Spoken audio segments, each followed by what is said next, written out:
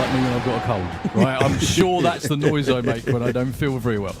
So Oleg and Cassis, who's been here a number of times, actually. Yeah, he's third year in a row. So one Pro Street car over there.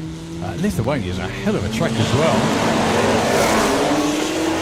First car's down the racetrack, going to set the tone for the weekend, or that's not bad. So Cassis normally in the 8s. And again, starts off in the 8s. 862, 158. And Oleg, whose name we will get right eventually. For the moment, he is our one tyre fire. There we go. Anyway, it's probably Dimitri JC. That's pretty. It's closer. Isn't the V silent? I'm not sure. I think the whole second name's silent. Going to be silent this weekend, mate. The good thing is I don't do the Pro Street. Sorry, the Pro Street draw. Well, it's taken down Brad for 5 seconds to roll me into a ball of laughter. But the good thing is, I've waited till the end of May almost to see him for the first time this year, and he's finished me off in 5 minutes. I can't don't look believe right, he's Colin. done that. Please can we rephrase very quickly? Well, yeah, okay, I'm I know not what you finishing mean. anyone off in 5 minutes. Thank you very much indeed.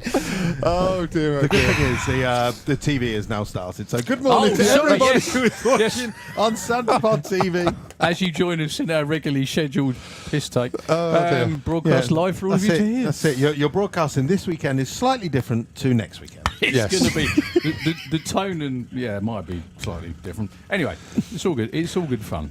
So yes, no. Oh, look, so this is a new thing. So now people can comment on YouTube and Facebook, and it comes up on our screen in the tower as well. So we'll try and keep up with it. Okay, I'll try and read it because I haven't got my glasses on. That's it. But, good morning, Potters. Yeah, good morning.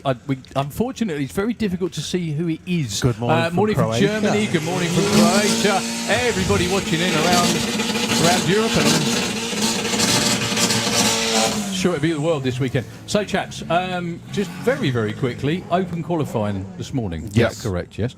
And just explain what that means for all the people out there.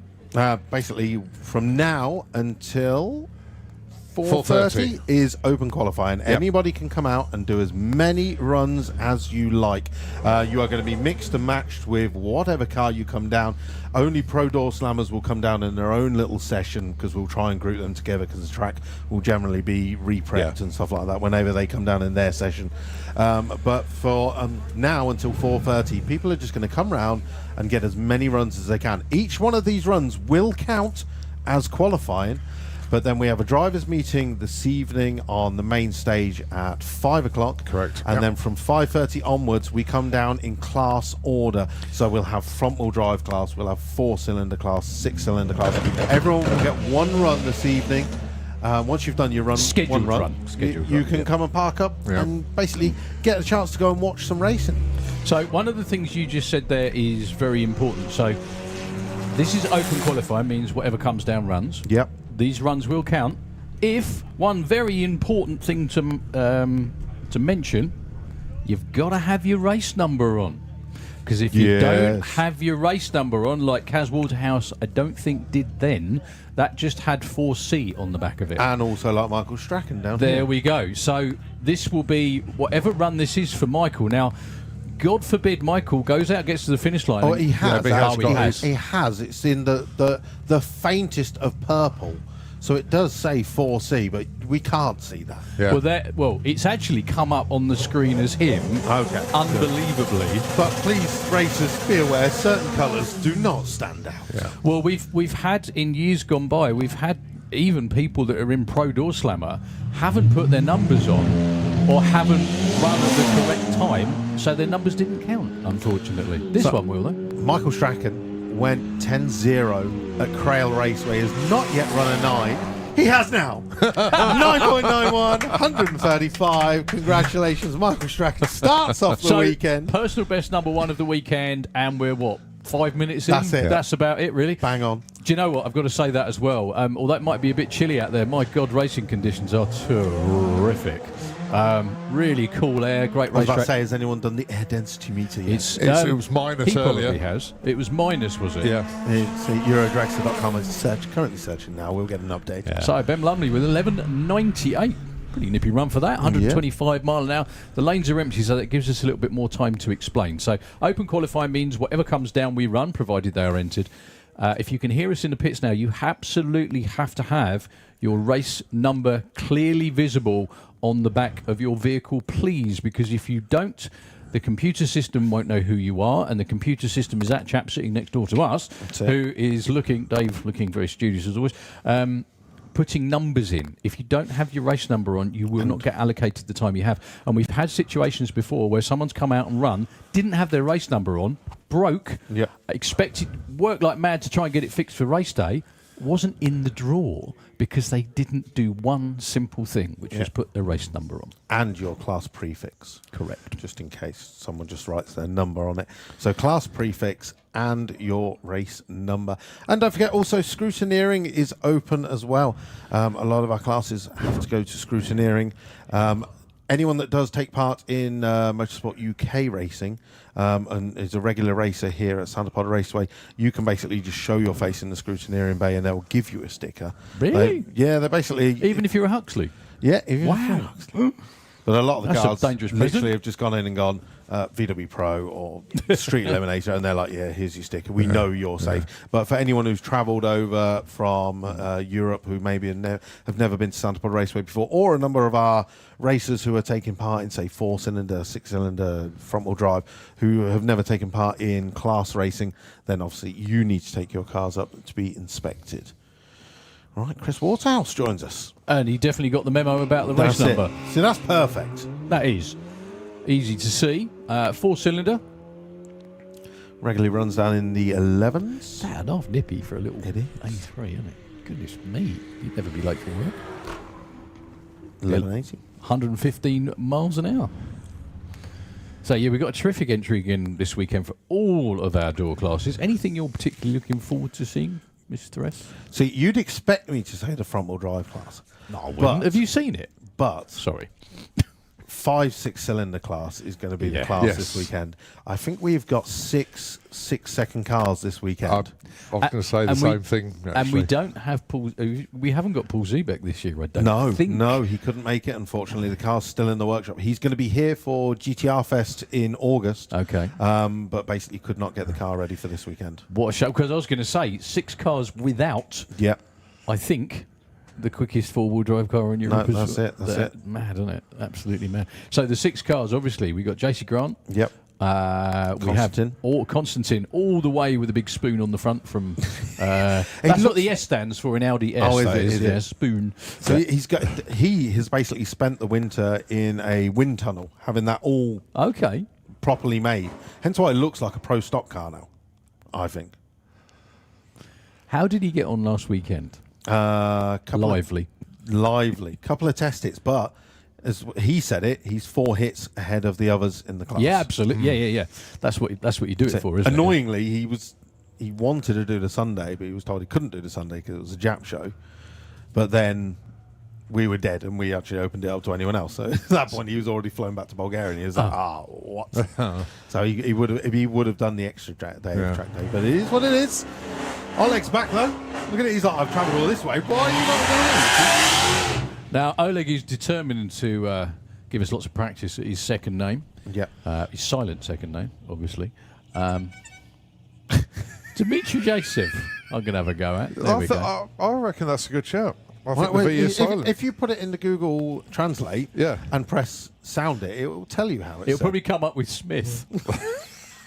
If you put it in Sorry. That's it. Do you know something? This is just a local Lithuanian name. That is, it probably is. Donkeys years ago, you guys know what I do for a living. I had a client from a certain part of the world, and I did that with his name, and someone questioned the spelling, and I said, no, that's definitely the right spelling, and I put it in Google Translate, and it came up with Smith. Sorry. Nice. Yeah, exactly that. I'm not going to say what part of the world. Lovely chap. As I'm sure Oleg is as well. I wonder if he drove that here. If he did, my goodness me. It was on the train. Now that's a lot more like it. Yeah, That 157 to 60. That's going to be way quicker than the 12 you ran earlier. It's going to be in the 10s, surely. No, Oh. 976, 143. That'll do nicely. Yeah, in the right direction. Pro Street, yeah, it is a Pro Street car. So he's going to be lining up against the likes of, well, Andy Bond, Mr. Mace. There's quite a few others in there, isn't there? Yeah, I'm just going to bring the Terry Newton. the Yeah. list of Pro Street up, actually. He's in there with the old. So why no van? So Terry has, in good style, hurt his knee and ripped some ligaments in his knee. So he's been basically getting that, and he's waiting on an operation for that. A couple of weeks ago, we had the Fast Show, and Dean Hyman had his Fiesta here, and Terry went in the car and tried to do the clutch, and he was like, I can't push the clutch down, it hurts too much. He'd already bought that for Street Weekend, and he'd come and did a test pass, and he was like, I don't use that leg, all I use is the accelerator and the brake for this leg, Okay. and I can send it. So he is. So that's why he's That's here it. in That's that. why No, he's, very- he's basically just here testing that car. He's doing Street Weekend with it. So basically, come on the NHS, get get it done. That's it. Well, no, We he's want the even, van gone, back. he's even gone round and gone private. Oh, So he's getting it done, but it won't be ready for this weekend. fair Right, enough. That's Pro Street, you were talking there. Matt Southcott, Oleg, we just seen go through there. Justin Woolner, Phil Evans, Joe Stevens, David Murdoch, Dave Macy mentioned, Rob Carter, Harry Kempenar, Christian Piotr is here, Al Mack, Ash Cooper, Rob Moylan, Rob Slater, Joe Baxter, Terry, as we mentioned, Brian Payman, Andy Bond. Real tough crowd. Real tough crowd. They always are anyway, aren't they? Yeah. Something about running for a lot of money, I think, tends to do that.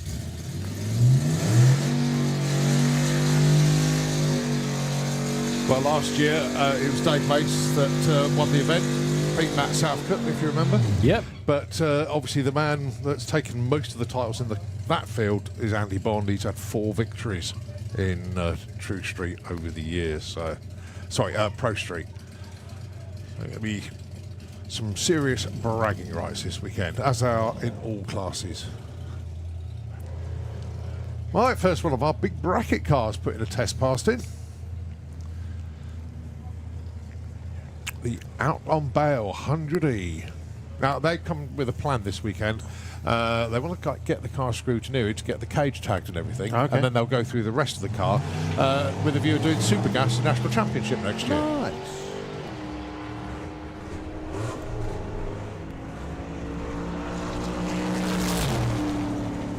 And 975, 136. Nicely done, Mr. Lord.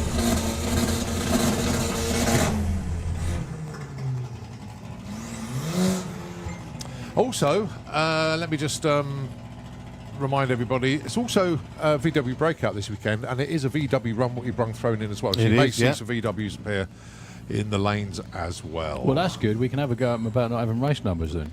Yeah. No, maybe not. Both of these got race numbers though. So 4-cylinder class, we got Jason Anslow and Kaz Waterhouse. Congratulations as well, Kaz and Alan, celebrating 33 years of marriage yesterday.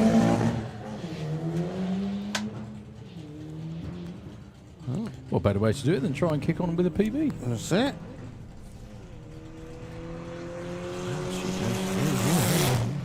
1356, 101.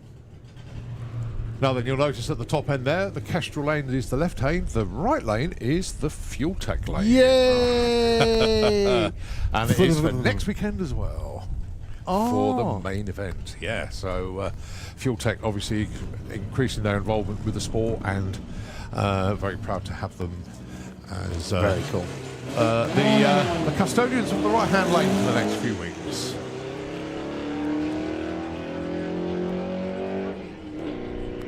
And when they take that banner down, I'd love it. I bet. Jason Anslow in a pass. Well done. Running in 4-cylinder this weekend.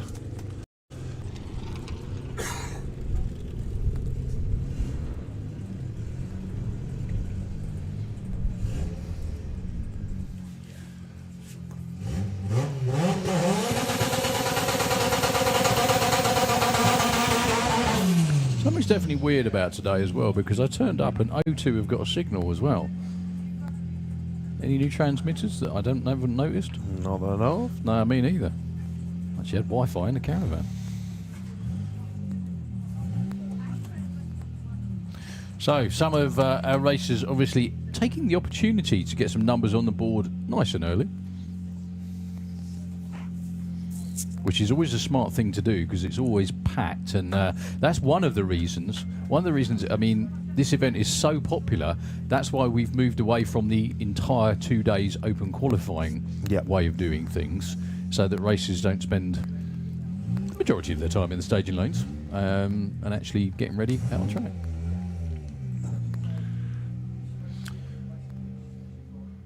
What you might find is some of our racers will even do one and done. Literally, they'll come out today, they'll do one run, especially in the front-wheel drive class, where I think this year the bump spots is going to be around about in the 10s, I'm going to say. Is it going to be a qualified 32 again? Yep, 32 cars. So we've got 48 cars on a 32-car ladder. I reckon if you run a 9, you can then sit and relax for a little bit. But if you're running 10s, then you can't relax at all. As I did with, so literally I sat there, everyone else had gone to bed last night, and Alan Kenyon was just leaving the Mr. Boost's pit. And I was like, what are you doing? He's like, no, nothing, it's about to rain, I'm going to do nothing. I was like, come on, let's go live on Facebook. So we just literally went live on Facebook on European Front Wheel Drive. We went through the entry list for the front wheel drive, and we just like spoke about some of the cars and what we think our predictions for the weekend were. Just had a bit of a laugh. But of course, Alan was like, he goes, I've been doing this Doorslammers for years. He goes, I've not qualified. He goes, last year I qualified last. He goes, I've spent another 10 grand on the car, and I'm still looking like a bloody qualified last. He's like, I just want a break. We just want to see a 9 from Alan Kenyon this weekend. He 10.07, I think he is at the moment. He's got to get that 9. And he'll turn around to me and goes, well, I'm a second quicker than you now, Cole. Come on. He always rubbed that into my face yesterday. Cheers, Alan. Thank you. There's plenty of people that do that, mate. Oh, easily. Yeah. That's it. I'm only as fast as I used to be. Have you retired, Bruce, then? No, I'm not going to change the combination because it's Nostalgia Superstock. It's not. I can't put gas on it. I can't put a turbo on it or anything like that. So you want to make it go quicker? That's the plan. Way forward. That's the plan. No, running at Dragstalgia, so going to have some fun are? with that. Yeah. Okay. Yeah, going to be doing that again. Excellent idea. I'm not doing street weekend this year, so I'm going to Gaston track on Saturday. Haven't saved up for the fuel, I don't think, for that. That's what it is. Oh, well, yeah, partially. No, we've got some building work going on at home as well. Oh, okay. So Rubbish. dog sitting as well. Life. That's one of the things I've got to ask. So, Roger Nilsson, who's here in Top Doorslammer this weekend, he was one of the front runners in Swedish Street Week last year in Sweden. I've got to go and ask him because Street Weekend is only, 2 weeks away? 2 weeks away? 3 weeks away? 3 weeks. 3 weeks. Well, he's here for the next 2 weekends. Yeah. You never know. Yeah. Mr. Bond & Co. might have some serious competition. No, he is doing street weekend. He is? He is. That's what street he's weekend. here Yeah. for. He said literally he's just going to He does. Yeah. He puts like these little LEDs, little strip LEDs. No, he is officially entered. That's going to be rather lively for everyone else. My goodness me. Oh, dearie me. Okay. Right, there we talking go. of lively, got a cracking pair down here. John Sleeth running in 760 heads up. We've got Joe Baxter running in Pro Street. Now, Joe's been over 200 miles an hour already this season, making a huge amount of waves in Street Eliminator. And never discount John Sleeth from 760. He's run the number bang on twice.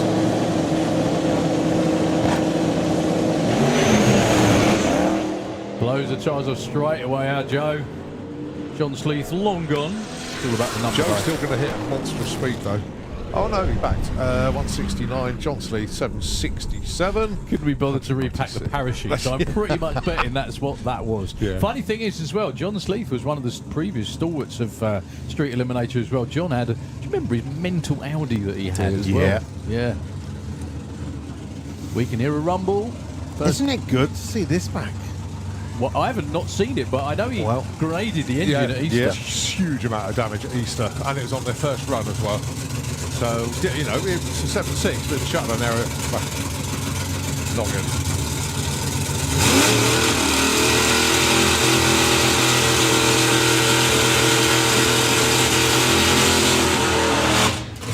I spoke to Mark yesterday. This pass purely just to make sure everything's right. He's not going to hit it too hard.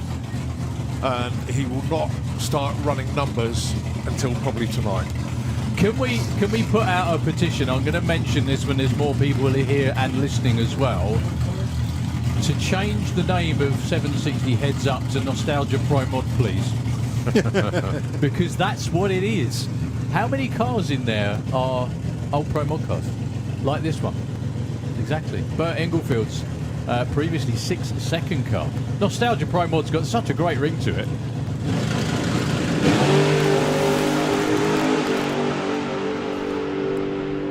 So just running in really nicely. Yeah. Coasting at the top end, 850, 104, 110, 60 foot. Nicely done, well done. And a relief, huge relief for the team. Probably more for Mark, because he had to say to Michelle, right, the kitchen's not happening this year.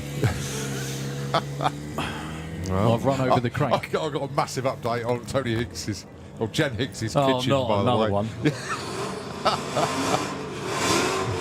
Yeah, we'll bring you up to speed on that. Tony here.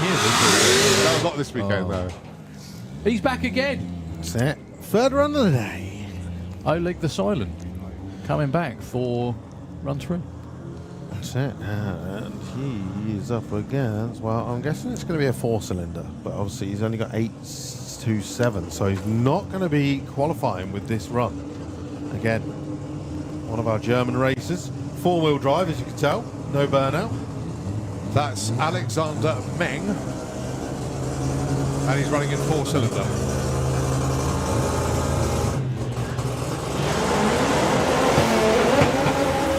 So Oleg went 976 not that long ago. Goodness me. He's not getting away from that Golf though. And an 870, 960 miles an hour for the Golf. The crew just literally nod and go, yeah, look, unfortunately that does not qualify you, as you don't have 4-cylinder on the car.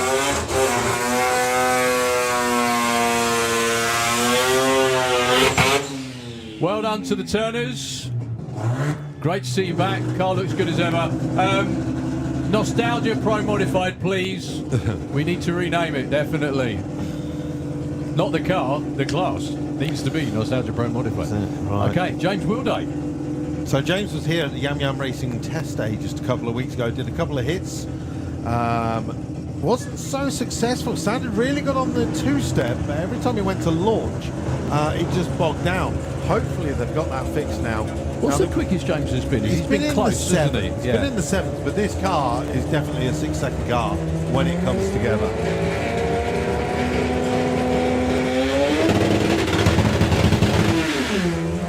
See again, it did the bob. It's going to go through the gears.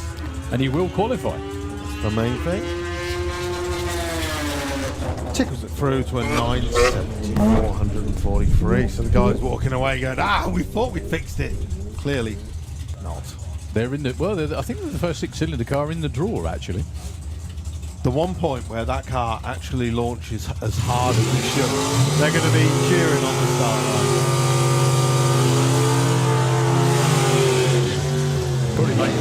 Pretty much James. James.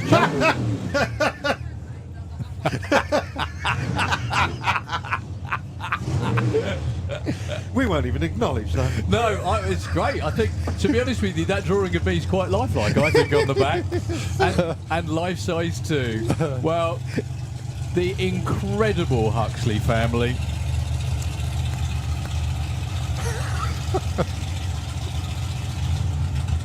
Right, you lot take over. I've retired.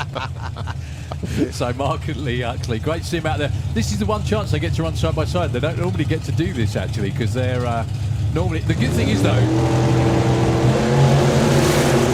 what I really appreciate is Mark's actually spelt my name right. So there we go. Oh, there you go.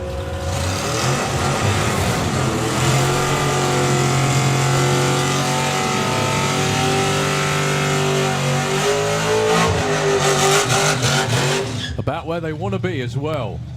Those were just definitely test runs because they're in a big bracket. Now, don't forget,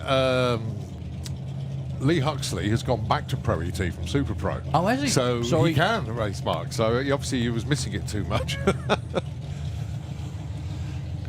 All right, okay. The little message on the on the boot lid there of Billy Everett's car. This is for Sully. Entered this world not last Thursday, the Thursday before. So it's a new addition to the family.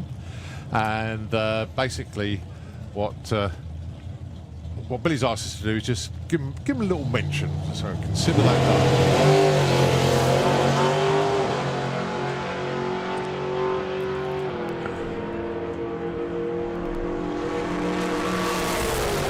964, 136, and in just over 8 years' time, Sully, we in junior dragster. There we go. All right, Bob Molden, the little Yorkshire Terrier. Oh, gutted. So Carl would have been up against Bob Molden, but Carl's obviously had an issue. Bob is absolutely That's not, chasing that it. is not a good sign, being chased by a road sweeper, picking up the bits on the way back. Oh, dear, They know him really well. That's gutted. They would have let him side by side then. They probably had that all pre-planned as well. Yeah. So you're going to get Mr. Cresswell instead.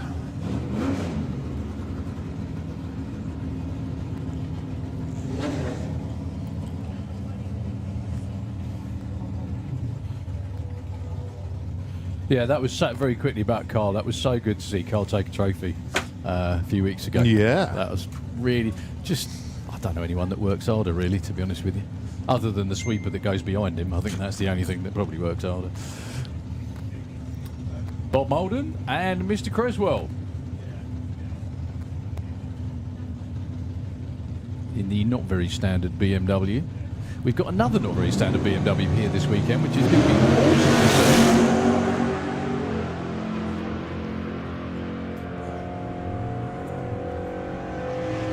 So Bob normally about 9.3s, 9.57. Again, it's only bracket racing. These are dial-in runs.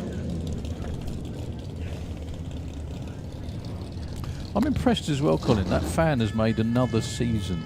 It's done well, isn't it? And it looks like it. Yeah. This was in use the other weekend. Yeah. Well, as a That doorstop. used to be my fan when I worked in High Wycombe. Is this your only fan? And that van is nearing 40 years old Is now. it? Yeah. It's still going. It's got a bit. It's got a bit of a wobble if we put it on high speed.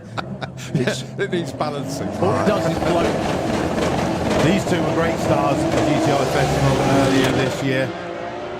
And Side that's by why. side, four-wheel drive cars. But we even all the way down the track. Carl's actually making a good top-end charge.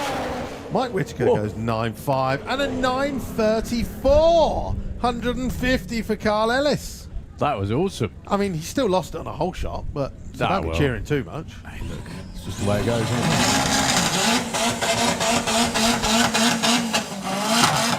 I was just going to say, that fan, now it's still working, is the only fan that blows rust over everybody. Oh, not kidding. Check it out. Right. Well, the good thing is we haven't had anyone be pushed back yet. Yeah, oh, well done. Both of them, you're going to have a... I only say that because Harry Gamble is very good at breaking drive shafts.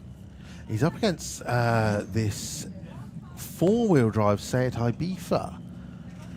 He's in big bracket. So what? I think this is the twin engine Seat Ibiza, if I remember correct. In big bracket? Yeah, because he can't get, there's no class for it. There's no class for him. It's working very well. 117 at the 8th, 10.02, 152. I'll have to, well, I haven't got my phone today, typically, so I can't look at it. I remember him messaging me about it, and I'd said big bracket is the only class you can go in. I'm sure it's a twin-engine diesel. Yeah, but it was also scattering it's bits just classed as a bi-motor. Yeah, so it's two engines. Yeah. Where's that from? Bulgaria? Portugal. Portugal, sorry. They love a bit of diesel in Portugal. Well, more importantly, Harry Gamble got from A to B, and he's qualified for now with a 20.81, although that's not safe. Right, Dave Henderson. So started off the season in VW Pro and basically destroyed a whole brand new motor. Fully rebuilt, ready to go this weekend. He's given it all the beans, and he literally said last night, he goes, I'm going to give everything I've got, yet still it's not going to be any good for half this class now.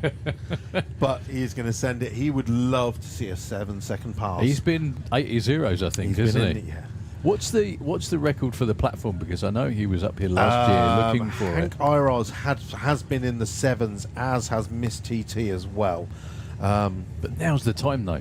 Yes. The weather is, again, if you're watching online, I know you can't see this, but the weather is awesome. We've got a little bit of a tail breeze. Track's as good as ever, but the air is cool, which makes a massive difference. That one won't be the one, though, unfortunately, for check Dave out. Henderson. That'll be the first pull on a brand new engine, because I don't think he even did a burnout anyway. So Going soft. Definitely not with a 1078. that is soft. That is soft for him, yeah. Tom Wrigley's first pass of the weekend coming up with a BMW. Oh, do you know what? I didn't even see that on the entry list. But we've got a famous person here this weekend. Bonnie Blue's come to see us again. Woohoo! Hey. Striving for a different kind of trophy this time. Yeah, that's it. 1041 for Tom, 110, who's been worldwide again, isn't he? Yes. Doing the Texas 2K.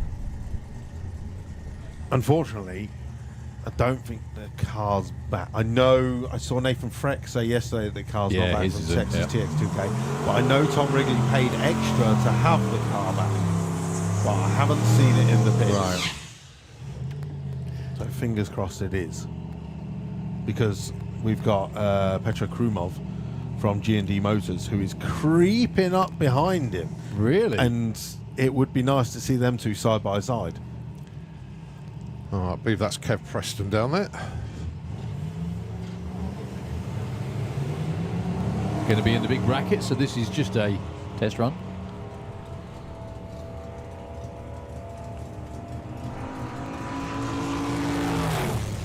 Yeah, Kev goes 10:59, 133.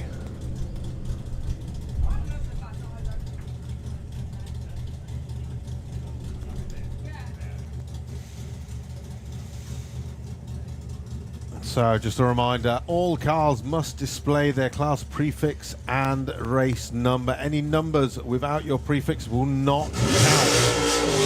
We will not retrospectively adjust anyone's run. If you do not come down on your run with your prefix and your race number, that run is automatically disqualified. Well, it just doesn't count. You know, Just it's doesn't as count. good as just walking up the track, basically. It's That's it. You're getting a nice run. you get the data, but that's all you get. All right, Chris Skinner. Another one of the Taz squad. Regular in the text, can't go into the 9s. Big block Fiat 500. Sorry, small That's block Fiat 500. small block. Yeah. Small block. Just the way that it was intended. It's quite big in there, though. Yeah. 10:25, 132. Definitely more engine than car. Yeah. So staging lanes, Looking good. yeah, getting more and more full. Obviously, everybody will start trickling out as the day moves on. So we've Go got on. down there, you've got Bill Wilson down there, John Bean, and then, as you say, Bonnie Blues there. We've got, I think it's Jeff Cowley running, could be Jordan, not sure what. Jordan, I believe. Yep. Yeah, apparently. No, I'm not going to say that. No, the thing is that the Bonnie Blue 57 Chevy over there Yeah. has obviously has twin parachutes on the back, Yes. which the other version might have as well, and being, you know, may have got the idea from drag racing. Right, so box lane are now in the pairing lanes having a look round. We've got Mark Mosley, as always, in 6-cylinder with that Scarlet. So Mark Mosley, I think, didn't he go to the final at the very first Doorslammers? I can only I'm sure remember him having a really rough time, like just trying his damnedest. Yeah. And I think like 2 or 3 years in a row, it just let go in a rather spectacular if you remember, fashion. I was going to say we had the first 2 Doorslammers, but obviously Doorslammers was around many, many years ago. But the first of the reincarnation was BC, before COVID. So there is a big gap of when we started this and then came back.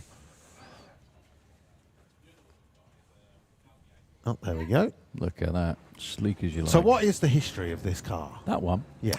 Built by Andy Robinson. Or Andy and Luke, I do believe. Originally driven and run, it was orange, run by Thomas Stiefel from Switzerland. Okay. Ran it in comp eliminator to start with, then stepped up to Pro Modified, went as quick as, I think it was around about a 6.1, something like that. He then sold the car, and it's now in the hands of its current owner in its current colours, running in Super Pro. Well, normally running in Super Pro, running in Big Bracket this weekend. It's got to be my favourite shape body for a Pro Mod. That one. Just it looks like an arrow, so doesn't it? good. Yeah, it does look like an arrow. I don't know. I know it's subjective, especially but you've got so many great different body styles in Pro Modified in Europe anyway. You've got Camaros, you've got Corvettes, you've got pickup trucks, obviously. You've got, what else have we got? Mustangs. We've got, I really like the Mustang. Willis. Like the fastback Mustang, the Willis.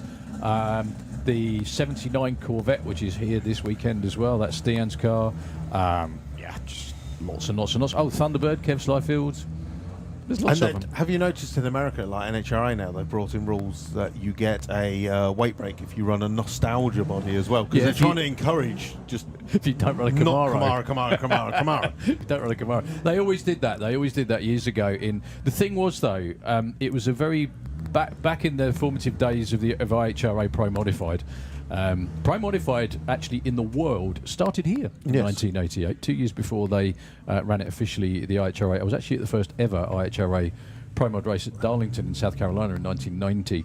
And what Pro Modified in the States turned into, especially in the IHRA, was whatever weight break was better, that's the body everybody used. So we went through a whole season pretty much of everybody running 1994 Corvette bodies, which were very standard, very boxy, but they were just the quickest. They worked the best. Then they, like you said, nostalgia body style. They got a weight break. Pre certain years. The thing was, though, obviously, body manufacturers, being the clever people that they are, they started chopping and channeling bodies, and the nostalgia bodies were just, if not more, aerodynamic than the modern ones. Which is why the quickest door slammer on the planet, which you have the nostalgia Camaro, isn't it? It is. Because it's the best body style to go quick with, and that's why a lot of them here use it as well. Okay, well, those 2 cars will push back. What's the issues with both? So, Wayne Gill with the RTMG Racing Mark 8 Golf that broke into the 8s at the last round in VW Pro, and he is taking on Patrick Volk with the Audi S5. Now, Patrick's been to Doorslammers a number of years now, and left with lots of bits on a couple of occasions. I look at that car in awe every single time I see it. You had one. I did, just not that quick. I don't think mine would have been that. $3,000 wouldn't get you one of these. Chucked it off a cliff, mate. I don't think mine would ever. This is indecently quick for like a very stock-looking Audi A5, but it tends to chew the gearbox when he comes here. Let's hope I haven't just jinxed him again. Well, he's been to the final twice as Patrick, but has never got to the top step of the podium. Well, he lost the tyres around about 80 foot, so all eyes are on Wayne Gill coming up to the finish line. Goes 9 flat, 155 as the big smoky finish. It's coming out the top. That's where his exhaust would be. Aha. Reason for that. Just out of blind curiosity. Sorry. What? Exhaust coming out the top as opposed to underneath. Shortest distance. Is that it? Yeah, it's got to be. Well, shortest distance, and also when you get the old noisometer, they put it at the back of your car at a certain angle. So having it coming out the bonnet straight up, it is, yeah. it makes it a heck of a lot quieter. Excellent idea, that is. Excellent idea. Didn't look at it from that point, but yeah, good. Yeah, I like that. Do they really? That sounds very genuine, but it's probably not. Yeah. Is it? You're kidding. They can't be that. It's in the it states in the rules at the angle you have to do it on every vehicle. Right. So they have to hold it in the same place. So the fact that racers just go, okay, we'll put the exhaust in a different place. Yeah. Then. Racers, dearie me. That's great. I genuinely love stories like that. One of my favourite ones ever. You ever heard of a guy called Smokey Yanick? Very quickly. Okay. Sort of bloke that would fascinate anybody who looks into it. Very, very quickly. He used to run all sorts of different race cars in the States, lived in Florida, and he's an absolute genius, right? Like sort of inflatable bags in the fuel tank so it holds less fuel and all sorts of different things, right? Nothing outside of the rules. Yeah. He built a car to go around NASCAR banked ovals that was way quicker than everything else. Way quicker. And they took it apart, put it back together, nothing wrong with it. Engine the right size, everything perfect. Wasn't until one day he stalled it on the grid, and the official stood there and looked at it, and he goes, right, fire it up, turned it over, the engine was going the other way round. What he'd done is he built an engine that rotated entirely backwards, right? Right. Because it gave the car better traction in the corners. Nothing against the rules at all. However, genius. 970 for Mark Skinner, 139, cracking pass. Yeah. Smokey Yanick could have been proud of something like that. Some of the things he thought of, if you just Google his name and read some of the things he's famous for, it's just mind-blowing, some of the things that he thought of. He's a proper racer. Okay, Mark Mosley and... That's Darren Scannell. Not Roger Pantel, as it says on our screen, from Germany with the VW Golf. No. Nah.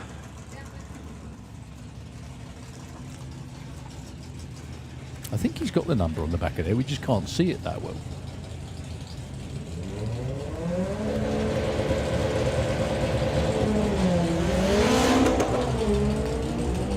That's a really good-looking run for Darren. Yeah, Darren's race number is 110. 944, 143. Oh, goodness me. Going in and getting a bit of extra track time down at... not in Germany, but at Manston, I think. Yeah. Talking of that, what a shame Paul Marston won't be here this weekend. Yeah, that's radiator, I believe, was the issue for Paul, but fingers crossed he'd be here for next weekend for main event. Paul doing a cracking job down at Manston. Oh, all the support network down there, it's brilliant. Well done. It's sort of, sprung back to liking that. I say sprung by an awful lot of hard work by a lot of people.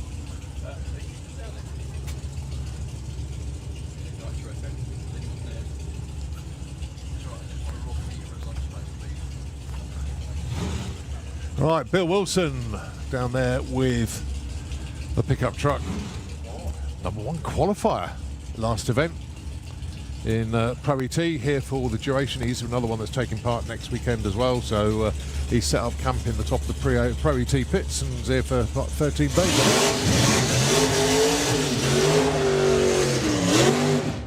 But he's going to be swapping lanes in a moment, so it is going to be this beautiful 57 Chevy Bonnie Blue. Yeah, previously it's a full spec Pro Mod car actually underneath there, but with a little bit of a milder big block under the hood these days.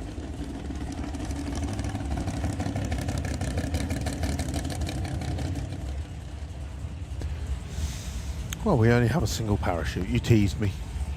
Sorry about that. Yeah, the other one's looking to do stuff with dual parachutes, but anyway.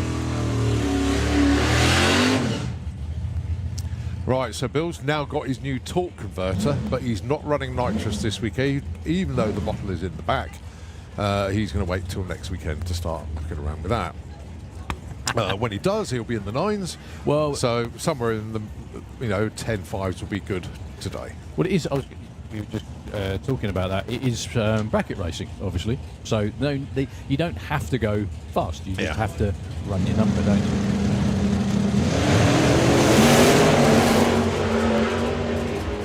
Gorgeous 57 normally runs high 7s, low 8s, there or thereabouts.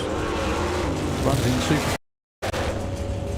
Wow, 10:32. Nice one, Bill. Very, very good.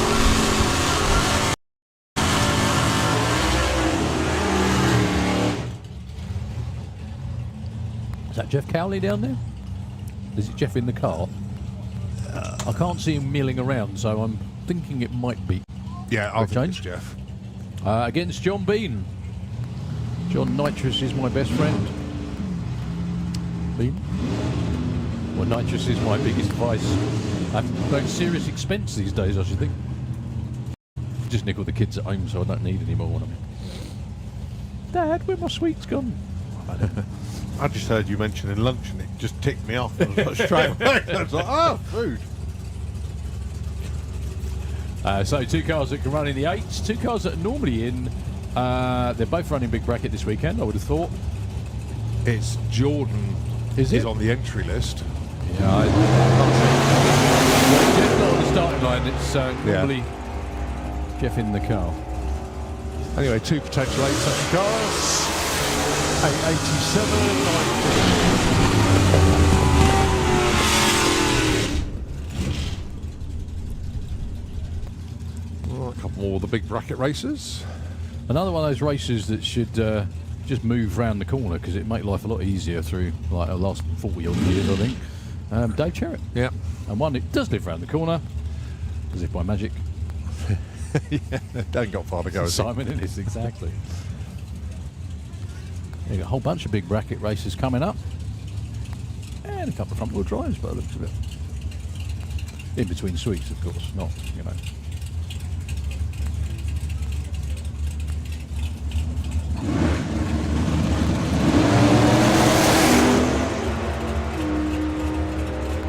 So Dave normally runs about 980 there or thereabouts if it's a full bore run. Some about 10.7, 977, and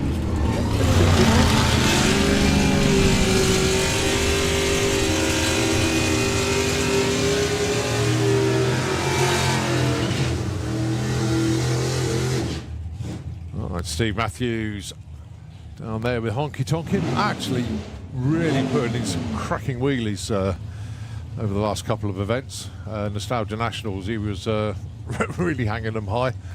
Going alongside Brett Featherstone.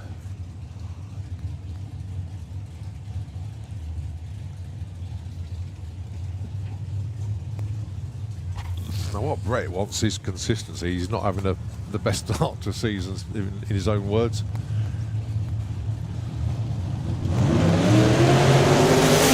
And that's the first time that Steve Matthews left the line this year without the wheelie. 968, 942. up on the great looking run. Okay, nitrous or not for Ronnie Mercer. 2 side-by-side Ford Anglias coming your way. And who's going to be in there? Is that Katie this time? It is, yeah. And I'll tell you what, 2 cars that can actually walk away with this if the stars align. Ronnie Mercer's been to the semis before. Katie definitely capable of going rounds as well. Well, it's really good because at least some of the Gaster Circus have got the hint. Yes, that, yeah, you know, definitely. This is a way to make some serious money back.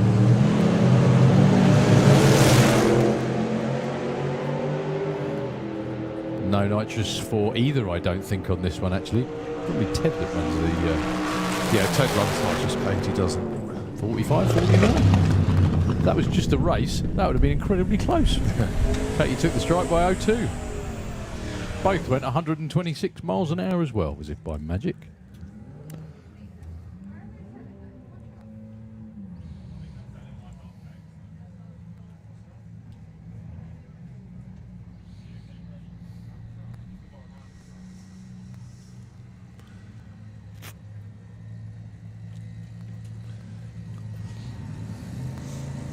So the Willis pickup nudging in the Kestrel lane and airing out the front end as well.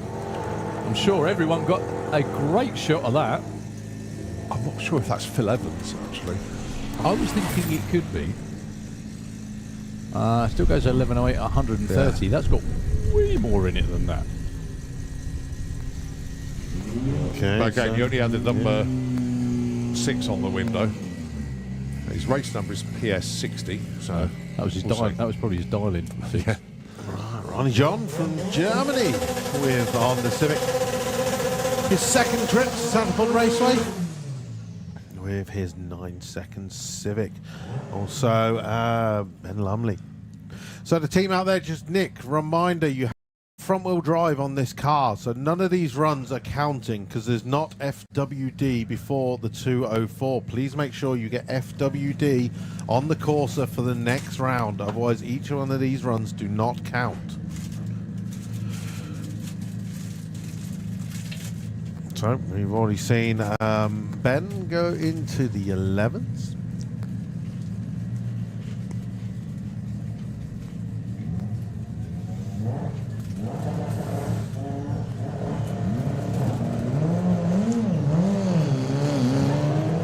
Issues for Ben.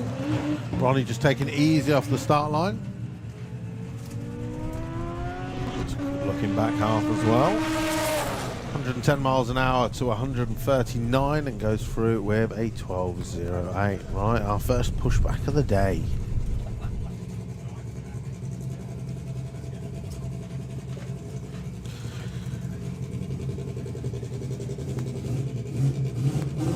Wow, what a matchup we got coming up there in town now.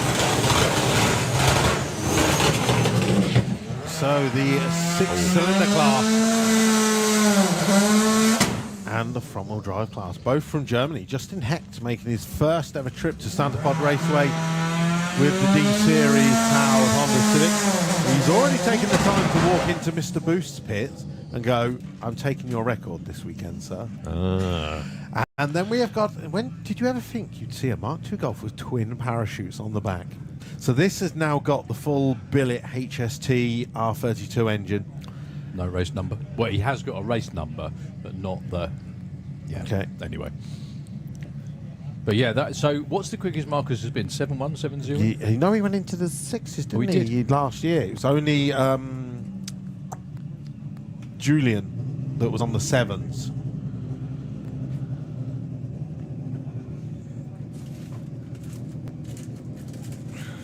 So, two great looking cars from Germany lining up for the first time here at Santa Pod Raceway. Justin's been down into the 9s before.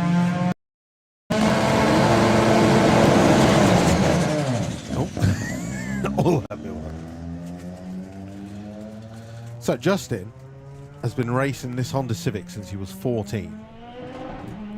And he's been doing, obviously, all track rides there, stuff like that in Germany. And he has gradually gone quicker and I was quicker. just going to say, you think you might have the hang of it by now, though? Sorry, not being rude. That's all right. I think both having issues. It's not easy. I'm only jesting. And of course, over the years, he's gone quicker and quicker. He's done a lot of the work on the car himself. Yeah, twin parachutes dangling off the back of a Golf is pretty special. Along with the wheelie bars. And he's staying for the week, I Yes. guess, to do Doorslammers.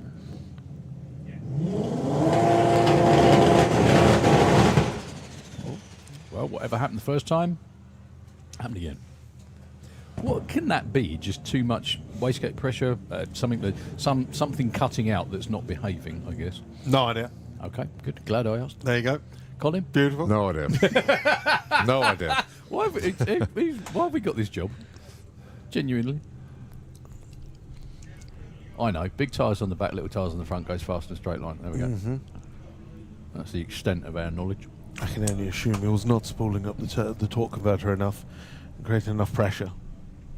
I would have believed that if you didn't say it in that voice. Right. Robert van Wijngaarden from the Netherlands underneath the tower with his Honda Civic. He came here to USC last year and ran his first ever 9-second pass. And he's got the memo about the the race number too. And then we have a new chap who was actually messaging me last night. He was just joined up to the VWDLC with this little Beetle. He's going to be doing some Run What You Rung this season. He's going to come and do some crewing with some guys. And then he'll be in VWDLC next year.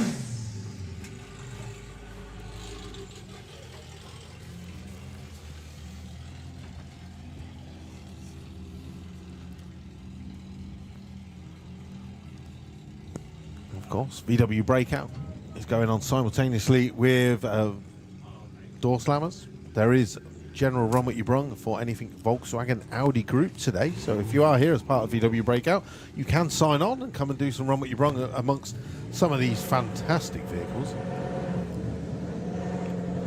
Never know what you might line up against.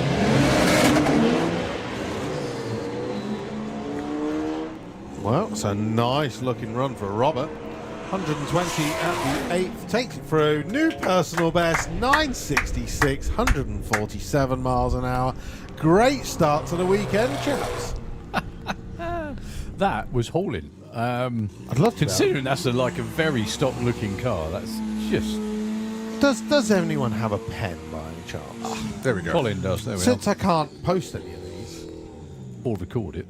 No, Where's your phone gone again? I've left it up in the pits. Ah, it's too far to walk, yeah.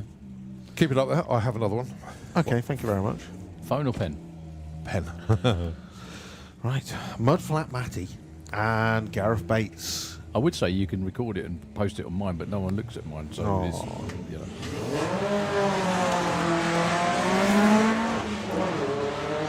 So Matty just said, I'm here for the crack this weekend.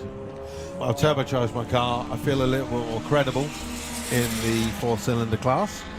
Running 12, 165 against a 1472. But Matty is well away, but luck at the draw, really. I'm quite happy if I get knocked out. I just want to come and see the car. Once again, Doorslammers just chucks up some amazing looking cars. Oh, they do. And you couldn't get two more different versions from two different places, really. Obviously, the big Chrysler in or Dodge in the fuel tech lane against what I think is an Escort under those very wide arches. Escort, and it's got a personal best of 9-0 on an airfield. He's coming here to run his first 8-second pass. So Dirk Hex. Holy bleep! So we just saw Justin with the green Honda Civic. That's his son. So Okay. full family team have come over. That's just bonkers. Poor chap in the Dodge is going to think he's left the handbrake on.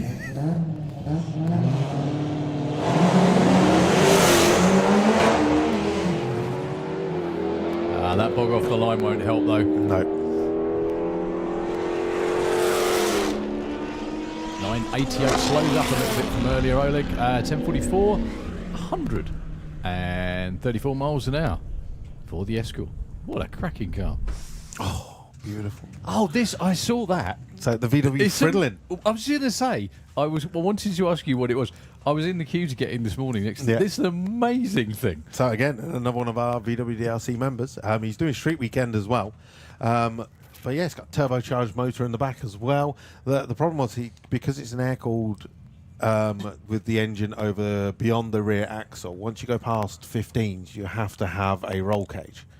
And so at that point, he's like, at the moment, doing run what you brung because he's quicker than 15s. But doesn't quite want to put a roll cage in it just yet because it is a classic Fridolin from Germany. This is an old postal delivery van from Germany. So cool. And it's so rare these days. It's full of camping stuff, I think, when I saw it this morning. But it's it's just an amazingly well looked after, very, very well turned out vehicle. I was going to say car. It's not really a car, is it? It's a man. Van.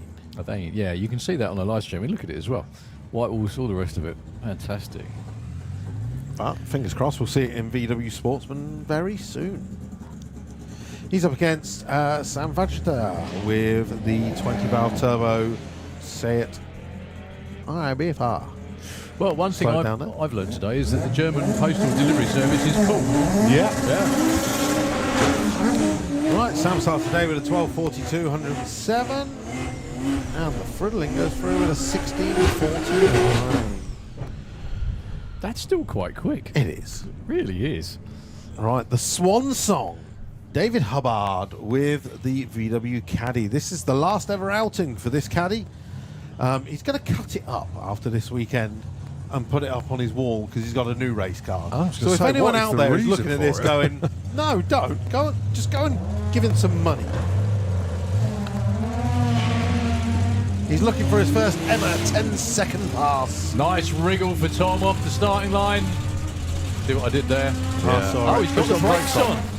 Oh, 10-6. 134, 135. I think Nice run for David. Tom Wrigley was looking for short numbers there. Yeah, so I'm going to assume that Tom Wrigley's car is still in transit, if that's him in another car. So the paying more money for it to turn up, unfortunately, doesn't seem to have... Well, it's a shame. Does make you a bit sick, that, doesn't it, really? Okay, who's driving this weekend? Is it Stu? I think it's Stu, yeah. So Stuart entered just a couple of days ago and then went to Kim. Can I borrow your car, please? So Kim was testing at Melbourne Raceway last weekend. She's absolutely loving this Corrado. And she would with a blower on it. Stuart knows he's completely lost this car. Good way to keep the family together, though. Yeah.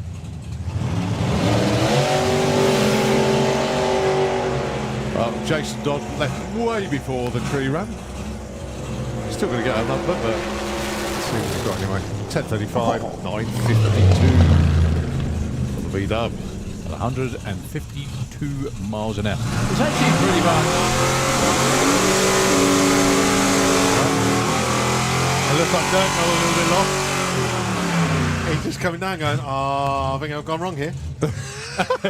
Can I get another run, please? Yeah, back of the queue, right? Where's he gone? Yeah, no sunbeds are available down here. You have to go back that way. Oh, dear.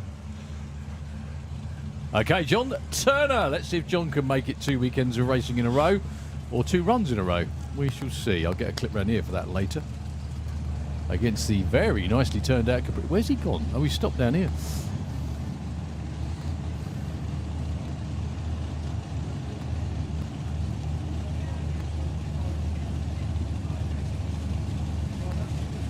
So Rob Nibbs with the Capri. My camping neighbour. Well, alongside with Jason Dodd as well. Oh, there you go, John Turner. 10:25. Yeah, there's something wrong. Unless he's got his backup engine in there, which he might need a backup for the backup after that one. That was way slow. The car normally runs in super comp, which is 890. Yeah. I'll definitely get a clip round here if he's broke it now after what I just said. Oh.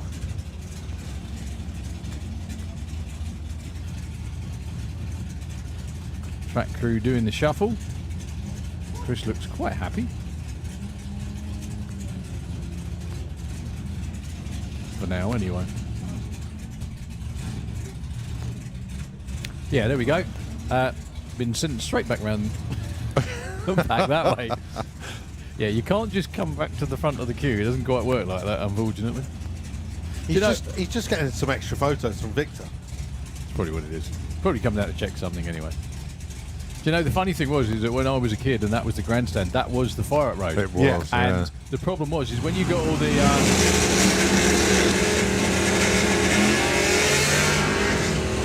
it was great when you got all the big international events with all the funny cars and everything. It wasn't great when they all stopped in front of you when you're trying to watch it. Yeah. Seriously. Where the bodies were up as well, yeah. Yeah, because all the... We used to actually, you know, politely ask them to put the bodies down. Adrian Portelli and Nigel Green for the big bracket.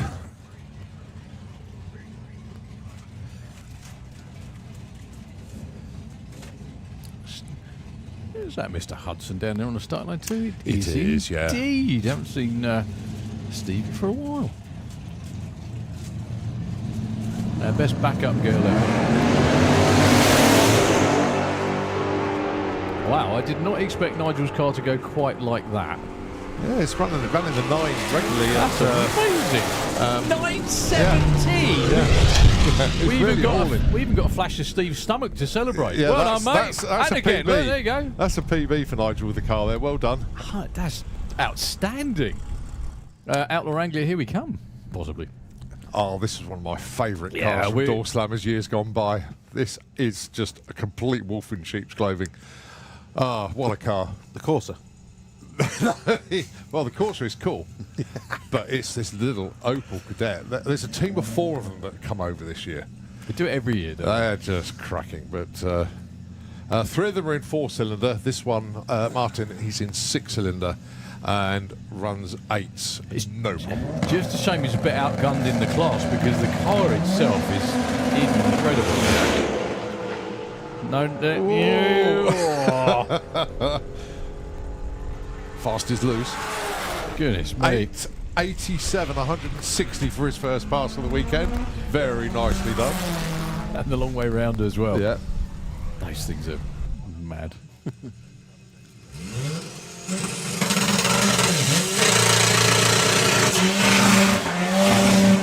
Couple of pairs away from your perennial front-wheel drive champ as well. Yeah, I've just seen that.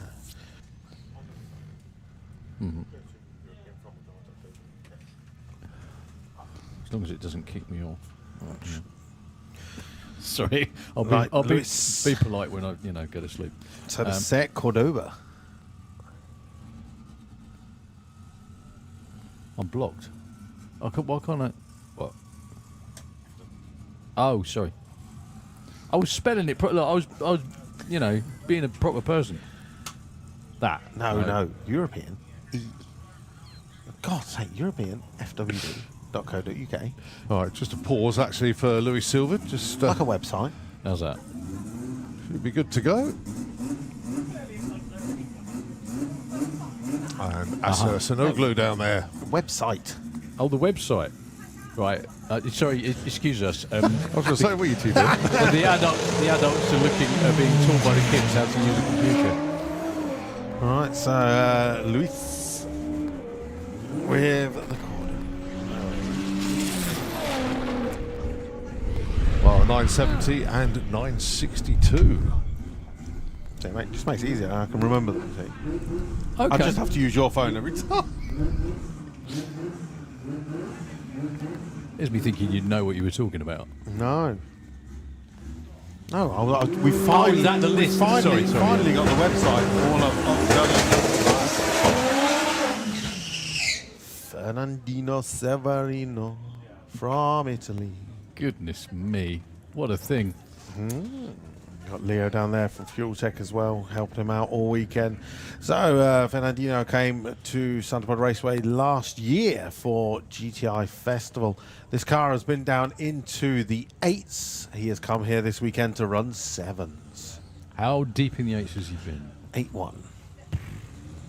He was against Jerzy Szymanski from Lithuania last year. We had a great end of the season with these two fighting it out between each other. Like all that backing up, and he's still like way off That's it. his burnout. I'm sure that may well be deliberate. Up against Lars Mortensen with another one of those. This should be a pretty damn good race, actually. One of those mental cadets. That's it. Once again.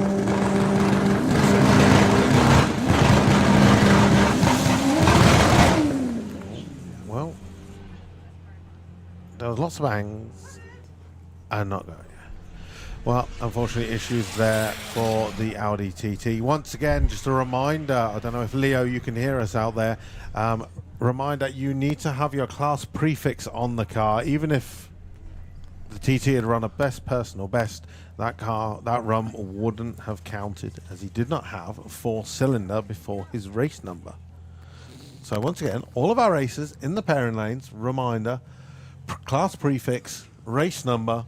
Make sure you've got them on the vehicles, please. Well, that's a very, very slow pushback, which I can only presume. Nice bottom, sir. That's it. Thank you very Get the much. camera on that. Yeah, What look a at view. that. What Yeah, a cracking look. view. You're paying for that, everyone in the grandstands. Make the most of it. I love this event.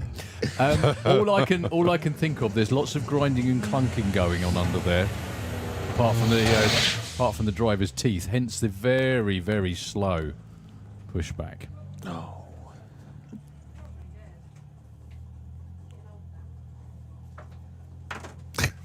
Quick. Oh, where's the website gone? I was being lazy. Right. Another one of our 9-second front-wheel drive cars, Paweł Bogalish. Making the trip from Poland once again. That's a long old way as well, isn't it?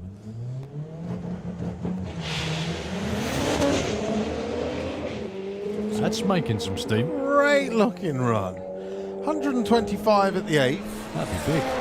9:13, 161 miles an hour. That is a personal best for sure. You know, when it's that smooth, it's going to be good. Yeah.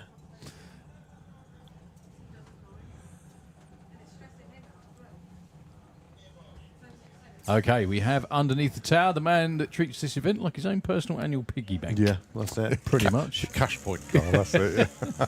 The Cash Point Nova. So this is Europe's fastest front-wheel drive car all the way from Poland. He is a three-time champion at the Doorslammers. Is he quickest as well? He is the quickest. Yeah, 3 times in a row. In a row, yeah. It's, you know, that's no mean feat. I mean, we've had Andy Bond that has taken 4 times, but he hasn't done it in a row. David. But in a class as unbelievably competitive as this. Just a like daft bit of insight. How does he make it look? How does he do it? Because if you watch front-wheel drive racing, which obviously you have made a living out Occasionally. of, occasionally, it's something that a lot of people seem to try and nail and never ever quite get it. Yep. Whereas he just does it on an alarmingly regular basis. Well, this car has even now run down into the 7s at Arad on the airfield. Saw that the other week, yeah. Wow. Now, all eyes, as you can see, people staring at the wheelie bars on the back, which are now free-rolling. They are no longer touching the track. That was a bone of contention with a lot of racers. Of course, this is a round of front-wheel drive drag series as well, so everything has to be correct. Personal best of 7:55. Let's see what David Lammick can do on his first run, Doorslammers 2026. It's that launch that no other car does quite like David. I don't know whether that was planned or not until that point. It was very good indeed. Let's see what a tickle will do. 1090. You imagine if he went 1090, 100, and then went, I'll park it for that. I don't want to be the bounty. Yeah. Well, You get to Saturday, and the bump spot is something like 10.8. Alan Kenyon's on a 10.8, and David's there, sitting right on the behind him. outside, and he'd be like, "Don't you dare! Don't you dare!" 60 foot. Well, 133, 60 foot. Yeah. That's what I mean. That car just puts and goes. Yeah, it's a thing of beauty. It really is. And I can guarantee you that was a checkout pass with the wheelie bars not touching the ground. So a bone of contention was with everyone last year, the wheelie bars were touching the ground with a lot of the cars that were running the bars.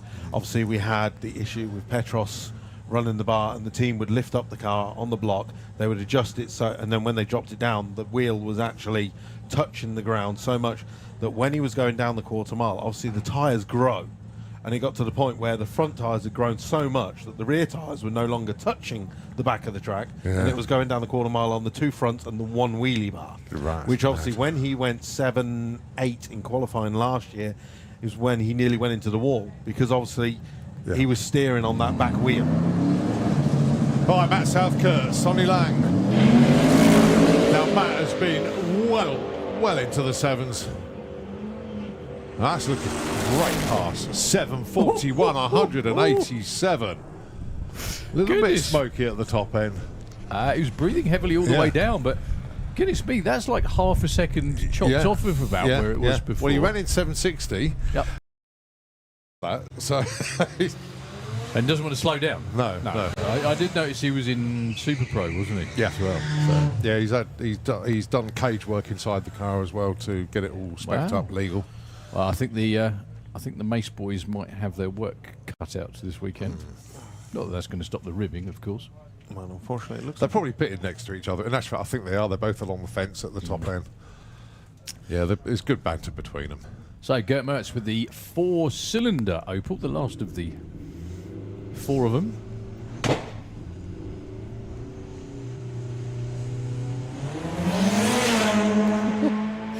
Someone's just shot it out of a cannon. It's amazing. 136 to 60. 577, 121. 901, 152. Respect. Absolutely awesome. That Fabulous. was really good. All right, so back to 6-cylinder and another one of our 6-second vehicles rolling under the tower now. On the subject of wheelie bars, And what happened last year? Yeah.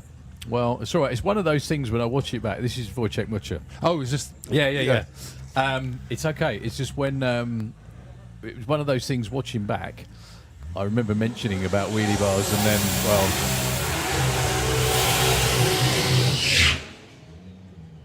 I did almost feel kind of rude at the time.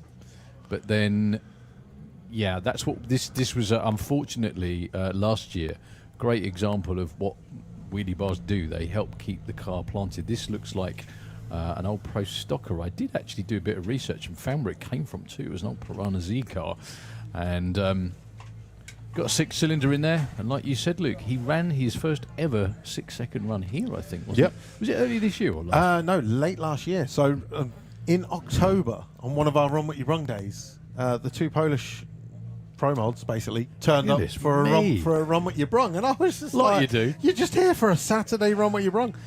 Wojciech needs to put the 6C before his 1111, so this won't give him a number on the board, unfortunately. Whoa. Well held. Oh, 1, 2, £140 worth of foam blocks destroyed there. 790 at Guys, don't forget to put your 6C in front of your race number. Go on, Pudgy. Just Callum, Just tell nudge him. him. He's like, I ain't doing it. He's like, it's not my job. Pudge 'em. That is a new phrase that may be used quite a lot. Yeah. So, yeah, Liam went and collected a load more of these foam blocks that people keep destroying. Okay. And he was telling me there's 70 quid each for a bit of foam and a reflector. So please don't hit them. Yeah, if you take out all four, how many have we got? I've lose count. All of them on the way down. Anyway, 8 in total. I mean, you've got to be doing really well if you're going to get the full house. people have. Don't laugh. People almost treat it like a sport. I mean, you get a royal flush if you get the VP sign at the front as well. Don't do that. Do not do that. You'll have some very unhappy timekeepers coming in your direction. Do you remember the days, I don't know what you do, Luke, but you remember the days where someone wiped out the top end lights, it'd be about half an hour, wouldn't it? Before anything started again. They'd be busy lining them up. And they also used to have mirrors that stood up in the middle. So you used to stand on little feet. So if you hit one, it'd just wipe out the whole front end of your car. I mean, I remember seeing a Scandinavian one, funny car one year, and it was all repaired with sheet metal and everything at the front because he'd run over the lights. And he did it twice. Exactly. Anyway. So more stuff. Coming round, just a little sweep on the track. The only reason for the sweep is if any bits of the block went everywhere.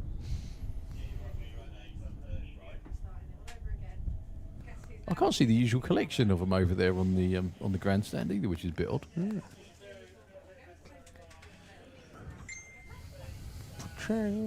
Ding, Kerching, I think that was. Right, what was I not? Well, we've got plenty of vehicles in the pairing lanes ready to come round. It's looking rather busy down there. There we go. Those of you tuned to the live stream can have a look as well. It's a little bit busy down there. Don't forget, we're running up until 1 o'clock. Then there is a track break for half an hour. And then lanes will open up once again for 3 hours, 1:30 till 4:30. And Run What You Brung and open qualifying will then cease. It will be a drivers' meeting at 5 o'clock, then 5:30. Dedicated class time after that. Back at it. Really quickly, thank you for opening this on my phone because I can have a look at it for a change. No, you're welcome. This is a perfect example of why front-wheel drive racing is unbelievably competitive, but why it's so difficult. So David Lammick, 755. Petros, who's sadly not with us this weekend. Nope. All the way from Greece. 758 is the run of his that counts. Yep. Because one was DQ due to staging, some infraction, staging infraction.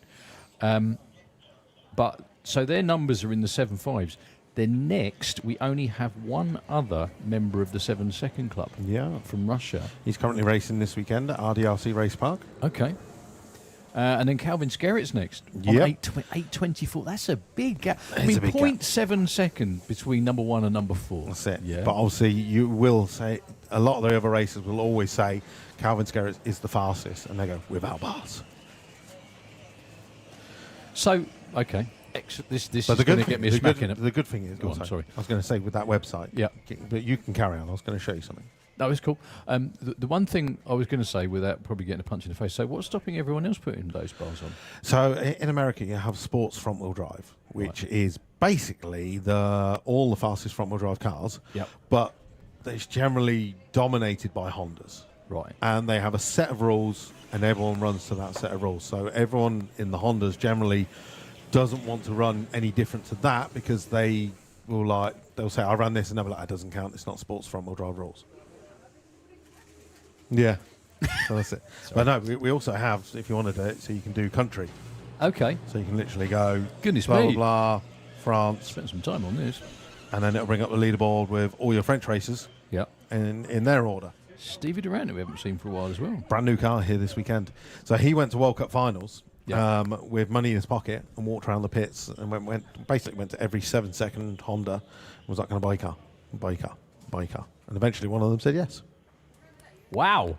So, Really? Yep. So this will be his first full weekend out with the car. With the car that he bought. He has done some testing, but no actual official testing, like on a quarter mile, as far as I know. I don't have any figures for his new car, with him driving it as yet. But it's a full spec. It's a full-on small cat Honda Civic Coupe. So, the US isn't the sort of place you traditionally think of as being home to like Honda import races, but the scene's huge, isn't it? It is absolutely huge. Yeah. Because the only, like, everyone in mainstream drag racing only tends to remember the NHRA tried to start a sort of sports compact front-wheel drive series a long time ago, which is where all those absolutely mental-looking Cobalts with funny car tyres on the front end came from. And that's where a lot of the records still are, isn't it, with those cars from like 20... Is it about 25 years ago, something like that? Yeah, that's it. Yeah. So I do have, again, not got my phone, but on my phone I do have a list of the top 10 with all of them. I think Petros, David Lamech is currently like, I think he was like 9th in that, within all of those mental cars. In the world? In the world. Excellent. Yes. And all home-built?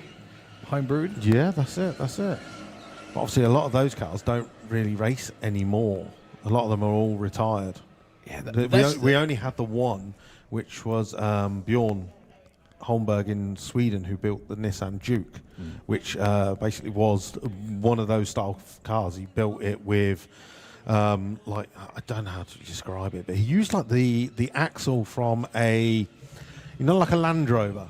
So you have the 9-inch facing backwards, right, and then there's a shaft. I don't know, but basically it's basically a 9-inch that steers. Obviously. But yeah. Okay, fair But enough. obviously he had a big incident with his, and so he's retired that, and he's gone back into his other 8-second car. He was just basically like, that doesn't work, that's dangerous. He was like, I don't like this. Yeah, you can see why. Goodness me. Well, the thing is, though, is it like with everything with drag races, you don't know till you try. No, that's it. Nothing's stupid. And That's if it, it's that's not it. stupid if it works, obviously. Well, hopefully we'll see Petros back at some point, and I know he's probably not watching this, because if he watches it, He's going to get the hump. He'll get the hump that he's not here. Yeah. But he is in the mix of basically creating a brand new gearbox for his car. And when that does come out, that thing will be fast, right? New look for the Jaguar. With no class on it as well. Oh. What class is he in? Good for morning, the weekend? Croatia. Mr. Nobody says. Can't be nobody.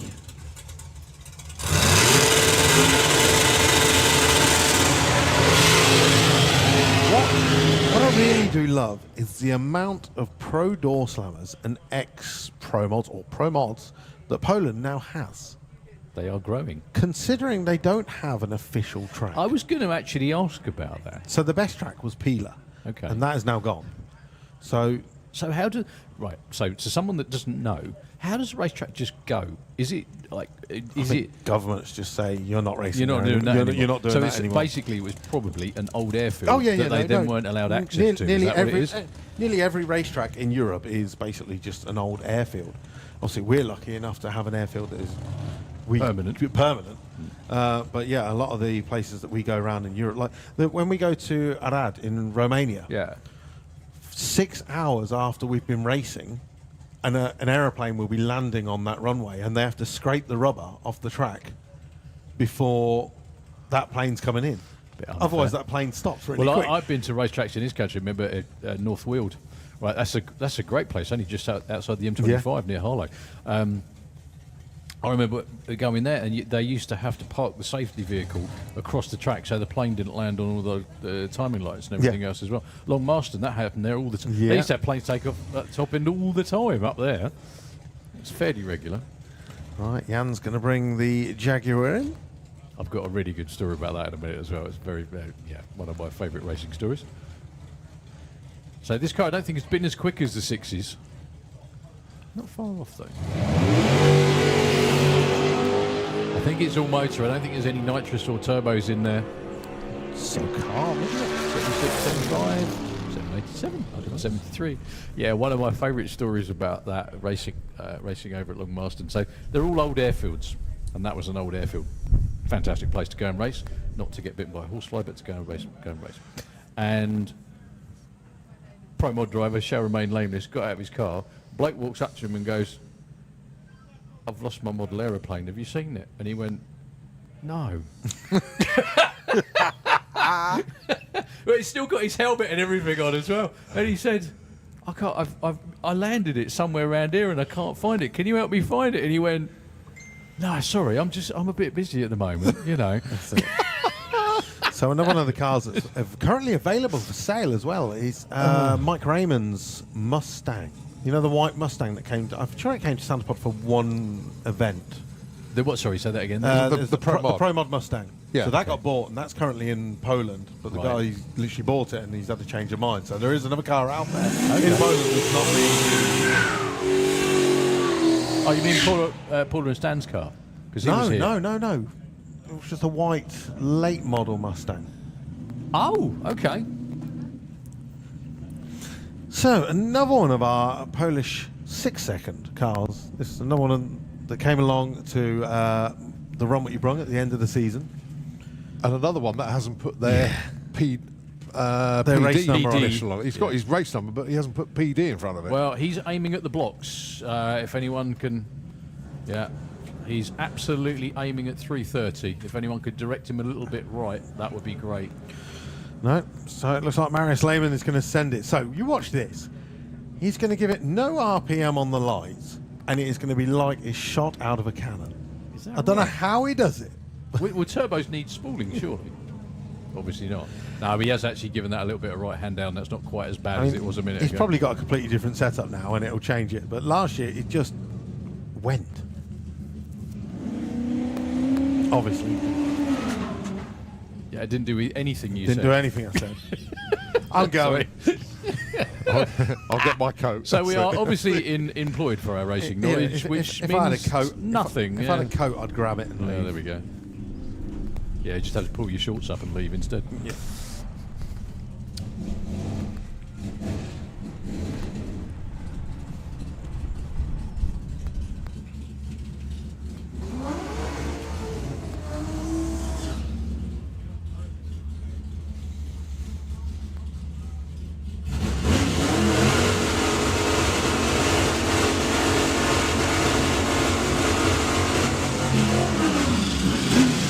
Now, of course, as of yet, we've not had any of our official pro mods come down yet. We've had a lot of our Eastern European racers in Pro Doorslammer come down. Indeed.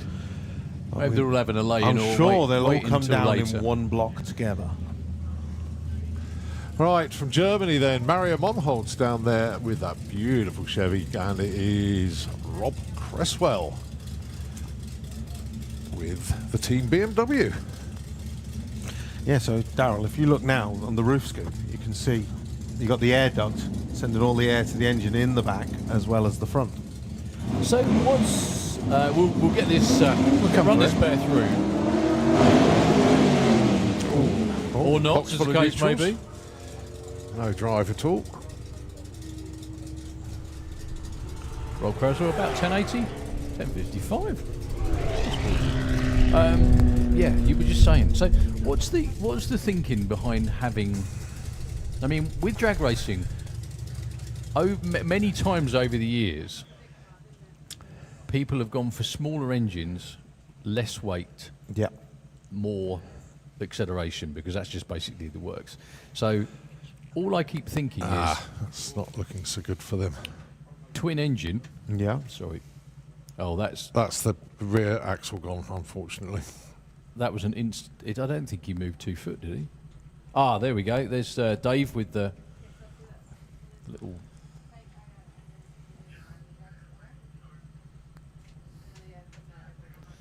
Hopefully that's just. What's he carrying off?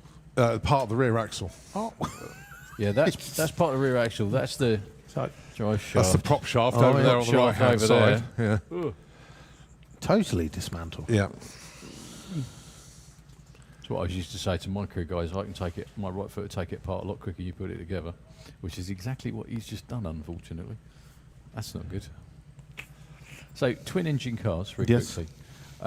So there's got to be a significant horsepower increase to make it worth having two engines for all the extra weight.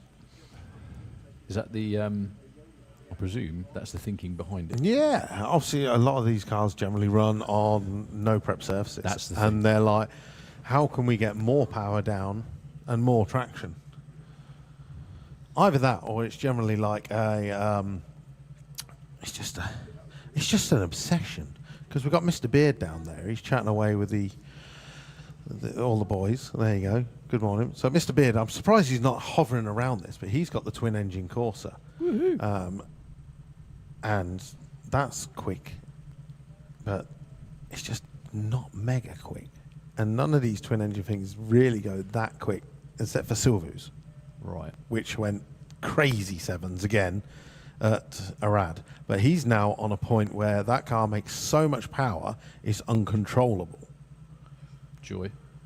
Okay, and obviously all of them have to be four-wheel drive, and being four-wheel drive is one of the most important things when you run on, like you just said, airfields that Yeah. have to be scraped at the end of every event, isn't it?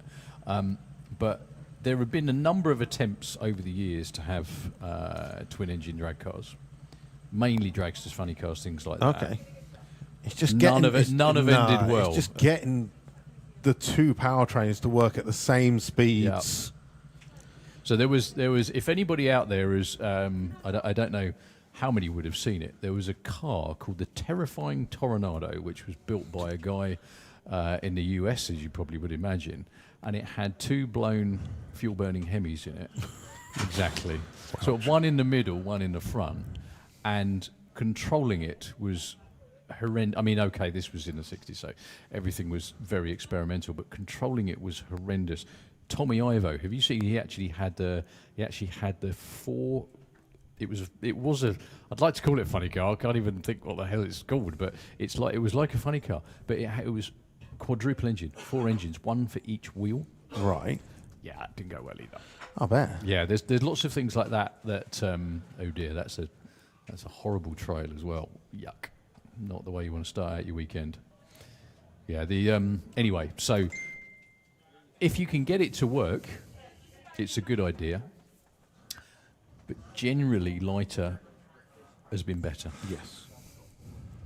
It's the same reason people spend a fortune on an aluminium block instead of a steel one. It's just to save weight, Yep. isn't it? Really? Well, that's it. I mean, like Danny Hyman, unfortunately not here this weekend. He is entered next weekend in Comp Eliminator, but he's got the four-wheel. He's got the Sorry. four-wheel drive Golf. That's so cool. He's got the 20-valve turbo, and obviously that engine is pretty light. It's a 4-cylinder. You can pick it up quite easily. But he had the billet block delivered the other week, and the fact that you could just go and pick it up, and he's just walking around the pits with it. Just going, just walking around with a shiny block, and you're like, you're just taking that billet for a walk, aren't you? Really? But the fact that you can is amazing as well. amazing. Yeah. Well, that's another thing. Thank you very much indeed, Jamie. It's always good to have people that know what they're talking about, not talking up here. Jamie, thank you very much. That's the Mustang you're on about, isn't it? That's the one. Okay, that was Mike Raymond's car. Yeah. See. Bought from Denmark. Thank you, Jamie. And yeah, another one in Poland. So they've got a pretty serious heads-up door car class going on Yeah. without a racetrack. And it. Oh man. I mean, they're lucky enough that we do have Arad in Romania, and that's where they all go. Oh, is that why? Is that why David? That's why they all turn up there then? Because Yeah, that's where David Lammick went around that 7 and everything. Yeah. How far? Just again for those who are geographically challenged, like me, how far is it from Poland to go to Romania. Not that far. No, I don't think so. Not as far as here, obviously. No, that's it. It's not that bad. But generally, every time we go there, everyone that we know from Poland is there. Because it's the nearest And place now to race. everyone... So they had the first round of road drag last month, and you had basically all the fast cars from Poland, Romania, Germany, Austria. They're all going to Arad now. They've got a massive race at the end of this season, the first weekend of October, which, so that's going to be like the kind of the end of season closer for a lot of people this year. So again, drag racing brain, what classes do they run it, or how do they run the events? Do they run eliminations in a traditional style, or is it basically...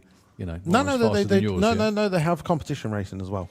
But so how do they put them in class? Because there's so many wild different combinations. That's what I'm getting at. I can only tell you, I know there's a front wheel drive class, and there's like your big turbo car classes and stuff like that. When I was there, I didn't really pay much attention. I was just literally like, yes, look at that car.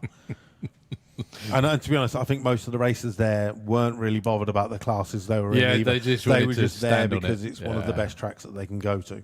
Yeah, absolutely that. But- Okay, folks, we are just going to take a small break from our, as you said, thank you, I hear everyone say, because we do have a rather serious clean-up to do down there on the start line. If anyone's ever tried to clear up rear-end fluid, the NHRA have had a lot of experience of that recently.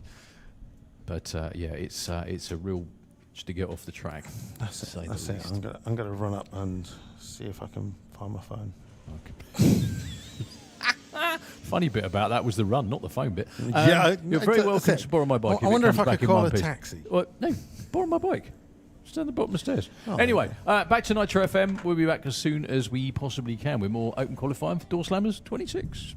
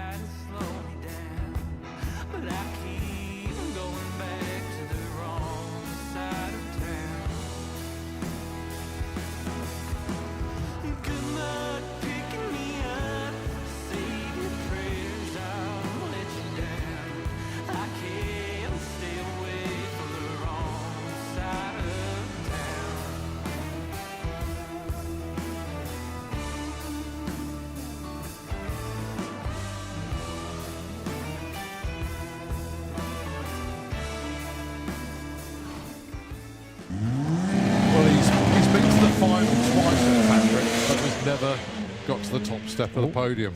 Well, he lost the tyres around about 80 foot, so all eyes are on Wayne Gill coming up to the finish line. Goes 9 flat, 155 as the big smoky finish. It's coming out the top. An engine that rotated entirely backwards, right? Right. Because it gave the car better traction in the corners. Nothing against the rules at all. However, genius. 970 for Mark Skinner, 139 bracket pass. Yeah. Smoky.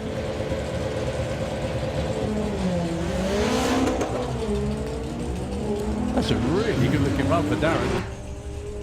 Yeah, Darren's race number is 110. 944, 143. Oh, goodness me. Been going in and getting a bit of extra track time down at... we were just talking about that. It is bracket racing, obviously. So no, you don't have to go fast. You just have to run your number, don't you?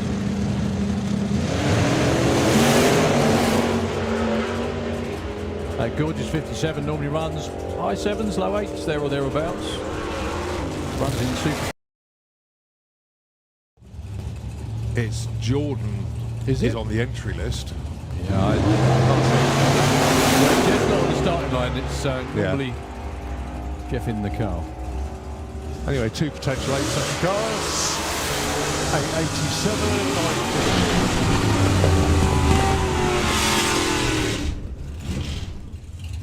In between sweeps, of course, not, you know.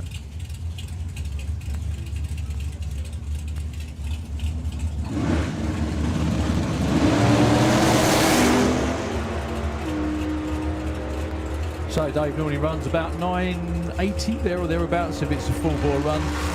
Some about 10.7, 977 and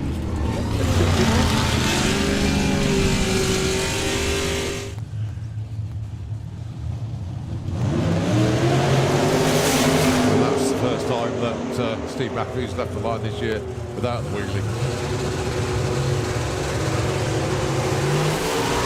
968, 942.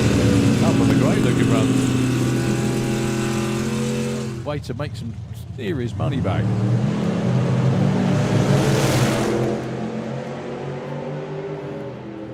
No nitrous for either, I don't think, on this one actually. Probably Ted that runs the Yeah, Ted runs nitrous paint, he doesn't. 45, 49. That was just a race. That would have been incredibly close. In fact, you took the strike by 0.2.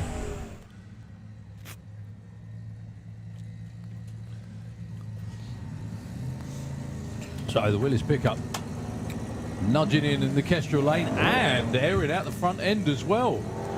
I'm sure everyone got a great shot of that. I'm not sure if that's Phil Evans, actually. I was thinking it could be. Still goes 11.08, 130. Yeah. That's got way more in it than that.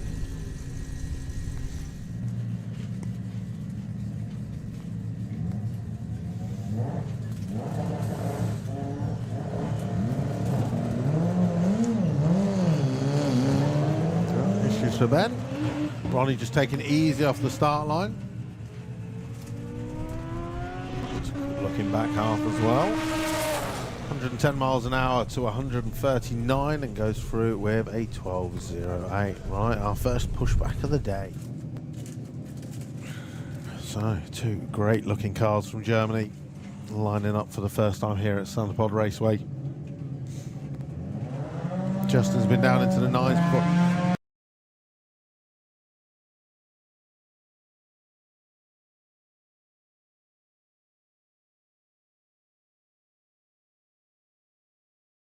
Civic since he was 14, and he's been doing obviously all track rides there and stuff like that in Germany, and he has gradually gone quicker and I quicker. was just going to say, you think you might have the hang of it by now, Logan?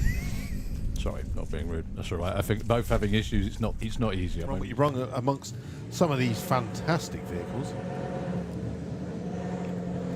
never know what you might line up against.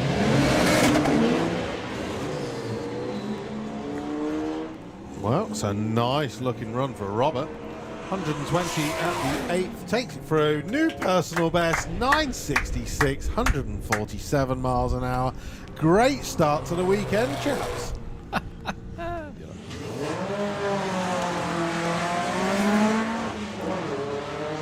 So Matty just said, I'm here for the crack this weekend. I'll turbocharge my car. I feel a little bit more credible in the 4-cylinder class. Running 12, 165 against a 1472. But Matty is well away, but luck at the draw, really. I'm quite happy if I get... Just bonkers. Poor chap in the Dodge is going to think he's left the handbrake on.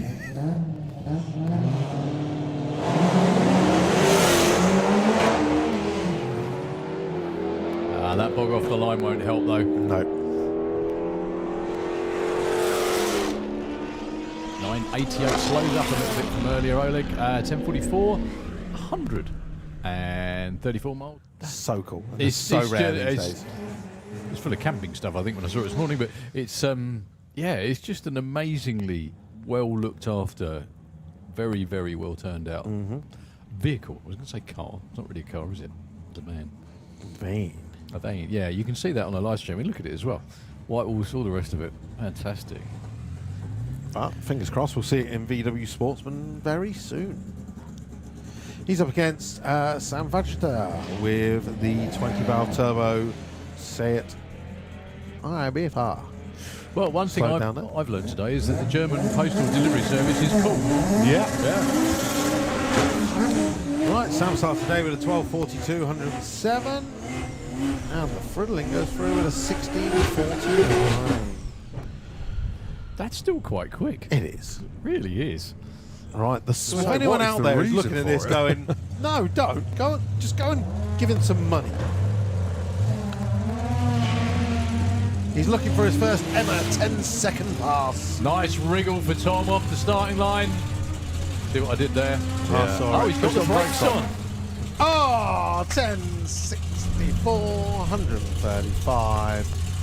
I think Nice Tom, run for David. Tom Wrigley was looking for short numbers there. So Kim was testing at Melbourne Raceway last weekend. She's absolutely loving this Corrado. And she Stuart would knows with a you- blower on. It hasn't been a wasted one, and maybe source all the parts required to get a back axle in that car. But then we have another prop shaft as well, UJ's, goodness knows what. But let's see how it works out for them. Fingers crossed. Okay, so back to big bracket action then here at Doorslammers. Don't forget, running up until 1 o'clock, there is a scheduled half-hour break that will take place then, and then run what you brung. And open qualifying 1:30 till 4:30 this afternoon.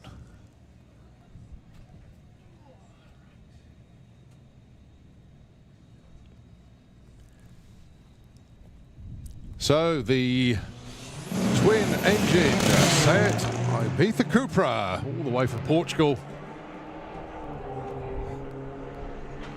Oh, we're going a bit wayward at the stripe there. 10 flat, 138 on that pass. Perry Lane's chock-a-block. Cars underneath this. You got Paul Lawn down there with the out-of-bow 100E, being in the 9s already this weekend. He's running in the big bracket. First time for Paul to do this event. But also here getting himself and the car ready for National Championship racing next season. Probably going to have a look at the world of Supergas and or probably a bit of Pro ET as well. But this weekend in the big bracket, car runs regular 9.8, so pretty good car to run in this class.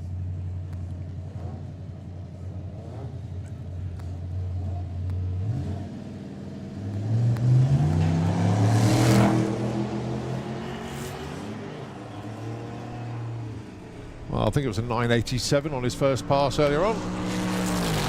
And goes 970, 137. That really did move up. I think it was a 973 before, but going well. Slightly quicker.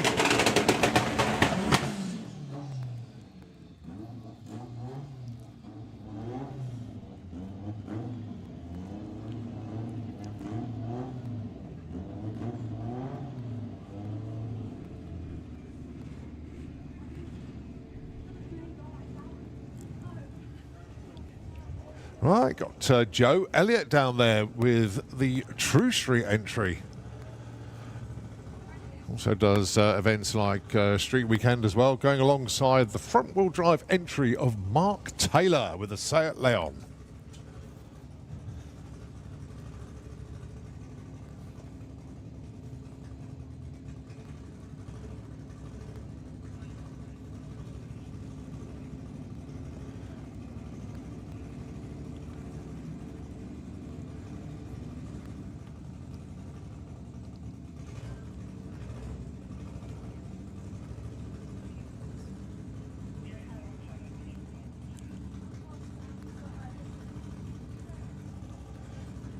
Just getting Mark's safety gear adjusted, so he's good to go.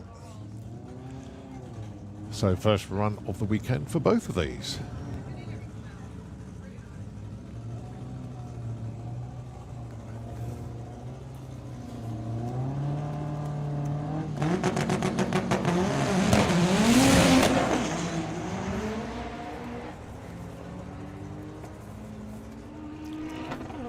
Can Mark get straight to the 9? Is he going to be in the 10s? Oh, 10.01, 147. Oh, so close to the 9s. Well, Joe Elliott goes 12.23, 115. That's moving on nicely.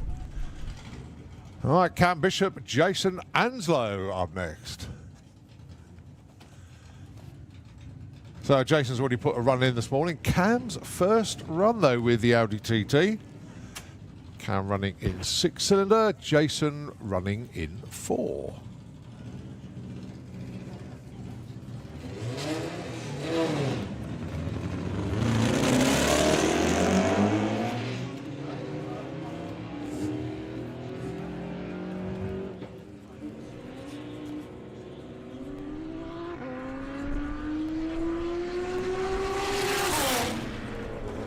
Cam goes 15.05, but 148 miles an hour at the stripe there, but 60 foot of 3.7 tells you the story there. Well, don't forget, it's also VW Action on site this weekend as well as Doorslammers. Loads of things going on the other side of the track, so behind the banking is where you will find all the VW Action festivities. Obviously, the main thrust of it is tomorrow, but you've got the pub quiz at 4 o'clock this afternoon. That is in Fuelers Bar, so don't miss out on that. And, of course, Friday evening entertainment on the live stage. You've got Miss Madonna at 9 o'clock and also 10:15. And you've also got the Club Classics Band at 6 o'clock and 7:30. Next up on track, Paul Conway, the Astra. That is the Vauxhall Astra. First run weekend from him in a front-wheel drive. And, of course, this incredible Audi. From Poland. That is a good-looking run. Managing to keep it in the lane this time. A little bit of wiggle at the top, but that's much better. 9.27, 161 miles an hour. And Paul Conway goes 13.67 at 92. All right, first run of Doorslammers then for Rob Carter down there.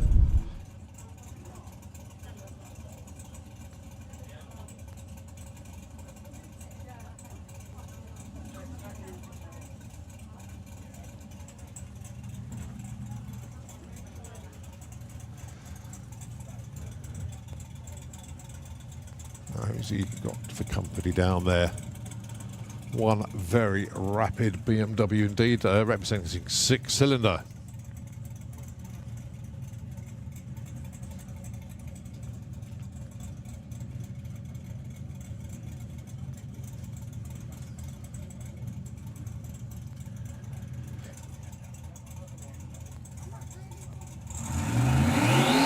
So the BMW 335 then of Kazis Povilanoy from Lithuania. Has already gone 8.62 so far.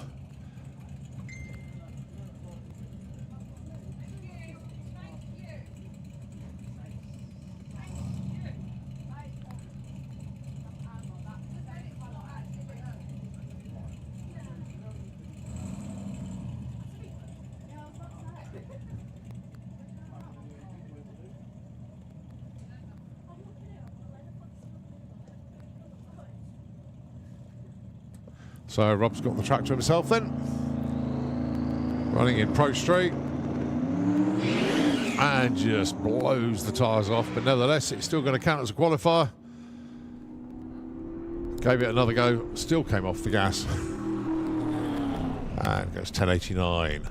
Just a reminder once again, folks, all cars must display their class prefix alongside their race number. So you've got to have your class prefix.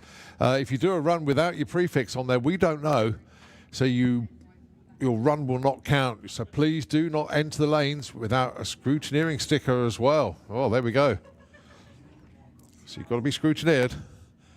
And all cars must display their class prefix. Any runs with no prefix will not count.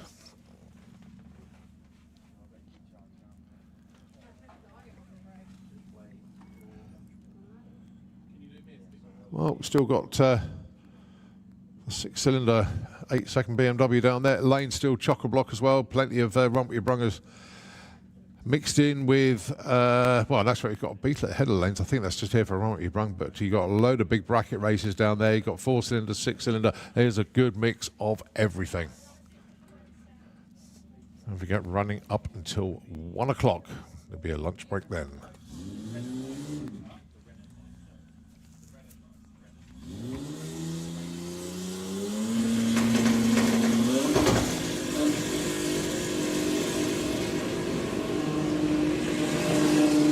So Cassis then rolls out of the burnout. I say it's been 8.62 already.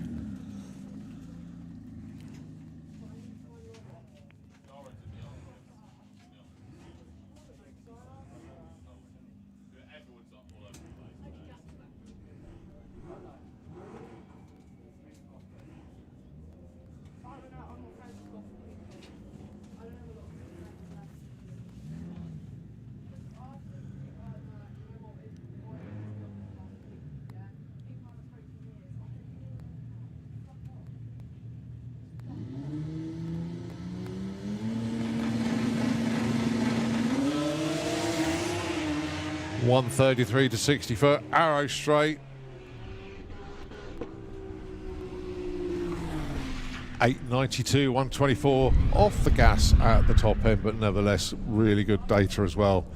To go 8.9, lifting off this past half track. It's got huge potential.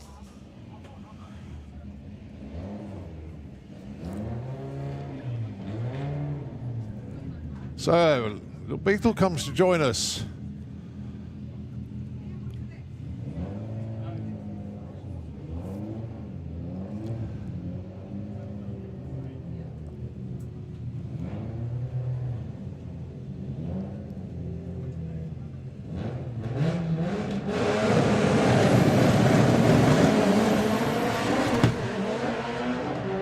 Escort giving it absolutely everything. Goes 904, 158 miles an hour.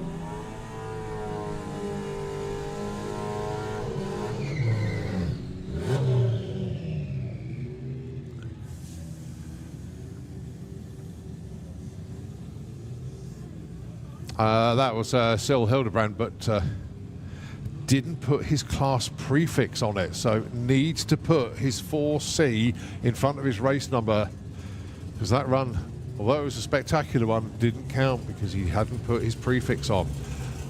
Right, Chris Todd with the Fiesta. Fiesta Roo, of course, Subaru powered. Engine in the back, not the front. Rear wheel drive, not front wheel drive. Wheelie bars, goes into the 8s.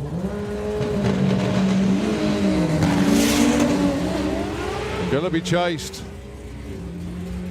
A little bit of gear shift issue between first and second. Chris Todd, though, all the way through, opens his account with a 9.51. Did you see that Golf accelerate? I did. That accelerated. I was more impressed with the Escort. I think you saw it at 9.01. No. What, the Dirks one? Yeah. Oh. No, Sil Hildebrand, but he didn't put his prefix on. So another one that's the Mark III Escort Cosworth 4x4. Okay. I reckon I got as far. Can't remember how many times we've actually said this, but make sure you put your class prefix on as well as your race number. Otherwise, your runs aren't going to be. I think that's what held me up. I kept seeing people, and I was like, "You need this. You need this." Yeah, you might as well like go down and with a white pen. Bill Wilson. Oh, is that Thomas Hatt? I believe it is. I'm here for Super Pro for next weekend for the main event, but joining us for Doorslammers as well. And Thomas, I believe he's taken both of this event. He's won it before, hasn't he? Yeah, he won the big bracket on the Saturday 2 years ago. Nice. Paid for his whole trip, I did. That's what you want, isn't it? Yeah. That's the whole idea of the trip, isn't it, really? Yeah. Bill Wilson went 10-3 earlier on, non-nitrous assisted. Now, that tells me that the new torque converter working very, very well indeed. But Thomas being pushed back. Natalie close up with the back of the car. Yeah, thumbs up, so it should be okay. Right, anyway, let's check out Bill Wilson then. Another 10-3 run would be very nice indeed. Get some consistency in the truck.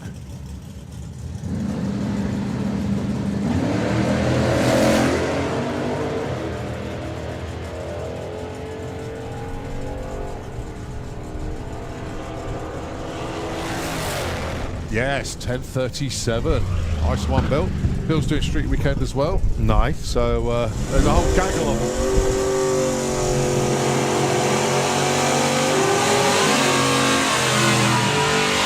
The thing is that they keep winding me up saying, "Oh, Cole, you're not doing it now," because I was going to be part of all of that lot going. Okay. I had to withdraw. And so there's like Bill, John Bean, Reuven Dawson, Mark Wilson, which is Bill's son. I like what's his name? Ryan Garrett. Oh no! I like that you came up with the excuse that I'm needed at Gaston track. No, I said I'm going to Gaston track. I don't think I was needed there. I thought I was entered. I can't go. Sorry, Yeah. I'm required for Gaston track. Yeah. Right, Bob Molden, the Yorkshire Terrier himself. He's still fortunately running his older engine. He's never put the new one back up. The old one working very well at the moment, so he's going to stick with that for the time being.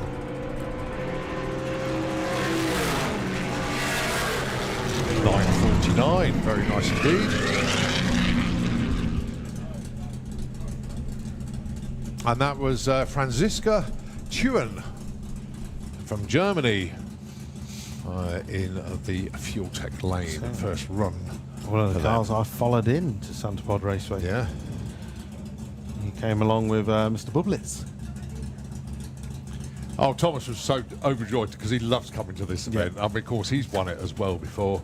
And yeah, come back here for the duration for the whole event.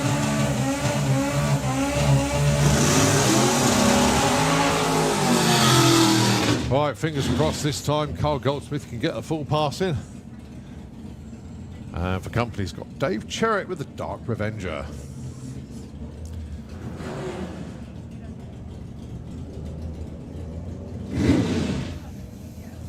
Yeah, so Carl was hoping to be lined up against, Bob. I nearly said potential father-in-law, but there's none of that talk yet. I reckon I'd be like, yeah, I know. Still waiting.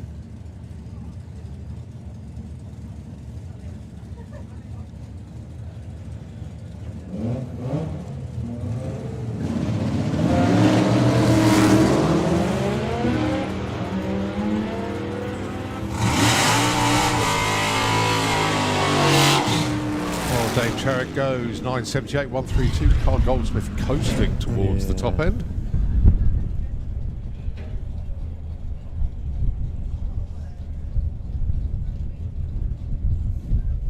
I don't know whether when he hit the wheels so hard, maybe the exhaust hit the floor or something like that. Because it was a bit smoky on every gear change. Yeah. Well, he's cleared through the scrutineering exit, so on Chris Skinner.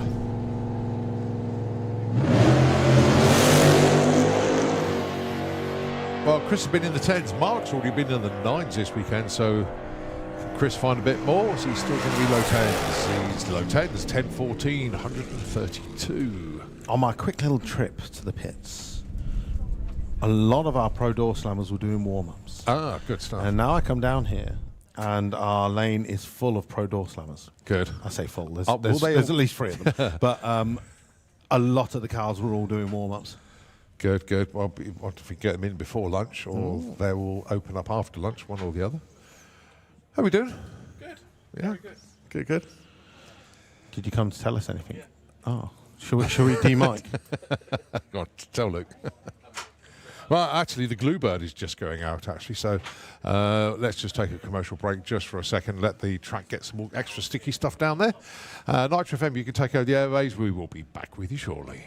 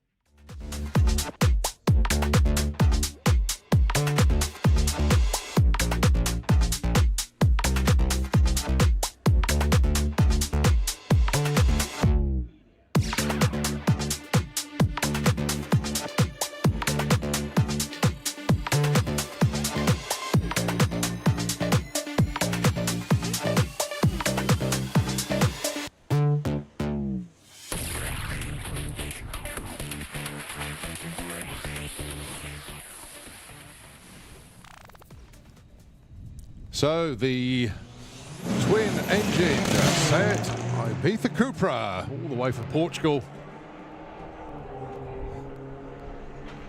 Oh, we're going a bit wayward at the stripe there. 10 flat, 138 on that pass.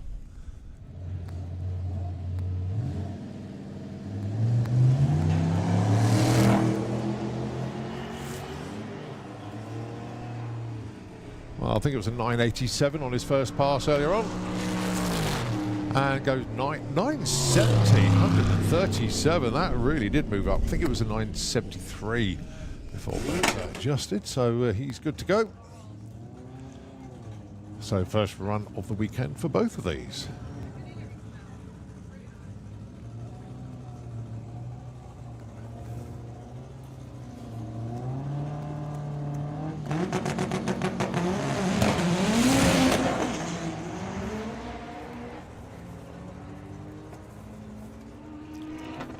Well, can Mark get straight to the 9s? Is he going to be in the 10s? Oh, 10.01, 147. Oh, so close to the 9s. Joe Elliott goes 12.23, 115.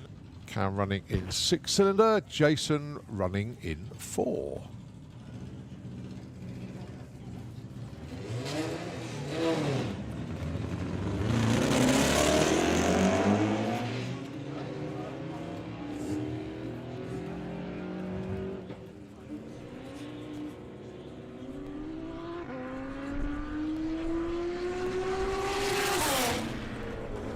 Cam goes 15.05, but 148 miles an hour at the stripe there, but 60 foot of 3.7. Paul Conway, the Astra.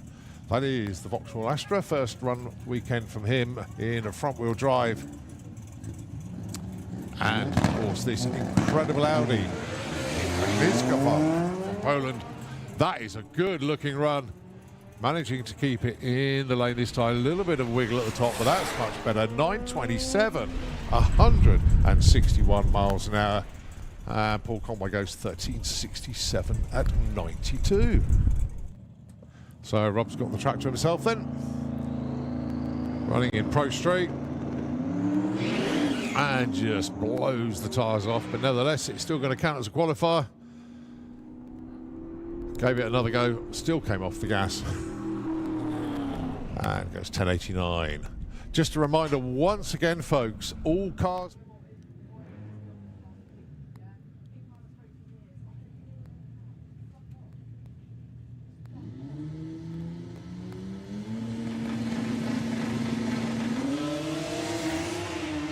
...133 to 60 foot, arrow straight. 892, 124 off the gas at the top end, but nevertheless really good data as well to go 8.9. So Little Beetle comes to join us.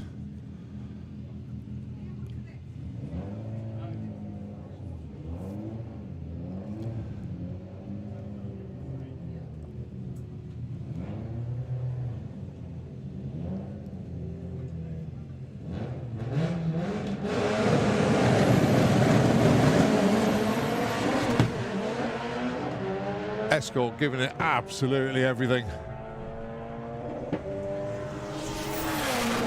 Goes 904, 158 miles an hour. Chris Todd with the Fiesta. Fiesta Roo, of course, Subaru powered. Engine in the back, not the front. Rear wheel drive, not front wheel drive. Wheelie bars, goes into the 8s.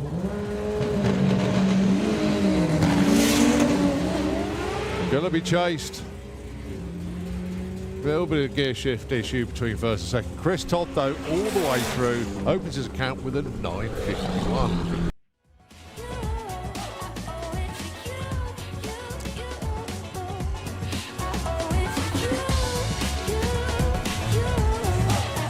That's a great theme. I was about to this say, car I love coming that in. me and Colin are nodding away, and you were like, nah. Right, Evil Edna, number 2.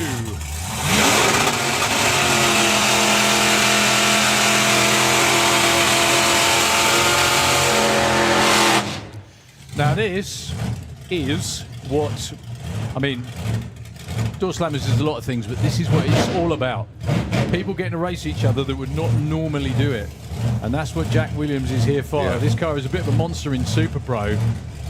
However, he's entered in a class that's full of sharks, shall we say. Yeah, he's entered the shark tank. Exactly, very, very much has. So this car has been in the low 7s, I think, Yeah, isn't it? 7.1s, yeah. Yeah, it's going to take more than that, isn't it, really?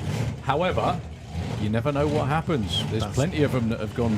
But the thing is, that's the luck of the draw, and obviously the prizes you can win, even in the early rounds, is significant.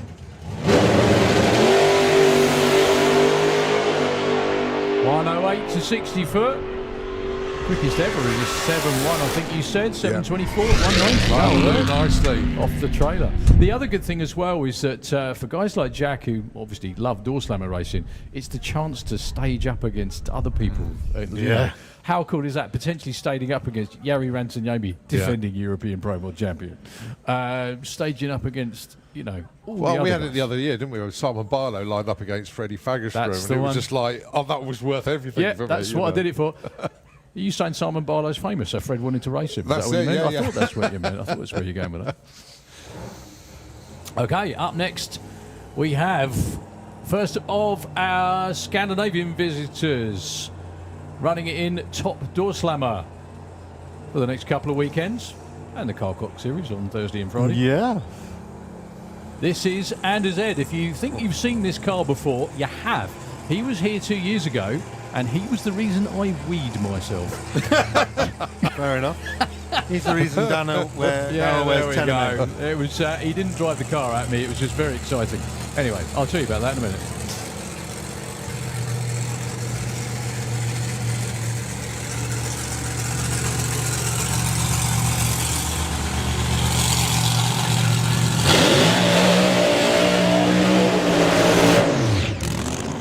So this car has a screw-blown Hemi on board. Top Doorslammer run over the 8th mile. I think they are running over the 8th mile now. We'll soon find out, depending on how far he keeps his boot in it. Yep, it is over the 8th mile. So, very fast, very close racing indeed. And there's 6 of them that made the long journey from the Nordic countries for this weekend and for next weekend as well. Notable Anders when he was here. I think it was 2 years ago with this car. He came and ran in top door slammer. Hint, hint. Do it again, sort of thing. Yeah. Still got time. Hint, hint. You've still got time to enter top door slammer. You know, don't just be running eighth mile. Let it all hang out over the quarter. What was unbelievable about Anders Eds 2 years ago is he made 6 qualifying runs. Did not get past the Christmas tree. Got a buy in round 1. Did not get past the Christmas tree. Had a race in round 2. Went 574. That's fine. It's just talk about, like, where out of his backside did that come from? It was just absolutely unbelievable. And I think he ran something like 258 miles an hour as well. So, first run at Santa Pod of the season for Anders Ed.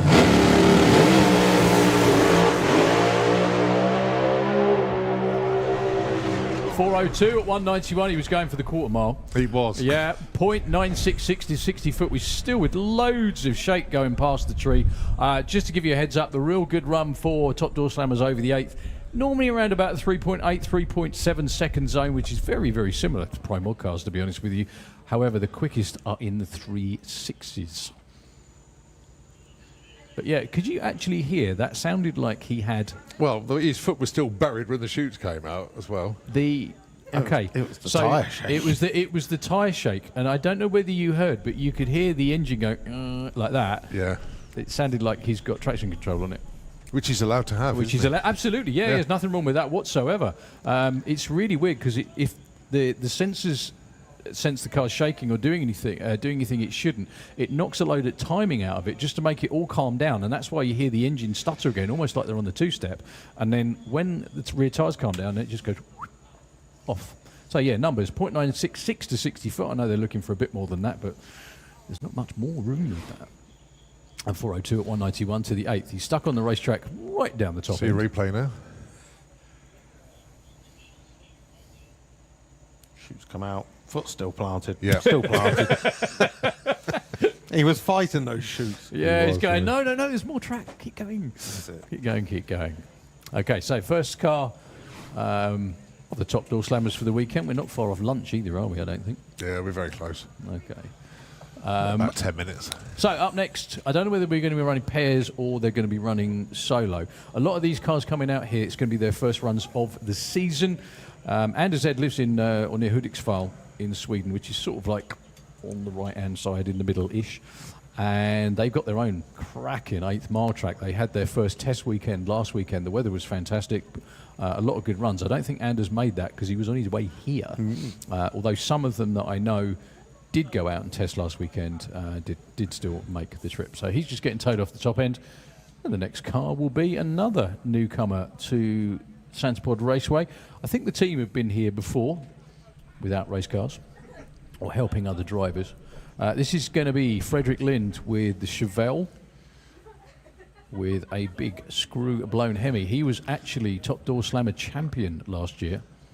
He won the series out there in Sweden. They race, just trying to remember where they run. Really good calendar. They run at Tierp, Mantorp. I think they run around at Hudiksvall. They used to run down in Malmö as well, which is a dedicated 8th mile racetrack. Is that one you've been to, Luke? No. You never made that one? No. Great place within a very short taxi ride of the town centre. Well, I'll tell you a story, shall I? Mm-hmm. So, I've got one weekend free at the start of July. And that's when we're supposed to be going on our family holiday. But Rachel said to me last week... Supposed to be. I've booked a trip to the Norwegian fjords. We're going next Saturday. And I was like, we, including me, I'm at Santa Pod. She was like, yeah, you're not coming. And I was like, oh. I was like, well, you know that week we kept free. It was announced 2 weeks ago that's Sweden Street Week. Boom. 3 weeks Sweden. You're going on Street Week for your summer holiday, darling. Excellent. So yeah, but why not? We're going to go. Well, I mean, she's probably sitting at home because she fractured her arm yesterday. Yeah. If you listen to this, love, that's where we're going. You're going to Norway next week. We're going to Sweden the month after. Sounds like a fair swap. Isn't it? Yeah. One of my favourite places on the planet. I tend to go there in the winter these days because it's such a bitching place to go in winter. No, yes, that's it. It's damn cold. However, snowmobiling and snowboarding tend to make up for that. Although quite I, a lot. although I am scared by a lot of Swedish tracks because they have big mosquitoes, especially, is it Pittia? Pitya. Yeah, like B-52s. They are huge. Seriously, they do have a big mosquito problem. Anything that bites loves me. Anything really. So, a yonks ago, I stayed at a campsite in Sweden in the summer, and it was by a lake, obviously. And I stayed in a little cabin, so you had to get up and go and have a pee. And like 5 o'clock in the morning, you're trying to go for a pee, and all you're doing is like dancing around, whacking your legs all the time. It's almost impossible. So this is Frederick Lind.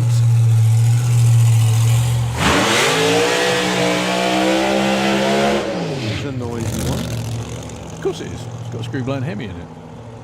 First run of the season for this car, and it will be for the next car as well, Lenny Lindell. If you think about it, when it comes to the Pro Doorslammers, stuff like that, we have got every one of the mix this weekend.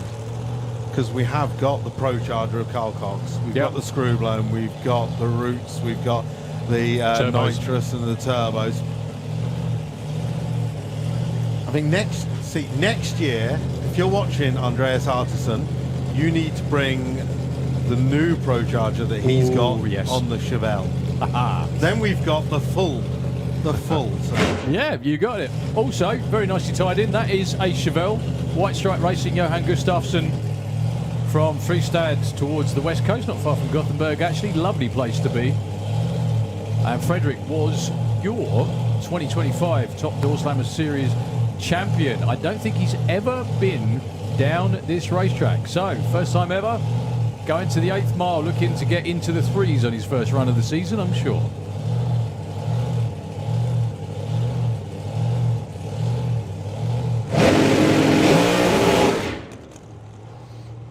Well, hit the limiter.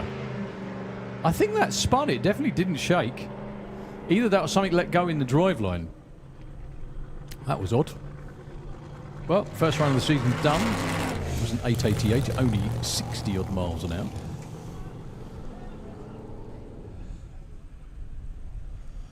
Coming up next, we have Len Lindell, who is one of the contingent that came over, when was it? 2019, I think it was, something like that. Doorslammers BC. That's the one. That's when Caroline came over with that awesome Corvette. Was it that long ago? It was that long ago. Wow. Yeah. It's really I funny can as well. that like yesterday. Yeah. I don't know why. I just can't. It was really funny because I went to Mantorp that year, and I bumped into Caroline and Michael that weekend. And they had so much fun at the Doorslammers, they changed the whole car to run quarter mile. Oh, did they? And then couldn't because of... Yeah. But if you think about it, that's probably that's also the first year that we met Andreas Artisan. No, it was, yeah. Andrea Arnover. Yeah. When he had the Mustang with the small block. And then he got hooked. Yeah, 2019 was the first year Andreas Arnover came over with the small block twin turbo. That's right. Got absolutely hooked and went into Pro Mod from there on out. He, I think he was pretty well hooked before then, to be honest. But he he was running ridiculously quick numbers with the small block. Yeah. I think he went 6:11 with that car. He did eventually take that car to the States, and in Florida he went 5:99 with it as well. And then thought, do you know what? Pro Mod. There we go. It's the way forward. I think this could be the last run of the session before we get to lunch, because it is about 2 minutes to 1. So, Len Lindell with the Cudo. Again, one of the contingent that was here about 7 years ago. I don't think he quite managed to dip into the 5s when he was here before.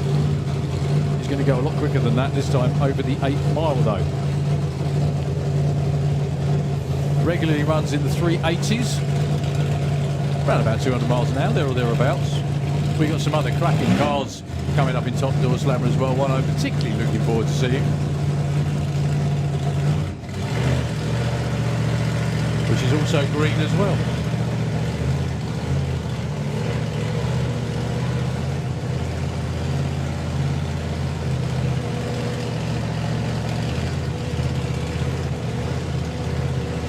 So good luck, Lenny.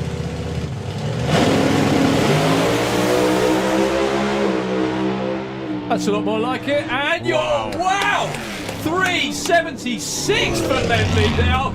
As you can tell by the reaction down there, that is his quickest ever run. 201 miles an hour to the 8th mile. I think they enjoyed that. I do think. Well done, everybody. That was awesome. Only 0.97 to 60 foot. There's a lot more on the table there. Watch the replay if you can see that at home on the live stream. That thing flew. Right, Len, enter top Doorslammer. We won't tell anyone, right? Sorry, pro Doorslammer. We won't tell anyone. Yeah, that was stonking. Yeah. Absolutely stonking. Now, again, give the team a big round of applause, please. Quickest run of the day so far to the 8th mile. That was amazing. And again, that was his quickest run ever. There's a lot more wriggle room in that too, because 0.97 to 60 foot is a bit poochy. That's it. For one of those. Okay, we do have a clean-up to do, though.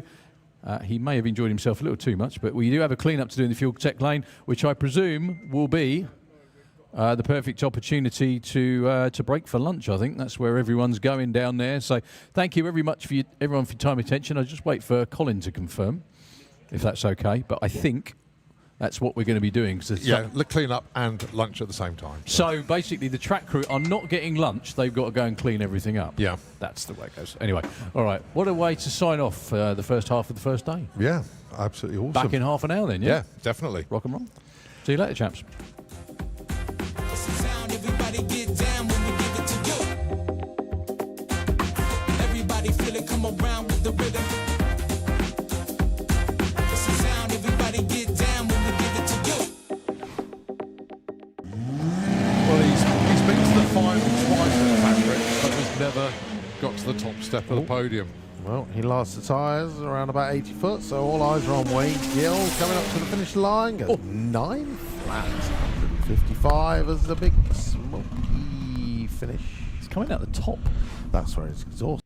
Honey, take a look at where we are. Haven't we made it, my love? Oh, honey, look how we made it this far. Hasn't the pace been a lot bit? Oh, honey, take a look at where we are. Well, he's been to the final twice with Patrick, but has never got to the top step of the podium.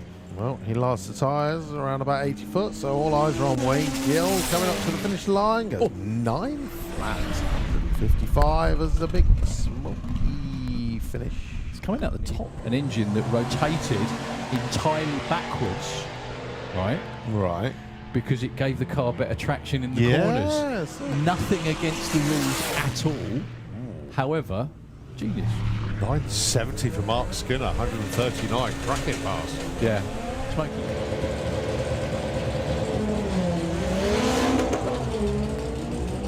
That's a really good looking run for Darren. Yeah, Darren's race number is 110. 944, 143. Oh, goodness me. Going in and getting a bit of extra track time down at... we were just talking about that. It is bracket racing, obviously. So no, you don't have to go fast. You just have to run your number, don't you?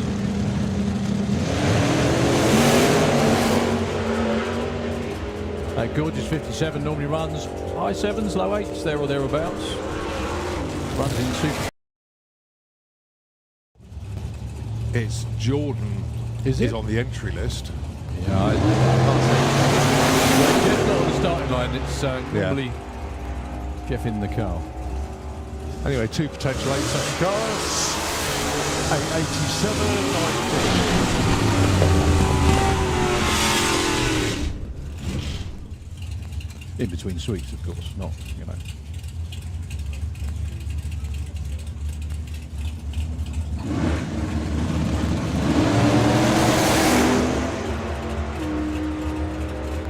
So Dave normally runs about 980 there or thereabouts if it's a full bore run. Some about 10.7, 977 and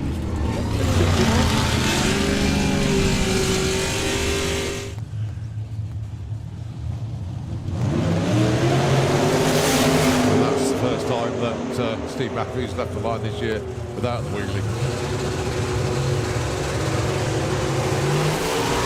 968, 942. Up on a great looking run. Way to make some serious money back.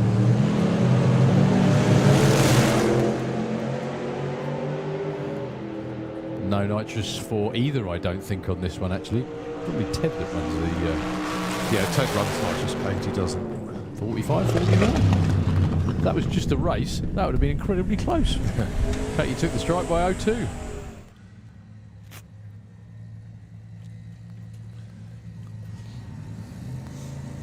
So the Willis pickup nudging in the Kestrel lane and airing out the front end as well. I'm sure everyone got a great shot of that. I'm not sure if that's Phil Evans, actually. I was thinking it could be. Still goes 11.08, 130. Yeah. That's got way more in it than that.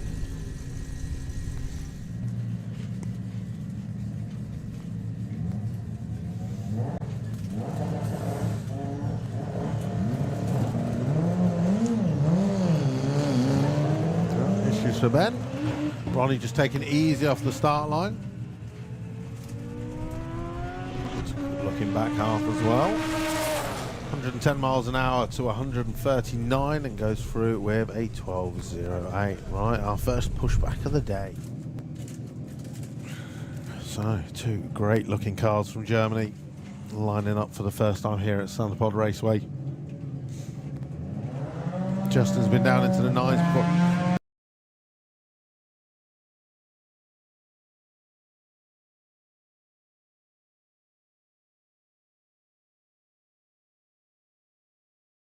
Civic since he was 14, and he's been doing obviously all track sides there and stuff like that in Germany, and he has gradually gone quicker and I was quicker. just going to say, you think you might have the hang of it by now, Logan? Sorry, not being rude. That's all right. I think both having issues. It's not easy. I mean, You're wrong amongst some of these fantastic vehicles. never know what you might line up against.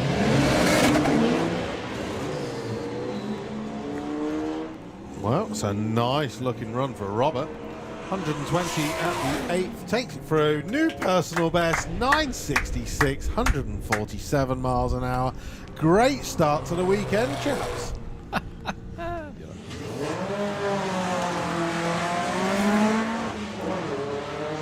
So Matty just said, I'm here for the crack this weekend. I'll turbocharge my car. I feel a little bit more credible in the 4-cylinder class. Running 12, 165 against a 1472, but Matty is well away, but luck in the draw really. I'm quite happy if I get Just bonkers. Poor chap in the Dodge is going to think he's left the handbrake on.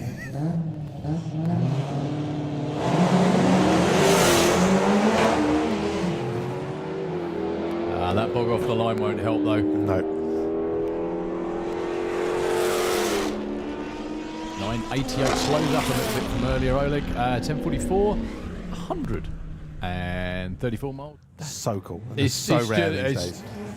It's full of camping stuff, I think, when I saw it this morning. But it's yeah, it's just an amazingly well looked after, very, very well turned out vehicle. I was going to say car. It's not really a car, is it? It's a man. Vain. I think, yeah, you can see that on the live stream. I mean, look at it as well. White walls, all the rest of it. Fantastic. But fingers crossed, we'll see it in VW Sportsman very soon. He's up against Sam Vajda with the 20-valve turbo Seat IBFR. Well, one thing Slow down there. I've learned today is that the German postal delivery service is cool. Yeah. Yeah. Right, Sam starts today with a 12.42, 107. And the Friddling goes through with a 16.49. That's still quite quick. It is. It really is. Right, So if anyone what is out the there is reason looking at for this it? going, no, don't. Just go and give him some money. He's looking for his first ever 10-second pass. Nice wriggle for Tom off the starting line. See what I did there? Yeah. Oh, he's got the brakes on. Oh, 10.64, 135. I think Nice Tom run for David. Tom Wrigley was looking for short numbers there. So Kim was testing at Melbourne Raceway last weekend. She's absolutely loving this Corrado. And she would with a blower on it. Stuart knows he's completely lost this car. Good way to keep the family together, though. Yeah.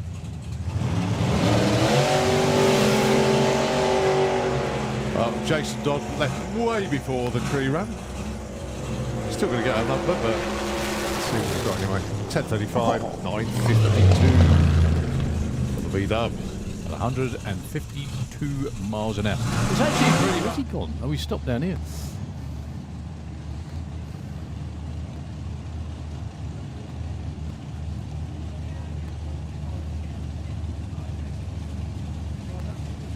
So Rob Nibbs with the Capri. My camping neighbour. Well, alongside with Jason Dodd as well. Oh, there you go. John Turner. 10:25. Yeah, there's something wrong. Unless he's got his backup engine in there, which he might need a backup for the backup. Mr. Hudson down there on the start line too. It is, yeah. Indeed. Haven't seen Stevie for a while. Best backup girl ever. Wow, I did not expect Nigel's car to go quite like that.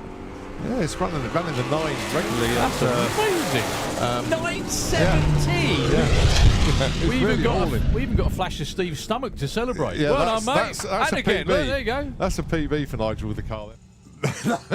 Well, the Corsa is cool, but it's this little Opel Kadett. There's a team of 4 of them that come over this year.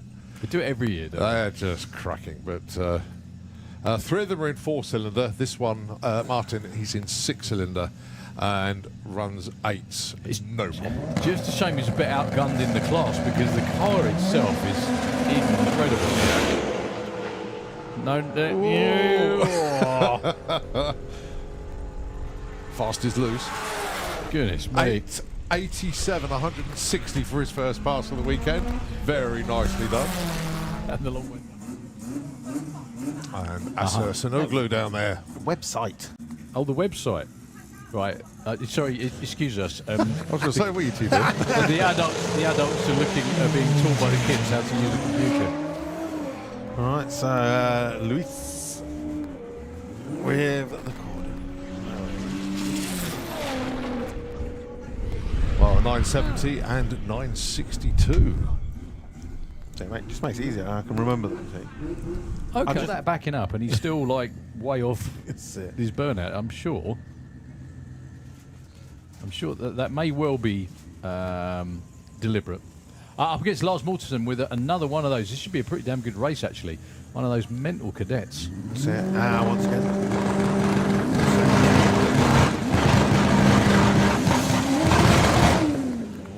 Well, there was lots of bangs and not going. Well, unfortunately, issues there for the Audi TT. Once again, just a reminder, I don't know if Leo, you can hear us out there. Reminder, you need to have your class prefix on the car, even if all drive cars, power will girlish. Making the trip from Poland once again. That's a long old way as well, isn't it?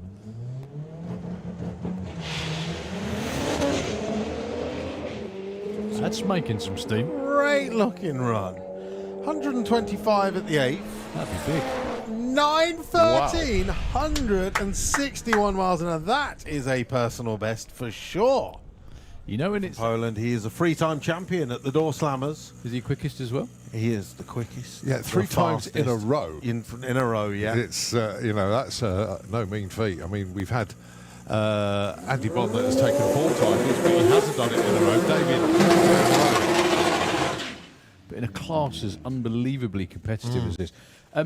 Just a like daft bit of insight. How does he make it look? How does he do it? Because if you watch front-wheel drive racing, which obviously you have made a living out Occasionally. of, occasionally, it's something that a lot of people seem to try and nail and never ever quite get it. Yep. Whereas he just does it on an alarmingly regular basis. Well, this car has even now run down into the 7s at Arad on the airfield. Saw that the other week, yeah. Wow. Now, all eyes, as you can see, people staring at the wheelie bars on the back, which are now free rolling. They are no longer touching the track. That was a bone of contention with a lot of racers. Of course, this is a round of front-wheel drive drag series as well, so everything has to be correct. Personal best of 7:55. Let's see what David Lammick can do on his first run, Doorslammers 2026. It's that launch that no other car does quite like David. I don't know whether that was planned or not until that point. It was very good indeed. Let's see what a tickle will do. 1090. You imagine if he went 1090, 100, and then went, I'll park it for that. I don't want to be the bounty. Petros running the bar, and the team would lift up the car on the block. They would adjust it so, and then when they dropped it down, the wheel was actually touching the ground so much that when he was going down the quarter mile, obviously the tyres grow. And it got to the point where the front tyres had grown so much that the rear tyres were no longer touching the back of the track, and it was going down the quarter mile on the two fronts and the one wheelie bar. Right, which obviously, when he went 7-8 in qualifying last year, is when he nearly went into the wall, because obviously he was steering on that back wheel. All right, Matt Southcourt, Sonny Lang. Now, Matt has been well into the sevens. That's looking great pass. 7:41, 187. A little bit Goodness. smoky at the top end. He was breathing heavily all the way down, but goodness me, that's like half a second chopped off of about where it was before. Well, he went in cylinder Opel, the last of the four of them.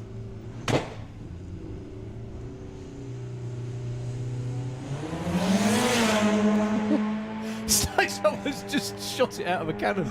It's amazing. 136 to 60. 577, 121. 901, 152. Respect. Absolutely awesome. That Fabulous. was really good. Right, so back to... All Jack that way. needs to put the 6C before his 1111, so this won't give him a number on the board, unfortunately. Whoa. Well held. Oh, 1, 2, 140 pounds worth of foam blocks destroyed there. 790 at a Guys, don't forget to put your 6C in front of your race number. Go on, Pudgy. Just Callum, Just tell nudge him. him. He's like... Racing stories. So this car, I don't think it's been as quick as the sixes. Not far off though. I think it's all motor. I don't think there's any nitrous or turbos in there. So calm, isn't it? 76, 75, 787, 173. Yeah, one of my favourite stories about that racing over at Long Marston. So they're all old airfields. Aiming at the blocks. If anyone can, he's absolutely aiming at 330. If anyone could direct him a little bit right, that would be great. No, so it looks like Marius Lehman is going to send it. So you watch this. He's going to give it no RPM on the lights, and it is going to be like it's shot out of a cannon. I don't know how he does it. Well, turbos need spooling, surely. Obviously not. No, but he has actually given that a little bit of right hand down. That's not quite as bad as it was a minute He's ago. probably got a completely different setup now, and it'll change it. But last year, it just went. Obviously. Yeah, it didn't do anything you Didn't said. do anything I said. I'm going. I'll get my coat. So we That's are it. obviously employed for our racing knowledge, which if means I had a coat, nothing. If I had a coat, I'd grab it and leave. There we go. Yeah, you just have to pull your shorts up and leave instead. Yeah.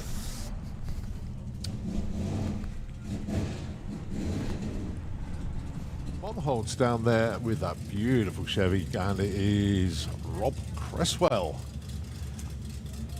with the team BMW. Yeah, so Darryl, if you look now on the roof scoop, you can see you got the air duct sending all the air to the engine in the back as well as the front.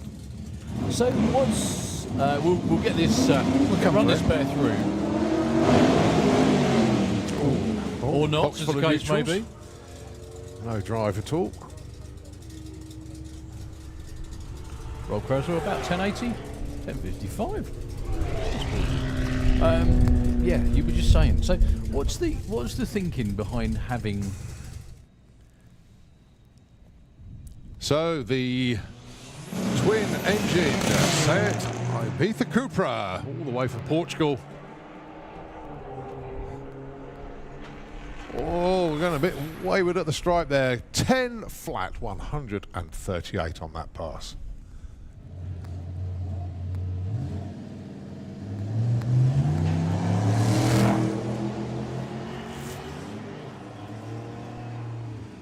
Well, I think it was a 987 on his first pass earlier on.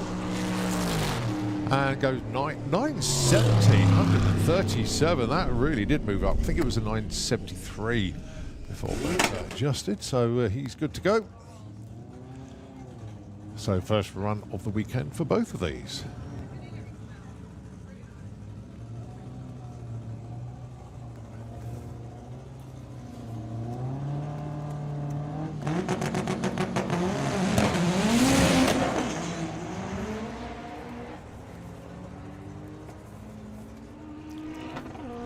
Might get straight to the 9s. Is he going to be in the 10s? Oh, 10.01, 147. Oh, so close to the 9s.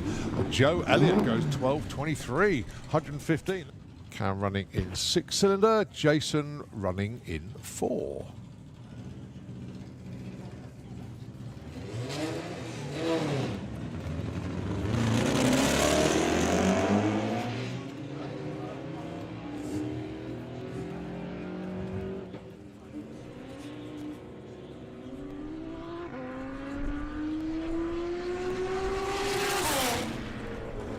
Cam goes 15.05, but 148 miles an hour at the stripe there, but 60 foot of 3.7. Paul Conway, the Bastra. That is the Vauxhall Astra. First run weekend from him in a front-wheel drive. And, of course, this incredible Audi. Miskova from Poland. That is a good-looking run. Managing to keep it in the lane this time. A little bit of wiggle at the top, but that's much better. 927, 161 miles an hour. And Paul Conway goes 1367 at 92. So Rob's got the track to himself then. Running in Pro Street. And just blows the tyres off, but nevertheless, it's still going to count as a qualifier. Gave it another go, still came off the gas. And goes 10.89. Just a reminder once again, folks, all cars...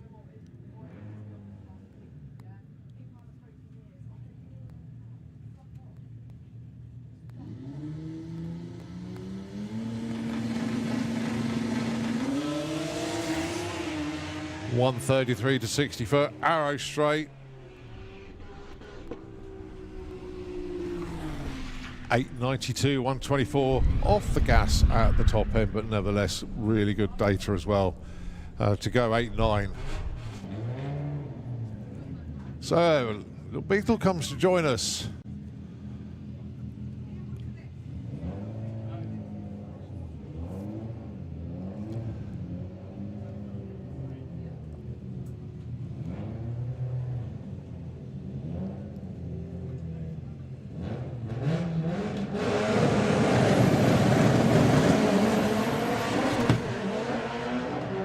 Escort giving it absolutely everything.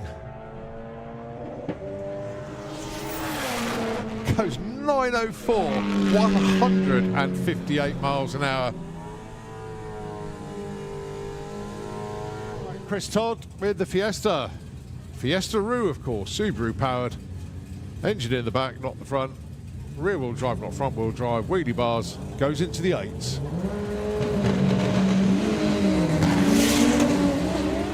Gonna be chased. A little bit of gear shift issue between first and second. Chris Todd, though, all the way through, opens his account with a 951. Did you see that Golf accelerate? Did. That accelerated. So should be okay. Right, anyway, let's check out Bill Wilson then. Another 10.3 run would be very nice indeed. Get some consistency in the truck.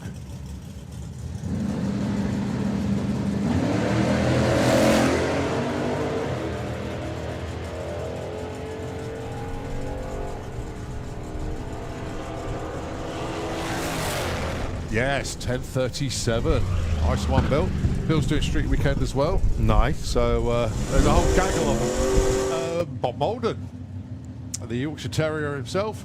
He's still fortunately running his older engine. He's never been the new one one back up. The old one working very well at the moment, so he's going to stick with that for the time being.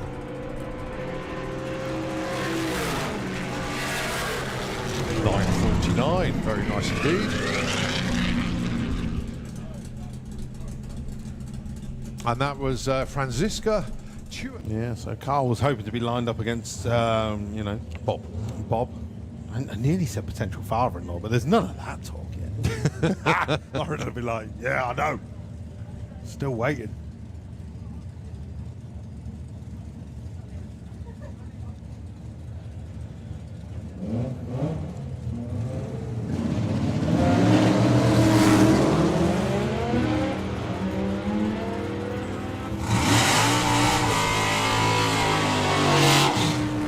Dave Cherrick goes 978, 132. Carl Goldsmith coasting towards the top end.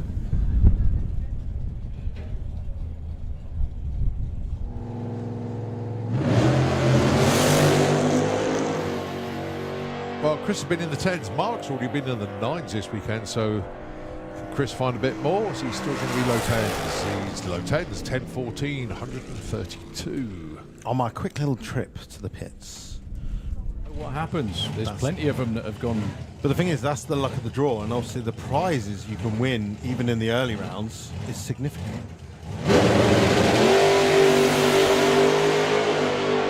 108 to 60 foot. Quickest ever is a 7.1, I think you said. 7.24 at 190. Wow, very nicely. Off the trailer. The other good thing as well is that for guys like Jack, who obviously love Doorslammer racing, it's the chance to stage up against other people. You know. How cool is that? Potentially staging up against Jari Rantanjärvi, defending European Pro World Champion. 108 to 60 foot.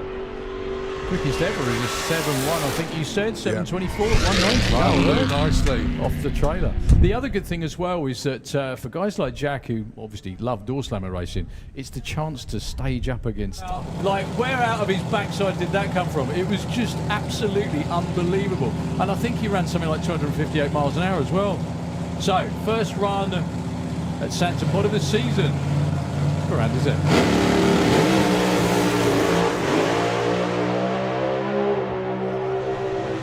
4:02 at 191. He was going for the quarter mile. He was. Yeah, 0.966 to 60 foot. We're still with loads of shake going past the tree.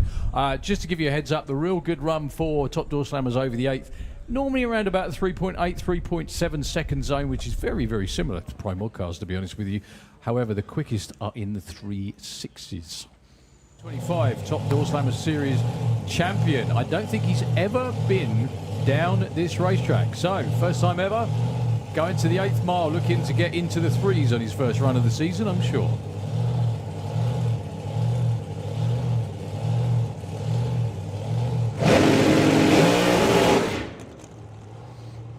Well, hit the limiter. I think that spun. It definitely didn't shake. Either that or something let go in the driveline. That was odd.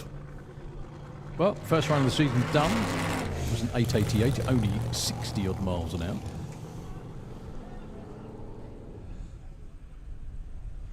That was here about 7 years ago. I don't think he quite managed to dip into the 5s when he was here before.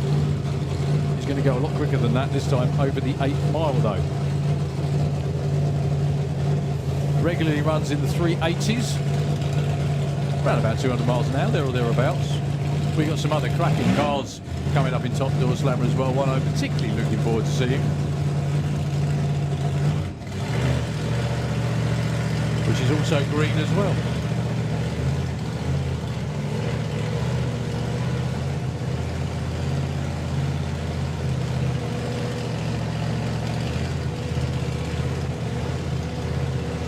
So good luck, Lenny.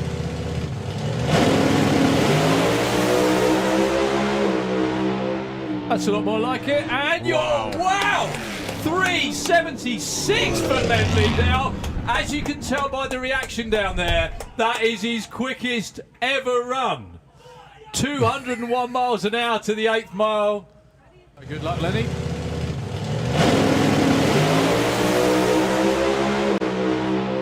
That's a lot more like it, and wow, 376. second. I can't remember the last time I had a drink, actually. Doing quite well. That's it. Well, yeah. So, I know. How's things been?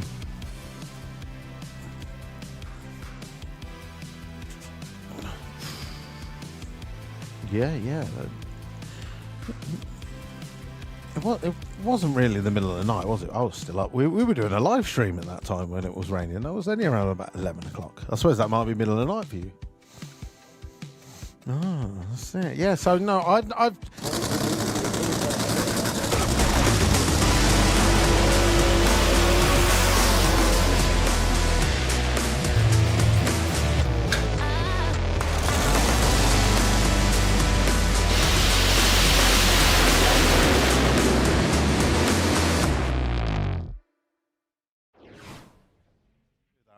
we're still officially on break. I just interjected because I heard my name. I'm going back to my Diet Coke and my soup. Cheers, buddy. Ooh, oodles. Was it oodles? I know we don't have oodles and noodles anymore. It's just called Noodle Bar. Oh, there you go. Don't know. No, they're not. Well, this is not the BBC.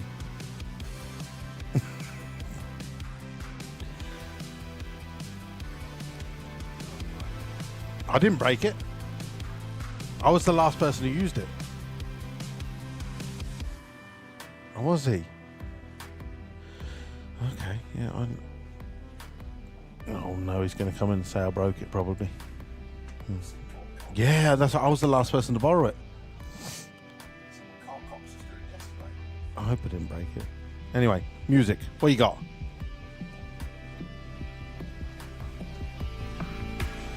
Oh, my favourite. Let's go.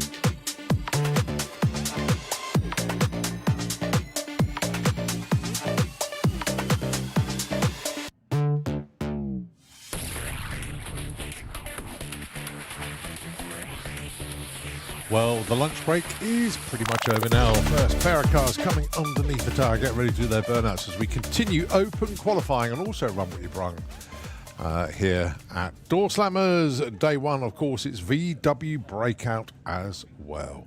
A little wander around the pairing lanes, as most people have. There's a whole gaggle of cars down there ready to put some runs in this afternoon. A lot of cars have not run yet, so they'll be putting their first ones in.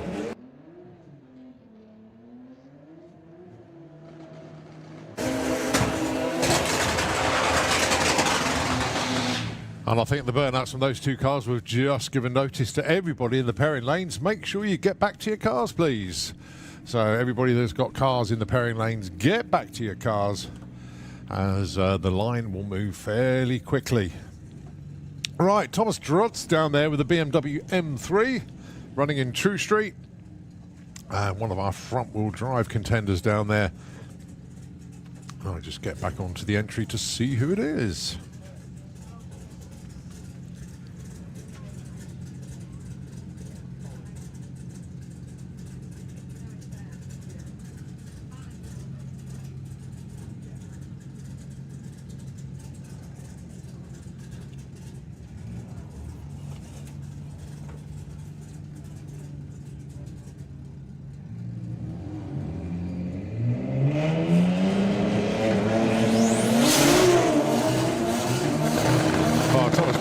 disappearing up the quarter mile. 5:73, 1:30, 8:73, 1:63, and that's Colin Michelson going 10:11 at 146.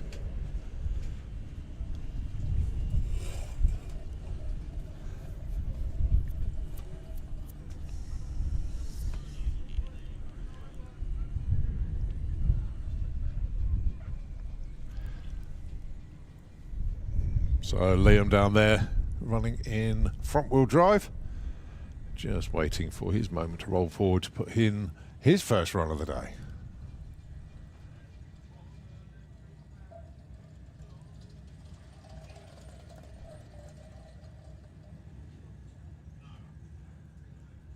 And just been pushed back.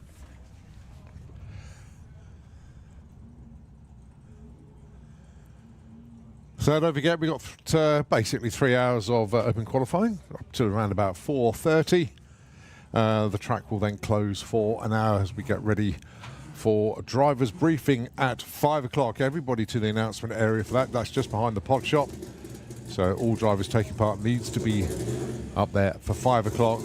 And then we'll be doing our first dedicated sessions where each class will be coming down in order to put in a qualifier later on. Right, this is Joe Baxter. Already gone 8:53 today. Running in Pro Street. Capable of going deep into the sevens. Capable of going over 200. Let's see what he's got for a sense. Second run of the day for Joe.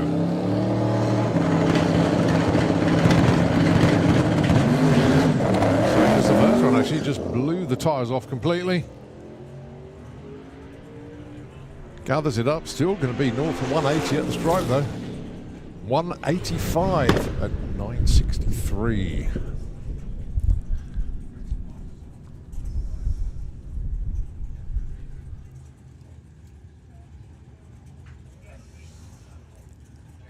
So Parent Lane's chock-a-block.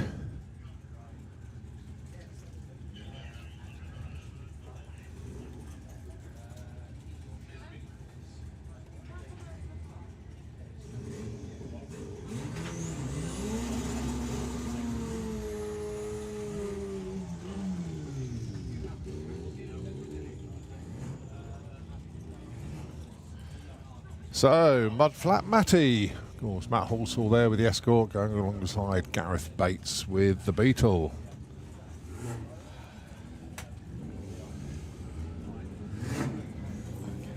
Oh, this will be one for the bragging rights. Of course, Matty's already been into the 12s. Gareth in the 14s.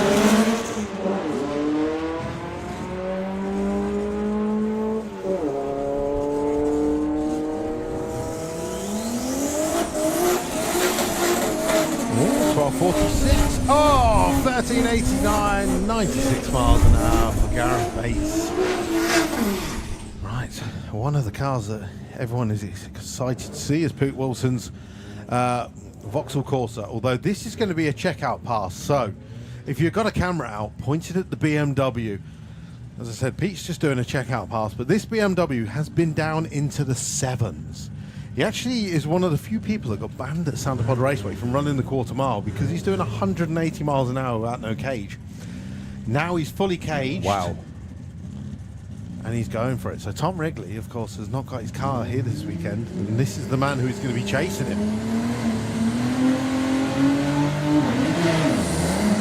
Not this run. The car was wiggling a lot there in stage.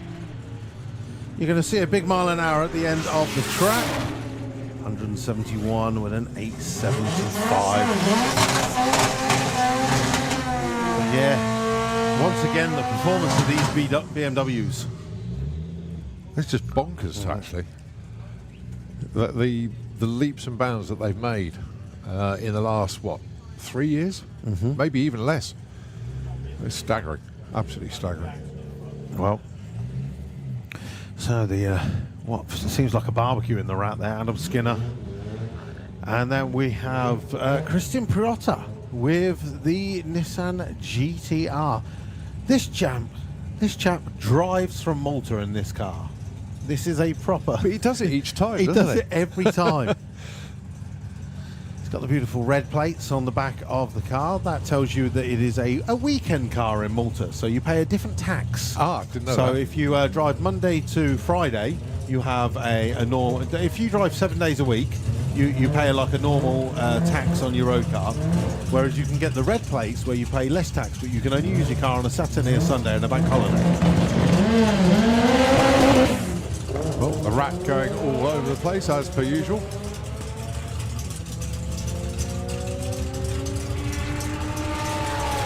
Still goes 1063 at 142.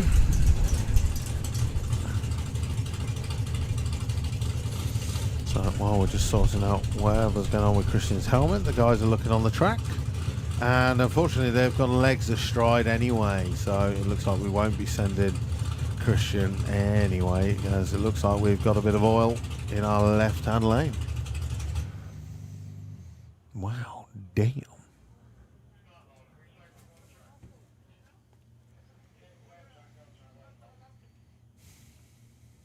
Looks like it could be a little bit further up than the 330 as Yeah, well, actually. well, it got very smoky for Adam as Yeah. he went through the finish line. Okay.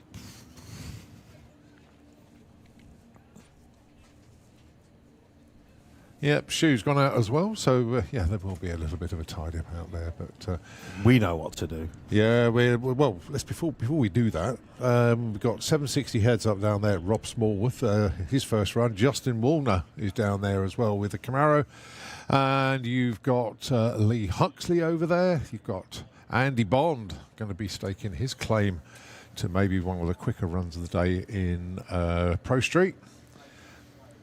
Got Honky Tonk down there of Steve Matthews, Katie Boo's down there, and tucked in behind the VW Transporter down there, that's Mark Turner's Supra. Nice.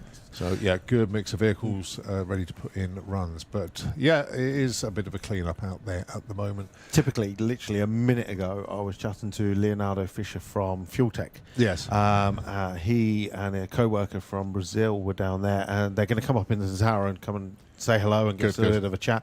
And so I think the other guy's literally just arrived, so he's going to have a quick look around site. Yep. Then he'll come up and say hello. But otherwise, this would have been the perfect time. Yes, otherwise. of course it Oh, would. well.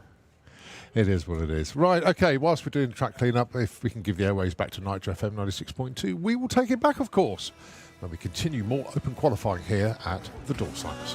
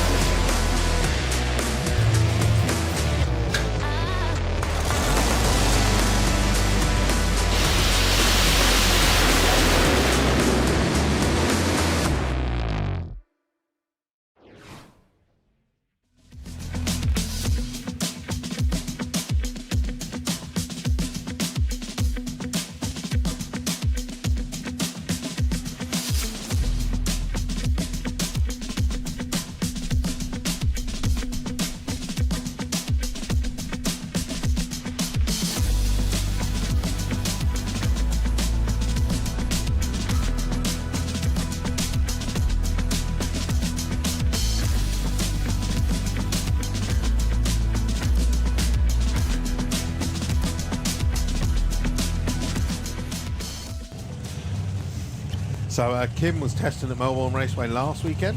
She's absolutely loving this Corrado. And she would with a blower on it. Stuart knows he's completely lost this car. Good way to keep the family together, though. Yeah.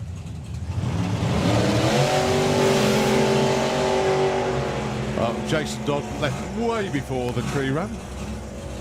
Still going to get a number, but let's see what we've got anyway. 10:35, 9:52. dub. 152 miles an hour. It's actually really. Where's he gone? Oh, we stopped down here.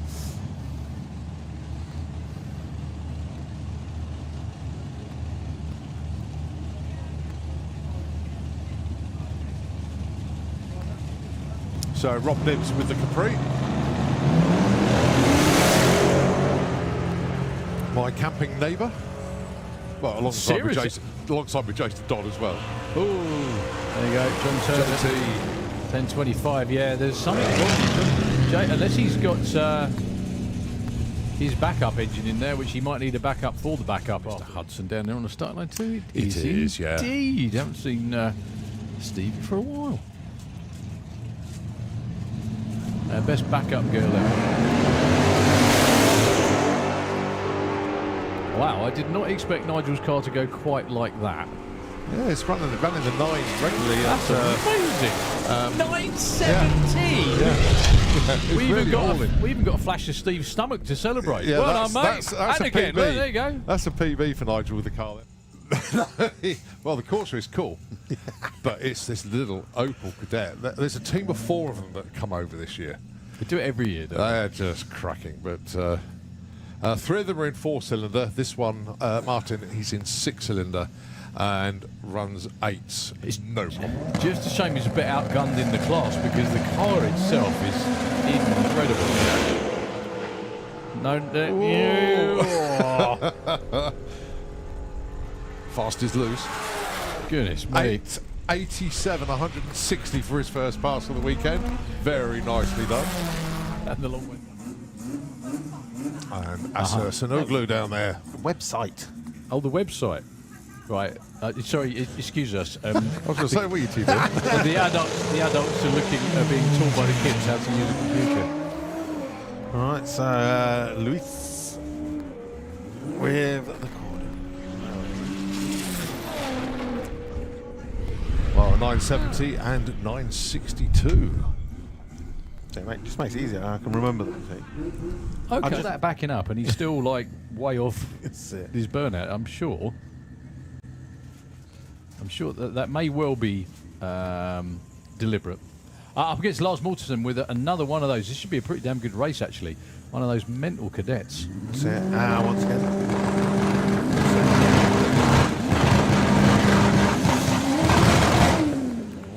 Well,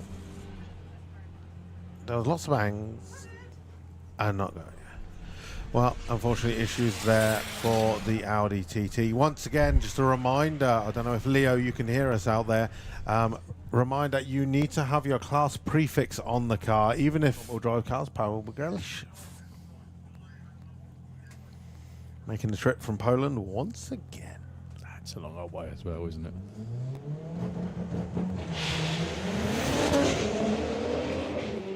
That's making some steam. Great looking run. 125 at the 8th. That'd be big. 913, 161 miles an hour. That is a personal best for sure. You know, when it's Poland, he is a three-time champion at the Doorslammers. is he quickest as well? He is the quickest. Yeah, 3 the times in a fastest. row. In a row, yeah. It's, that's no mean feat. I mean, we've had Andy Bond that has taken 4 titles, but he hasn't done it in a row. David. But in a class as unbelievably competitive as this. Just a like daft bit of insight. How does he make it look? How does he do it? Because if you watch front-wheel drive racing, which obviously you made a living out of, Occasionally. sort of, yeah, occasionally. It's something that a lot of people seem to try and nail and never ever quite get it. Yep. Whereas he just does it on an alarmingly regular basis. Well, this car has even now run down into the 7s at Arad on the airfield. Saw that the other So- week, yeah. Wow. Now, all eyes, as you can see, people staring at the wheelie bars on the back, which are now free rolling. They are no longer touching the track. That was a bone of contention with a lot of racers. Of course, this is a round of front-wheel drive drag series as well, so everything has to be correct. Personal best of 7:55. Let's see what David Lammick can do on his first run, Doorslammers 2026. It's that launch that no other car does quite like David. I don't know whether that was planned or not. Until that point, it was very good indeed. Let's see what a tickle will do. 1090. You can imagine if he went 1090, 100, and then went, I'll park it for that. I don't want to be the bounty. Petros running the bar, and the team would lift up the car on the block. They would adjust it so, and then when they dropped it down, the wheel was actually touching the ground so much that when he was going down the quarter mile, obviously the tyres grow. And it got to the point where the front tyres had grown so much that the rear tyres were no longer touching the back of the track, and it was going down the quarter mile on the two fronts and the one wheelie bar. Right, which obviously, when he went 7-8 in qualifying last year, is when he nearly went into the wall, because obviously he was steering on that back wheel. By Matt Southcourt, Sonny Lang. Now Matt has been well into the sevens. That's looking great pass. 741, 187. A little bit Goodness. smoky at the top end. He was breathing heavily all the way down, but goodness me, that's like half a second chopped off of about where it was before. Well, he went in cylinder Opel, the last of the 4 of them.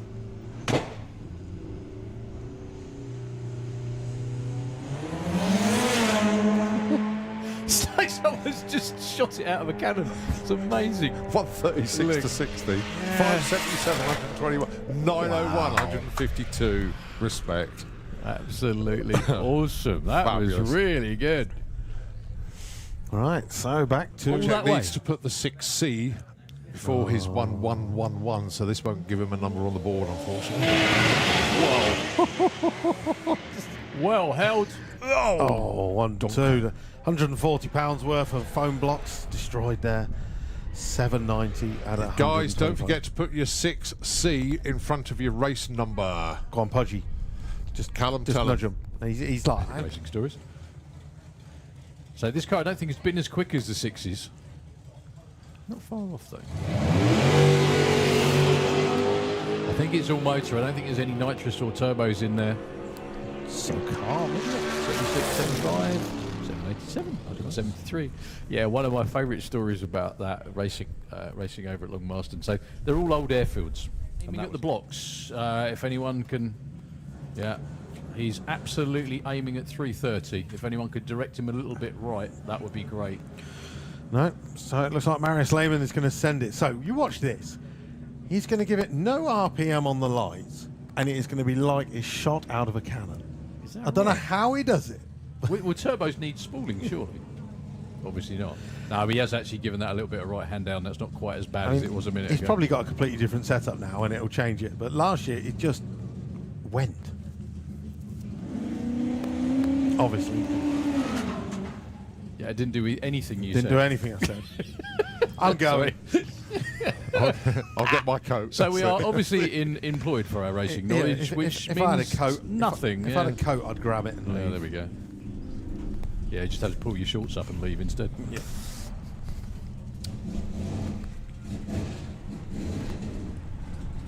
On the holds down there with that beautiful Chevy, and it is Rob Cresswell with the team BMW. Yeah, so Darryl, if you look now on the roof scoop, you can see you got the air duct sending all the air to the engine in the back as well as the front. So what's we'll get this we'll run this pair through, or not, box as full the of case may neutrals. be. No drive at all. Roll Cresswell about 1080, 1055.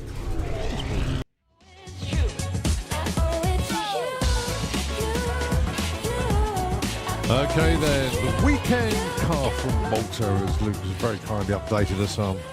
So let's see what Christian can do then. His first run of Doorslammers 2026, running in Pro Street. So he drives the car here from Malta.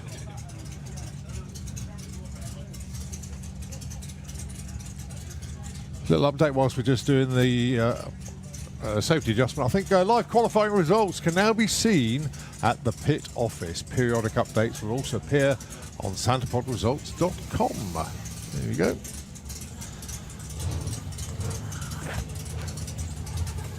So, did we have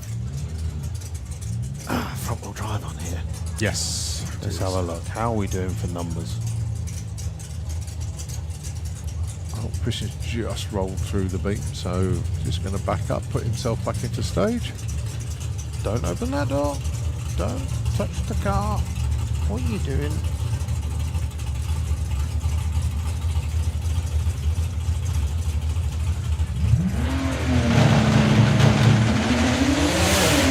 Nicely away, 144 to 60. 8th mile, 5:59 at 136. 8:46, 171 at the top end. Nice. Happy enough.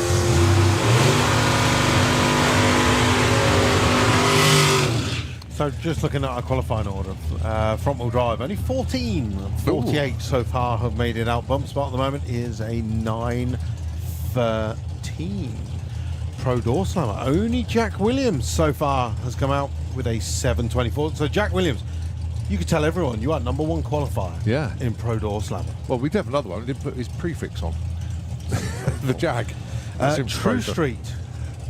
Bump spot of 16. We've had 4 cars out so far. Thomas Drodds is leading the way with an 8:73, and I'll continue on with those after these pair. Yeah, Justin Woolner running in Pro Street, and Rob Smallworth, 760 heads up.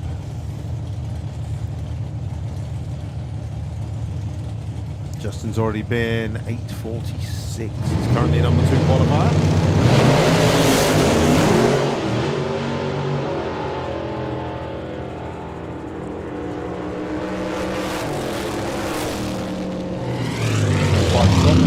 For Justin. Yeah, so Pro Street at the moment, Matthew Southcott is our number 1 qualifier with a 7:41. Could change. 760 heads up at the moment is a 7:67, which is John Sleeth. 5 and 6. A lot of these drivers are currently in the pairing lanes, I can tell you that. Kaz is currently our number 1 qualifier with an 8:66. That is going to considerably drop. Well, the thing is, though, when Andy Bond comes to the line, he's always got a game plan. That's it. So might not try to rotate the earth on his first pass. More importantly, check out our VW breakout, run what you brung her, up against Andy the Bond. ugly sister.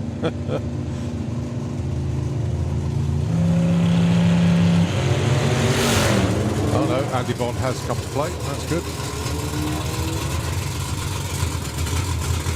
Coasting at the top end though, 850, 125.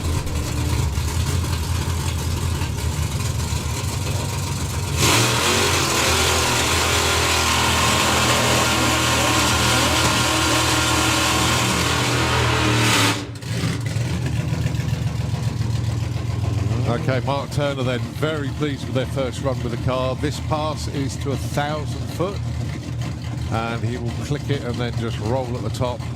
All being well, when they come out qualifying tonight, it will be all on the table. Nice, nice. So yeah, a planned 1,000 foot pass here for Mark Turner. Unfortunately, issues for our front wheel drive cars. A little bit of a trail rolling out. So it's going to be a solo pass for Mark.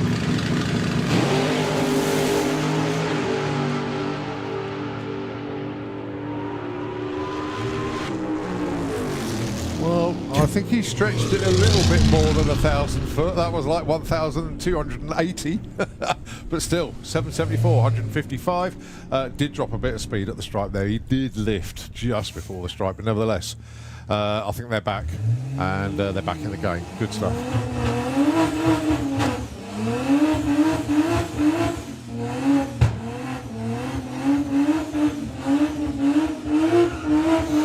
So BMW, yes, Mr. Whelan. He's doing street weekend as well, isn't he? Yeah. Good lad. So this is now fully caged up, parachute on the back. The old family wagon, looking to go back down into the 8s.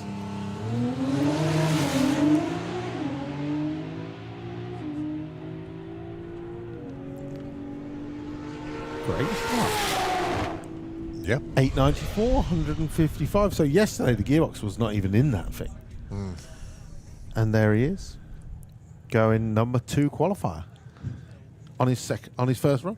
So fully caged, parachuted. So I'm assuming if the cage will tag. Yeah, and I believe is he. He can run Super Comp or Super Pro or Pro ET. He could do what he wants, couldn't he? I'm sure he's entered in Comp Eliminator next weekend. Oh, is he? Oh, Yeah. right. Okay. I'm sure he is. I will let you know because I'm not going to change the screen on there. No. So I will double check for you. Okay, right. Next up, Asia Sengalu with the BMW 1 Series. These things are seriously quick.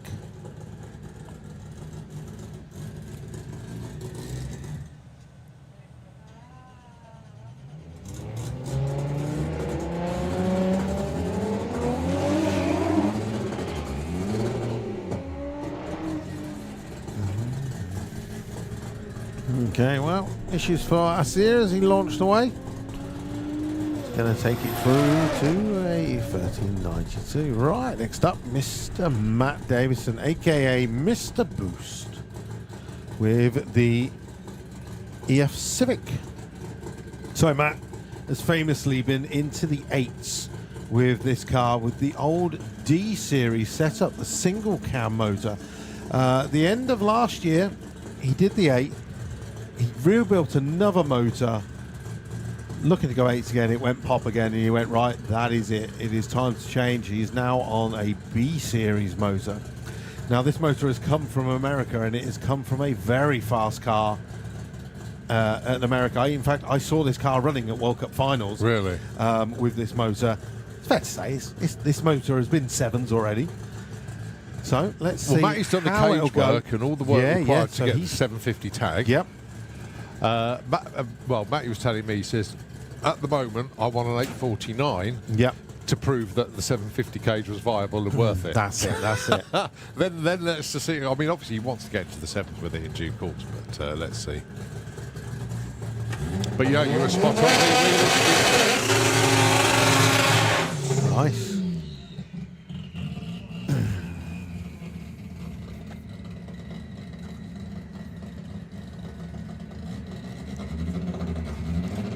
So, let's see how it's going to go. I'm sure this is going to be a test pass, but you never know. It's going to be testing. No Yeah. matter what, Well, every probably. pass is a test pass, and you drive it how you feel at the end of the day. Sometimes you stick to the plan, and sometimes you think, well, it's going all right, I'll take it a bit further. Yeah. There's only so many chances you get to do it. If it's Exactly. going well, Oh, that's gearbox related. Well, he's put it in the third gear. He's going to get some data in third gear. He's probably going to keep his foot in all the way down the return road. Well, a 1490. The 154 60 foot, though, was a nice launch. And after that, obviously, second gear was like, oh, I'm not doing this. Yeah, second gear was sort of saying, well, you didn't tell me we were running this weekend. Yeah. Right, this is Phil Evans. There was a slight question mark earlier, but then this is the only Willis pickup with that amount of extra tomfoolery under the bonnet, or exposed in this particular case. The vehicle was normally resplendent in its gold, but unfortunately had a bit of a bad journey on street weekend last year, and has been in the workshop ever since, but it's good to see it back.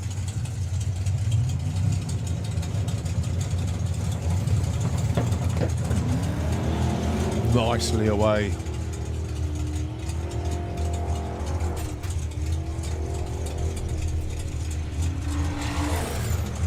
.10.03, 131.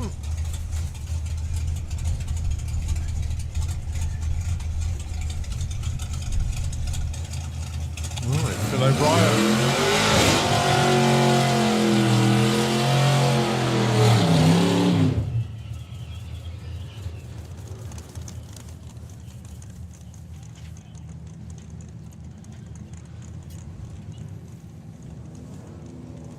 So Phil running in 760 heads up. Phil very comfortable with this car now.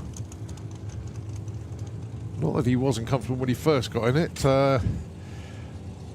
It's turned out to be quite a combination for him.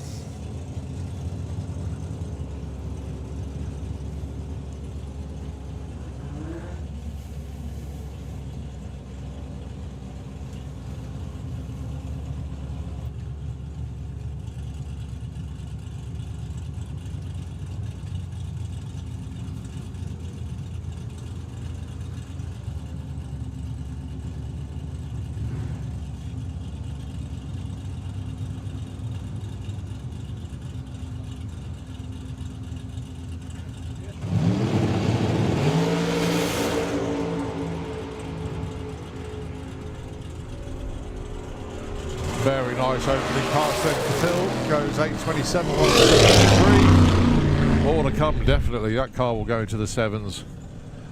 No problem at all. Right, next up then, Rob Slater. Drove the car up this morning. No, yesterday, sorry. He was here last night. Did have a bit of a chinwag with him. Here for next weekend as well. He's actually staying on site, so... Trudy's going back to base, but Rob is actually staying. So Rob and the crew going to be like cleaning every single nut and bolt. The car will be pristine for Sunbathing. Main event. Sunbathing. That's it. From Wednesday, they are sunbathing. Have you seen the sun for next weekend? Oh, it's going to be superb, isn't it? Oh, nicely pedalled. Just caught that tyre slip there.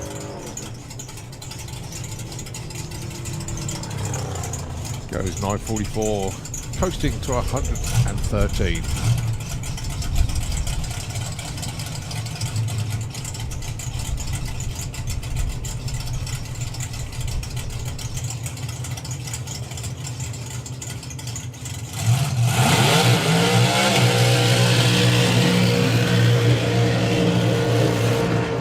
So René Hirschman running in 760 heads up, and I'd have thought he'll be here for comp next weekend. That's where we normally see him. Indeed he is, yeah, running in comp eliminator next weekend, so another one that's here for the duration.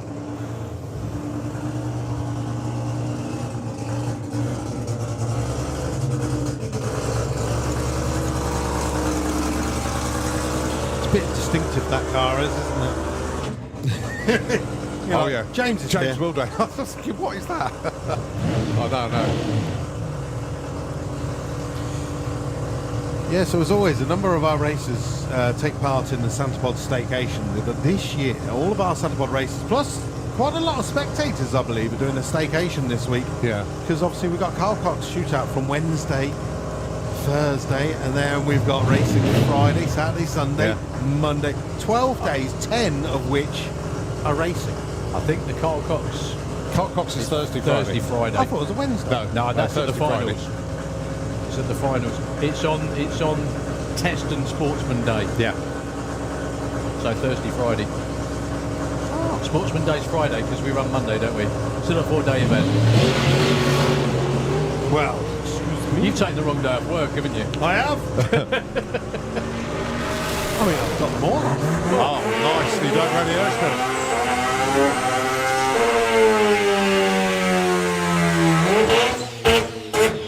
So René goes to number one qualifier in 760 heads up. All right, the little Dorito eater.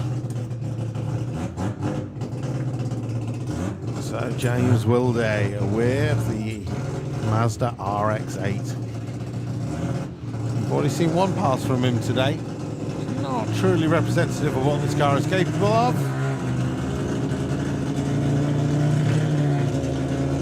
That's a noisy little thing, isn't it? Oh, it is. You wait. When he gets this up on the two-step, once he gets through ironing out everything, this thing will be amazing.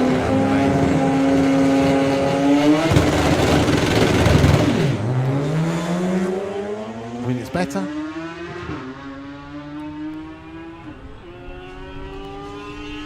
It's going to go single digit. It's off the profit just before. Oh, 10, 143.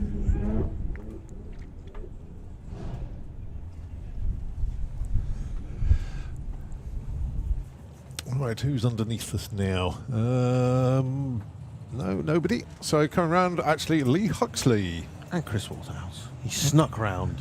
You didn't even notice him. He's like a little ninja. So this Audi S3 already been down into the 11s today. Regularly runs in VW Pro.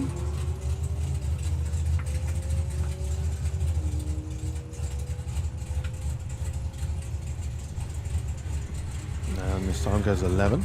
No, 12. 0-7.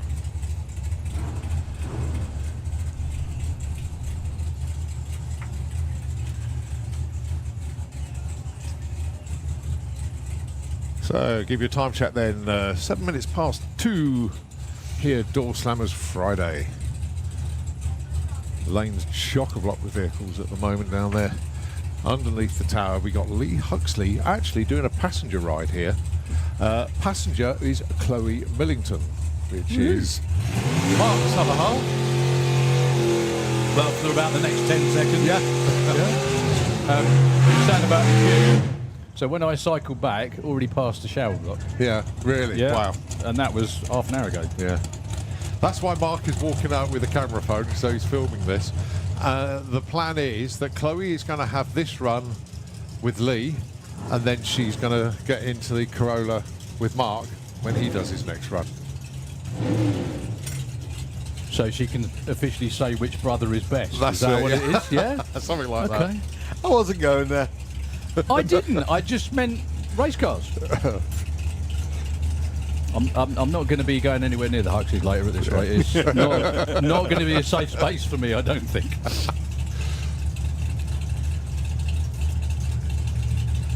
Yeah, so Lee will have to click it just for 1,000 foot.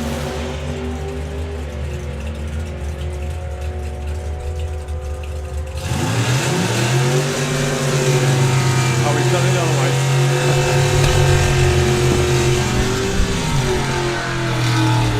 Very nicely judged, 897, 122. That worked well. Mark's not looking up yet. He's now worried that he's got to take her in his own car and That's he's going to it, think yeah, it's yeah. a bit... yeah. Going to be a bit slower. Right, couple Or of she Casa could say, Circus cars. she could say, I like yours better, you lasted longer. Well done, mate. It's not just me in trouble now. Like that. Oh dear. Kate Booth, Steve Matthews. Both of these running in the big bracket this weekend, but last event we saw them at, they were both at Casa Circus. Stevie Matthews back on form there with the wheel stand of wheel stands. Kept his foot in it as well, good lad. 968, 134. Katie goes 1045. The important thing for Steve there, he didn't come off the gas hard to slam the car down. He tried to keep on the throttle. And that helped him. And all the photographers checking their cameras to make sure they got Steve Matthews' wheelie. Give us a nod, photographers. You know the drill. Give us a thumbs up to say that you got it.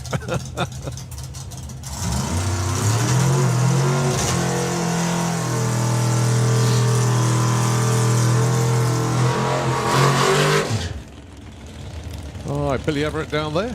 And up next as well, thousands of people's favourite, Bonnie Blue, in the fuel tech lane. I wonder if Chloe would like a passenger ride with her. Steady. It's only got one chute. So, Christian Sneebly. Very good. Oh, I'm excited to see the next one. Alan Durr makes his debut in Sandpod. Yeah, they'd have just named it the blue car, we'd have had nothing to talk about, wouldn't we? Or not be little children chuckling under our breath all the time.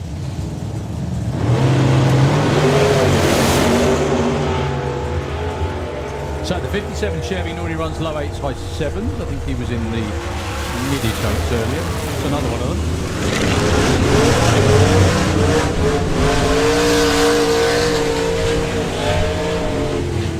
I do love that car.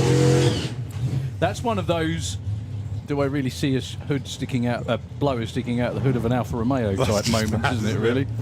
It's one of those cars I've seen photographed all around Europe, runs at Hockenheimer everywhere, doesn't he? Yeah, Zano, yeah, all over there. Clashters, this is his first ever trip to Is that right? Sandpod Raceway. Normally, I think he might have been here with Supercharged Outlaws before. Might have done, unless you know. You may know he different. literally said it's his first one. He said it's his first He'll know trip. better than me. Yeah, obviously. no, he's been low 8s. He's looking for a 7-second run. He's got a new injection system on this car.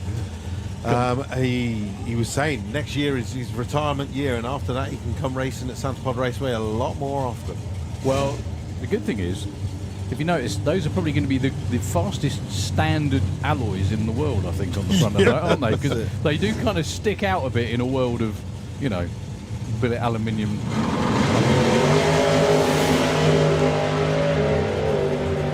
That's not going to be a 7 though, because unless Brett is running seriously quick alongside him. Yeah, 18.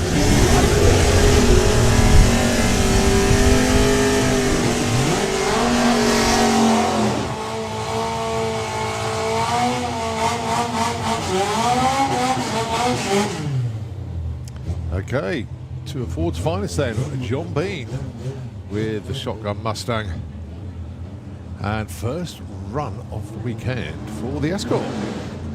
Again, running in the big bracket.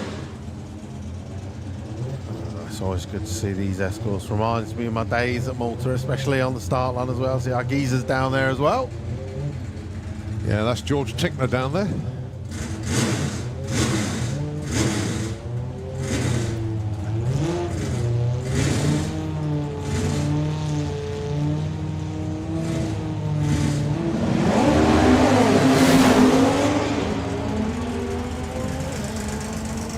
Well, John's already been 8.7 today. He goes 8.87 on that one.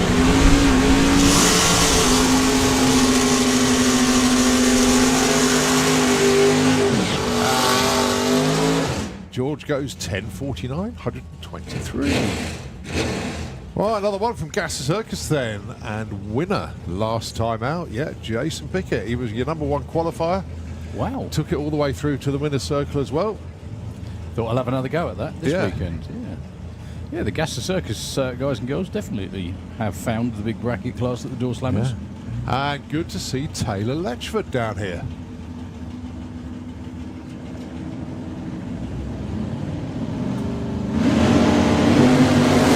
Jason right in the wheelie bar once again. He's making full use of that these days. Taylor's going to get there first. 7.87, 172. Woohoo! Very nice pass indeed from Taylor. Is he in 760 heads up or No, big he's a bracket? big bracket. Wrong class. Sorry. Well, I know it's not quite a 760, Yeah. but No, we don't see Taylor much. Taylor does a lot of like high-end model car racing now. Okay. Getting seriously involved in that. But good to see him here this weekend. All right, the return of the brioche. The brioche is back. Excellent. Been ages since we've seen Is it. that just another great mispronunciation that we've all got? Is that it? No, it was just I'd called him it once in the pits and it stuck, didn't it? He's up against Tom Wrigley. I think this is like Tom's third or fourth pass of the day, but this is Daniel's first run with the brand new setup.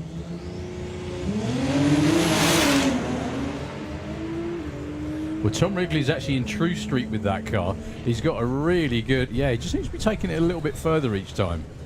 921 at 104.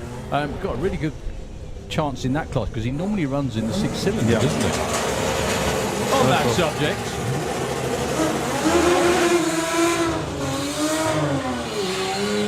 Was that just well timed, or was that? Oh, I looked out the window. That's all it was.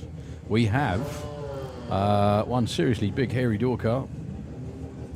German car with a Japanese engine with an English driver.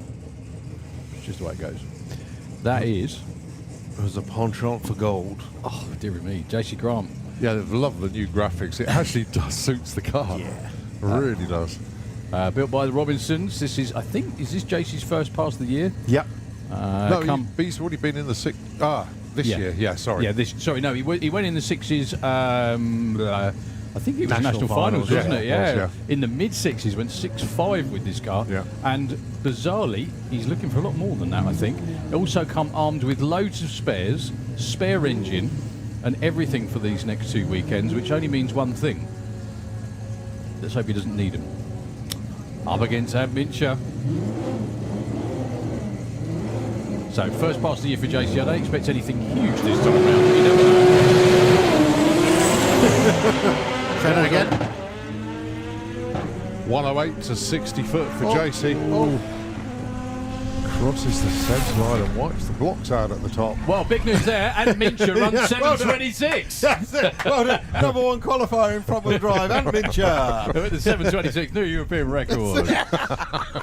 However, it was the guy in the other lane that punted the block, so it won't count for him, dear. sadly.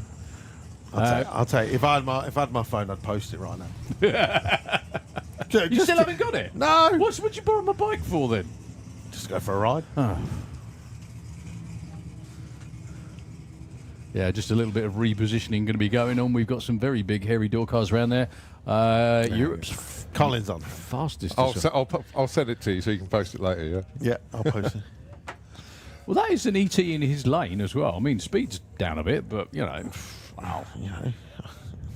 I'll tell you what's most impressive about that was he did the last 8th mile in 0.9 of a second. That's outstanding, isn't it? Yeah. 8th mile, 6.37 at 118. Quarter mile, 7:26, 1:68. If you're wondering what we're Some blabbering on spooling. about, yeah, exactly. That's some serious. That's some. I was going to say there's going to be a few people on him for that. That fuel cars don't back off like that, so you know. It's like you fired twin sidewinder missiles on the car at the same time. It's got one of them turbine rear axles. I'm not entirely sure it would even do that if he had, No. really. There we go. Anyway, the cars obviously both fine. JC obviously is okay, managed to keep hold of the car and get it stopped, which is good news. JC was on a fairly good run, 108 to 60 foot, 332.94. But it was wandering, literally, from the moment it left. And the wander just got bigger. But, yeah, anyway. And Mincher, frame that time in ticket. Of course you can.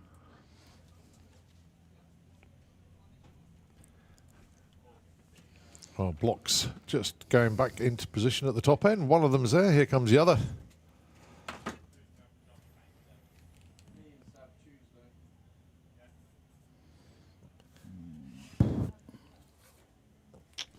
Doesn't appear to be anything else at the top end there. Underneath the tower, getting ready to go, it is going to be John Sleeth with the 760 heads-up pickup. And another one of these insanely quick front-wheel drive Hondas. I just hate it when you open your phone to look at something and you just get work emails straight away. No, that's not what I was doing. Go away. Powering lanes. Oh, hello. Got a Pro Doorslammer that's appeared over there. There's a few of them. Yeah. I said you've got Mike Malmgren at the front, who always uses this. There we go, mate. Yeah. That's Jason Dodd Chevelle, I think, down there.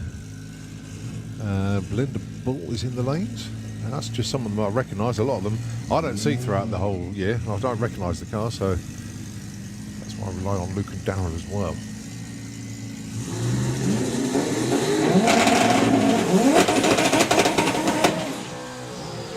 Yeah, anyone watching in at home, by the way, you can probably see that great burnout by John Sleeth, but you can see there's like scattered cloud cover, partially sunny. Temperature's probably 15 or 16 degrees out there, which is almost prime time. Oh, and not a headwind, partial tailwind. Absolutely prime time for going quick and fast if you can get hold of it. Now, the track's colder than maybe some are used to, but it's still prepped fantastically, as evidenced by Lenny Lindell's storming 3.7 second run earlier today to the 8th mile in the top door slammer. So if you can nail it today, you're going to run really, really quickly. John Sleeth over there went in the 760.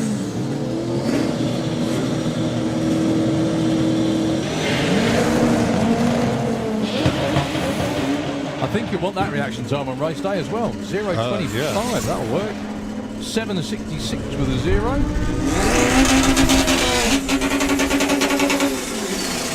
And a 10.06 at 144. So, welcome to Santa Pod Raceway for the first time ever. Anton Mihalov with the TDI CIB. This is Bulgaria's fastest front-wheel drive car. Diesel powered, has been as quick as 9:55. And then this is Steve Durant, who, as we were talking about earlier, who went to America and purchased a car. So that looks like a Seat Ibiza. Yep. Is that right? Yep. So I'm not right. I'm going to sound utterly dim. They have Seat Ibizas in America. I'm just a bit surprised. I thought it would be a Honda or something similar. No, the Civic. Oh, the Civic, idiot. So that would be what. Look in the wrong lane. That helps, doesn't it? So Steve is out in front at the moment with the Civic doing 108 at the 8th. Anton is making a big back end charge, but he's off the throttle. Still goes 9.77 134 to a 10.95, 137. They look happy with that. Yeah, it's a very nice start to the day. Okay, pair of Nostalgia Prime 1 side by side. Might get in trouble for saying that, but you know. Belinda Ball. Although that is actually a Nostalgia Pro Stock truck, that over there, because well, there you go. That is previously Bob Pinella's Pro Stock truck from around about 2000-ish, 2001. I think went to Dallas in 2001. That was one of the last events they ran Pro Stock truck. They phased it out.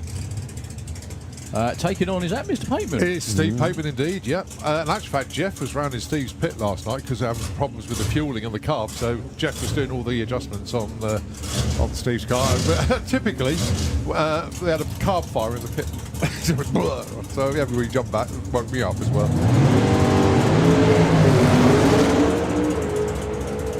But Steve's car runs at 10. You know Jeff did it the wrong way deliberately. 761, that's number 1 then in 760 heads up, goes ahead of Rennie Hirschman. Steve Pateman gets number on the board.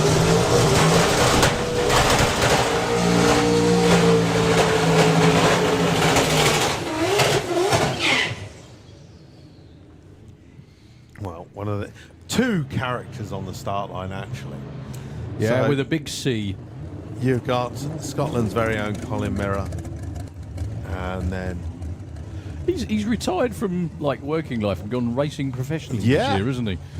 We sort of did that last year as well, to be honest. But No, he was touring last he year. was wasn't indeed, wasn't he? Now this man did so well last so night. well, yeah. Yeah. You may have noticed in the pits the it's like a German takeover. Did you see how the largest German German flag flag. we've ever seen as well? Well, But- Daniel was runner-up last year Yeah. in 6-cylinder, but came up against Konstantin Dinev in the final. Who we haven't seen yet today, which No, is a little unusual. he is in the lanes. Okay. Yeah, so Daniel again against some seriously heavyweight opposition Yeah. in the 6-cylinder class. Okay, Colin Miller back in his usual familiar comfy spot, sitting upright in the armchair of the Flying Fifer as opposed to the top fuel car he'll be running this time next week. Yeah, just only 3 spouts of nitrous. He was running 5 last weekend. Went 7-1. Well, he's running in 760 heads up this weekend, so Yeah. it's more about running the number, isn't it? Which I think he might do. Oh, yeah, 763. Nicely done. Doesn't even bother to pull the parachutes anymore. Look, oh, it's only 174. Well, that's wanders through. Go on. There was quite a bit of fluid that come out the back of Daniel Sheen's car on the start line. So hopefully it wasn't continuing all the way down the track, but it was getting a little bit loose towards the top end. Well, the good news is it's sortable with a squeegee. Okay, underneath the tower, we have our next pair. Is that Chris Nasser? I do believe it is. Yeah, Phoebe's over there. and Lisette Koenig. Lizette's car looking more and more racy every year. Very well turned out indeed. Yeah, we're going to have a bit of a sweep in the Fuel Tech lane, unfortunately. So this session, chaps, again, just goes to 4:30, was that right? Yep. And then meeting, is it at 5 o'clock. Meeting at 5, then back to scheduled qualifying. 5:30. That's it. So every class will get 1 run, and then they can go Yeah. and relax. So you'll be... Well, Luke and I are going to disappear, so you'll have half an hour. On So your it's Oh, ladies basically own. it's going to tank from here onwards, folks, is what we're on about. He's so lonely. I love talking to myself. It's great. It's great. This is sort of like a bit of an overload, you know. Oh, don't worry. Two I've of got, you. I've got to go out in the general public, and people go, "Oh, he's not as fat." I didn't think he was that fat on the radio. I thought you were going to say, "Wow, you're not as fat as I thought you were." No, I went the other way. I mean, I can see why you're on the radio. Oh, dear. That's it. You've Complimented myself then. You've underfatted yourself. Yeah, I love that's that. Right. Okay. No, now I'm going to walk in and go, "No, he is as fat as I thought he was."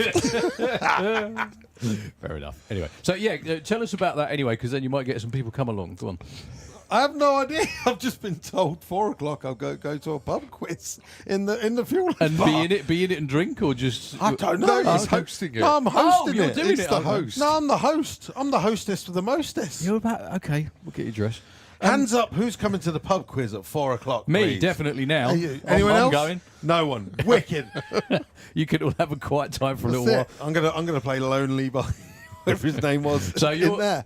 you're in the pub. I'm at 4 o'clock, I'm in the pub at 4. Yeah, okay, for a while. Yeah, I'm on the stage. You're on the stage at what time?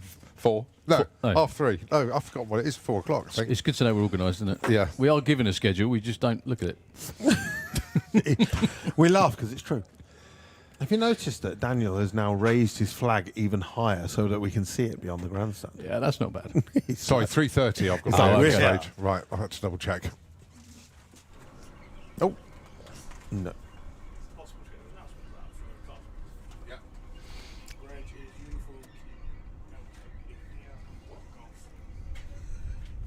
All right, so looking on a Friday evening entertainment. Miss Madonna tonight. Seriously? Yeah. Wow. Okay. Madonna. Where would that be? Is that in?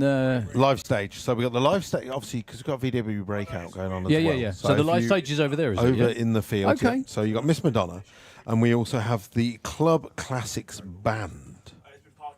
So playing for hits from ABBA, Rihanna, CeCe Peniston, and Moloko. Bring it back, baby.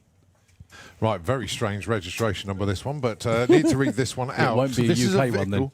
It's a grey Range Rover. This is to do Maybe. with the VW side of things, so it's dumped near the top over there. Registration number is UK Dig, or UKDIG. So UK Dig, it's a Range Rover. Can you please go and move it, please? It's parked where it shouldn't be. So it's a grey Range Rover connected with the VW show. There's no ducking out of that one, is there? That it's belongs to me. But there we are. Not me, but somebody. Anyway, carry on. Look, you were saying. Fuelers Bar. Yep. Mr. Black at 8 o'clock. DJ Trademark. Oh, Darren Paul with 90. It's a bit of a bit of a specific one. We're spanning the pulse of 1991 for dance music. No other year, just 1991. 30 It must have been a good year. 35 years ago, man. Is it? Oh. I was watching some drag racing from here in like '94, and I realised that it's like 32 blinking years ago. Well, the same for me. How does that work? After him is DJ Trademark. Okay. DJ Trademark used to do the dance tents at Bug Jam from like Bug Jam 12, 13. I don't know. So- What's it up to now? Help. 39, I think. It's got to be longer. I think it's longer than It's that. 1987. 1988. I thought it was the mid 80s. 1986 was when it was formed, because VWDRC come in 1987 because the guys came to Bug Jam and they Cool. went, we should make a drag racing series out of this stuff. And then in 1987, That's where it came VWDRC from. was formed. Okay. So what? Just out of blind curiosity, then. So that's what you do now. But what do they do now? Who? The people that formed it. They're all retired. They're all retired. Okay. Simple as that. Just thought that'll do. Yeah. I mean, so probably the only person who's still around, Richie Grant, who has been a club member since the very start, but has never actually driven down the drag strip. Obviously. Obviously. Which is why he can do it, because he hasn't spent the money. Which is what. That's the best way to go drag racing, is not drag racing. Or drive someone else's car. That's it. That's it. Right, so we're back to racing. Okay, that is not Daniel Sheen and Colin Miller. This is the next pair, but I think it's probably because we don't have. Computer's not been done yet. There we go. There we go. Is Chris and Lisette. So Lisette de Koning looking desperately for A 9 second, yeah. As always, travels over from the Netherlands.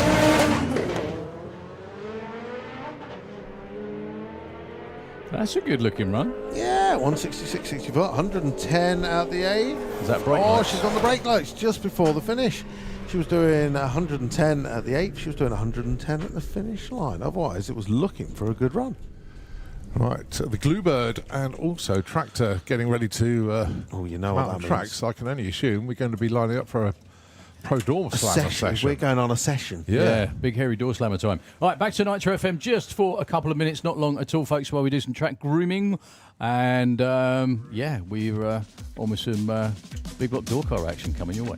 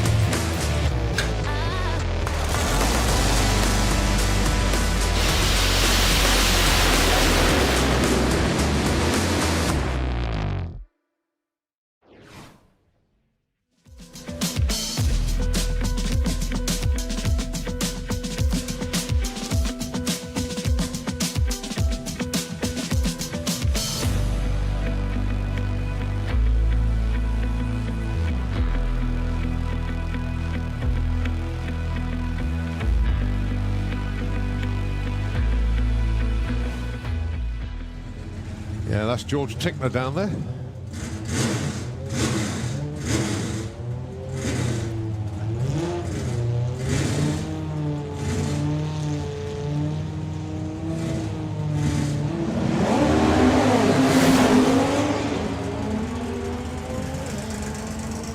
Well, John's already been 8.7 today.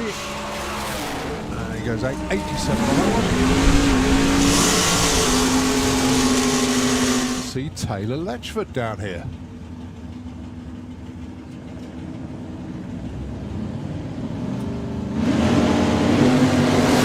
Grayson right in the wheelie bar once again. He's making full use of that these days. Taylor's going to get there first. 7.87, 172. Woohoo! Very nice pass indeed from Taylor. Pass of the day, but this is Daniel's first run with the brand new setup.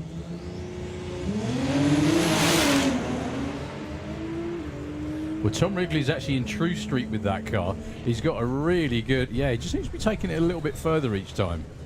921 at 104. Got a really good chance in that class because you come armed with loads of spares, spare engine, and everything for these next 2 weekends, which only means one thing. Let's hope he doesn't need them. Up against Mincher. So, first pass of the year for JC. I don't expect anything huge this time around. You never know. Say that again. 108 to 60 foot for Oh. JC. Oh. Crosses the centre line and wipes the blocks out at the top. Well, big news there. And Mincher runs 7.26. That's it. Well done. Number one qualifier in front wheel drive, and Mincher. Say that again. 108 to 60 foot for Oh. JC. Oh. Crosses the centre line and wipes the blocks out at the top. Well, big news there. And Mincher runs Yeah, well done. 7.26. That's it. Well done. Number one qualifier in front wheel drive, and Mincher. So if you can nail it today, you're going to run really, really quickly. John Sleeth over there runs in the 7.6.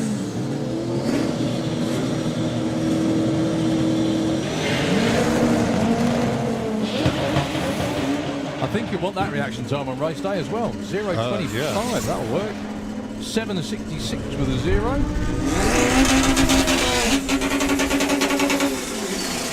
And a 10.06 at 144. Drive car. Diesel powered, has been as quick as 9.55. And then this is Steve Durant, who, as we were talking about earlier, who went to America and purchased a car.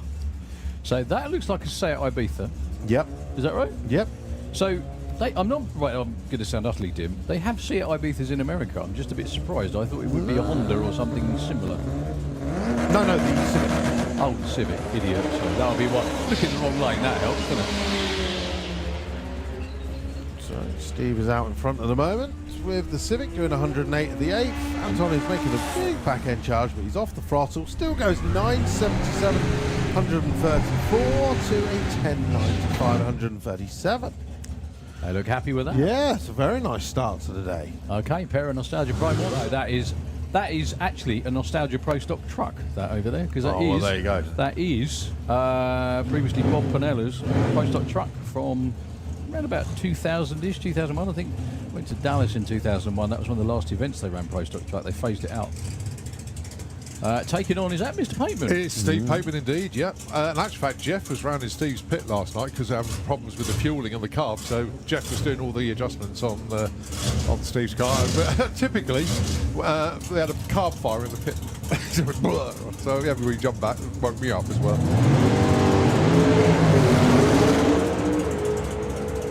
But Steve's car runs at 10. You know Jeff did it the wrong way deliberately.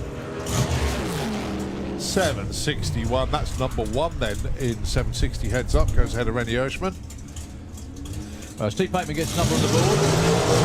Konstantin Dinev in the final. Who we haven't seen yet today, which No, is a little unusual. he is in the lanes. Okay.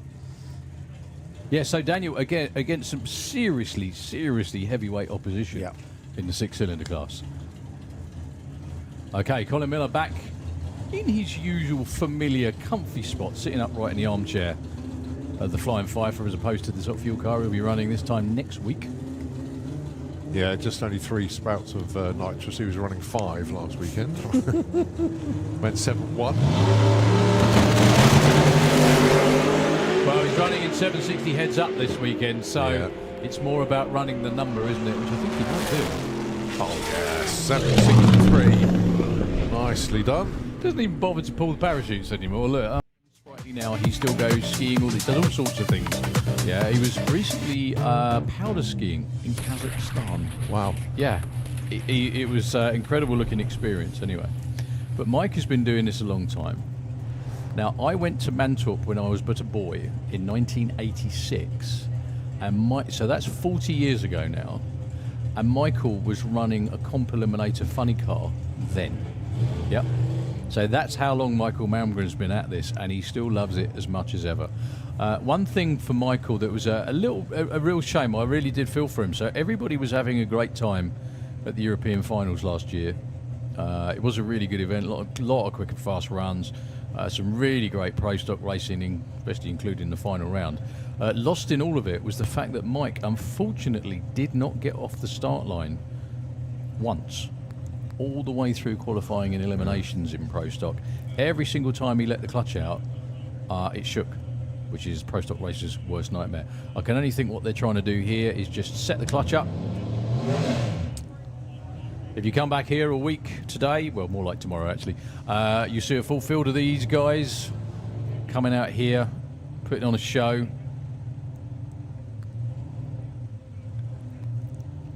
500 cubic inch V8. Normal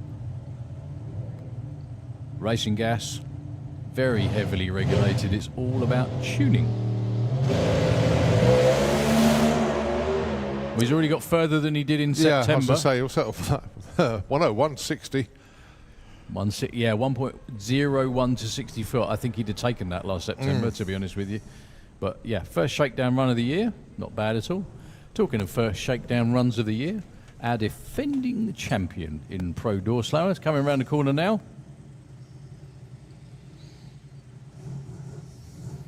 Now, bizarrely, this time last year, this would have been his like 6th or 7th event, but it's his first It's about event. that, wasn't it? Yeah. He was doing everything last year. Well, I sort of in the midst of everything that's gone on this year. I'll mention a bit more about this when we get to Pro Mod racing in in depth. A couple of rule changes in Pro Mod for this season. I'll wait for him to do his burnout and I'll explain all.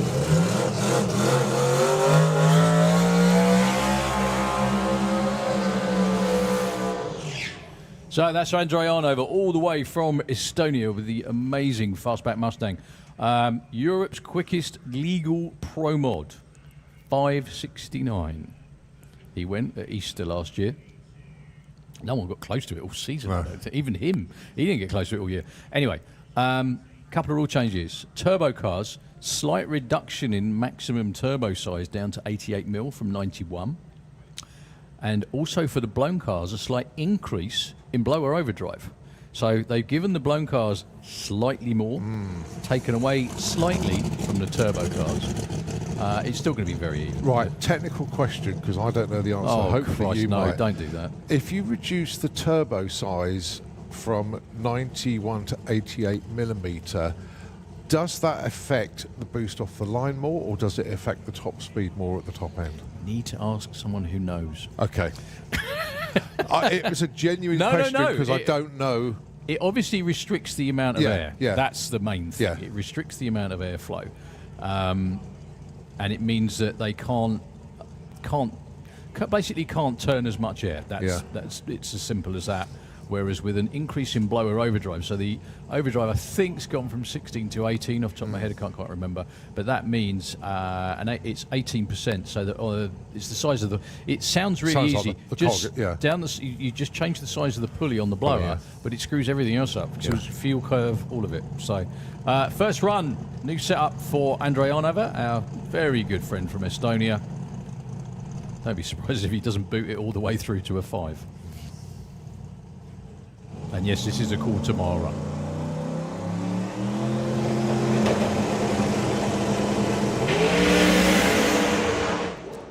Little bit too much wheel slip, you could actually hear the tyres screeching, Yeah. couldn't you? That was nothing like what he wanted off the line, I wouldn't have thought. One flat to 60 foot, still cruising through to 11.20. This is why a lot of these guys come here this weekend before the main event, basically to get runs on the same racetrack that they're going to be competing on next week too. Small matter of 10,000 quid Sunday though. Oh, goodness me, yeah. I mean, let's not also, whilst we got the Pro Doorslammer and obviously Andre with Pro Mod, Fuel Tech really stepped up this year. They are the sponsor for Pro Modified, and also if you look on the scoreboards at the top end there, Right Lane sponsor. Woohoo. Going forward. So certainly for this event and for the main event, the Fuel Tech name loud and proud on the top end scoreboards. Okay, the next car you're about to see come round is one of the most unique drag racing vehicles on the planet. There are lots of them. This one takes some beating. This is possibly the shortest wheelbase screw-blown door car anywhere. If anyone's got a photograph of one that's any shorter than this... Is that BMW? Yes, it is. Wow. With a Whipple charger and a Hemi. And look how short it is. It's tiny. My goodness me. I've never seen this car before. It's never Wow. been here. No. I'm pretty sure that's Nicholas Sodergren all the way from Sweden. He's never been outside of Sweden before, I don't Right. think. May have raced in Norway. May have done. But yeah, Whipple supercharger on there. That's phenomenal. Considering how small that car is. Okay, here we go. His debut burnout.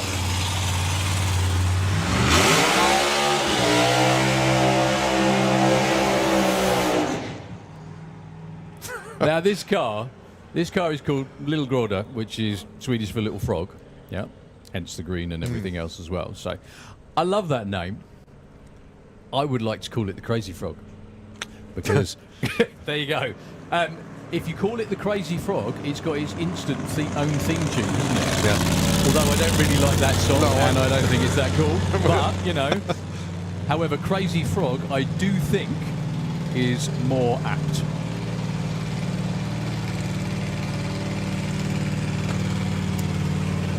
Personal best with this car, again, running over the 8th mile, don't forget, so it's a half-track distance. Pretty sure personal best is in the 4.2 second range with this car anyway. Now, if you're wondering what that would be on the quarter mile, it's probably about a 6:30, something like that, with a car like that. I don't know how he fits in it.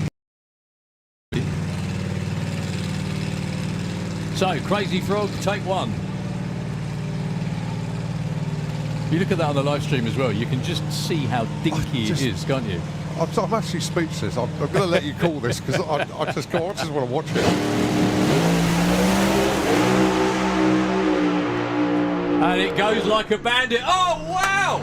Debut run at Santa Pod, 4.15 to the 8th mile, 178 miles an hour, with tyre shake, with a pedal, and he still goes that quickly. Look at the tyre shake Yeah, marks from we can see from up here. My goodness me. Round of applause, please, everybody on the bank and in the grandstand. That was outstanding, and we've got more to come. We like that. Oh, loved it. Good, we get a replay at the moment on the live stream as well. There's just endless, absolutely endless frog comparisons coming up for this, Yeah. as in mad as a box of. Sorry, Roger and everybody, but seriously, the frog title has been taken.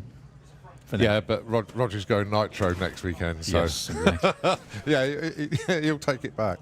Yeah, it's the frog of dreams. That is. Oh, just when you thought it can't get any better, then Coxey's Cuda is in the lanes as well. Yeah, and Marius as well with the Corvette, and another Corvette. His debut here in this car. We didn't see him last year, unfortunately.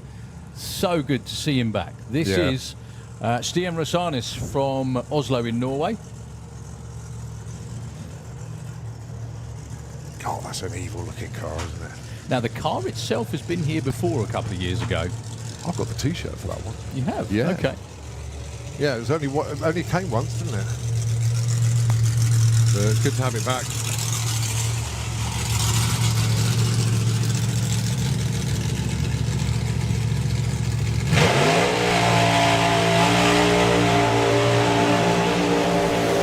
So, joined back by Luke. What do you reckon to that frog then? It's amazing. Oh, that was crazy. It It's, was a crazy frog. I think it is a crazy frog. Again, I don't like the tune. I don't like the comparison really, but you can't call it much else, can you? No. And just wow. And it runs that quickly with a pedal as well. Yeah. Unreal. At the time when I was watching it from the back there, I was like, is he going to sling it for the full quarter mile? Because it did look like he was going for it. And I was like, oh.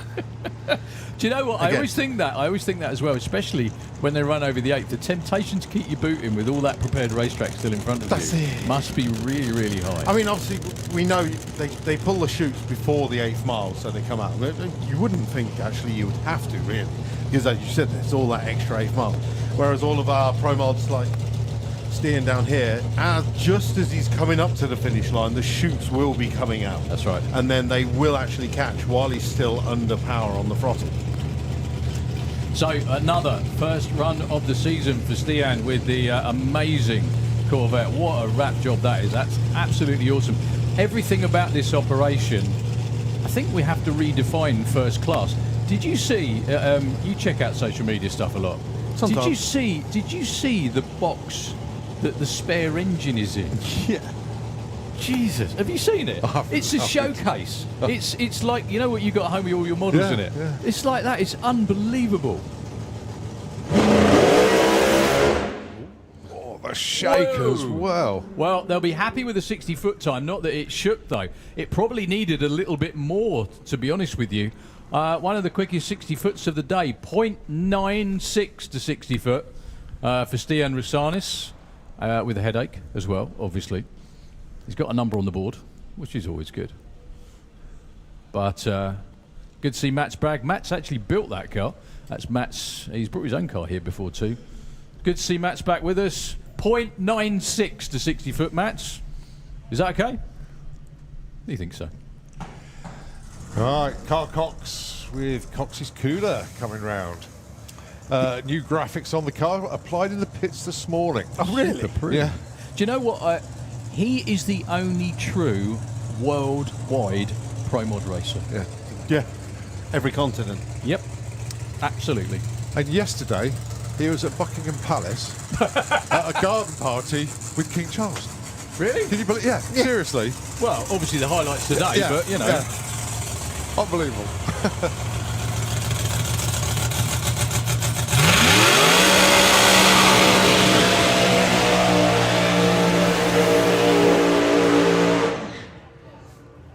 He's going to make himself very popular with Burnout. One Yes. man burnout show, yeah. Do you know what's awesome about this is that ever since he's had this car in the UK, he's been running it over here for a few years, if it's the same car. He's never entered this event. No. This is the first time he's going to be running heads up against all the other pro mods and everything else as well. So it's going to be really, really cool to see. We've also got to say a huge thank you, as I'm sure we will every time he comes around, because he's actually putting a bunch of money up to run a separate Pro Mod series, which will be run Thursday and Friday next week, prior to the main event. So these have got to be the most jam-packed 2 weekends in door car racing, I think possibly anywhere in the world, really. So you've got 3 days now, a couple of days off, test day, which is qualifying for his series, then racing, then qualifying for the main event, 2 days in a row, and then elimination. I lost myself in the middle of that. It's just wait, it's, you know, loads. And Colin's got to hold his voice for all of that. I haven't, but I'm not worried about that. No. He's quite well versed. He just has naps with his eyes open. That's That's it. what he does. Not many people can do that. So Carl Cox, his first run of the year in the UK. However, he has run in Australia a number of times already. He has an almost identical car down under as well that he runs. He runs it in, again, the Aussie version of Pro Mod, which has an index of 5.85. Yeah, index racing with Pro Mod cars, which is what we're doing here on Thursday and Friday next week. So this will be his first, I think his first ever, completely unbelievable. Unbelievable. All he needs to say is, right, Kit, right, Charlie, are you coming racing tomorrow with me? Because you know what I'm doing. You know where I'm going. How cool is that? That's brilliant.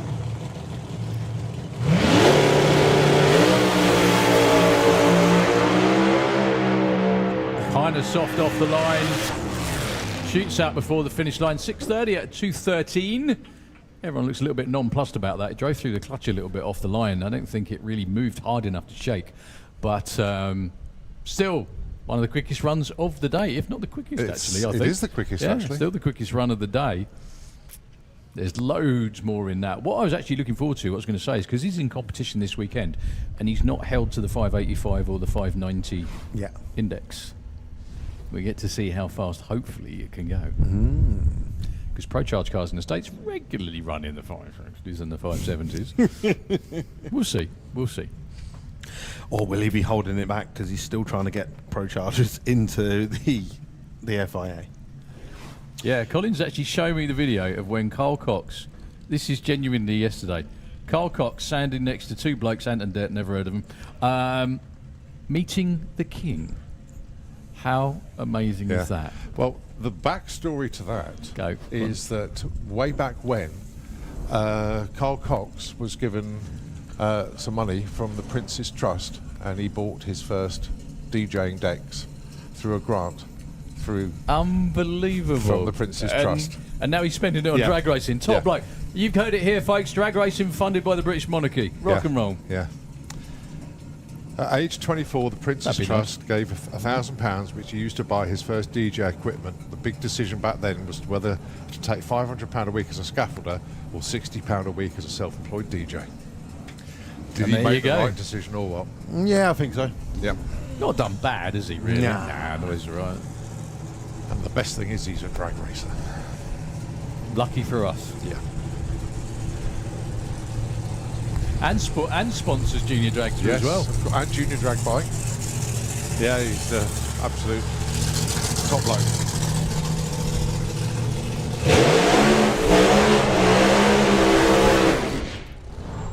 Okay, we've got side by side quite possibly this time. Marius Lehman, who you mentioned earlier with the Turbo Corvette, underneath us. Has he even done a burnout yet? He hasn't done a burnout yet. Up against Lasse Sjöholm, all the way from, well, he comes from Sweden. He actually lives up in Matfors, which is pretty much where Leif Olander came from, I think. Previously ran in their version of 760 Heads Up, which is Pro Street. I think he raced in Top Doorslammer. This car, if it looks familiar, he's on a buy run. This car, if it looks familiar, kind of is, because it was previously owned and run by the one and only Mickey Gilchrist. It's a multiple championship winning car. However, it looks nothing like the Smurf blue car it was before. Very pretty indeed. So is this the original Melanie Troxel car then? Ah, right, okay. Wow, Colin, and a memory. Yeah. Look at that. Sorry. Wow. Yes, that's right, yeah. That's the one. Wow. So, yeah, the car itself is, like you said, Colin, it's been around a while, but I doubt it's ever looked that good. It looks absolutely fantastic. He's never been here before to race. This will be his first ever launch at Sandspod Raceway, so very, very good luck, Lars.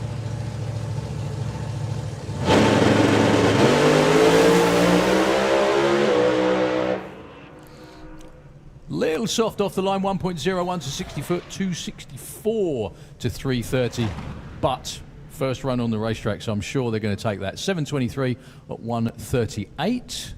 That's how you build confidence, and especially if you haven't been on a racetrack, ever been to a racetrack before, I'm sure they'll hit it with a bit of a bigger hammer next time round. Well, we've still got the likes of Jari Ratanemi in the lanes. And of course, Jari was a finalist last year. And also winner of the European Championship. Well, yeah, that was the big crown. He's 2 in a row at the moment. Absolutely. That I personally, I think the highlight of Jari every time Jari turns up is the way that Luke sings his name. He says it correctly. He does it as well. He's not going to do it now. I've just said that. It rhymes with ferry across the Mersey, and it's Jari Rantaniemi. There we go. You can make it up yourself. Yeah. You can all sing along to yourselves. There you go. Sing to yourselves. Most important thing about that team, have they got sauna in the trailer? Yeah. Of course they have. They're Finns. Sauna is always on. Always Every evening I get a text. I get a text saying sauna's ready. Yeah. But being a typical English person, I don't want to go in there and see the sausage fest. I'm like, I've done it once, and I was like, whoa, I've seen more of your crew than I want to see. You went to Alistaro, didn't you? Yeah. Yeah. They had a portable sauna in the middle of the pits. Well, they had the sauna in the bikers' cafe. And we went in there and we sat in there, and then they all come in. We were like, straight out. We were like, nah, ain't having none of that. Fins and nudity are just kind of like it's symbiotic. I think Yeah, it's that's just it. one of those things that happens here. It's the only place on the planet I've ever been where we've gone out for dinner or something. My missus has said, "Can we go home?" I'm a bit scared. I think Not Gary's any- lost fire up there, actually. Either that or the fire crew need a bit of exercise and they're having a jog. So yeah, all the way from Forsa in Finland, actually, which is not far away from where Alistaro. Well, Alistaro is still there, but Oh, you know, we got fire. As in not fire, as in the car is running. it's running. Ah, it's got There we it. go. Yeah, Forsa's only about like 40-minute drive from Alistaro, so he probably was a bit miffed when they shut the track. Oh, because 100%. Yeah, 'cause it's only just down the road, wasn't it? So comes over here. The great thing about all these people, all these guys that come over here, especially from that part of the world, from the Nordic part, the Nordic countries. But I made the mistake of calling Finland Scandinavia once, and that didn't go well. All right. Yeah, no, the Nordic countries is the official title. Is that they come over here and they probably get more track time in 2 weekends here than they do for, well, Yep. a lot of the rest of the season, really. And because we're running, yeah, like I said, they get the opportunity to race on 8 out of the next 11 days. Proper holiday. So his personal best is in the low 580s. This is first run of the year after the usual winter rebuild, testing everything out. Knowing the way he normally drives, it might be a full run. You never know.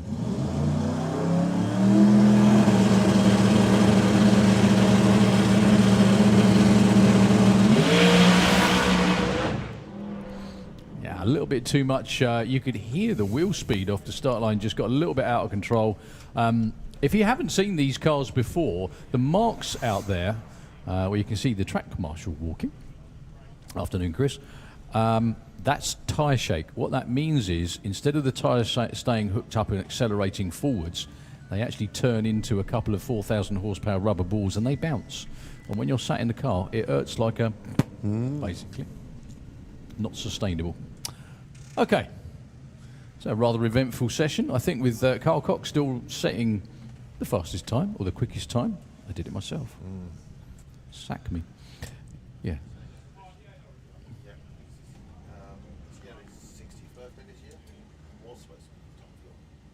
Yari. Okay. 60th. I thought he was only just 50. Okay.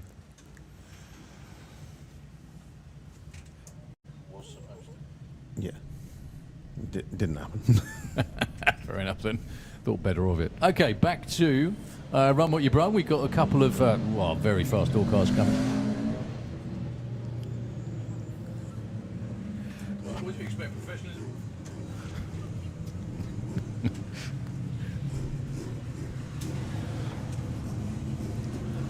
1283, 106 listed there for O'Reilly in True Street, actually. And the Beetle going 1556. Ooh, transit from Bulgaria.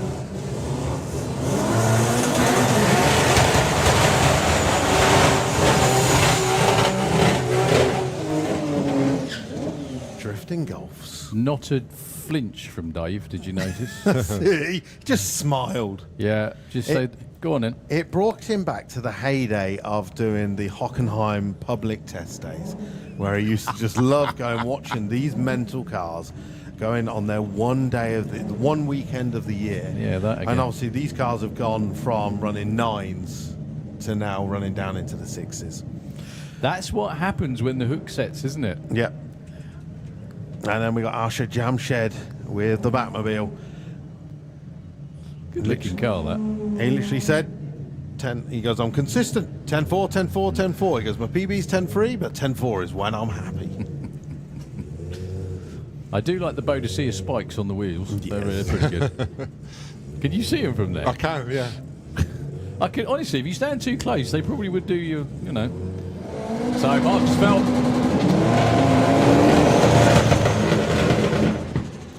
Same as earlier today. So, unfortunately, sometimes when you change a winning combination and upgrade it, you're going to go back to square one again. Seems to be the day. Oh, he's going to reset. But yeah, as you said, new engine in this, more power than ever. That's often what change. You know, it's just it's a never-ending battle of finding the weak link, isn't it?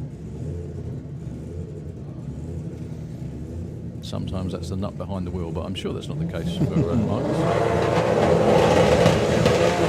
That's better. Where you going? Well, kept in his lane. Well, at least he got off the line. That's always a good start. Right, folks. Another dominating force at the Doorslammers. Back to see us again. Do you know what? They haven't changed. You know what? I'm miffed. They haven't changed the 7-second garage name yet. No. How have they not done that? You know. That's it. So Konstantin Denev is rolling underneath the tower with last year's winning car for the Tom Wrigley Performance 5 and 6 cylinder class. He's up against Sanjay Dame,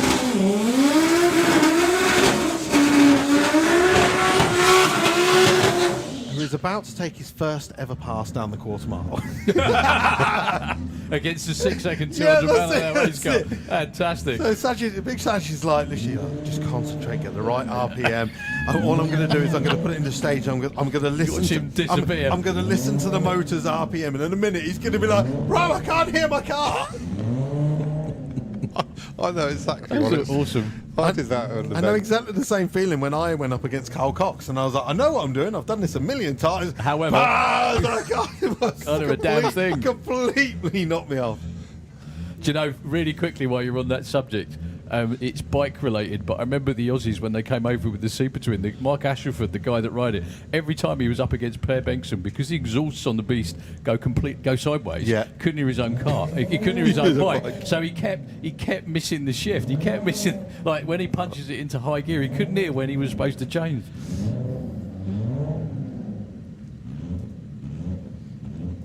Yeah, so welcome to drag racing.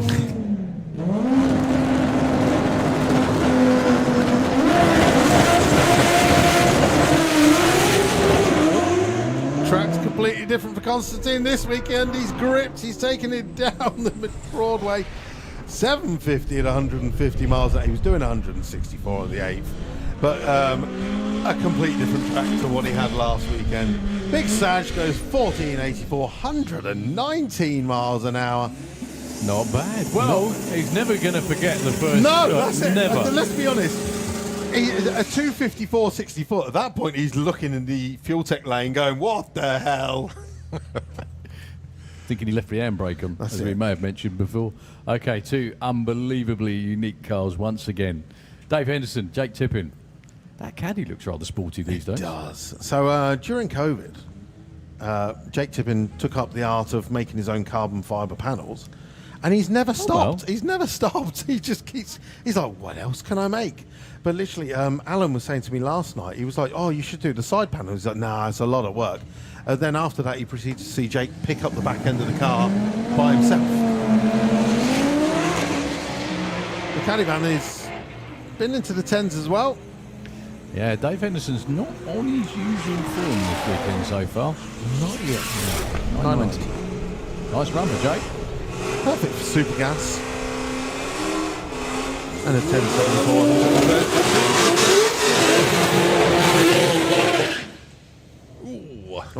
What was that? We got some broken bits come off of David Lamek's car. Oh. Oh. Yeah.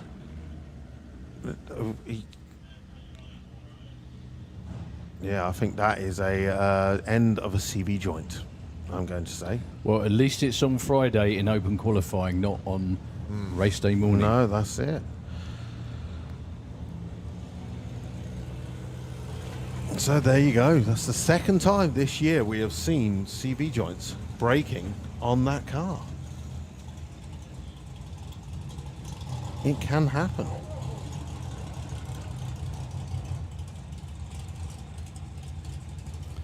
He's obviously got a spool in there. Is he still being able to drive? Unless there's just the smallest amount of the CV joint remaining in the hub.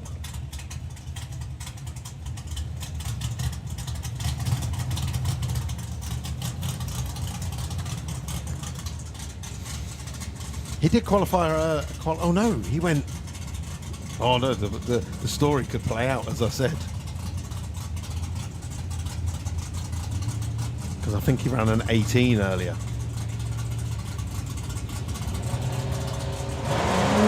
Right, Oleg's back. What's this, fifth run of the day? Started off obviously in the lanes first thing, got multiple runs back to back. 9.7, 9.82 this time, not quite as quick.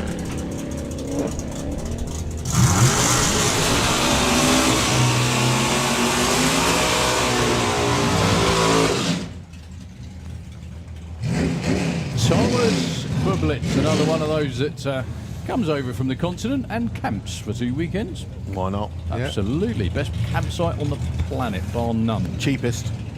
Indeed it is. Well, funny enough. it was very cheap for him last year. He won the big bracket on the Saturday, if you remember. Beautiful. Drinks Well, on He it. paid for his trip. Well, he loved it so much, he's got a Great Britain sticker on the bumper. That is from Germany, I promise you. Going alongside Jason Dodd.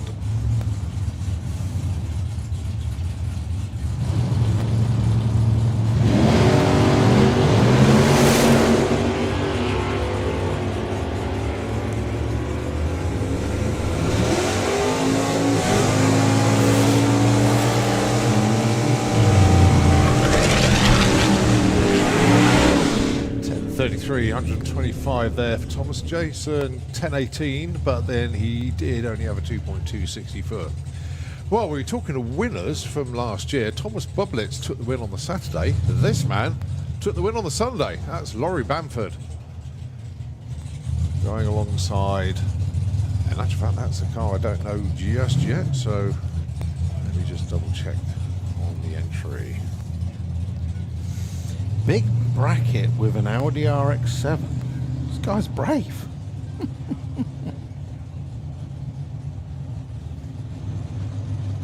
It's Toby Wright. Welcome to the Lion's Den.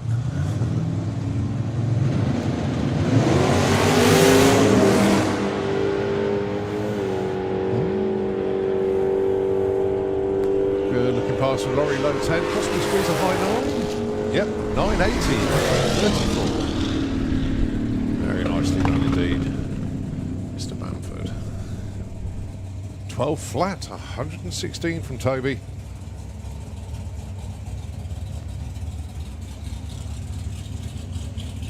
And, well, is it?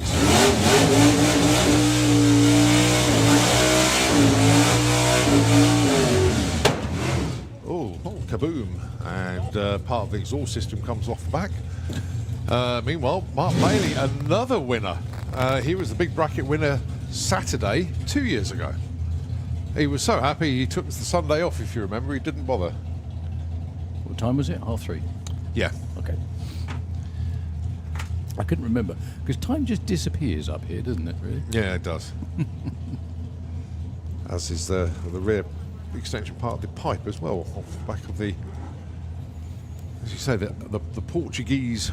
They're just wondering, they're just Bimotor. thinking, do we need it? Do we not? Yeah, do we need that? it's Do we send really it. need that? Well, Mark Bailey off running. Somewhere 872, what's a guess? 885.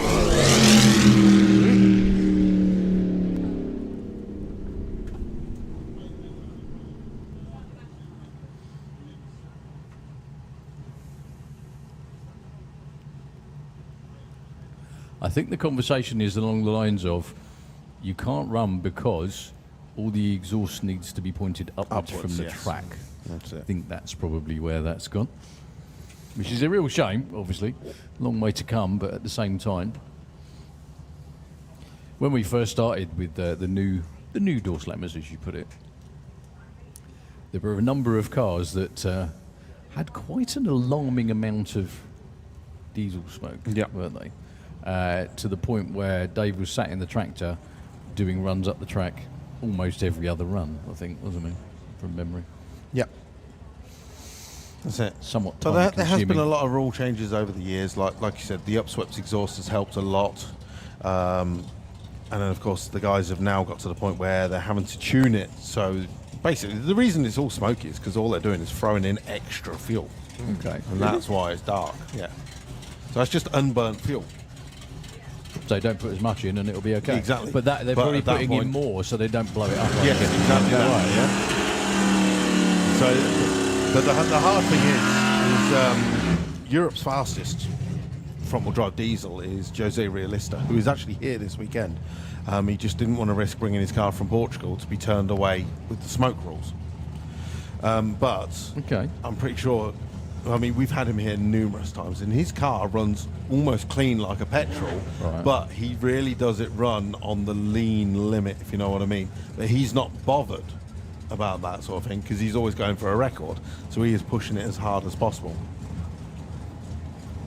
Whereas some of the other guys are like, I don't really want to push it that hard. So Nigel Green, it's really good to see Nigel back again.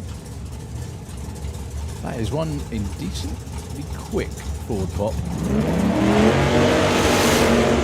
Down in the 9-1s earlier.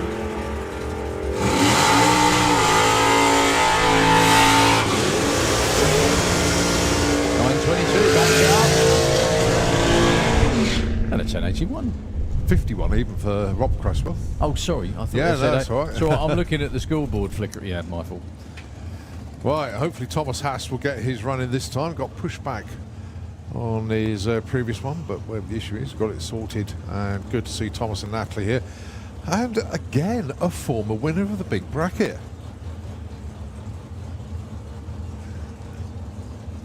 Going alongside Chris Skinner. See, that's the sort of life you'd sign up for, isn't it? So, 1, have a Mopar. 2, run a Mopar garage.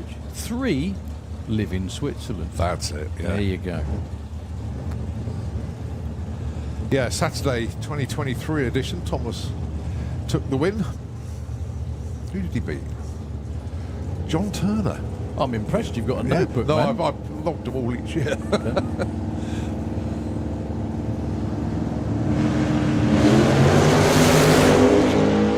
So somewhere in the region of an 8182 for Thomas would be nice.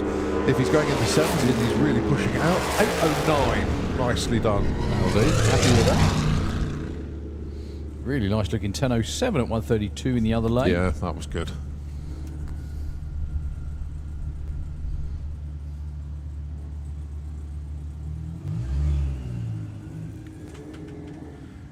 I don't reckon Mr. Wardhouse down there is doing drain hole cover inspections at any point today. So, certainly a unique crew uniform. That's it. You can't miss it. That could be the idea, so he doesn't get run over, because he would be really inconspicuous if he didn't wear that, would he? All right, Wayne Waterhouse for his first run of the weekend with the Audi S3. He's taking on Michael Strachan, who ran his first 9-second pass earlier today.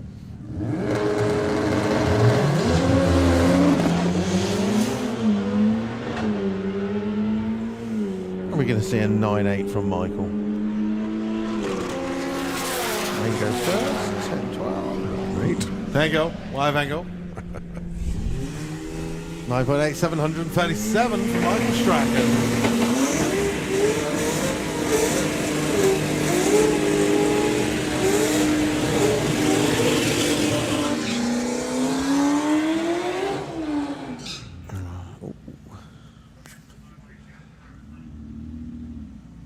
Right, I'm going to bid you farewells. I'm going to go for a rehearsal. Good luck with your pub quiz. Oh, what's time? It's approaching 3:20. 3:20. Oh, you'll have to remind me, because again, I ain't got a phone. I have no idea what the time is.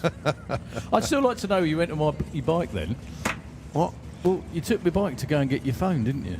I did. You did, yeah. And you didn't get it, but you still came back 10 minutes later. I know. I was quick as possible.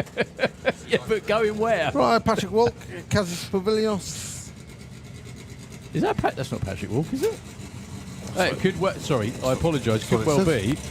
There was another Audi A5 earlier that I thought was Patrick, but that's cool.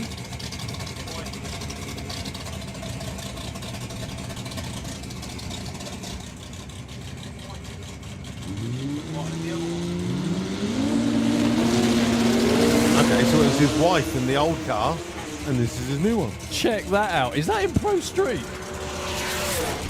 Wow! 771, 180 miles an hour. And the crew do not look even the remotest bit bothered.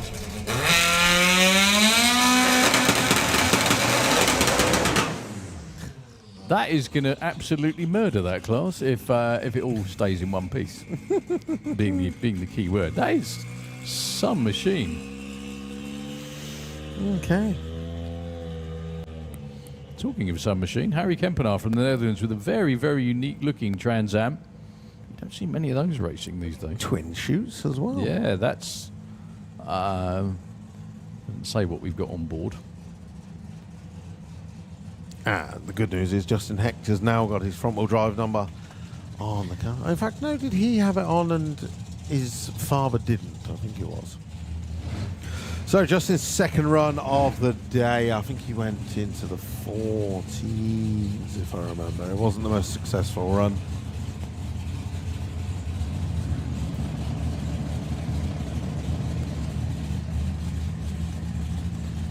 So the Netherlands and Germany.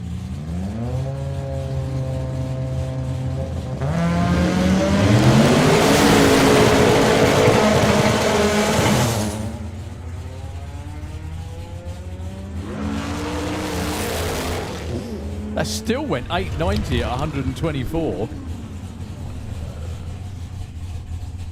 Well, Justin was doing 118 at the 8th, but he lifted off and cruised to 109 miles an hour. Must be a whole new setup in that car this weekend, considering they did say they were looking for Matty Davidson's record. And of course, there's a lot of testing going on. Doug Hecht is around the corner with the Escort as well.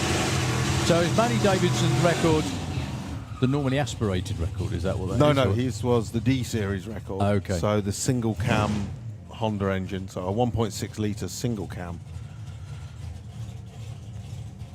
And he went 8 and 9 with that. Whereas Justin Hecht has been 944 as his best so far. And then you've got Lisetta Koning, she's also got the same sort of engine as well. So, which is why they're sort of pseudo teammates, yeah? Okay, Rolf Fair from Switzerland with the gorgeous Camaro. Taking on Brian Pateman. Star of the show down there, though, for me, definitely. His wife, Julie.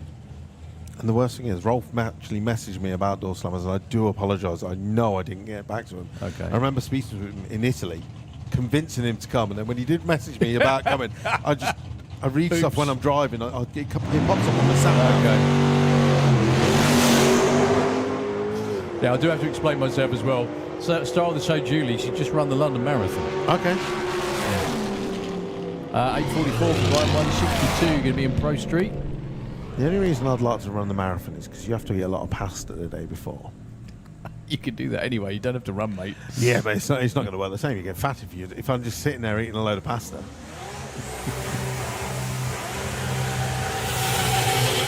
You could give it a go. Someone once entered me in the London Marathon, and I got accepted. And I was like, no, they actually paid the fee. And I got an email saying, thank you for entering the London Marathon. You I were was like, officially what accepted. the hell? Excellent. How'd you get on? Not a chance. Okay, Wojciech Mucha with that amazing... Is that 2JZ in that? It is, yes. Yeah, in that cold book down there. Against that amazing Escort. That is an Escort, isn't it? It is an Escort, yeah. And it went to 9 flat earlier. Looking for his first 8-second pass. Good looking run for Wojciech Mucha. All the way through this time too. Oh, check that out. 677. 207 miles an hour. I think that could be his quickest run ever. 10.60 at 132 in the other lane.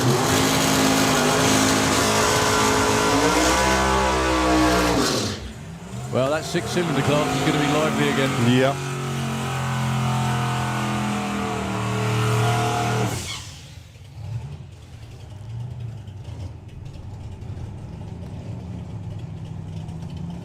So Jordan Cowley and Kev Preston, I think. That was an immense run for that car. That was really, really good. I love cars like that built as a pro stocker, so have a V8 Hemi in it. It's got nothing like that in there now. It's running just as quick. Excellent.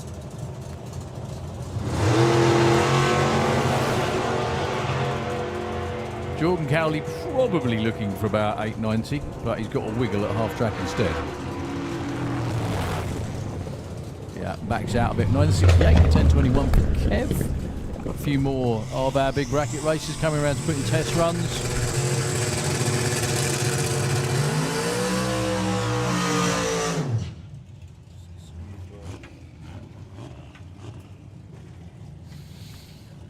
Okay, Ronnie Mercer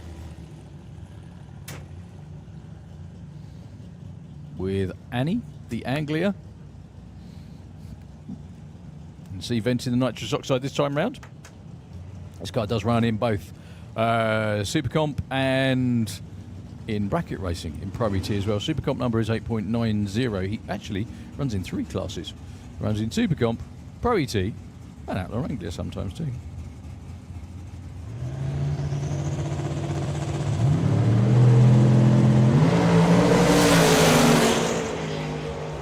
Yeah, that's definitely the quicker variety for Ronnie Mercer.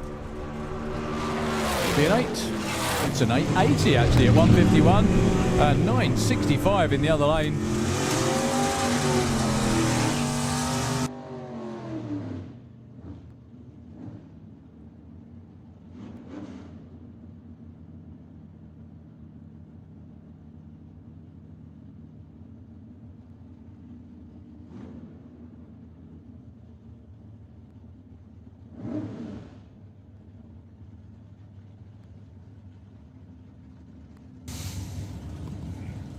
So, 2 of our regular Pro ET racers, Bob Oldham, Dave Sherritt.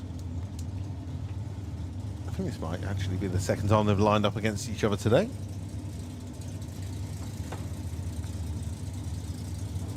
I think Bob went about 9.5 earlier. Dave with a 980. A little bit too much air under the front tyres for the van.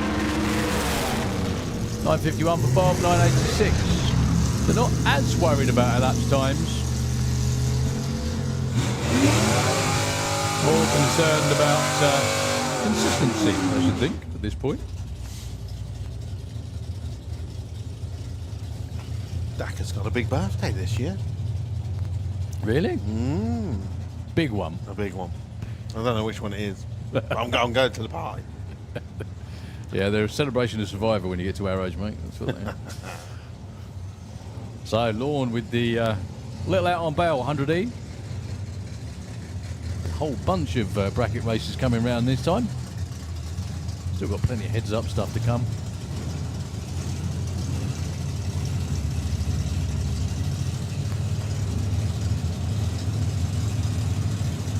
Up against the Cuda.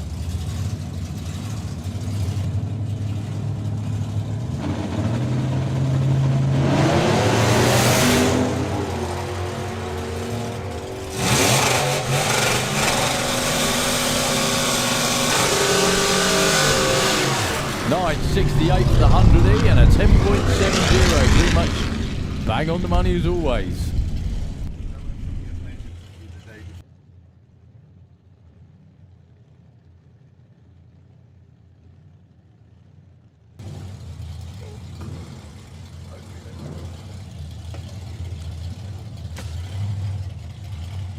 Okay, Stu Hodson with the supercharged Corrado. Basically how they should have come from the factory.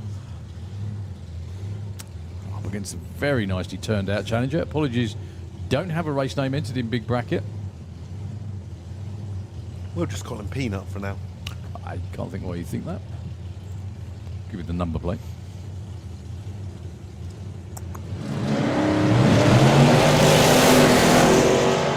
So nice odds than earlier in the mid-9s, around about 150 miles an hour. 942 at 151 this time, picking up a little bit. And 11.10 on the other side. That car's got quite a history, isn't it, that Corrado? It started out, Spencer, Chris Isaacs, I think, built it for him, ran it for a number of years over here. Very then went successful. to Germany. Yep. Yeah, for a while. And how did it come into, any idea how it came into Stu's possession? Because obviously it was, It went up for sale. what, just And in literally Germany, Stuart went, I love that. I've got a trailer. And he went and picked it up yeah? Straight away, yeah? straight away. Yeah, so... Can't remember the names though, can I? There was 2 owners in Germany. Because there was a chap who had the Skyline as well. He was the chap who turned it silver. Yeah. And he had the silver Skyline I can't as remember well. either, and I can even see his face. Came over here quite a lot with it as well. And didn't then he? sold it to the next chap. They'll all come back. They'll all come back. Right, Jamie from Officially Gassed. So Jamie's going to be here today, and now he's been convinced to run in the 6-cylinder class, although apparently he's only doing the qualifying and he can't be here on Sunday. So we all have to bully him to do the Sunday. To miss a wedding on Sunday. Yeah. This car should be 8-second capable. So on the screen it says, Chris Schmidt, who is on the outside. against Sam Fagata with the little Seat. Again, side-by-side qualifying, it's all about the number you put on the board. Not necessarily who gets there first yet, unless anyone's got any wagers on.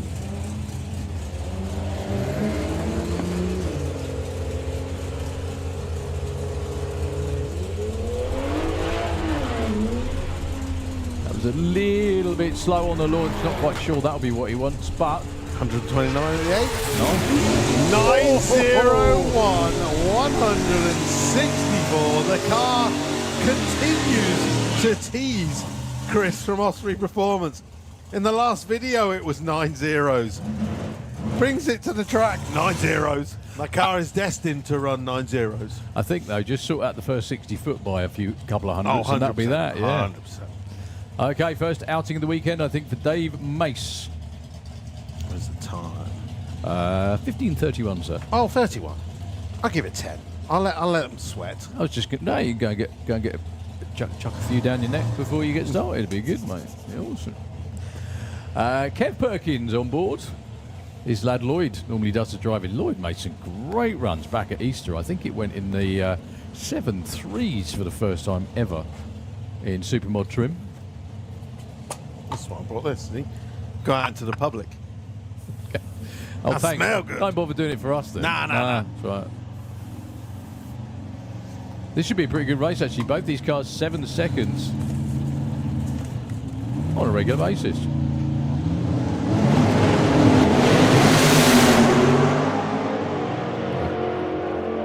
Kev's actually going to back out of that. Just rolled through stage. Dave Mace cruises through the top end. 8.19, 129 miles an hour with the shootout. Just so I know.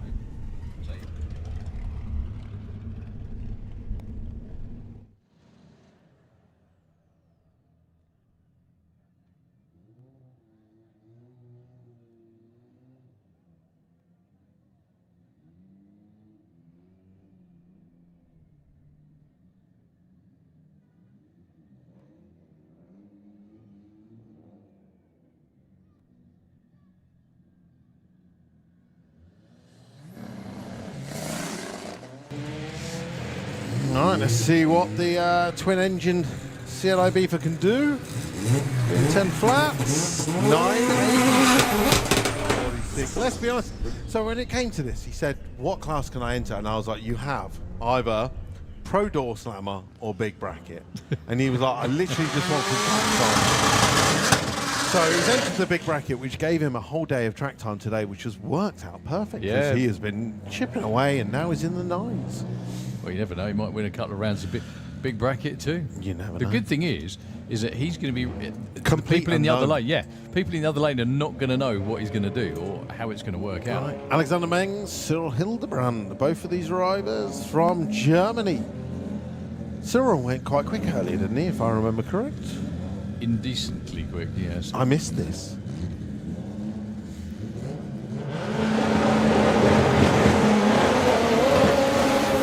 Oh, well. Tried to keep it off the wall, but couldn't quite. Just sideswiped. Just a bit of a glance. 860 at 160 miles an hour for Alexander Meng. I think that's pretty good. Well done. I well think done. they're delighted with that. Not quite so for Cyril, unfortunately, that's in it. the other lane. And our photographer with the wacky hat, well held, sir. Did not move an inch. So I'm not sure if he's out the car yet, or they're just checking. He just should Well, obviously, glance the being wall. the German, he's going to be on that side of the car, and that it was a heavy hit on the side of the car. I think they might be struggling to open the door.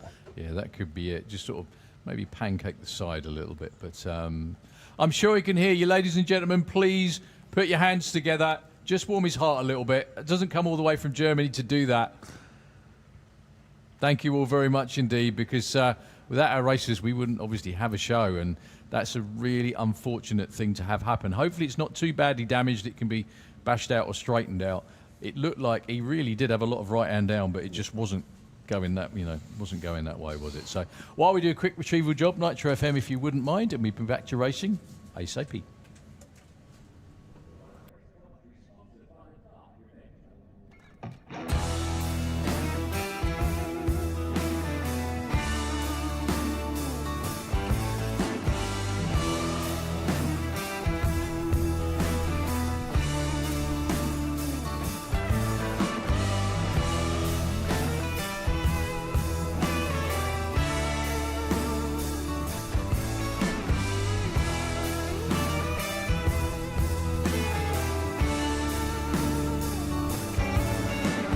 I ain't slept right since I last got high, and I just earned my 30-day chip.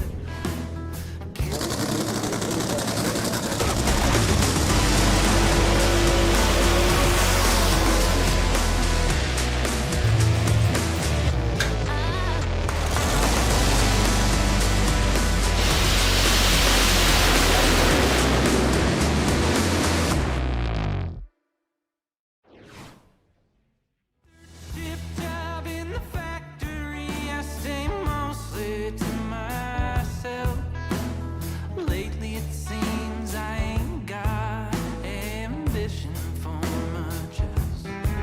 But when the week is done and payday comes, you can try to slow me down. But I keep going back to the wrong side of town. Good luck picking me up.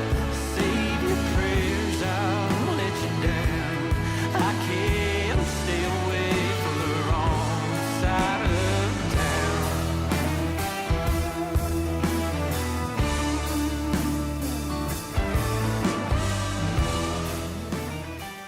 And the worst thing is, Rolf actually messaged me about Doorslammers, and I do apologise. I know I didn't get back to him. Okay. I remember speaking to him in Italy, convincing him to come, and then when he did message me about coming, I read stuff when I'm driving. It pops up on the sound. Okay. Yeah, I do have to explain myself as well. So, star of the show, Julie, she just run the London Marathon. Okay. 8:44 for Ryan 162, going to be in Pro Street. The only reason I'd like to run the marathon is because you have to get a lot of. Escort. That is an escort, isn't it? It is an escort, yeah, and it went to 9 flat earlier. Looking for his first 8-second pass. Good looking run for Wojciech Mucha. All the way through this time too. Oh, check that out. 677. 207 miles an hour. I think that could be his... Good looking run for Wojciech Mucha. All the way through this time too. Oh, check that out. 677. 207 miles an hour. And it goes. Absolutely seamless. Thank you very much indeed. Harry Gamble, Simon Crowley with being very, very cool looking Golf. Yeah. Another one of those hammerhead front wheel drive cars, isn't it, that one? There's a car we've not seen yet. Is he here? He should be here. Okay.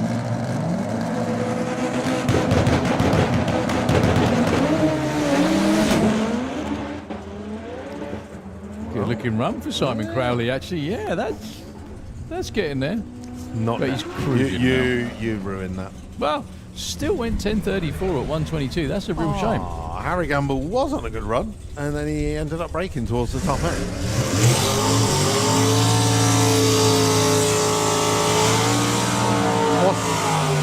Can I get a time check, please, sir? Indeed, you can. 20 to 4. So, 20 to 4 in the afternoon on day one of the Doorslammers. You probably have seen only half the cars, If that. so far. Yeah, there's a lot. As I look down into the pairing lanes now, there's so many cars that we have not yet seen on the quarter mile. Ahmed Jamshed is down there with the four-wheel drive Civic. Of course, he's not been out in the front-wheel drive Civic. We've not seen Chris Locke with the Sierra Estate. Is he entered with the front wheel drive Civic? He is. Yes, okay. So someone's got a big bracket run. Pleased to see that Mark's cleaned the back of his car. Mark's Huxley, that is. 972 for Mark, pretty stout. 1036 Phil Wilson.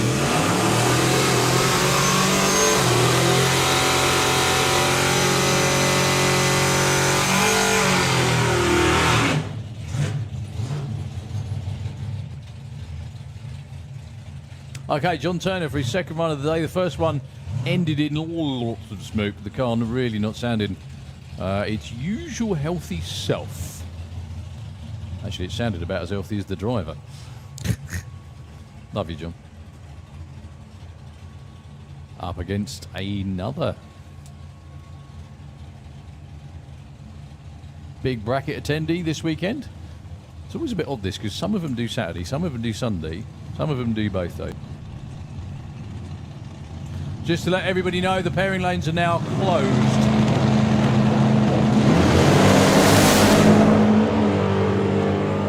Just to let everybody know, the pairing lanes are now closed for the end of open qualifying, folks. That's more like it for JT. 897, 150 miles an hour. Well, whatever the problem was, it was probably driver related to a 10.10. And someone's excited. John is such a lovely geezer. He really, really is. He find anyone that could sort of care less about the whole, like just life, just gets on with it, just has a really, really good time. And he said, my crew have all gone, so they think there's some muck in the carbs, and so he's taking them off and he's pouring a can of Strongbow through it to try and clean them out. I hope he doesn't mind me telling that story because I've done it now. And yeah, so the next day he had a Strongbow tune-up in it. No one knew what I meant. What a Strongbow.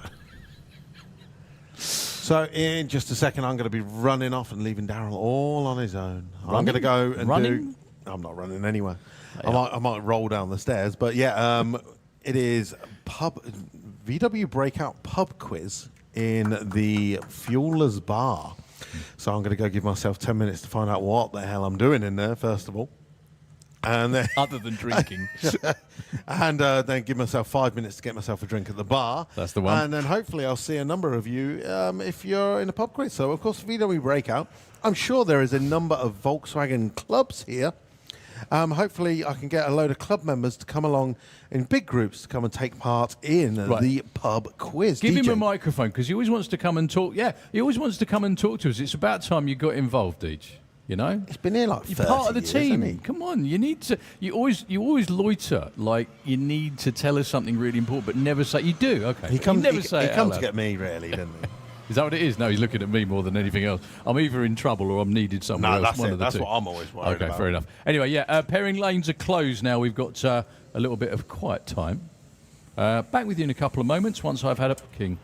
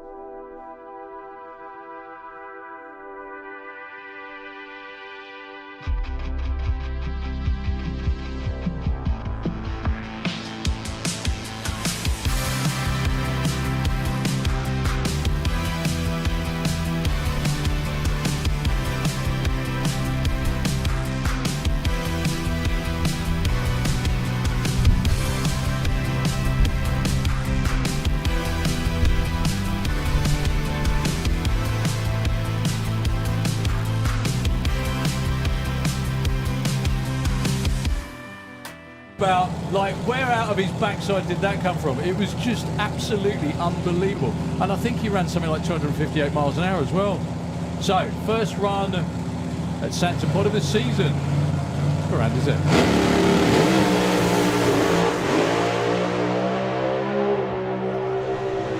4:02 at 191. He was going for the quarter mile. He was. Yeah, 0.96 to 60 foot. We're still with loads of shake going past the tree.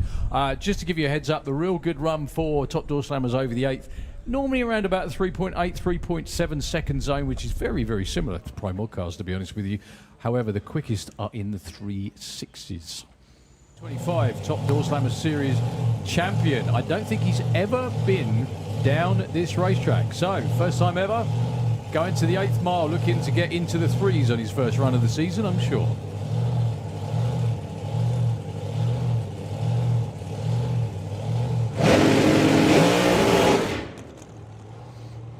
Well, hit the limiter.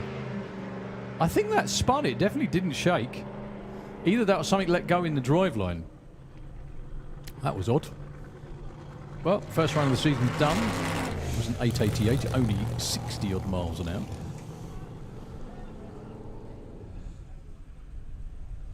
That was here about 7 years ago.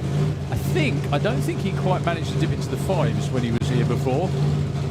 He's going to go a lot quicker than that this time over the 8th mile though. Regularly runs in the 380s. Around about 200 miles an hour, there or thereabouts. We got some other cracking cars coming up in top Doorslammer as well. One I'm particularly looking forward to seeing, which is also green as well.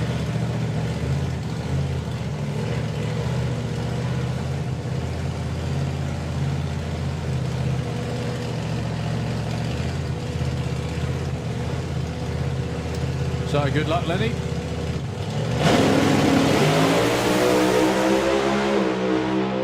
That's a lot more like it, and wow, 376 for Ledley now.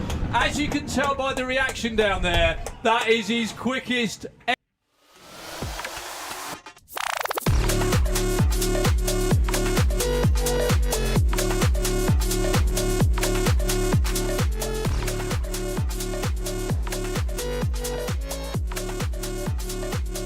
Perfect timing indeed, almost like we planned it.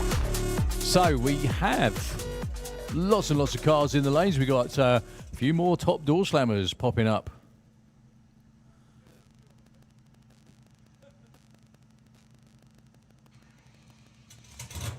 Down there. So Matthias Bankovac with a just amazingly cool looking Jaguar. I think Matthias's first event in this car ever was here at Doorslammers a few years ago.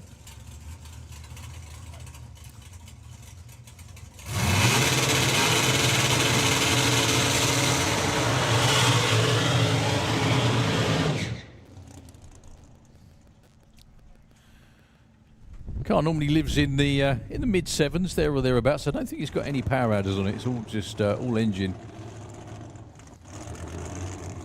Previously owned and run by Dave Smith, who we've seen sporadically over the last couple of seasons in the Pro Mod, but I think engine parts and all sorts of issues have kept Dave away from the track. Mainly, he's ordering and paying for the stuff. It's just not being delivered. I think that's part of the problem, you know.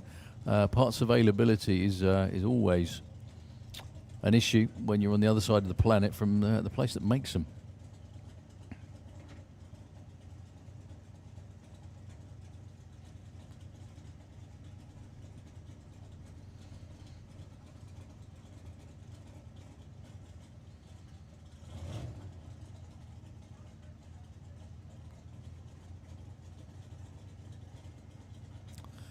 So Matthias earlier today did put in a run. I think it was in the mid 7s.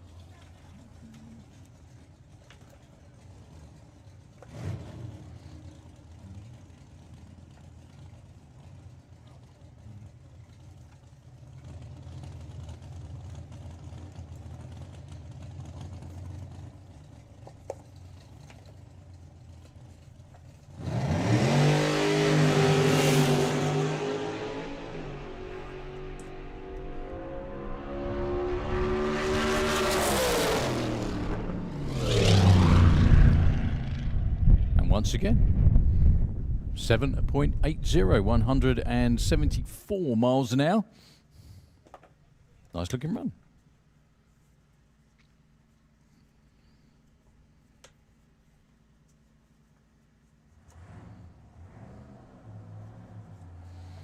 So the sound you hear from behind the town now, one of the big blown top door slammers. Stefan Janssen with the Swedish flag flying on the 57 Chevy. Now this is one of the original 57 Chevys in Pro Modified in Europe. This car's been around a while. Looking as good as ever.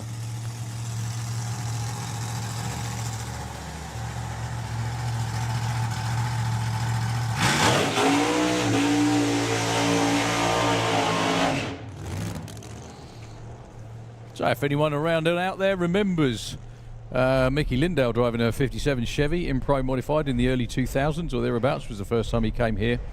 I do believe this is the same car.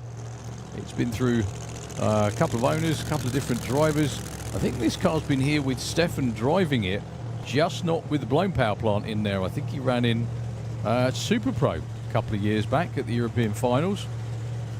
This time round he's here running over the 8th mile. Part of the Top Door Slammer show for the 2026 Door Slammers. We've got a few more behind him as well. We've got Frederick Lind, then we've got Mark Hartvelt too. So good luck to Stefan.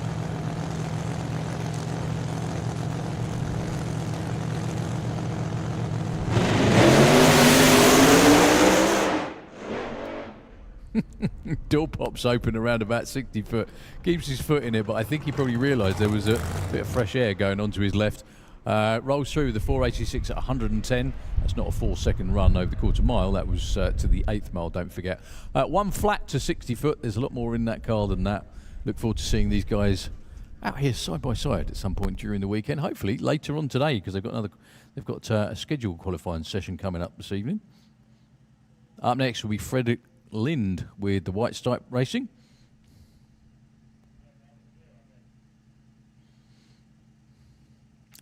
That's the Chevelle Top Door Slammer. You can see, if you're watching at home, on the left-hand side of your screen, with the screen-blowed Hemi in there, the squirt bottle going in the injector. Didn't really make a representative run earlier, unfortunately. Just almost lost drive instantly. He let go of the button to leave the line.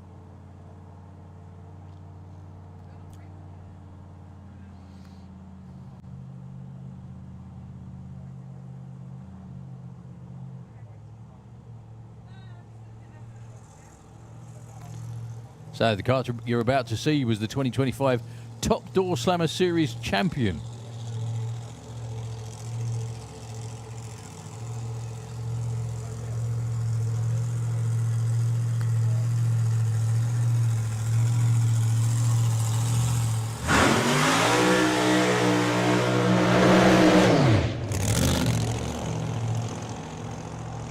Now, again, I can be corrected if I'm wrong, but I do think this is Frederick's first time ever here racing at Santa Pod. I think he may have been here before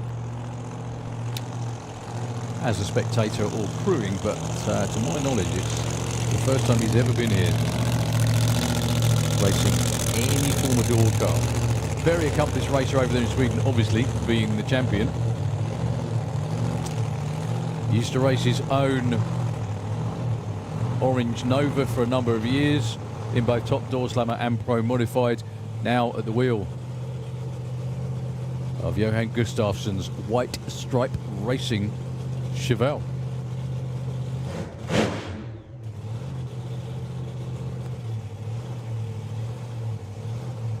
I know I said this before today, but conditions are absolutely storming for quick runs. Really, really cool air. Great racetrack, exactly what you need, and not a headwind, which does tend to help as well. So good luck, Frederick. Hopefully a little further than earlier today.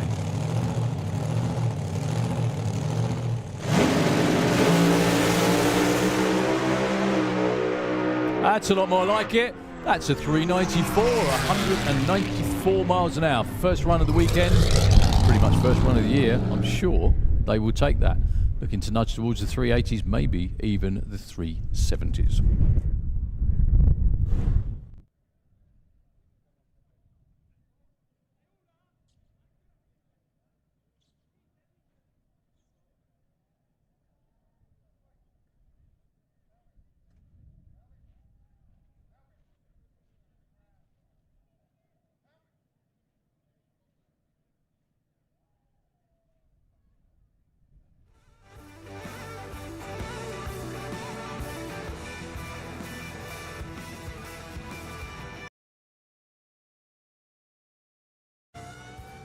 Okay, another quick parish notice. Another car that needs moving, please. WK10 KEN. WK10 KEN. According to our marshal, you are parked up in a reserved spot or a pre-reserved spot, and the person that's pre-reserved the spot is here. So I'll give that notice out again after the burnout from Mark.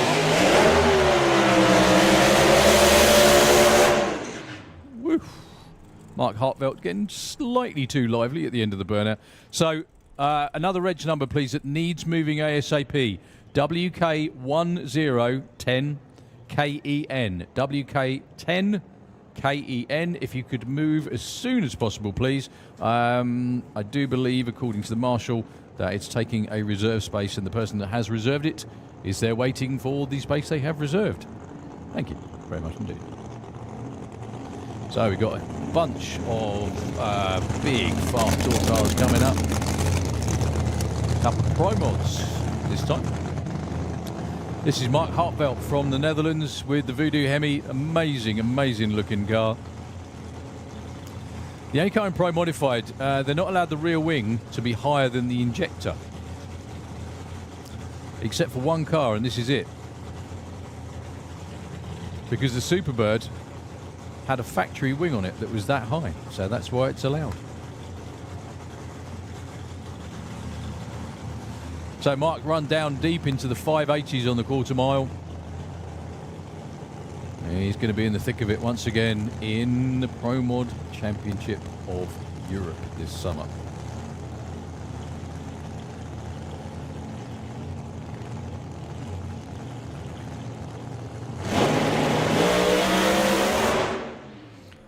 Well, that was storming till he went to punch second gear, and then it shook like a bandit. 0.977 to 60 foot. It was on a really, really good, strong-looking run. Punch second gear and took the tyres off, unfortunately. Again, if you're wondering why they're not keeping their foot in it or keep going, when you shake the tyres like that, it's very, very painful for the driver, and it breaks things as well. If they kept their foot on it and it was still shaking, two things would happen. One, the motor would zing and something would break, or two, the car would turn completely sideways and hit the wall, which we don't want to do for obvious reasons. Okay, up next, John Webster with the immaculately churned out Fast Company Mustang. I did say it earlier, but just so everyone knows again, the pairing lanes are now closed until after, after the presentation.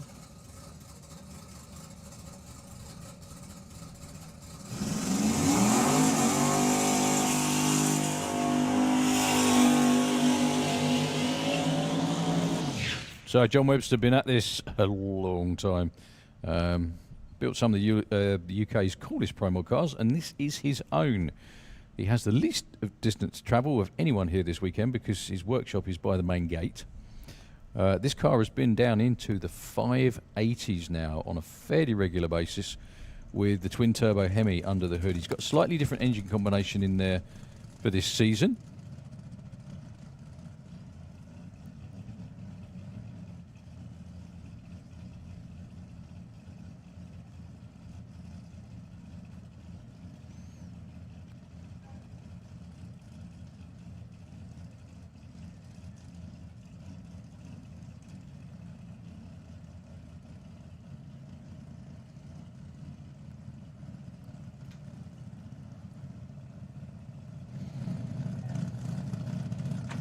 So, good luck to John. Suffered a bit of engine damage back at Easter. Nothing was too serious, I don't think.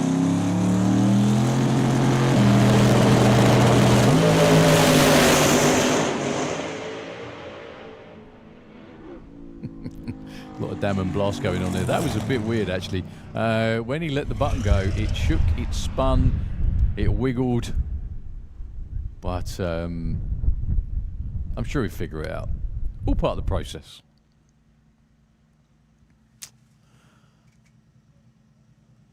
Okay, another Pro Mod getting ready to come round the corner. Another Dutch Pro Mod, actually. Going to be Michel Turenne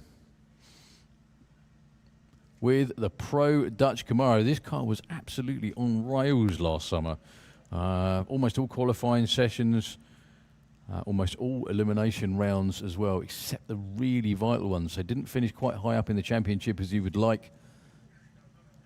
They've got absolutely top-line everything. Engine, chassis, transmission, the whole caboodle. And Michel's pretty damn good at driving it too. Very good afternoon, Mark. If you can hear me. You can't hear me. That's okay. Mark Mayhausen standing down there on the start line. It's always good to have Mark back in the house. One of our favourite former Pro Mods racers from the Netherlands. Hopefully will be a Pro Mod racer again sometime soon.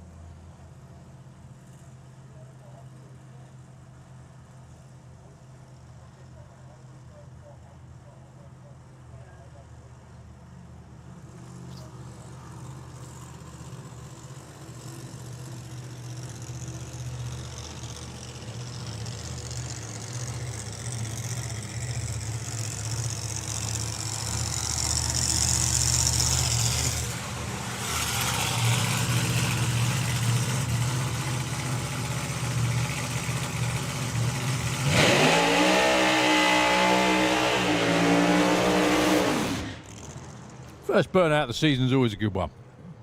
And that was a good one.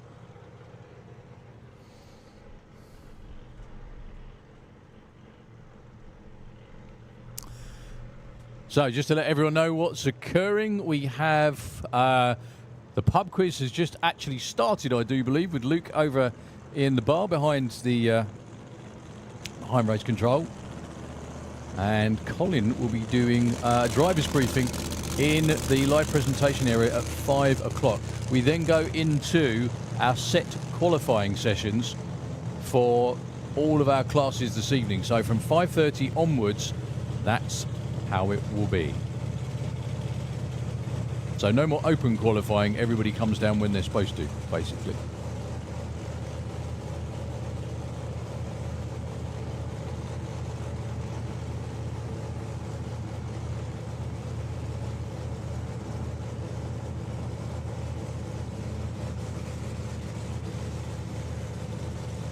So once again, on his own for Michel Turenne. As we've seen, if you get the setup right, get hold of the racetrack, it's very, very fast out there.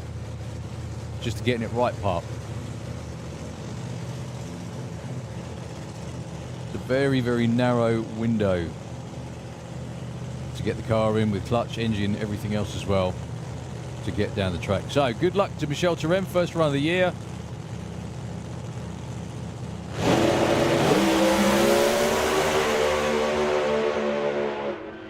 Didn't really sound like it shifted at all. Almost sounded like a second gear launch, but still went 101 to 60 foot, 415, clicking off early to the 8th mile, but I'm pretty sure that's what they wanted to do. Just get the car off the line, get it to the other end, make sure everything works properly.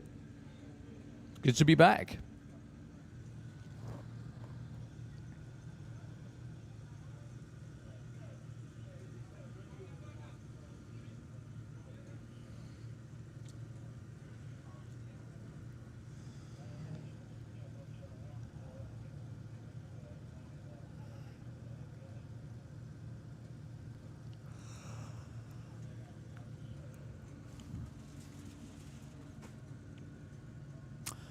As you can see, this pairing lane's absolutely jammed with racers looking for open qualifying. The track will close in 25 minutes.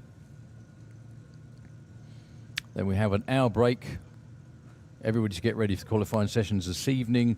And we have a driver's briefing in the presentation area, which is in the middle of the pitch. You can't miss it. Big stage. At 5 o'clock.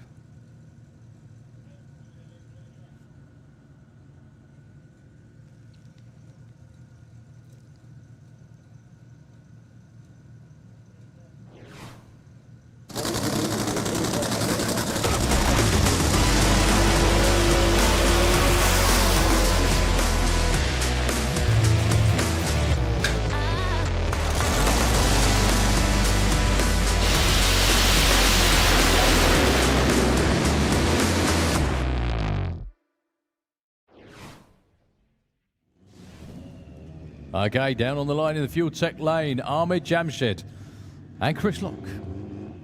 With that absolute, he's in the 4-cylinder class, that amazing. The reason I call it amazing is because, well, if you take a look at it, you know, well, you get what I mean anyway, and you will see when you see it go anyway. So, Ahmed, with the Civic, this car has already been in the 8s. He's in the 4-cylinder class with this one.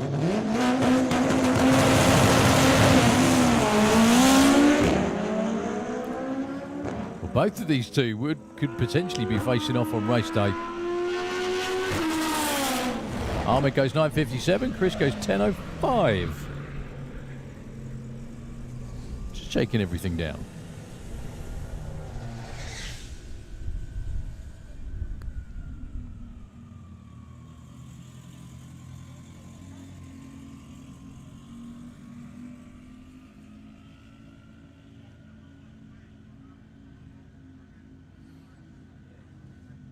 Okay, Pavel Grealish and Roger Pantel with that immaculately turned out Golf in the Fuel Tech lane. So one front wheel drive car, one 4-cylinder.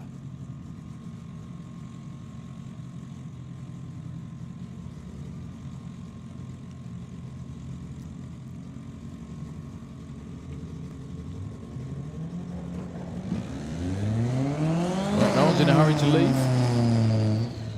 Pavel actually just nudges forwards.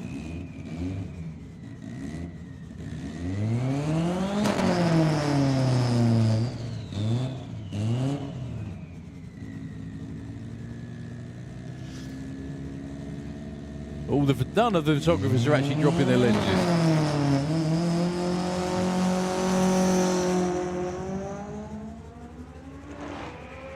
Ah, there we go, right foot.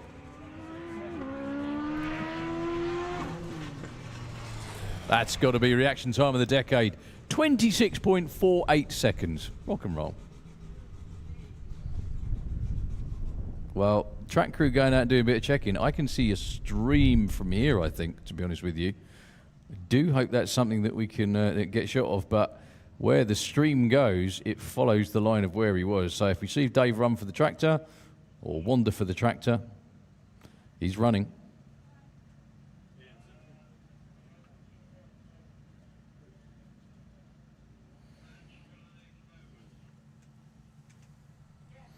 Yeah, next pair pushing back. Jave's actually off to get the shoes, so we are going to be down for a little while, unfortunately, folks. So whatever took 26 seconds to get going, unfortunately, is going to cause a lot longer delay than that. So I will endeavour to keep you updated. For now, obviously, we want to pause because we can't run with any sort of fluid on the track, and the marshals have got to clean that up. So we were due to go on a break from past anyway, so I'll try and find out what's occurring. In the meantime, Nutcher FM, back to you.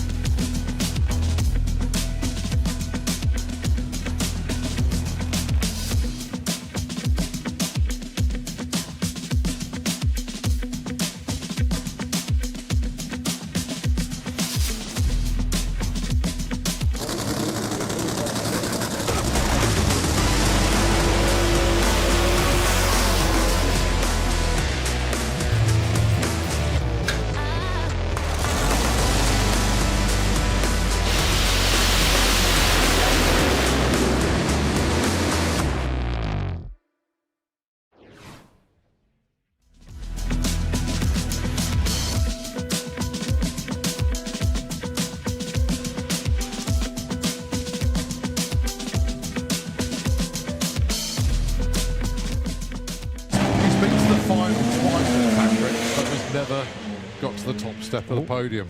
Well, he lost the tyres around about 80 foot, so all eyes are on Wayne Gill coming up to the finish line. Goes 9 flat, 155 as the big smoky finish. It's coming out the top, an engine that rotated entirely backwards, right? Right. Because it gave the car better traction in the corners. Nothing against the rules at all. However, genius. 970 for Mark Skinner, 139. Cracking pass. Yeah. Smoky.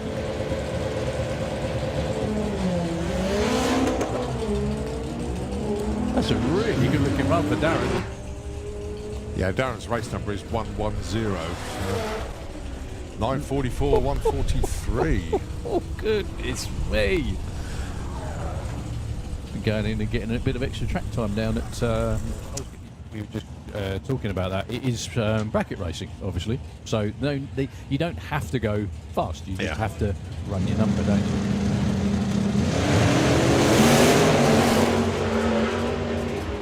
Gorgeous 57 normally runs high 7s, low 8s, there or thereabouts. Runs in super. It's Jordan Is is it? on the entry list. Yeah, I can't say. Jeff's not on the starting line. It's normally Jeff in the car. Anyway, 2 potential 8-second cars. 887, 19.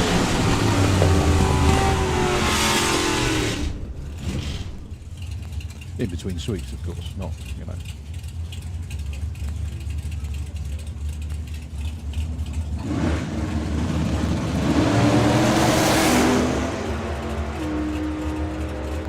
So Dave normally runs about 980 there or thereabouts if it's a full bore run. Some about 10.7, 977 and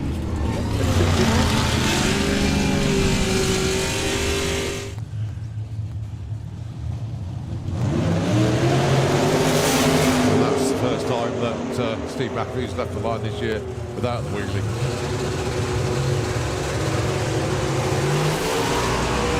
942. up on the great looking runs.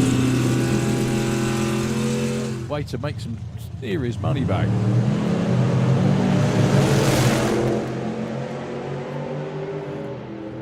No nitrous for either, I don't think, on this one actually.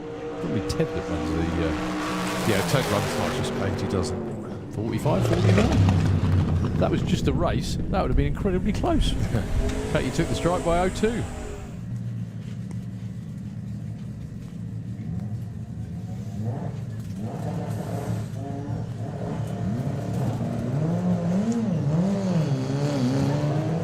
Issues for Ben.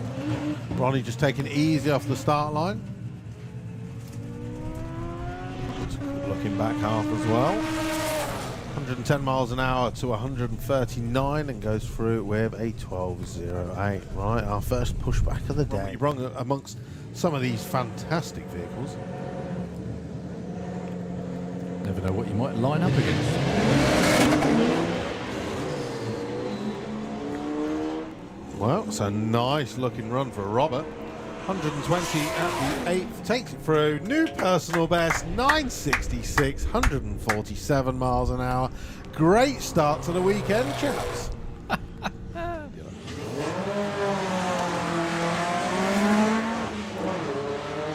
So Matty just said, I'm here for the crack this weekend. I'll turbocharge my car. I feel a little bit more credible in the 4-cylinder class. Running 12, 165 against a 1472, but Matty is well away, but luck in the draw really. I'm quite happy if I get Just bonkers. Poor chap in the Dodge is going to think he's left the handbrake on.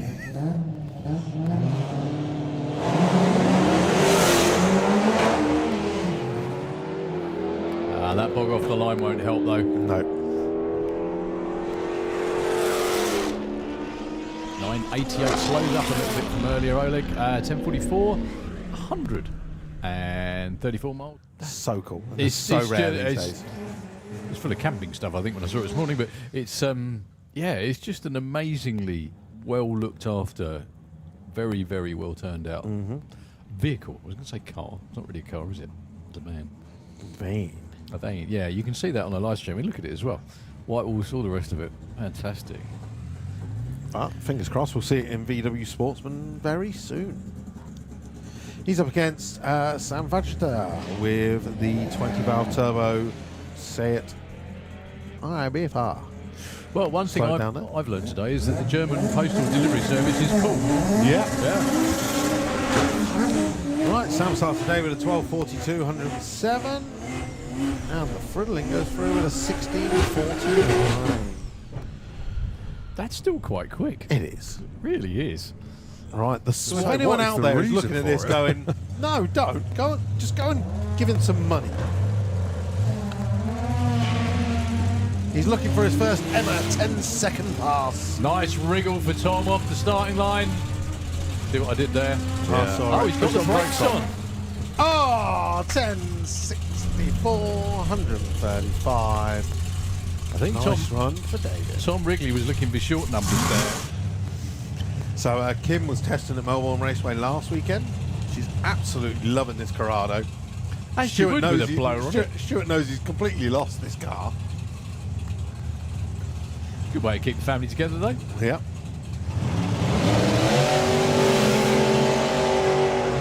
Well, Jason Dodd left way before the tree ran. He's still going to get a number, but let's see what he's got anyway. 10:35, 9:52 for the B-dub. At 152 miles an hour. It's actually really... Where's he gone? Oh, he stopped down here.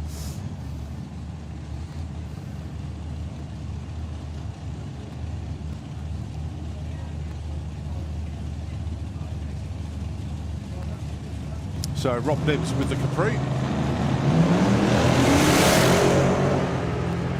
My camping neighbour. Well, alongside with Seriously? Jason Dodd as well. Oh, there you go. John Turner. JT. 10:25. Yeah, there's something wrong. Unless he's got his backup engine in there, which he might need a backup for the backup. Mr. Hudson down there on the start line too. It is, yeah. Indeed. Haven't seen Stevie for a while. Best backup girl ever. Wow, I did not expect Nigel's car to go quite like that. Yeah, it's running the 9 regularly. That's amazing. 970. Yeah. We even got a flash of Steve's stomach to celebrate. Yeah, well done, mate. that's and a again, PB. look, there you go. That's a PB for Nigel with the car. Well, the Corsa is cool, but it's this little Opel Kadett. There's a team of 4 of them that come over this year. We do it every year, don't They're just cracking, but 3 of them are in 4-cylinder. This one, Martin, he's in 6-cylinder and runs 8s. It's no problem. we? Just a shame he's a bit outgunned in the class because the car itself is incredible. No, Fast is loose. goodness me. 887, 160 for his first pass of the weekend. Very nicely done. And the long way. And Asa Sanoglu down there. Website. Oh, the website. Right. Sorry, excuse us. I was going to say, what are you two doing? the adults are being taught by the kids how to use a computer. All right, so Luis with the corner. Well, 970 and 962. So, mate, just makes it easier. I can remember them. See? Okay, that backing up, and he's still like way off It's it. his burnout. I'm sure that may well be deliberate. Up against Lars Mortensen with another one of those. This should be a pretty damn good race, actually. One of those mental cadets. That's it. Once again.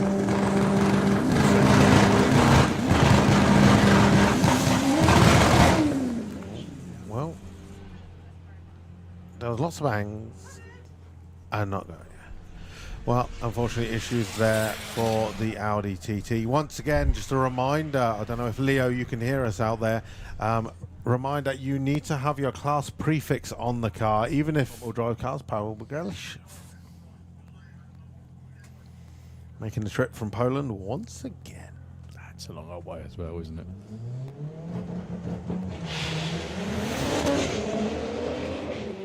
That's making some steam. Great looking run. 125 at the 8th. That'd be big. 913, 161 miles an hour. That is a personal best for sure. You know when it's... Poland, he is a three-time champion at the Doorslammers. Is he quickest as well? He is the quickest. Yeah, 3 times in a row. In a row, yeah. It's, that's no mean feat. I mean, we've had Andy Bond that has taken 4 times, but he hasn't done it in a row. David. But in a class as unbelievably competitive as this. Just a like daft bit of insight. How does he make it look? How does he do it? Because if you watch front-wheel drive racing, which obviously you have made a living out Occasionally. of, occasionally. It's something that a lot of people seem to try and nail and never ever quite get it. Yep. Whereas he just does it on an alarmingly regular basis. Well, this car has even now run down into the 7s at Arad on the airfield. Saw that the other So- week. Yeah. Wow. Now, all eyes, as you can see, people staring at the wheelie bars on the back, which are now free rolling. They are no longer touching the track. That was a bone of contention with a lot of racers. Of course, this is a round of front-wheel drive drag series as well, so everything has to be correct. Personal best of 7:55. Let's see what David Lammick can do on his first run, Doorslammers 2026. It's that launch that no other car does quite like David. I don't know whether that was planned or not until that point. It was very good indeed. Let's see what a tickle will do.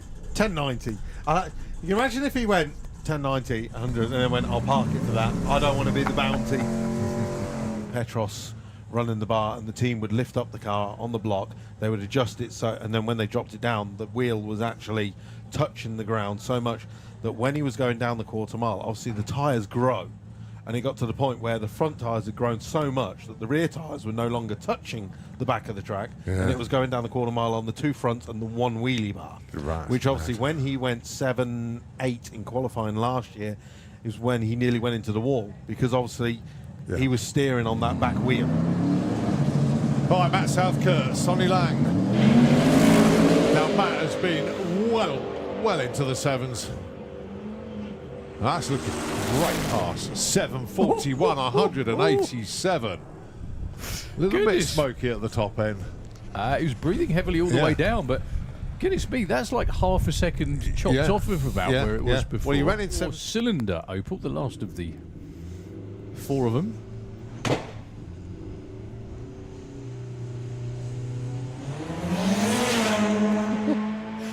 Someone's just shot it out of a cannon. It's amazing. 136 Look. to 60. 577, 121. 901, 152. Respect. Absolutely awesome. That Fabulous. was really good. All right, so back to... All Jack that way. needs to put the 6C before his 1111, so this won't give him a number on the board, unfortunately. Well held. Oh, 1, 2, 140 pounds worth of foam blocks destroyed there. 790 at a Guys, don't forget to put your 6C in front of your race number. Go on, Pudgy. Just Callum, Just tell nudge him. him. He's like... Racing stories. So this car, I don't think has been as quick as the 6s. Not far off though. I think it's all motor. I don't think there's any nitrous or turbos in there. So calm, isn't it? 76, 75, 787, 173. Yeah, one of my favourite stories about that racing over at Long Marston. So they're all old airfields. Aiming at the blocks, if anyone can, yeah, he's absolutely aiming at 330. If anyone could direct him a little bit right, that would be great.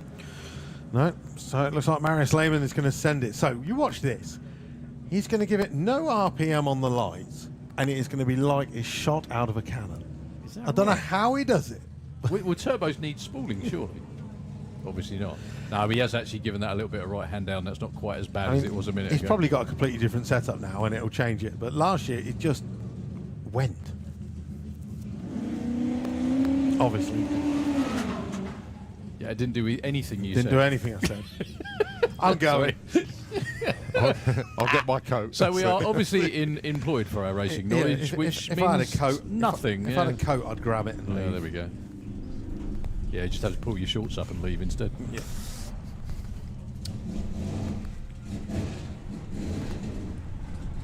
Monholt's down there with that beautiful Chevy, and it is Rob Cresswell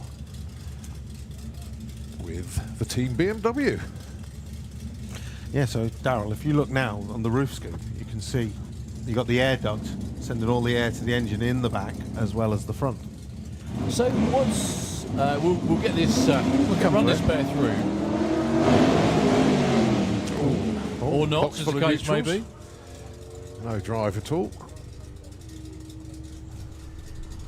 Roll Crowser about 1080, 1055. Yeah, you were just saying. So, what's the thinking behind having?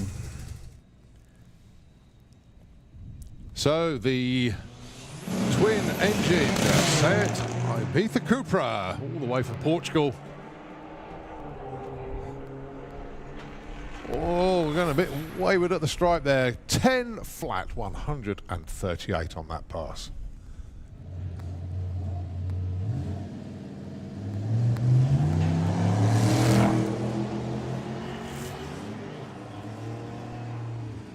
Well, I think it was a 987 on his first pass earlier on. And goes 970, 137. That really did move up. I think it was a 973 before that adjusted. So he's good to go. So first run of the weekend for both of these.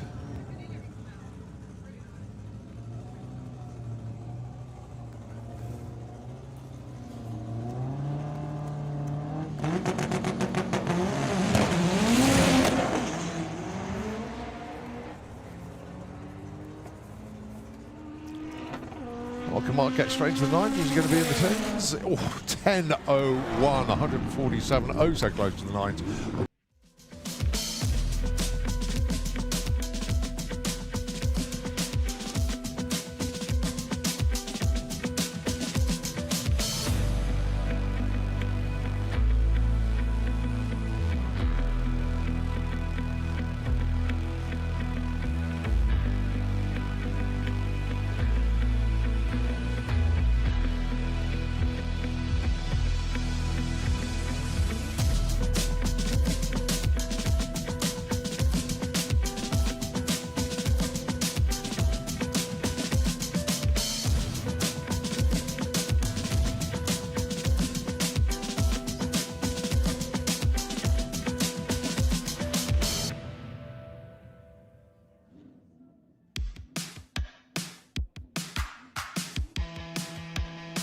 Okay, folks, thank you very much.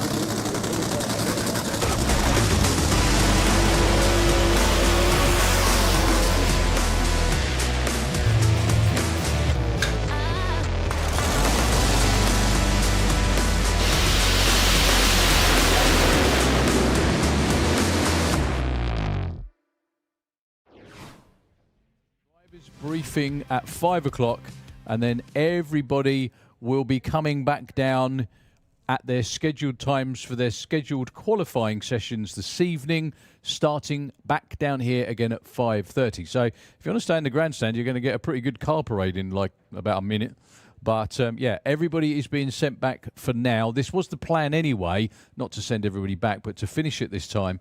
But unfortunately, due to the oil down, we've just lost 20-25 minutes, which would be the time we were going to be running these cars through. So driver's briefing, 5 p.m, half an hour from now in the presentation area up in the pits. 5:30, back down here for scheduled qualifying sessions for the rest of the evening, and it's going to be an awful lot of fun. So we're really sorry. We can only apologise to the racers sitting in the staging lanes. Some things are beyond our control. Obviously, the track crew work as quickly as they can to keep everything moving. However, we do have a schedule to keep, and unfortunately, it's overrun. But the good news is, Doorslammers 26, we have the planned qualifying sessions, which obviously mean that everybody will get scheduled runs later today and tomorrow and through the rest of the weekend as well. So anyway, back to you again, Nitro FM. I will be back up here, hopefully with my colleagues at about 5:30, and I look forward to seeing you all then. Thank you.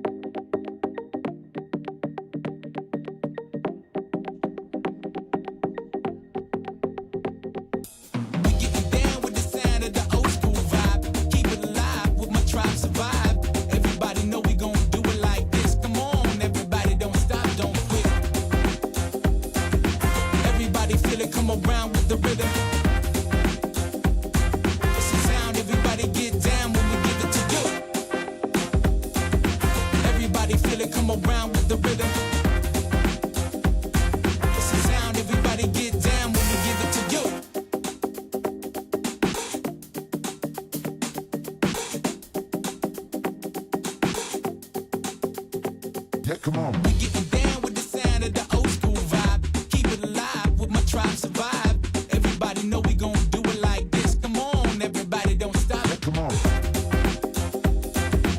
Everybody feel it, come around with the rhythm. It's the sound, everybody get down when we give it to you. Everybody feel it, come around with the rhythm. It's the sound, everybody get down when we give it to you.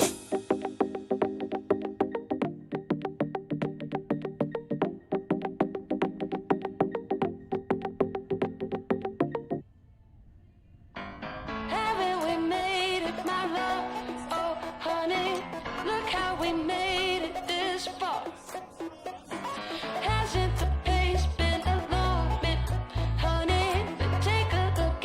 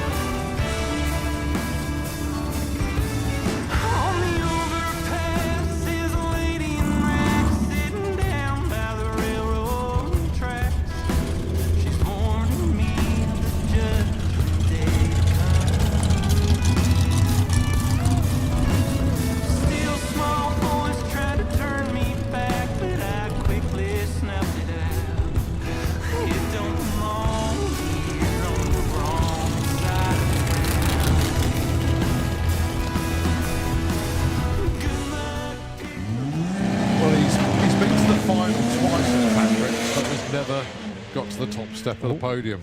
Well, he lost the tyres around about 80 foot, so all eyes are on Wayne Gill coming up to the finish line. Goes 9 flats, 155 as the big smoky finish. It's coming out the top, an engine that rotated entirely backwards, right? Right.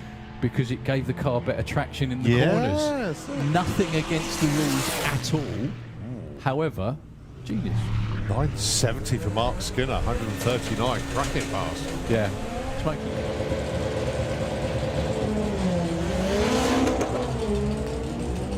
That's a really good looking run for Darren. Yeah, Darren's race number is 110. 944, 143. Oh, goodness me. Going in and getting a bit of extra track time down at. We were just talking about that. It is bracket racing, obviously. So no, you don't have to go fast. You just have to run your number, don't you?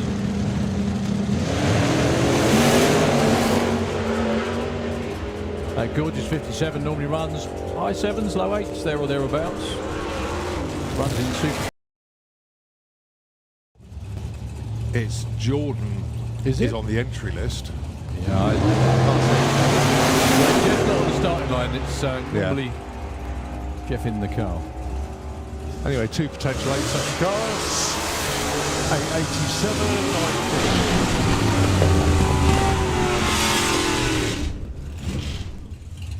In between sweeps, of course, not, you know.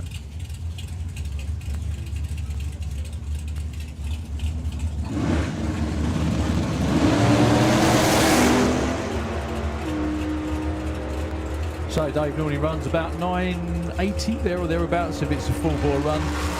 Some about 10.7, 977, and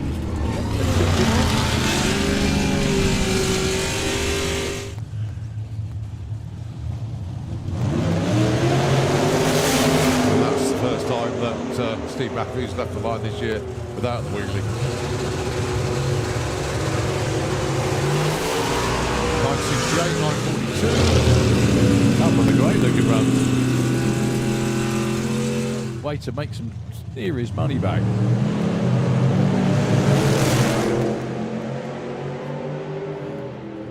No nitrous for either, I don't think, on this one actually.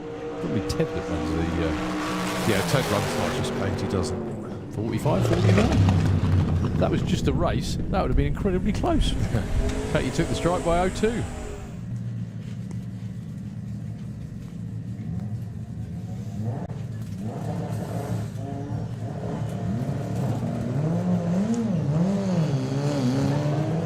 Issues for Ben. Ronnie just taking it easy off the start line.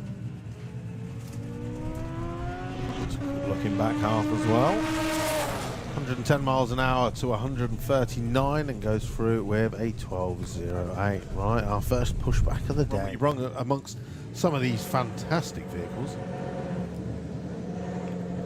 Never know what you might line up against. Well, it's a nice looking run for Robert. 120 at the 8th, takes it through. New personal best, 966, 147 miles an hour. Great start to the weekend, chaps.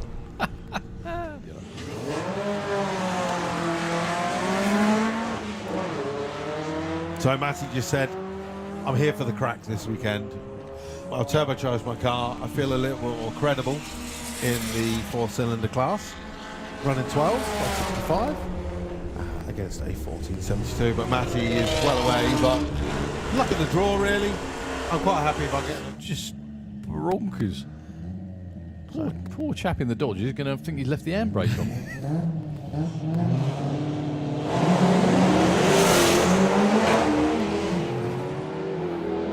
That bog off the line won't help though. no. 988 slows up a little bit from earlier, Oleg. 1044, 134 miles. So cool. It's so rare ju- these it's- days. It's full of camping stuff, I think, when I saw it this morning. But it's yeah, it's just an amazingly well looked after, very, very well turned out vehicle. I was going to say car. It's not really a car, is it? It's a man. Man. I think, yeah, you can see that on a live stream. I mean, look at it as well. White walls, all the rest of it. Fantastic. But fingers crossed, we'll see it in VW Sportsman very soon. He's up against Sam Vajda with the 20-valve turbo Seat IBFR. Well, one thing Slow down there. I've learned today is that the German postal delivery service is cool. Yeah. Right, Sam starts today with a 1242 107. And the Friddling goes through with a 1649. That's still quite quick. It is. Really is. Right, So if anyone what is out the there is reason looking at for this it? going, no, don't.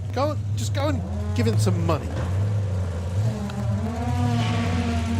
He's looking for his first ever 10-second pass. Nice wriggle for Tom off the starting line. See what I did there? Yeah. Oh, he's got the brakes on. Oh, 1064, 135. I think Nice Tom run for David. Tom Wrigley was looking for short numbers there. So Kim was testing at Melbourne Raceway last weekend. She's absolutely loving this Corrado. And she would with a blower on it. Stuart knows he's completely lost this car.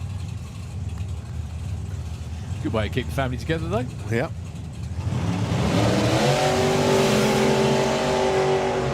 Well, Jason Dodd left way before the tree ran. Still going to get a number, but let's see what he's got anyway. 10:35, 9:52 for the B-dub. 152 miles an hour. It's actually really... Where's he gone? Oh, he stopped down here.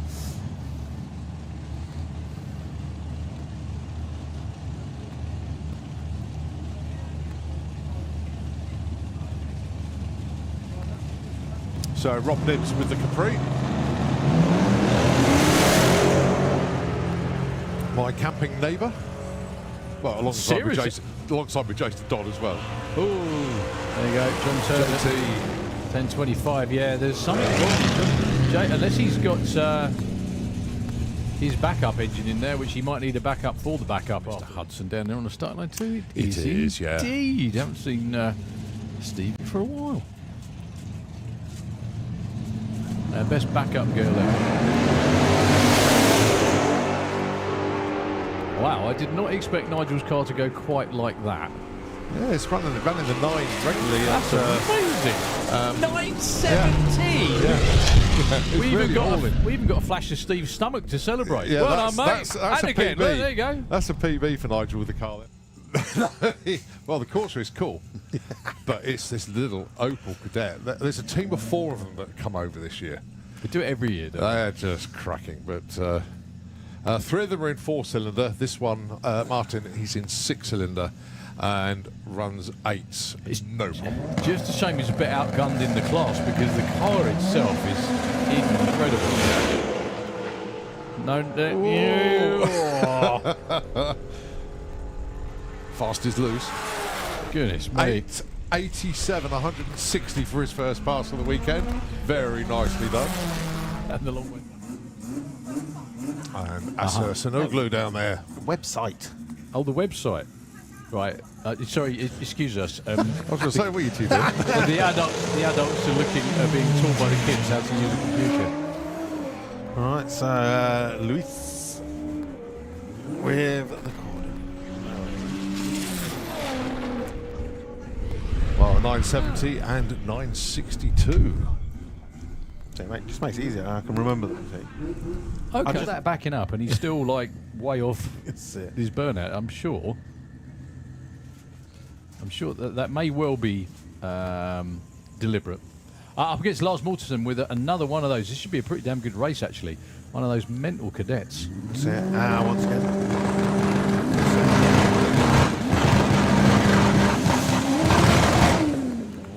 Well, there was lots of bangs and not going. Well, unfortunately, issues there for the Audi TT. Once again, just a reminder, I don't know if Leo, you can hear us out there. Reminder, you need to have your class prefix on the car, even if all drive cars, power girlish. Making the trip from Poland once again. That's a long old way as well, isn't it?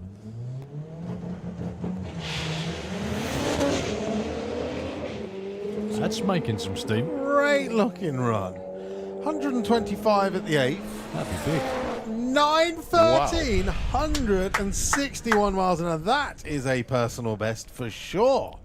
You know when it's... Poland, he is a three-time champion at the Door-Slammers. Is he quickest as well? He is the quickest. Yeah, 3 the times in a fastest. row. In a row, yeah. It's, you know, that's no mean feat. I mean, we've had Andy Bond that has taken 4 titles, but he hasn't done it in a row. David.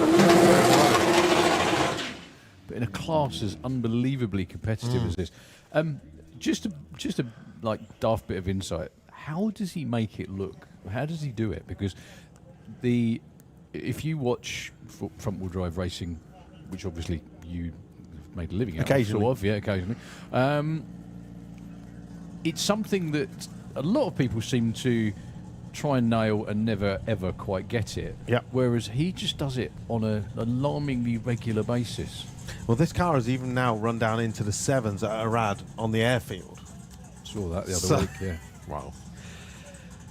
Now, all eyes, as you can see, people staring at the wheelie bars on the back, which are now free-rolling. They are no longer touching the track. That was a bone of contention with a lot of racers. Of course, this is a round of front-wheel drive drag series as well, so everything has to be correct. Personal best of 7:55.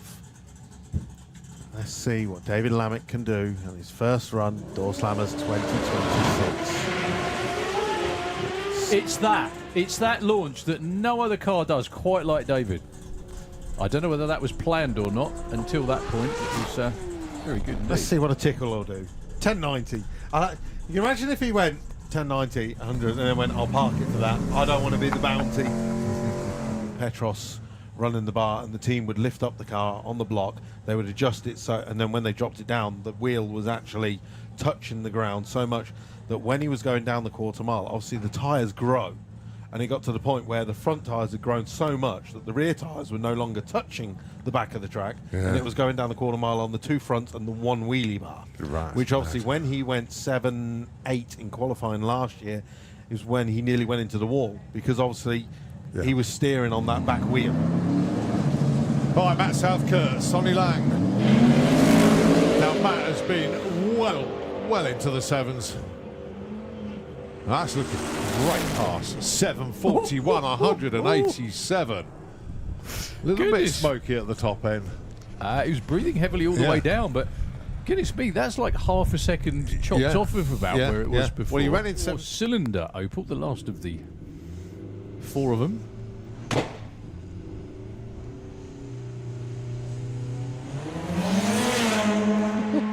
It's like someone's just shot it out of a cannon. It's amazing. 136 Look. to 60. 577, 121. 901, 152. Respect. Absolutely awesome. That Fabulous. was really good. Right, so back to... All Jack that way. needs to put the 6C before his 1111, so this won't give him a number on the board, unfortunately. Well held. Oh, 1, 2, 140 pounds worth of foam blocks destroyed there. 790 at a Guys, don't forget to put your 6C in front of your race number. Go on, Pudgy. Just Callum, Just tell nudge him. him. He's like... Racing stories. So this car, I don't think it's been as quick as the 6s. Not far off though. I think it's all motor. I don't think there's any nitrous or turbos in there. So calm, isn't it? 76, 75, 787, 173. Yeah, one of my favourite stories about that racing over at Long Marston. So they're all old airfields. Aiming at the blocks. If anyone can, yeah, he's absolutely aiming at 330. If anyone could direct him a little bit right, that would be great. No, so it looks like Marius Lehman is going to send it. So you watch this. He's going to give it no RPM on the lights, and it is going to be like it's shot out of a cannon. Is that I don't know right? how he does it. Well, turbos need spooling, surely. Obviously not. No, he has actually given that a little bit of right hand down. That's not quite as bad as it was a minute he's ago. probably got a completely different setup now, and it'll change it. But last year, it just went. Obviously, Yeah, I didn't do anything you didn't said. do anything I said. I'm going. I'll get my coat. So we That's are it. obviously employed for our racing knowledge, which if means I had a coat, nothing. If I had a coat, I'd grab it and leave. Yeah, there we go. Yeah, you just had to pull your shorts up and leave instead. Yeah.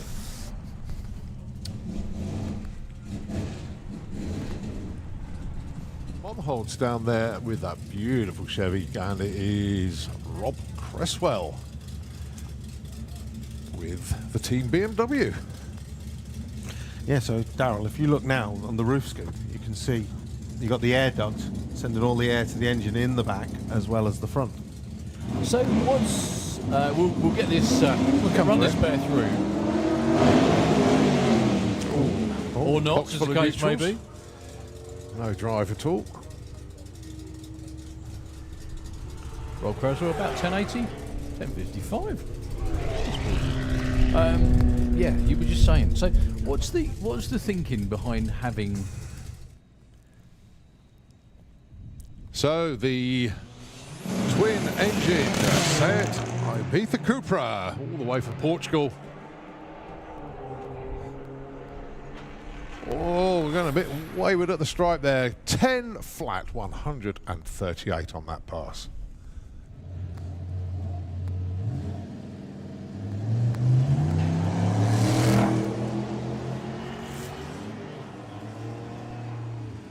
Well, I think it was a 987 on his first pass earlier on. And goes 970, 137. That really did move up. I think it was a 973 before that adjusted. So he's good to go. So first run of the weekend for both of these.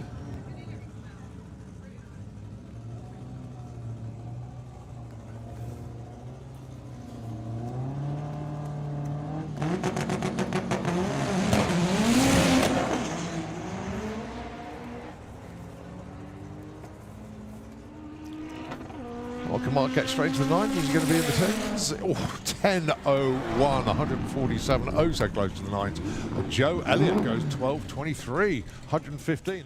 Cam running in 6-cylinder. Jason running in 4.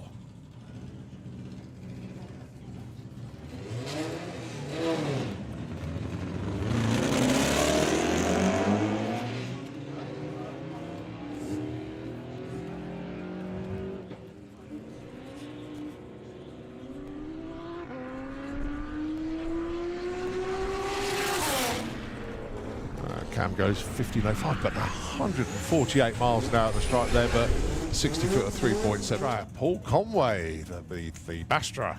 That is the Vauxhall Astra. First run weekend from him in a front-wheel drive. And, of course, this incredible Audi. Agnieszka from Poland. That is a good-looking run. Managing to keep it in the lane this time. A little bit of wiggle at the top, but that's much better. 927, 161 miles an hour. And Paul Conway goes 1367 at 92. So Rob's got the track to himself then. Running in Pro Straight. And just blows the tyres off, but nevertheless, it's still going to count as a qualifier. Gave it another go, still came off the gas. And goes 1089. Just a reminder once again, folks, all cars...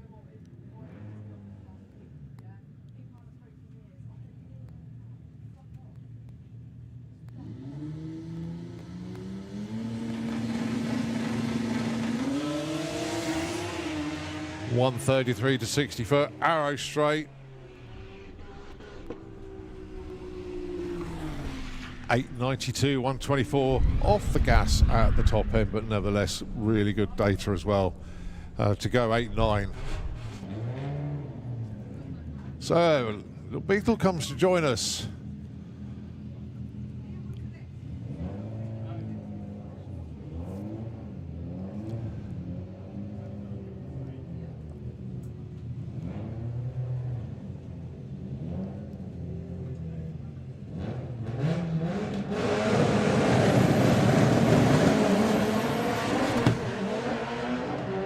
Escort giving it absolutely everything. Goes 904, 158 miles an hour. Chris Todd with the Fiesta. Fiesta Roo, of course, Subaru powered. Engine in the back, not the front. Rear wheel drive, not front wheel drive. Wheelie bars, goes into the 8s.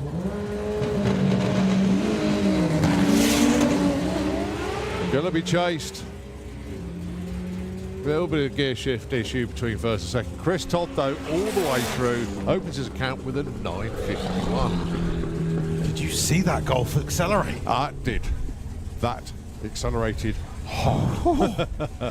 So should be okay. Right, anyway, let's check out Bill Wilson then.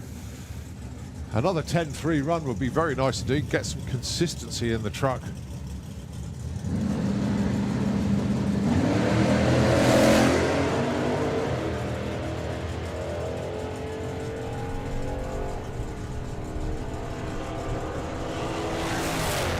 Yes, 10.37. Nice one, Bill. Bill's doing street weekend as well. Nice. So there's a whole gaggle of them. Bob Molden, the Yorkshire Terrier himself. He's still fortunately running his older engine. He's never put the new one back up. The old one working very well at the moment, so he's going to stick with that for the time being.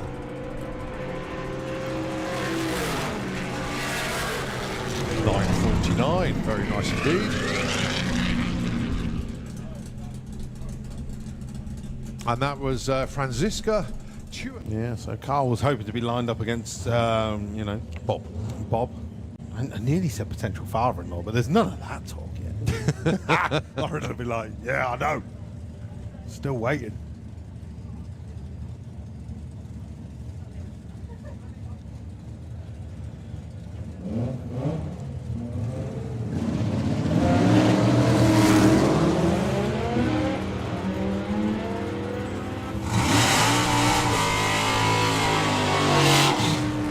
Dave Cherrick goes 9.78, 132. Carl Goldsmith coasting towards the top end.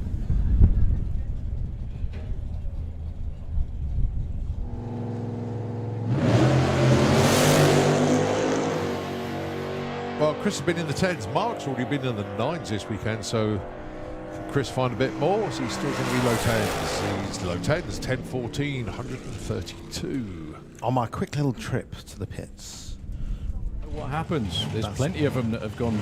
But the thing is, that's the luck of the draw, and obviously the prizes you can win, even in the early rounds, is significant.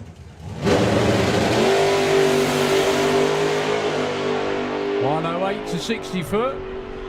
Quickest ever is a 7.1, I think you said. 7.24 at 190. Wow, very nicely. Off the trailer. The other good thing as well is that for guys like Jack, who obviously love Doorslammer racing, it's the chance to stage up against other people. You know. How cool is that? Potentially staging up against Jari Rantaniemi, defending European Pro World Champion. 108 to 60 foot. Quickest ever is a 7.1, I think you said. 7.24 at 190. Wow, very nicely. Off the trailer. The other good thing as well is that for guys like Jack, who obviously love Doorslammer racing, it's the chance to stage up against.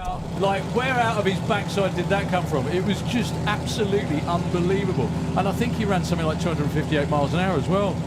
So, first run at Santa Pod of the season. What round is it?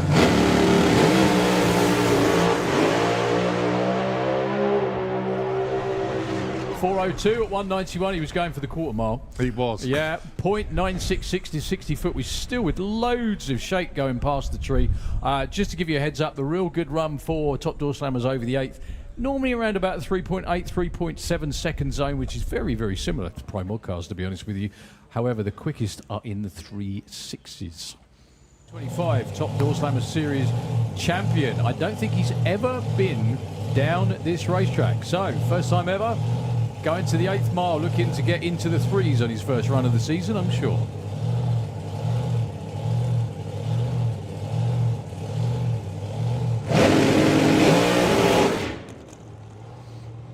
Well, hit the limiter. I think that spun. It definitely didn't shake. Either that or something let go in the driveline.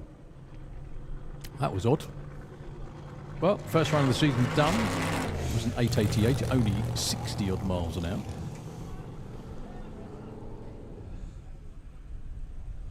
That was here about 7 years ago. I don't think he quite managed to dip into the 5s when he was here before. He's going to go a lot quicker than that this time over the 8th mile though.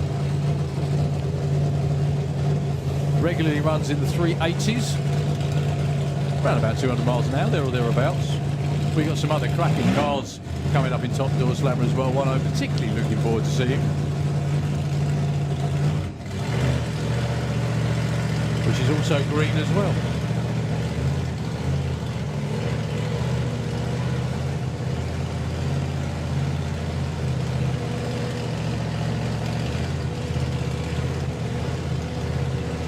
So good luck, Lenny.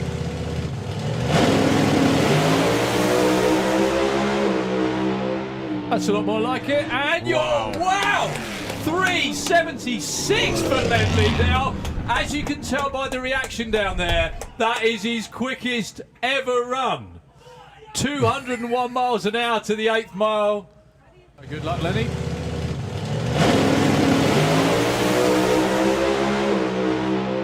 That's a lot more like it. And wow, 376 for Ledley now. As you can tell by the reaction down there, that is his quickest ever run. 201 miles an hour to the 8th mile. I think that...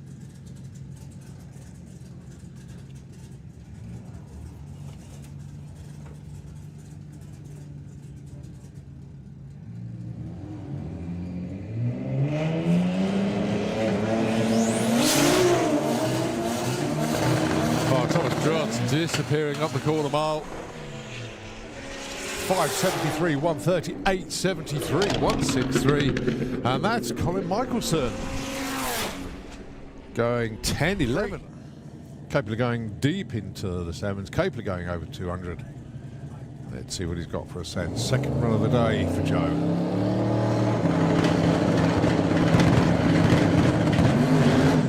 Same as the first one, actually, just blew the tyres off completely. Gathers it up, still going to be north of 180 at the stripe though. 185 at 963.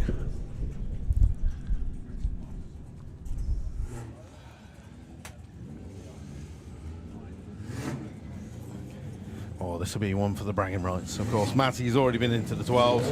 Gareth in the 14s.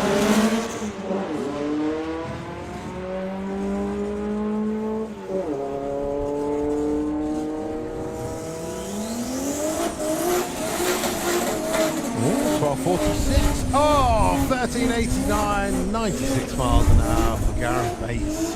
Said Pete's just doing a checkout pass, but this BMW has been down into the 7s.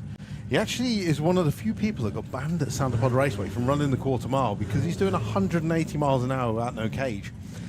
Now he's fully caged. Wow. And he's going for it. So Tom Wrigley, of course, has not got his car here this weekend. And this is the man who's going to be chasing him. Not this run. The car was wiggling a lot there in stage.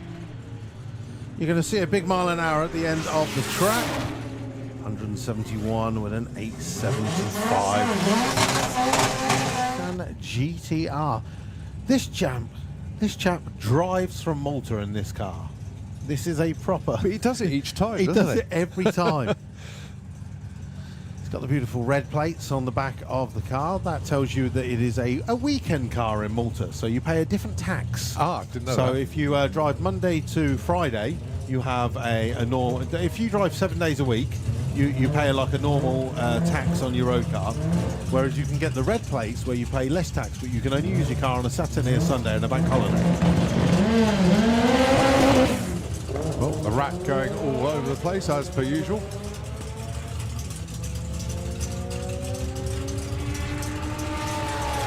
Still goes 10.63 at 142.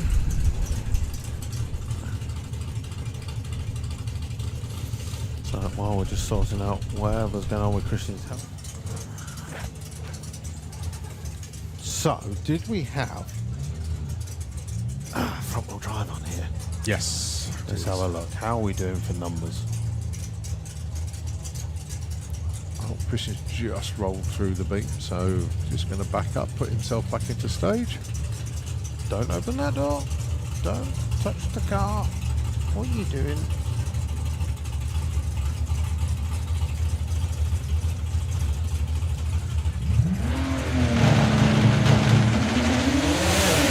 Nicely away, 144 to 60. 8th mile, 5:59 at 136. 8:46, 171 at the top end. Yeah, Justin Woolner running in Pro Street, and Rob Smallworth, 760 heads up.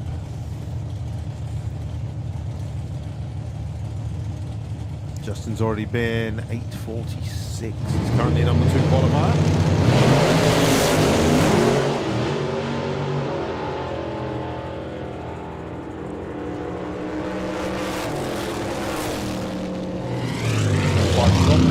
For Justin. Yeah, so Pro Street. So might not try to rotate the earth on his first pass. We'll More see. importantly, check out our VW breakout, Run What You Brung Her, Yeah. up against Andy the Bond. ugly sister.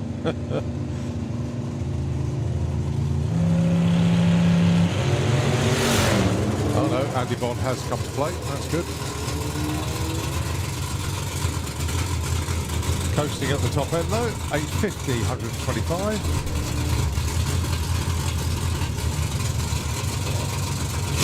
Well, isn't he? Yeah. Good So lad. this is now fully caged up, parachute on the back. The old family wagon, looking to go back down into the 8s.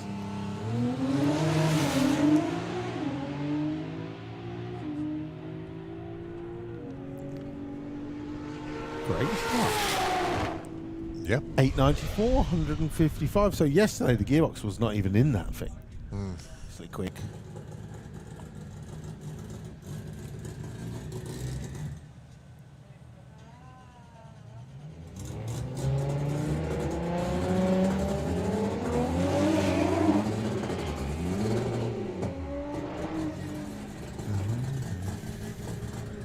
Okay, well, issues for Asir as he launched away.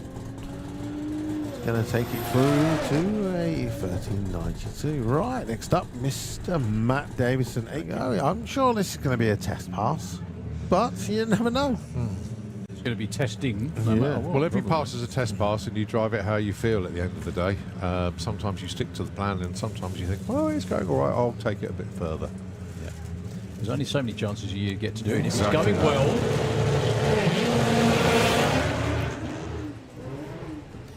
Oh, that's gearbox related. Well, he's put it in the third gear. He's going to get some data in third gear. He's probably going to... Bit of a bad journey on Street Weekend last year, and has been in the workshop ever since, but it's good to see it back.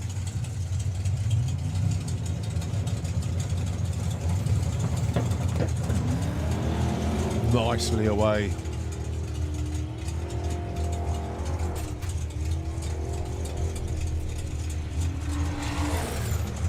.10.03, 131.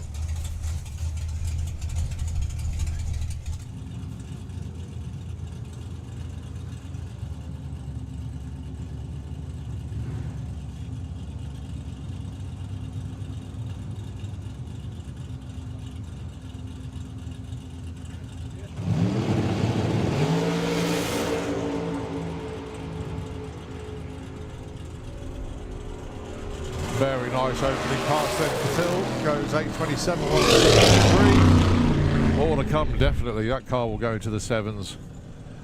No problem at all. Pristine for Sunbathing. main event. Sunbathing. That's it. From Wednesday, they are sunbathing. Have you seen the sun for next weekend? Oh, it's going to be superb, isn't it? All nicely pedalled. Just caught that tyre slip there.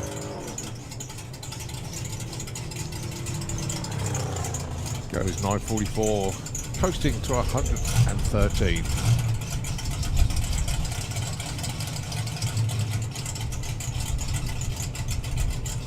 Yeah, so as always, a number of our races take part in the Santapod Staycation. But this year, all of our Santapod races, plus quite a lot of spectators, I believe, are doing a staycation this week. Yeah. Because obviously we've got Carl Cox shootout from Wednesday, Thursday, and then we've got racing Friday, Saturday, Sunday, Monday. 12 days, 10 of which are racing. I think the Carl Cox Cox is Thursday, Friday. I thought it was a Wednesday. No, that's at the Thursday, Friday. finals. It's at the finals. It's on Test and Sportsman Day. Yeah. So Thursday, Friday.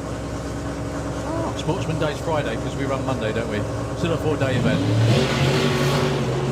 Well, You've taken the wrong day off work, haven't you? I have. I mean, I've got them all off. Oh, nicely done, Randy Ashton. That's a noisy little thing, isn't it? Oh, it is. You wait. When he gets this up on the two-step, once he gets through ironing out everything, this thing will be amazing.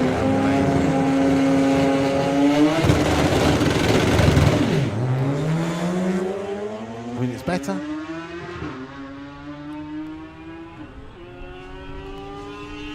It's going to go single digit. It's off the profit just before. 10. 143.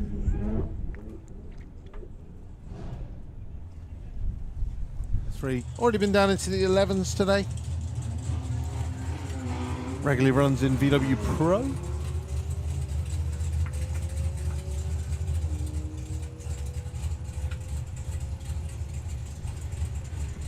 And this time goes 11. No, 12. 0 7. I'm not going to be going anywhere near the Huxies later at this rate. It's not going to be a safe space for me, I don't think.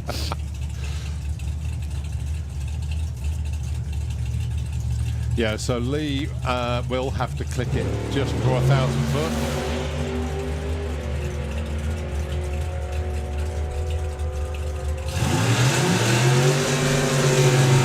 Oh, he's done it the other way.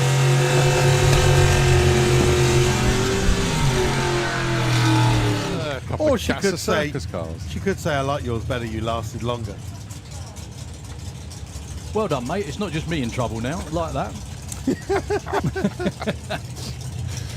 Oh dear. Kate Booth, Steve Matthews.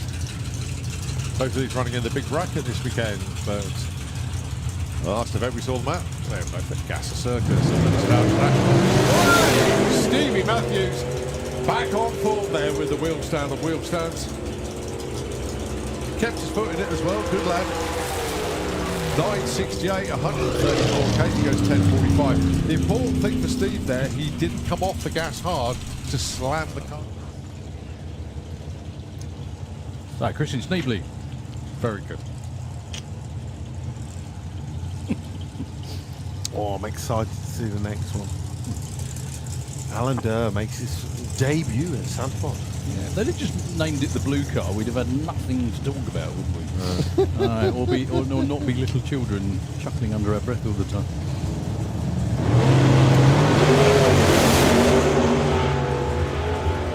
So the 57 Chevy normally runs low 8s, high 7s. I think he was in the midi coats earlier. That's another one of them.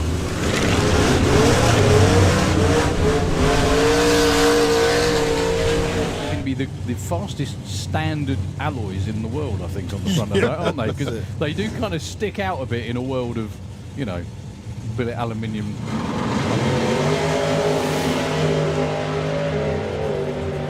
That's not going to be a 7 though, because unless Brett is running seriously quick alongside him. Yeah,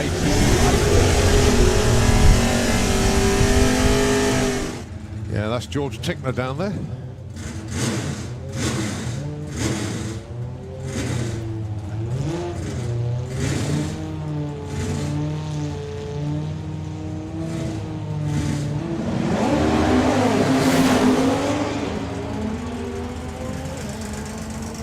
Well, John's already been 8.7 today. He goes 8.87 on that one. See Taylor Letchford down here.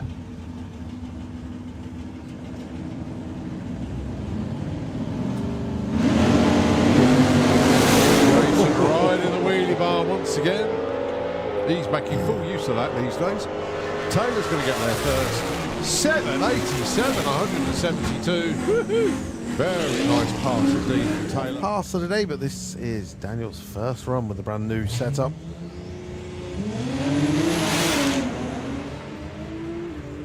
Well, Tom Wrigley's actually in True Street with that car. He's got a really good... Yeah, he just seems to be taking it a little bit further each time.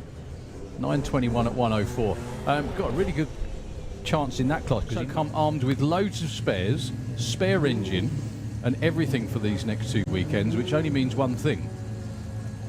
Let's hope he doesn't need them. Up against Adventure. So, first pass of the year for JC. I don't expect anything huge this time around. You never know.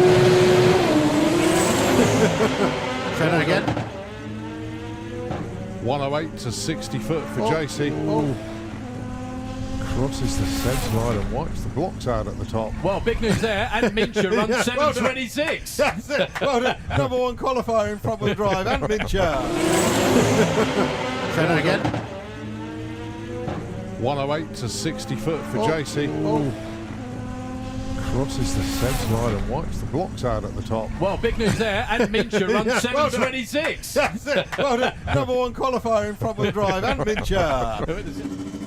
So if you can nail it today, you're going to run really, really quickly. John Sleeth over there runs in the 760.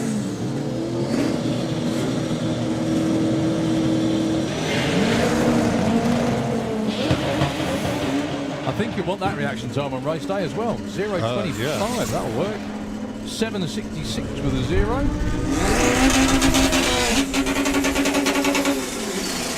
And a 10.06 at 144. Drive car. Diesel powered, has been as quick as 9:55. And then this is Steve Durant, who, as we were talking about earlier, who went to America and purchased a car. So that looks like a Seat Ibiza. Yep.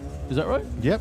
So I'm not right. I'm going to sound utterly dim. They have Seat Ibizas in America. I'm just a bit surprised. I thought it would be a Honda or something similar. No, the Civic. Oh, the Civic, idiot. So that'll be what. Look in the wrong lane. That helps, doesn't it? So Steve is out in front at the moment with the Civic, doing 108 at the 8th. Anton is making a big back end charge, but he's off the throttle. Still goes 977, 134 to a 1095, 137. They look happy with that. Yeah, it's a very nice start to the day. Okay, pair of Nostalgia Pro. No, that is actually a Nostalgia Pro stock truck, that over there, because well, there you go. That is previously Bob Pinella's Pro stock truck from around about 2000-ish, 2001, I think. Went to Dallas in 2001. That was one of the last events they ran Pro stock truck. They phased it out. Taking on, is that Mr. Pateman? It's Steve Pateman indeed, yeah. In actual fact, Jeff was round in Steve's pit last night because they're having problems with the fuelling on the carb, so Jeff was doing all the adjustments on Steve's car. But typically, they had a carb fire in the pit. So everybody jumped back and woke me up as well.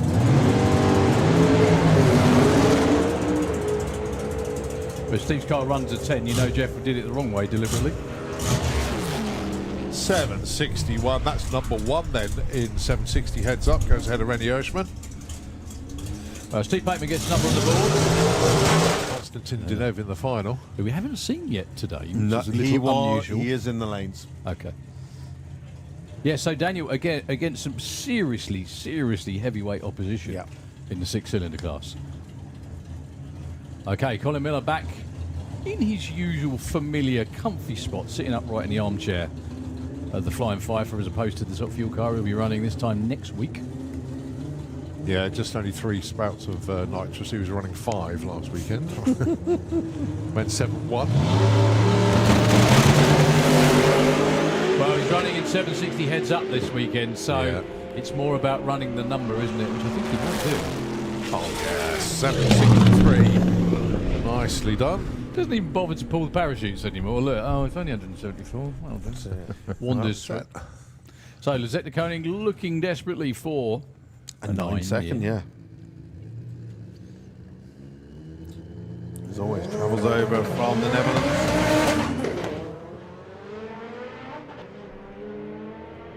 That's a good looking run. Yeah, 166.64, 110 at the 8th. Is that brake Oh, lights? she's on the brake lights just before the finish. She was doing 110 at the 8th. She was doing 110 at the finish line. Otherwise, it was looking for a good run. Here is just set the clutch up.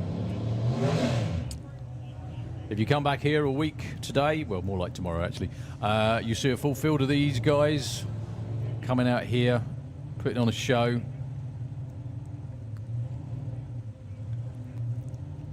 500 cubic inch V8. normal racing gas, very heavily regulated. It's all about tuning. Well, he's already got further than he did in Yeah, I was September. going to say, he'll settle for that. 101.60. 101 to 60 foot. I think he'd have taken that last September, to be honest with you. But yeah, first shakedown run of the year, not bad at all. Talking of first shakedown runs of the year, who knows? Okay. It was a genuine No, question no. because I don't know. It obviously restricts the amount of Yeah, air. yeah. That's the main thing. Yeah. It restricts the amount of airflow, and it means that they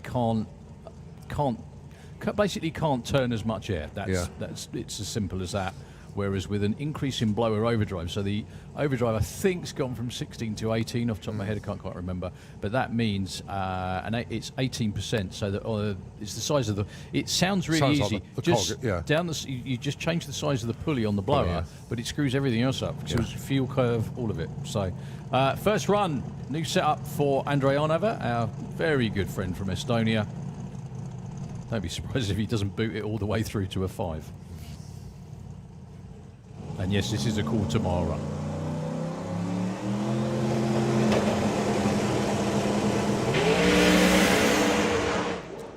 Little bit too much wheel. 32. Good news. So, yep. So we are going into this. Continuing, we've already been qualifying all day long. This is now where we go into class qualifying. So basically, all the front-wheel drive cars are going to come down in one group. Straight after that, all the 4-cylinder class cars are going to come down in one group. After that, it'll be the 5 and 6-cylinder cars coming down in their group, and we're going to work all the way through to close out the day with Pro Door Slammer.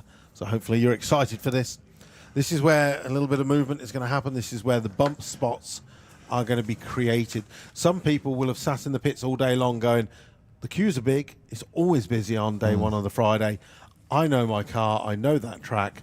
I'm going to wait until qualifying session number 1. And that's what exactly they're going to do. How was your meeting, Colin? Good. Anything good going on up there? Yeah, very Anything good. of No, note but basically we did it bang on time, which is good, because we didn't want to delay the start of qualifying tonight. No. So it was crucial that we wrapped up the driver's briefing with front-wheel drive into the pairing lanes, and lo and behold, they all legged it, got in the cars. They were like, bye. Yeah, and they gone. Did you slowly start noting people edging away from you as you were talking? And you No, were, we wrapped up by, 12 minutes past 5. Oh, that's so, not bad. No, we were good. We were good. I mean, I even walked back down here. Ooh. So I didn't need an Uber. So I was okay. Fair enough. But yeah, so at the moment, number 1 qualifier at the moment is Powell Grealish with his personal best of 9:13 at 161. Next up is Robert van Wijngaarden from the Netherlands with a 9.6. Then it's Luis Silva with a 9.7. Anton Milanov from Bulgaria with a 9.77. After that, we're into the 10s. Now, you reckon... Sorry, let's bring the microphone back there. We reckon, to be safe... Oh, no, it's all right. No, we're okay because we're doing a 32-car ladder. Yeah. But even so, there's 48 cars here. Yeah. Still need to run a 9, you reckon, yeah? I think a 9 is safe. Yeah, or I would very say. low 10. Yes. Okay, we'll But keep I think an eye on it. a 9 gets you safe. But you never know. But at the moment, we haven't... You think about it. David Lamech is not even qualified yet. Yeah. Actually, no, he is qualified at the moment.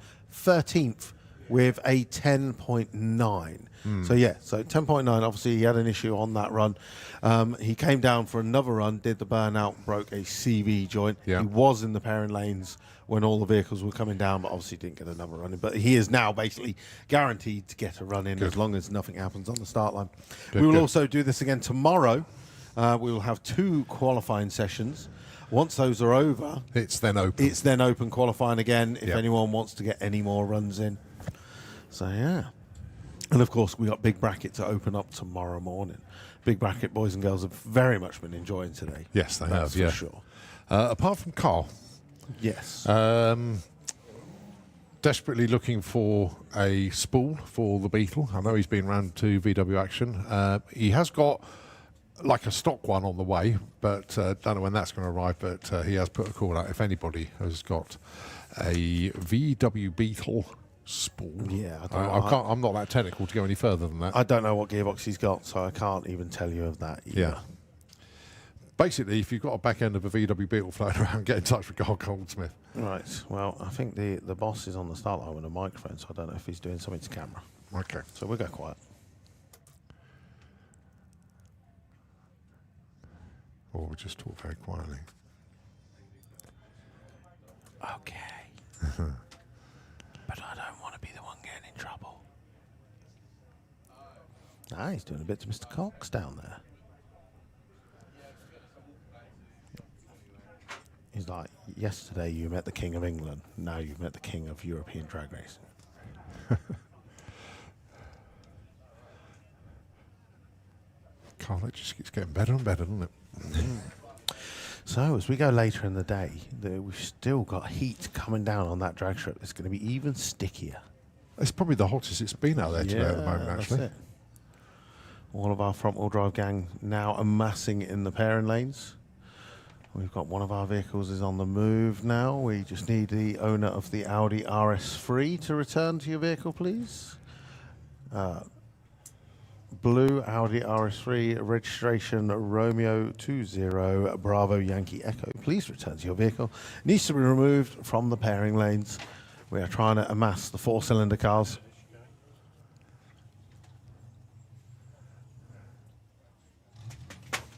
Big Liam just give it the point. He was like, out, get out.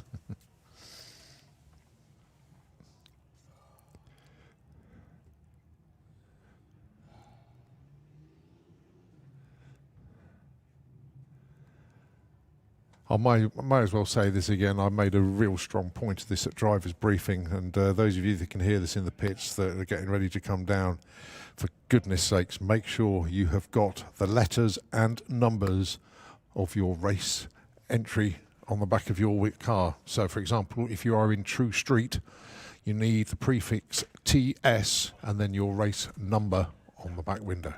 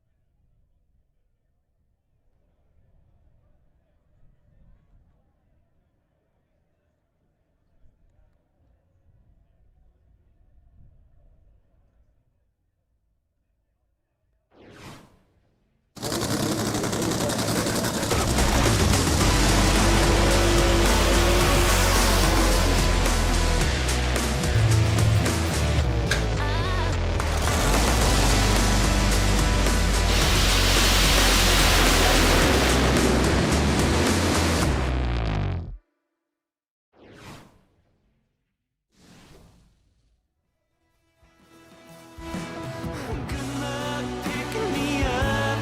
Save your prayers, I'll let you down. I can't stay away from the wrong side of town. I just can't stay away from the wrong side of town.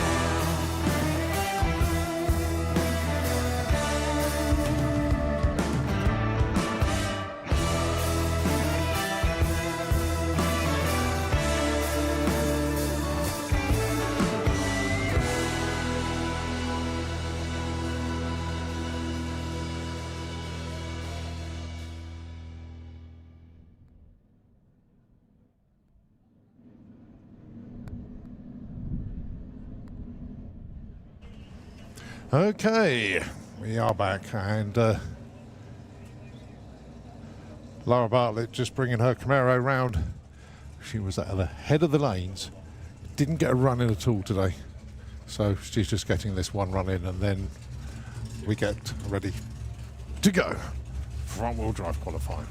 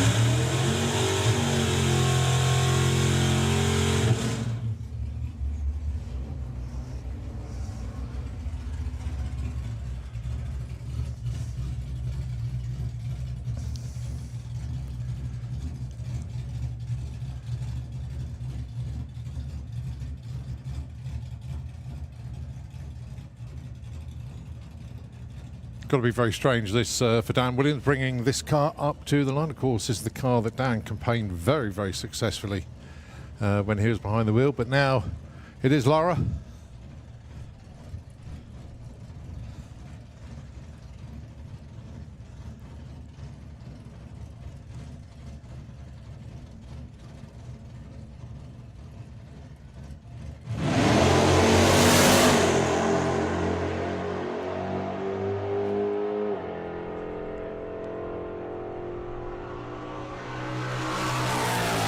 That'll do. 1073, 123.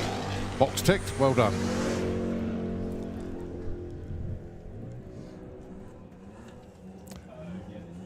Okay, so our front wheel drives are now starting to move forward.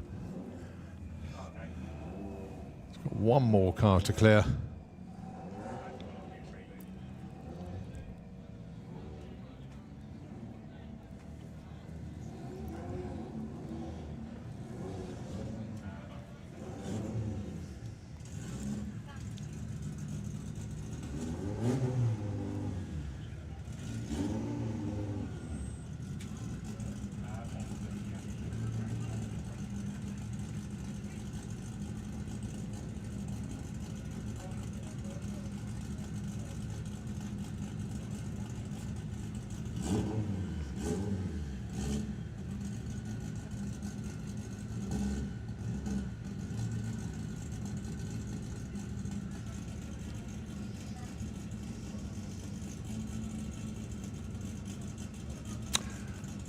Okay, so the Audi S5 from Poland.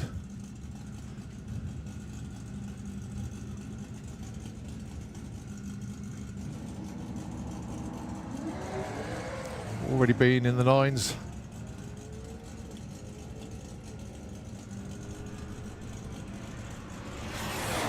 It goes 913.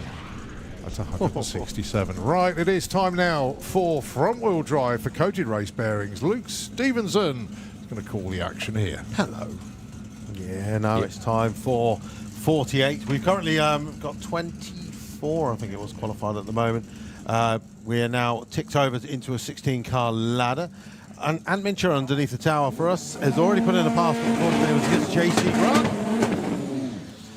where we all know that JC came into his lane and gave him that fantastic 7.2 looking ticket. Unfortunately meant he's not actually qualified at the moment. So, Pete Wilson with the Vauxhall Corsa and Anthony Mincher with the Mark 1 Golf. Both of these cars capable of running down into the nines. Now, of course, Pete has had a long time hiatus, and this is the first time back for this car, so each run is going to be a checkout pass, and he's managed to get one run in so far today.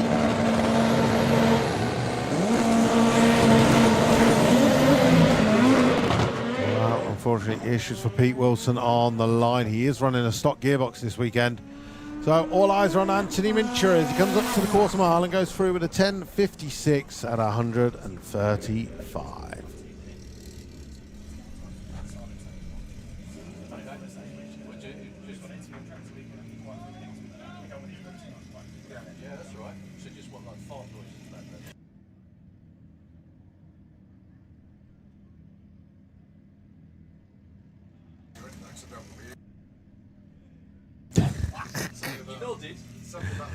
Okay.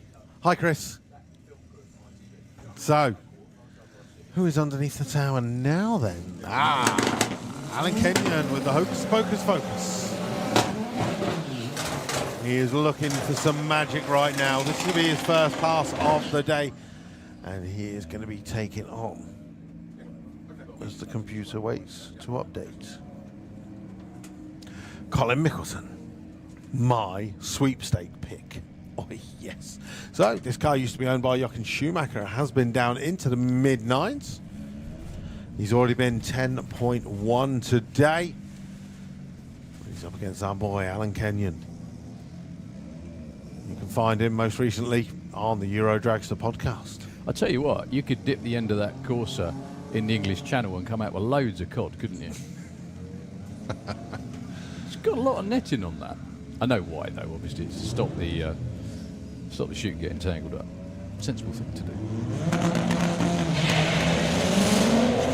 Nice launch for Howie. He's fighting her. Desperate for a 9. Come on, Al. 110 at the 8th mile. And goes through 10.36, 143. Gets himself qualified so far. Oh, 9.95, 148 miles an hour for Colin Mickelson, the newest member of the European Front-Wheel Drive League table. Still no phone? No phone, just having to use my That's sunglasses. impressive. That's all right. To use your sunglasses. Oh, okay, fair enough then. Right, Mark Taylor and Jake Tippin. Now, Jake's already been into the 10s with this super lightweight diesel caddy van. Mark Taylor recently went into the 9s with the Blue Racing Leon. Both of these members of the Volkswagen Drag Racing Club.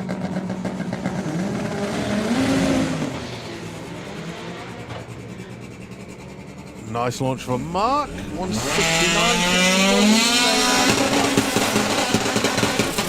10.05 to 10.43. Well,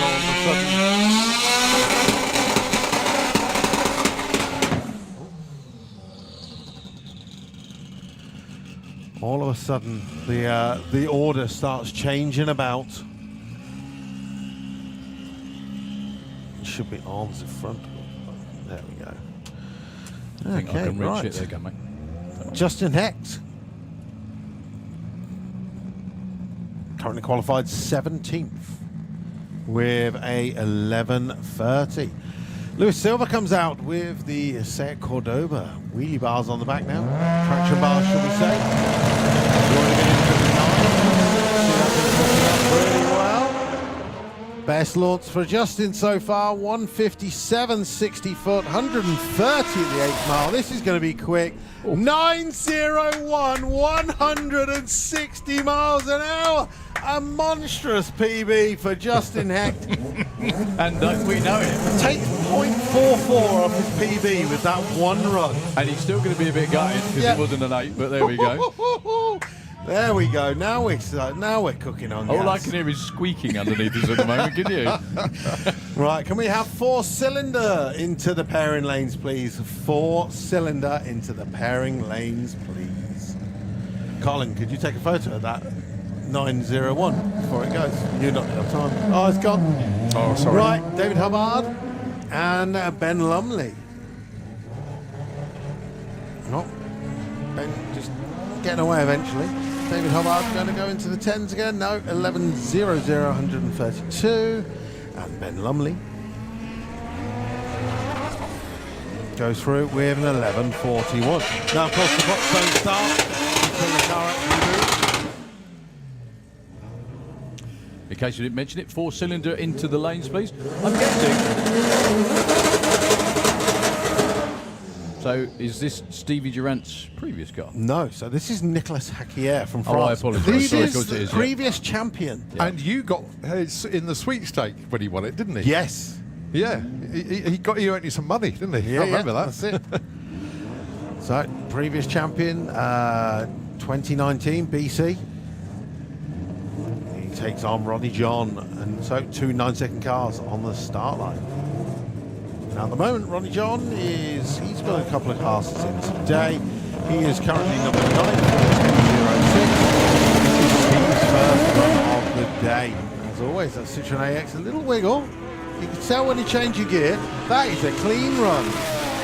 956, 152 miles an hour.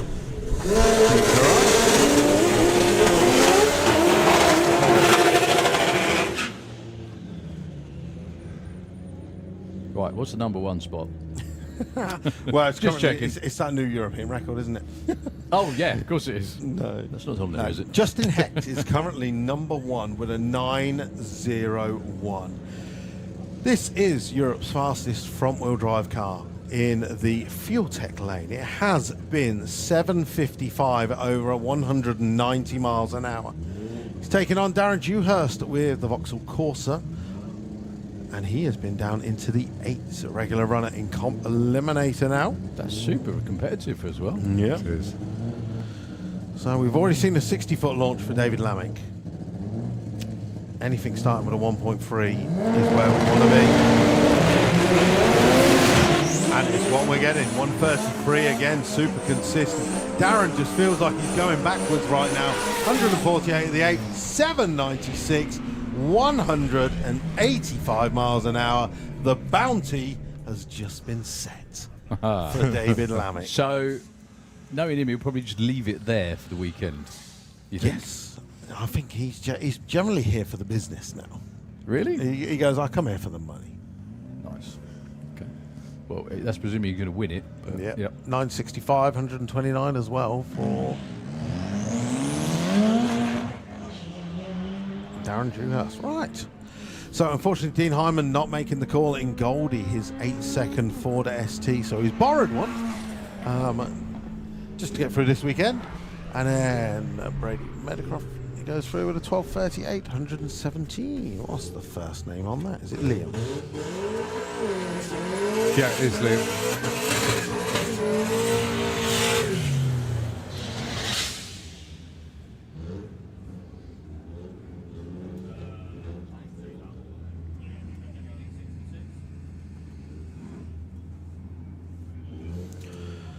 Okay, another first run of the day. It is Jacob Kapatz with Resurgence, the VW Golf. And then we've got Powell Grelish. He ran a monstrous PB earlier today. Went down into the 9.1s. Could we dream of seeing an 8-second car? 154, 60 foot. At the 8th mile, he's doing 120 miles an hour. And this time Powell goes through with a 948. Jacob goes through with 1169, 124. All right, next up, 2 freshies to the track. Paul Conway, not yet made a run in the Bastra. He was the champion at the Ignatol UK European Front Wheel Drive 8th Mile Series at Crail just a couple of weeks ago. This car has been down into the 10s, and he's taken on Daniel Bauscher, aka the Brioche, with his brand new Polo.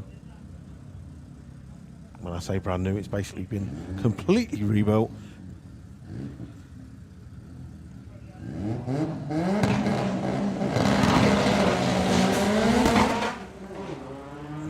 Dan got the jump. He's waiting for the Astra to catch up with him. It's not going to happen. Looking like a tidy run for Daniel. He goes through with a 12:16 and 117. And Paul Conway gets himself on the board with a 12:25. Do you know what one thing we completely glossed over? Is that David Lammick probably put down the quickest run of the year in front-wheel drive, and we've hardly mentioned it so far. Apart from saying, yes, he's number 1. Just what we come to expect from that lad, Yes. isn't it, really? That's it. That's it. And if you ever see the size of him, you'd be amazed he can fit in a Nova. Next up, Aaron Mellum and Sam Fagata with the Saint Leon. Sam's already been out once today.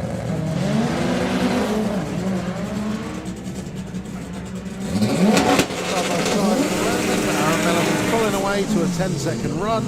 What flavour is it going to be? 10.72 to an 11.96. That did look rather sketchy on the front end a couple of times there through gear changes, but it stayed in one piece. So right now, we are into a bump spot in the front-wheel drive class. Martin Dainty yet to put in a pass. Emma Goddard yet to put in a pass as well.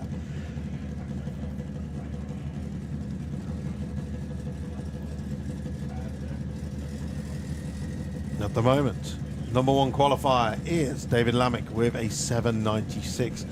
Then it is Justin Hecht with that big PB of 9.01. Then we got Powell Grelish with a 9.13. Could we have 4-cylinder into the lanes, please? If you're not already there, 4-cylinder, please, into the pairing lanes. So Emma Goddard with the glitch. Regular running top eliminator with the Honda Integra. Looking for a stock 8-second run to open the weekend. She goes through with an 880 at 173, straight off the trailer. I was going to say, check the speed out as well. That's, She can now go park it up and moving on. relax until Sunday. Yeah, number 2 qualifier there, I think. That's it. Well, the thing is, as long as you're in the draw, that's really the Yeah. name of the game, isn't it? Just to make sure that you're solidly in. Right, looking into the lanes, there is 1, 2, 3, 4, 5 cars that I can see that have not yet even made a qualifier yet. So at the moment, let's see what the bump spot is. Manny Davison with a 1490, who is He's in ahead the of the lanes. lanes He over is there, in yeah. the lanes. So what's the realistic? So, like, how much further up do you think on the list at the moment? I think we're getting what? How many more cars we're going to get? Well, where's? So he's with the he's in with the 14. He's with a 14. I think that's going to drop down to 10s. It could well be in the 11s by the end of this session. Yes. And then through the weekend. I think you're dead right. Not the best launch for Martin Dainty. But again, he's going to get a number on the board. And as long as he goes quicker than 14.90, he's not that. There you go, 11.65. 139. Bit one of those mismatched time and speed things again. Wow. Right, Grant Moore with the Pigeon. Let's set to going in from the Netherlands with Lola Racing, the D Series EK Civic. Grant has been into the 9s. Ticked that off late last year. Regular runner over 150 miles an hour as well. As you can see the parachute on the back. Of course, Lisette would love to see a 9-second pass. She'd love to get it against Grant as well. Grant good on the tree. Bit of a slow gear change for Lisetta there. Trying her best to keep up with Grant. Grant starts his weekend with a 10.28 and Lisetta goes 10.32. Still not bad though. 146 miles an hour. It's definitely there. Yeah.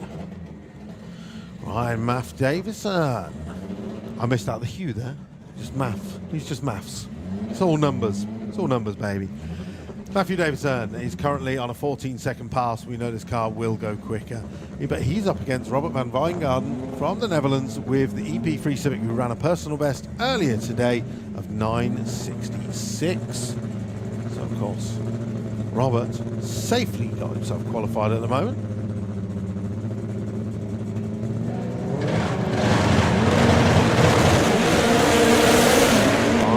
Up and running. He's got second gear this time. That was his issue on the last run. He's pulling away from Robert. This is going to be good. 135 in the 8.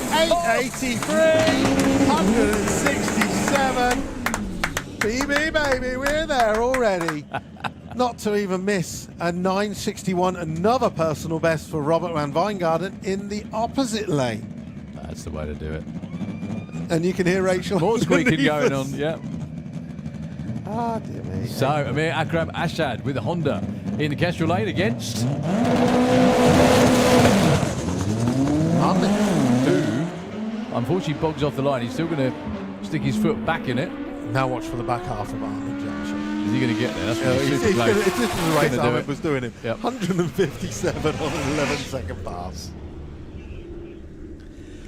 Well, of course, as we said, today is all about getting yourself qualified. So the bump spot has dropped down.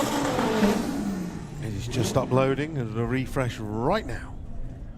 So, to get yourself in the game, Liam Brady Meadowcroft is currently on the bump with a 12.38. We're tightening up now. It's a bit of a hug fest going on down here with Mrs. Boost. I think she's quite happy. And every right to be. So, Clark Appleton, I believe he is not yet qualified. Can we have 5/6 cylinder class into the pairing lanes? Tom Wrigley Performance 5/6 cylinder performance in the pairing lanes. Usher Jamshed with the Batmobile. Currently 23rd with a 10.96. There's a little bit of wiggle room in there for him. He has been as quick as 10.3.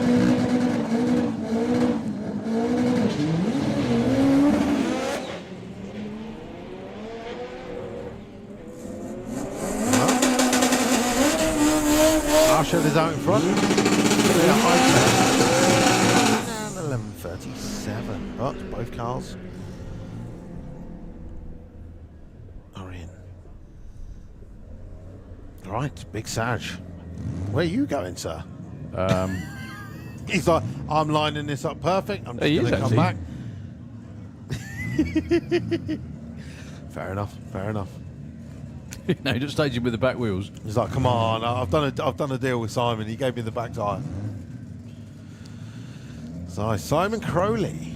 Be nice for the back tyres to do something other than just hold the car up, really.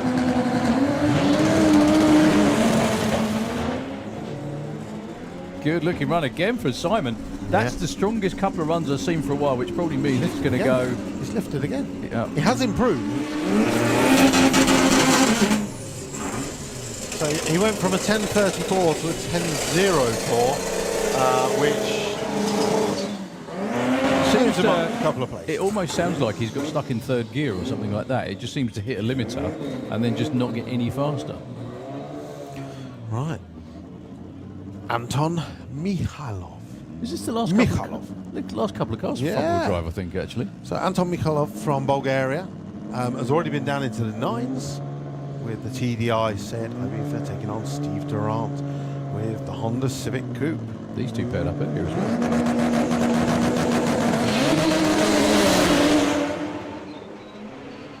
Okay, right. The TDI got the jump. The Civic can have enough to drive around them at the top end. Right, a 970 and a 1009. But what really confuses me, yeah, he must be off the throttle because obviously the black smoke disappears for Yeah. Anton every time. And his speed does considerably drop. He's yeah. 121 to 115. But that's the second time he's done that. He's almost close to his PB, yet lifting. Maybe saving it.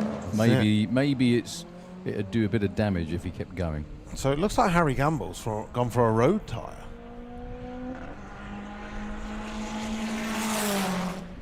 Gets 12.44, 108. I may Beautiful be evening. wrong, That has to be the smoothest front-wheel drive session ever. isn't it? There's nothing went, nothing. Nothing. So what's the bump now after that session? So we are now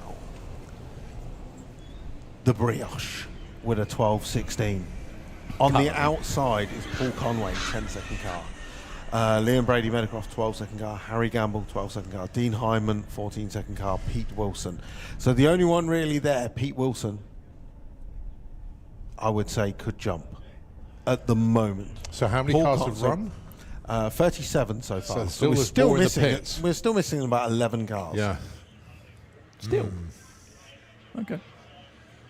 And I saw Calvin Skerritt arrive on the trailer when I went to do the quiz. Yeah. So he has arrived on site. How was the quiz, by the way? It was good fun. Yeah. Did you win? I could have. I was going to say you had the answers. I hope so. Some of those questions I could have. Okay. It was a very speedy quiz, should I say. I struggled reading the questions in the time that we had to answer the Really? questions. Yeah. I had 10 seconds to read out like 2 sentences. And at the same time, people had to press the answer. I feel your pain. We don't do well with sentences. That's it. Which is why we do this Well, it job. depends how bad we've been. A sentence could be 25 years. You never know. Right, track prep going on. 4-cylinder coming next. I think let's have let everybody know what's coming. Oh my goodness me, they've definitely not printed this for me, have they?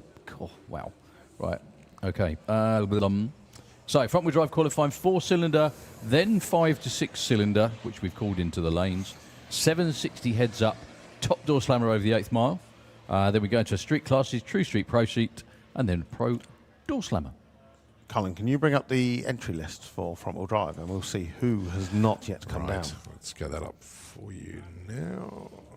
Should have it on my screen. Yep. Okay.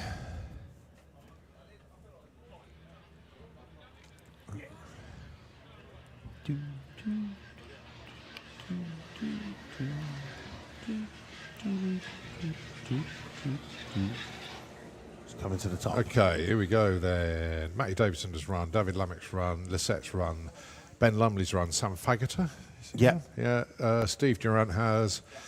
Robert has. Justin Hite. Yep, he's currently number 3. Pete Wilson, you mentioned him. Ronnie John. Thomas Jensen. Not seen Ludovic. Right. Thomas Jensen. So Ludovic is an 8-second car. Thomas Jensen, nice. He came down for a run, got pushed back. Soren Hansen Yeah, no. has not. So so far we've got 2 8-seconds, 1 9-second car that we've not seen yet. Brad Morgan, we've not seen him yet. He's got that brand new engine. He's having issues with that. He may have to. Last time I left him, he was going to Turbo Smiles to try and get a new turbo off him. Unfortunately, he was a silly boy and didn't fit the Turbo Smart oil pressure thing. Yeah. Mine's gone blank. No, not a sensor. It's like a Relief valve. relief valve.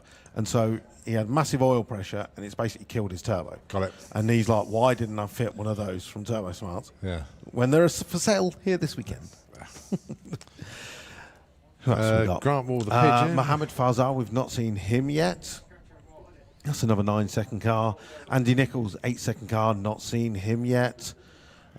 Calvin, we've not seen him yet, 8-second car. Keep going, keep going. Who else? Sorry. Page's gone. How many games you got on there? Loads. Ben Fadster, he's cancelled.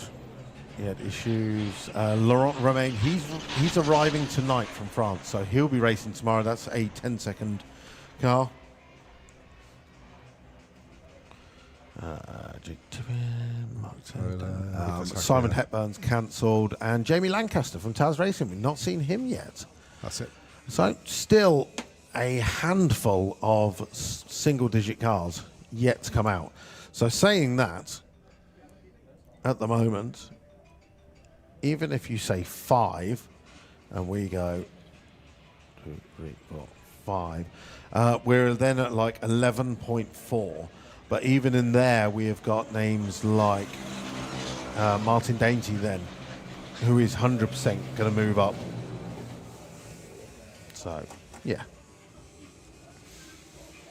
Plenty of movement to come. Of course, 2 more qualifiers in class tomorrow before we go to an open qualifying to close out the day.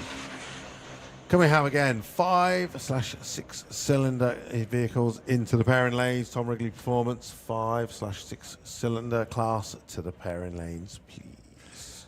Just checking in on the socials. Haven't really done this much today, but a good friend of all of us up here, Craig Wright, got in touch saying, afternoon to all of us. Kat and I are watching on the TV after another appointment. But very much looking forward to watching a great weekend's racing, then heading down on Wednesday for a weekend with all the great people next week. Have a great weekend. We'll join the live feed as well. Hi to you, Kat, Harrison, and well, anybody else that's sort of hanging around with you, basically. And we will see you next week.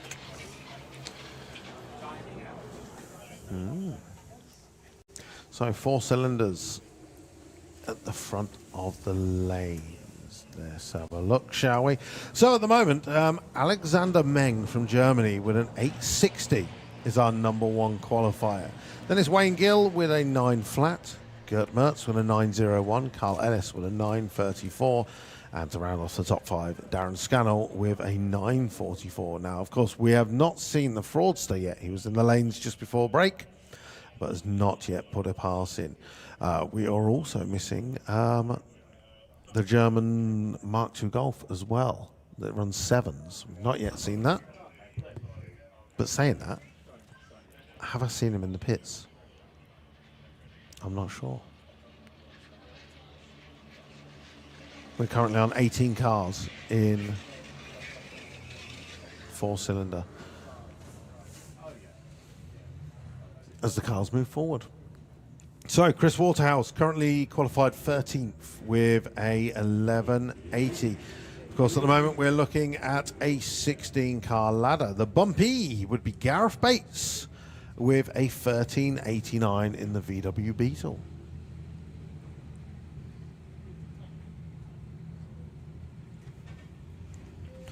So we're opening up. As Chris Waterhouse makes his way into stage. He's going to be racing up against Chris Locke with the Brown Sierra Estate. This thing is way faster than it looks. Chris Brown is currently qualified nowhere. I'm sure we've seen him. Well,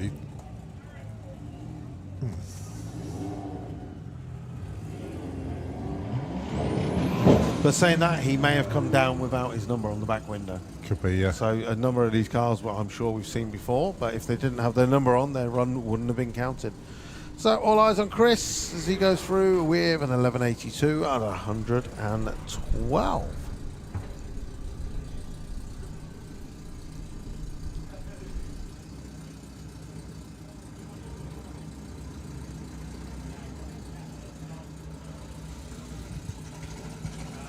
All right, Jason Anslow with Schools of Drag.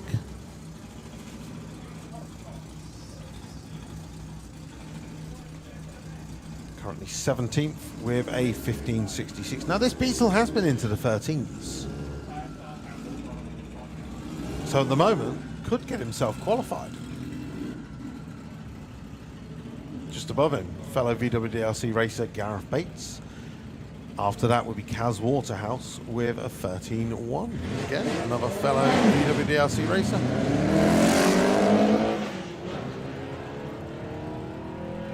Not going to do it with 3 cylinders though.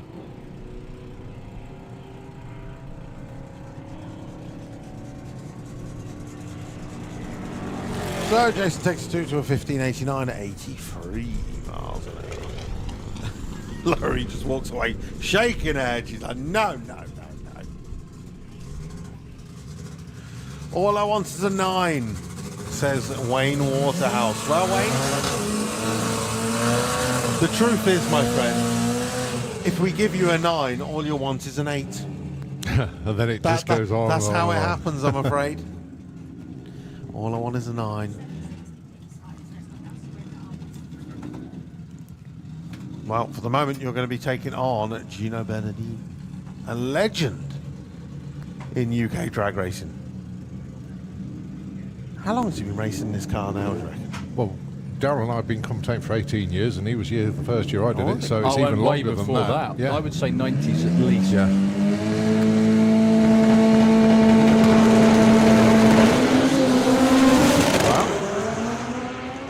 Well, it's a nice launch for Wayne.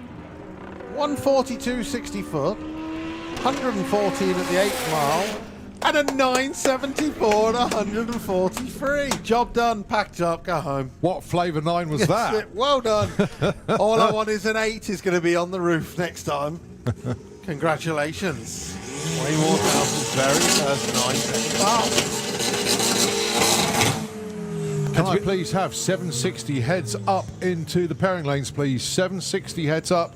Can we have you into the lanes, please? There is 100% going to be more in that because that first to second gear change was a little bit sloppy as well. He's going to be delighted when you tell him that, I'm sure. Yeah. Right, so to continue, the trio of Waterhouses on the start line. Kaz Waterhouse and taking on Matt Holshaw. I mean, who knew he had a second name other than Mudflat Matty? Oh, he has got, yeah, didn't know that. That's all I know. Yep. I said yesterday, I said his name. He was like, one day you'll learn my name. I was like, I won't. Go on, Kaz. Keep up with him. So Kaz has been 13-1 so far.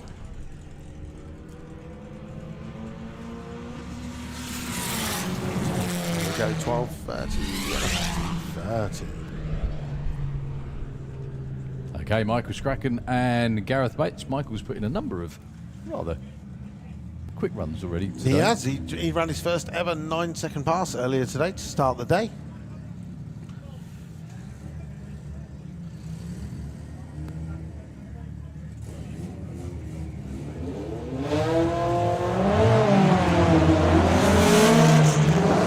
So Gareth Bates has already qualified with a 13.9, but at the moment he is on the outside looking in. He's also watching Michael Strachan go to another personal best of 991 at 136. Once again, 760 heads up to the pairing lanes, please. As we're working our way through the 4 cylinders, the Tom Wrigley Performance 5 and 6 cylinder is already in the lanes. Next up, Jeff Bull Racing at 760 heads up. Can you please make your way to the pairing lanes? So, Dirt Hecht has seen his son Justin go 9.0. In fact, Dirt's personal best is a 9.07. So at the moment, his son is actually quicker. Can he get the launch this time? Yes, he can, but he's going the wrong lane.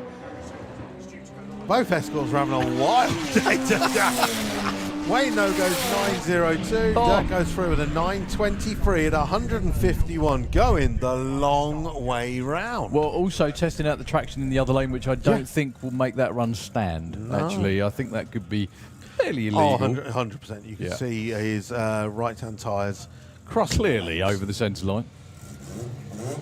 But he's going to be more than happy that he managed to hit the car.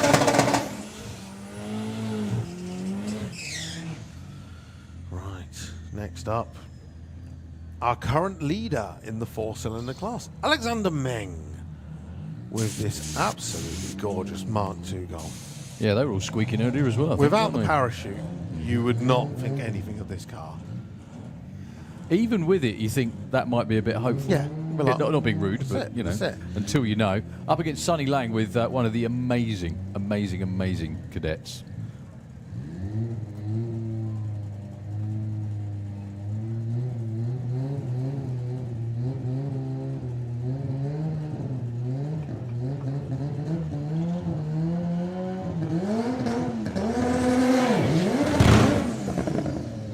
Well, that was because we said they were going to be good, wasn't it? That was That's it. Is Alexander completely- he's going to go, can I reverse back and retry? Go on, son. No. Yeah. Oh no, No, broken. being pushed back. Aha. Marcus is here, Camp is here.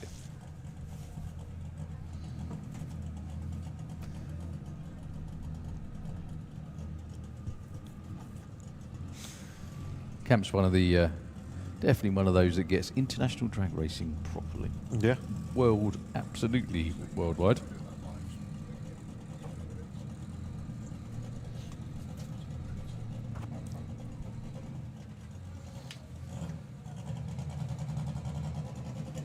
So I'm already getting messages that I'm not talking enough, so I'm just gonna, talk even less.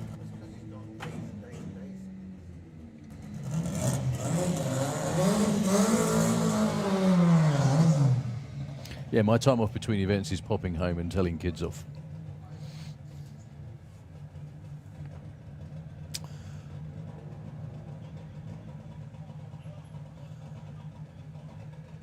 Yeah, we don't seem to have...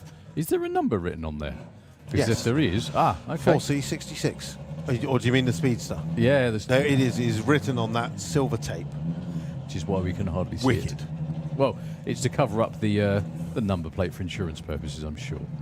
Up against Mark Eltringham with the decently quick VW Carmen in the Kestrel lane. And I said it out loud, didn't I? That's why that will not be a quick one. I mean, still back half it pretty well. 122.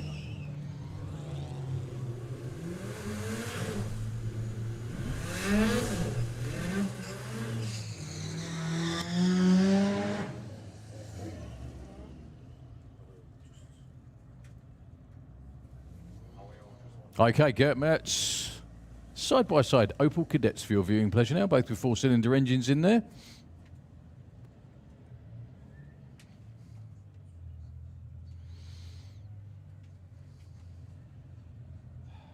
And Lars Mortensen. You got to love their setup in the pits as well, haven't you? Very professional looking, amazingly quick little cars, these two. They're also being very polite to each other.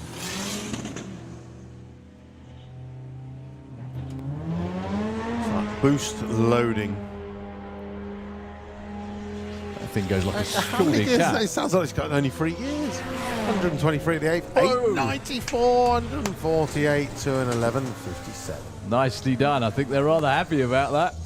I don't know whether that's their first 8-second run, but it's definitely made them smile, which is always good to see. Mr. Mark One Kieran has got the nod on. Thank you very much. The font of all knowledge. He's been round the pits gathering the information. Right. Taz Racing. It is the escort of Darren Scannell taking on Carl Ellis. With the Dave underneath the car. We're getting thumbs up, though.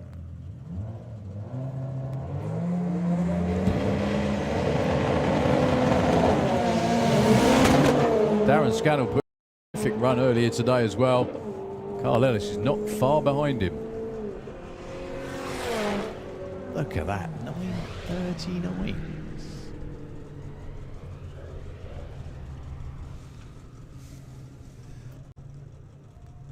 Okay, the return of the fraudster underneath the tower at the moment.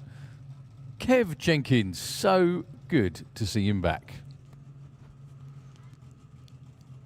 I seem to remember he staged up with a cracked block one day. Yeah, well, needs must. I think that was in a final, wasn't it? It needs must when you get a buy run. Coming up against Chris Todd. How cool is this? Both of these praying that this will be the only time they go side by side this weekend, unless it's in the final. Yeah. All right, we're going to keep quiet. There's a live link going out on TV very shortly, so we will be radio silence just for a moment.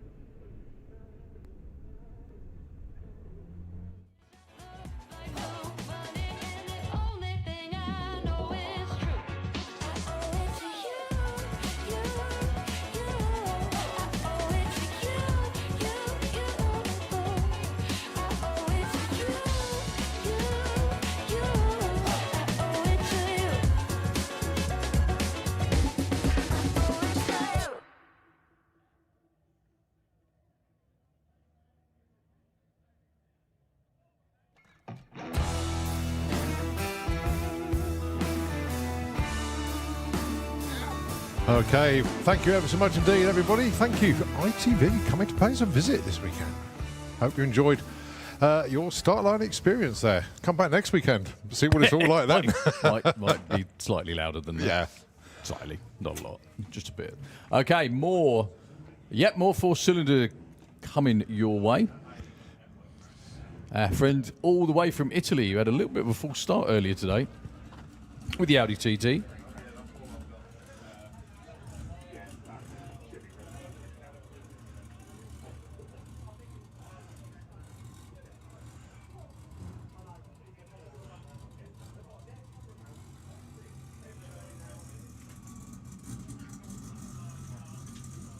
I'd love to know where people get the ideas from as to what car to use.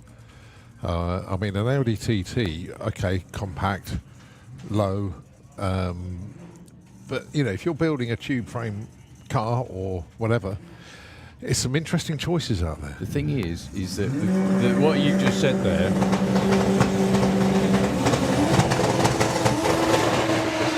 What you said there hits the nail on the head. Yeah. They don't start out as full tube cars. They never mean them. No. They never, like, I'm sure this was never meant to be as quick and fast than it is. Yeah. And when they get to a certain point, if they want to come to a drag strip and run quickly, they have to put cages in. Yeah. And then that's when it all gets serious. And then, like you said, choice of body style or whatever goes totally out the window. It's just whatever. Yeah. It's whatever you started with, Yeah. adapted forever, basically.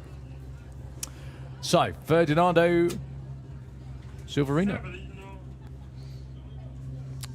With last car for 4-cylinder. We're moving on to 6.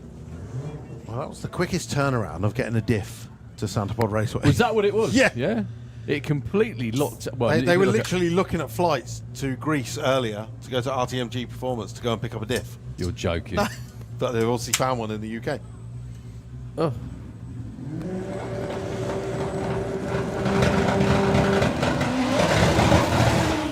Ooh. Yeah, I don't think it worked. No. There was lots of tyre spin on one side and nothing on the other. Another thing that has to be said too, as we mentioned, you know, we're lucky to have a full-time permanent racetrack in the UK, but also a lot of these cars are not used to this level of grip, shall we say, and it causes all sorts of havoc, doesn't it? All sorts. So usually he races Ravasno in Italy. He has taken it to Malta, obviously with Malta closed at the moment for refurbishment. This is why he came here back in October. Back here again this weekend. Okay, 6-cylinder class. Moving on, UK against Poland. Really, really good to see Wojciech Mucha back here again, almost exactly 12 months on from the effort last year where he completely skied it. I'm amazed the car was still in one piece after that. That must have really hurt his back as well. It really slammed down, didn't it? It was a no wheelie bar launch, and it did what? Well, it just went straight up. Taking on Mark Mosley. Good to see he's put the 6C in front of his race number this time around. He didn't earlier, that's why he hasn't got a number on the board yet.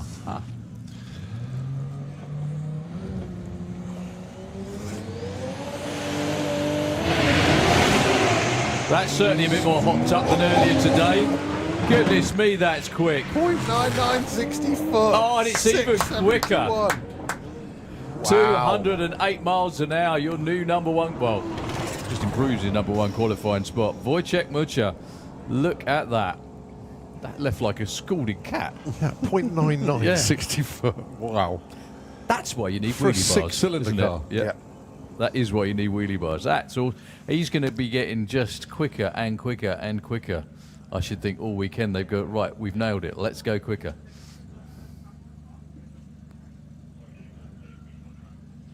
That's fantastic to see.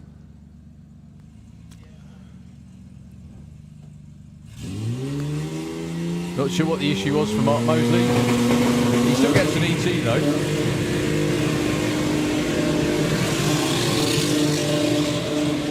Probably would have preferred the one in the other lane, but you know, what can you do?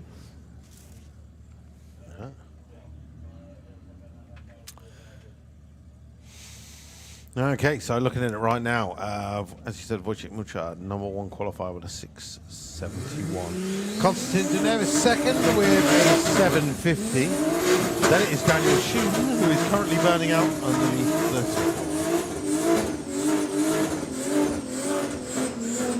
And then number 4 is Kaz's. Oh no, it's not the thing. Didn't like that set of tyres anyway, did we? That's it. Different B&O. Right. So, as I was saying earlier, this is a rather fast car. He's in 2 classes as well. He's Well, in it's got six-cylinder pros- and pros. Yeah, it says it does say 6-cylinder on there. It's Yeah. got the right number. And this car has run down into the 7s. Oh my word! Where's that car from? Apologies, I haven't. It's from the UK, but it has a Lithuanian driver. Who appears to be having issues, Yeah. unfortunately. Kaz is going really great in the fuel tech lane. 8:28, 169 miles an hour. These twilight qualifying sessions are always great, aren't they? Yeah. They're just the way to go. So that's a nice jump. Takes Kazis into 3rd.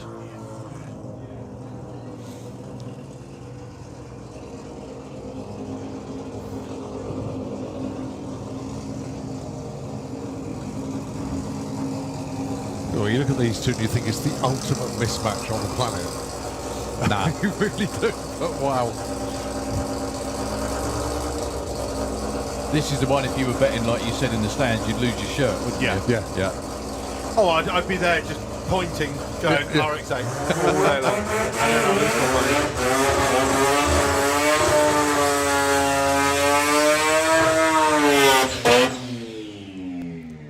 That's probably a stock silhouette cadet. That's another one of those cars we were talking about, Colin. It just started life as a cadet, and it's just constantly evolved into the monstrous thing that you see today. It's an incredible car. Yeah, they are unbelievable. I don't know where there's no drag strips left to my knowledge in Denmark, so I can only think the closest place for them to go would be Malmo, the 8th mile track, just over in Sweden. I'm guessing Mantle, maybe Hockenheim, I don't know. Unless you go to the single 8 mile.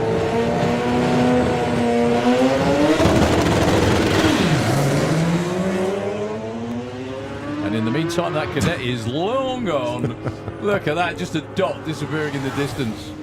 8.99 at 1:58. That was a real long way round as well. Goodness me. All right, can we have True Street into the pairing lanes, please? True Street, come on down, please. Let's have you in the lanes.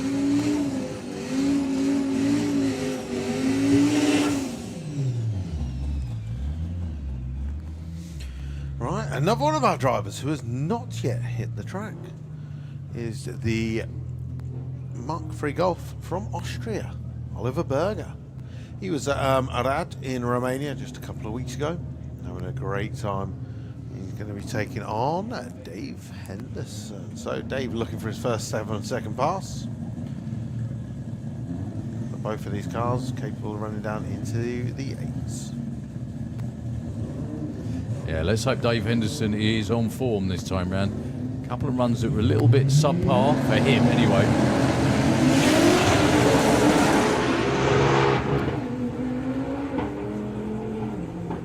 Well, gears are going up and down by the sound of it. It doesn't seem Dave Henderson's Audi definitely not his usual speedy self. 984 157. It's not slow by any stretch of the imagination, but it's nothing like.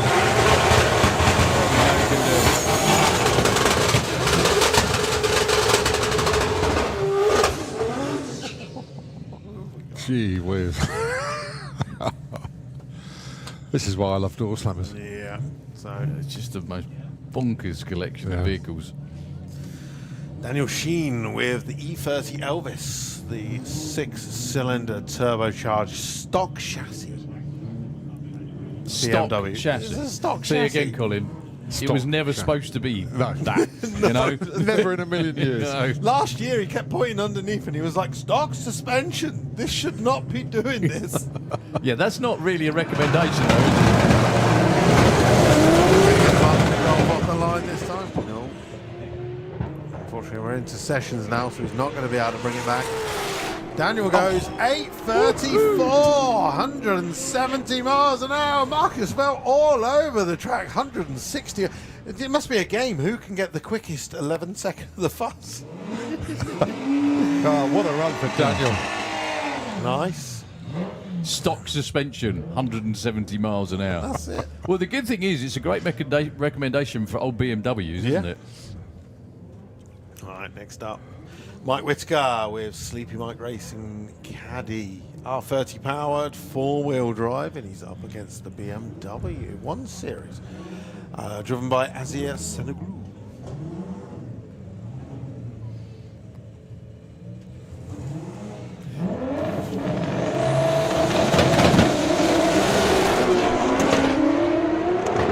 That certainly takes off that thing, doesn't it? 117 at the 8th, and Mike takes it through at a 9.28.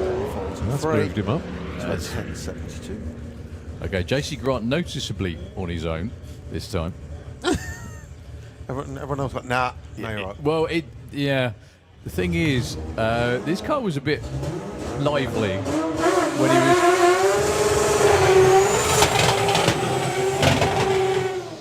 when he was here at the national finals last year. However, there was a couple of runs that were on and off the throttle. He still went in the 6s. I think even the 6.5 that he ran, I think he was feathering it a couple of times. So let's hope all goes well for JC Grant this time around. The car is absolute work of art, built by Robinson Race Cars, and you can see Andy behind the car helping out. Andy Wright. Literally has the best of everything that you can buy for 2JZ. It's fair to say. He's at World Cup finals every year, and he's clearing out Paradise Stall every year. It's just he's also entered in the heads up. Yeah, Carl Cox. Yeah, he's also entered in the 590 Pro Mod class for next weekend.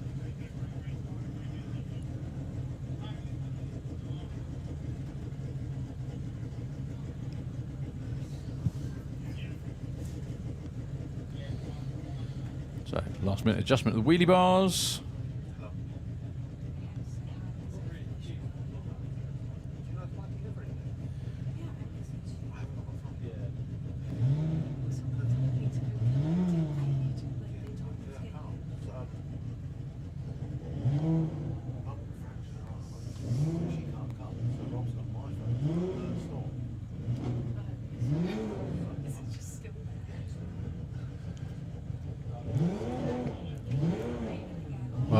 Gone in deep.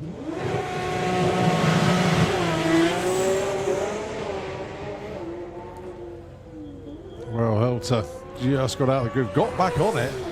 Still good. 771, 160. Just getting comfy in it. That was a really, really good looking launch. 1.13 to 60 foot. They probably would have liked a bit more than that. But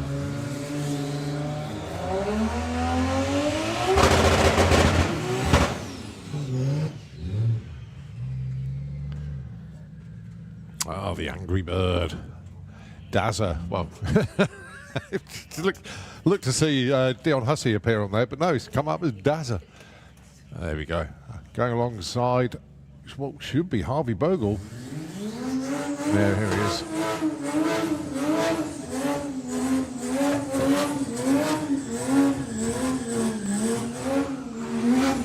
So at this exact moment, we are on a 16-car ladder.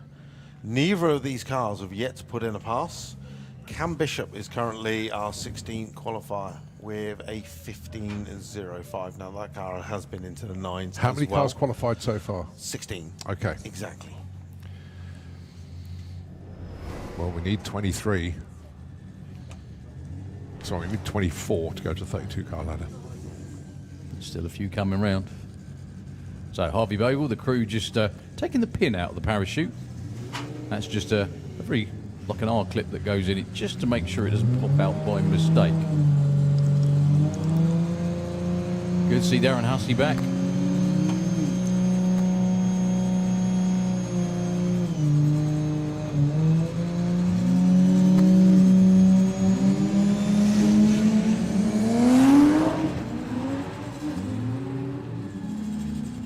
It's a race of two halves. Yeah, Harvey's just disappeared. I think he's late for dinner. 9:59 at 1:39, not bad. The launch was very, very soft though from Harvey. Darren goes 1460 at 88 miles an hour. Yeah, we've still got some very cool stuff coming your way, including the defending champ poking his nose around the corner. Watch this car. Did you see it earlier? So it had a bit of a soft launch, and then it was just like it got slingshotted. It's one of the best things about this event is that a whole bunch of stuff goes indecently quick without looking like This is it's another going car to. that I've been trying to get here for so long. I always see it at late night, and I'm like, come. And he's finally done it. So fingers crossed, Dennis Winkler can put in a representative pass.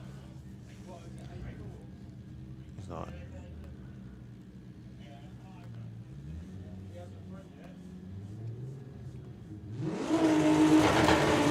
Spin, and then accelerate. It's like spin, boing, check. 139 at the 8th mile, takes it through, 881, 163 miles an hour. I think half a second was lost in the first 60 foot. that's It's it. just, I can only think it just needs to walk a little bit to get going. I think a lot of people have probably told him, get some spin to start with, Yeah. and then keep just bringing it back. Right, next up, our Audi RS3. Oh, look who's decided to arrive. Maybe paying up 5 extra grand does work. Apparently so. 12.16. That time in the Kestrel lane. Not sure how many cars we got up to now. Another Tom- 2 under the tower. So Tom was teasing us earlier driving a different car.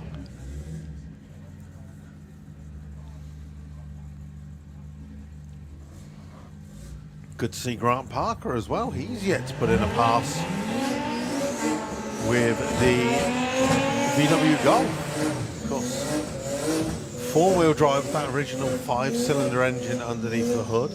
But he is up against Tom Wrigley, sponsor of the class, Tom Wrigley Performance. Now this car must have only just landed back from America. He took it out to TX2K. He went down into the 7s, took the world record for the G80 platform. Like you do. As you do. And he's back here for Doorslammers. See what he can do. 130 to 60 foot. Utterly mental. What's the record? 796. Not that. 177. Can't be that much quicker than I that. think it's like 7.7. Goodness me. Again, if I had my phone, I'd know. Well, I was going to say first run off the train. Tomorrow I promise to bring my phone. Yeah, we'll be better tomorrow. But first run out of the container, Yeah. literally, I'm sure. Okay, what's the number 1 spot? 671. Wojtek Mucha, I think, isn't it? Yes. Can we have Pro Street into the lanes, please? If you're not already there, Pro Street, please. Okay, Konstantin Dinev has got everything in the tank to take that number 1 spot. However, new combination, new stuff. Yes, Still obviously learning. last year it was the original 5-cylinder,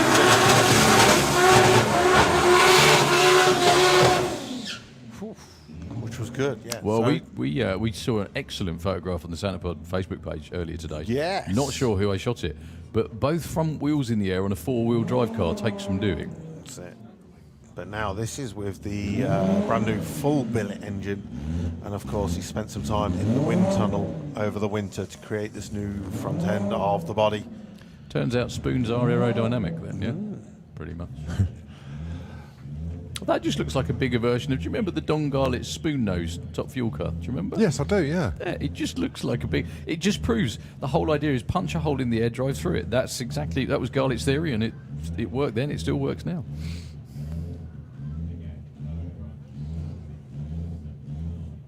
See, this car probably started life as an Audi whatever, didn't it, as well? I don't know whether there's much of it left, whether much of it's carbon fibre or it's still steel.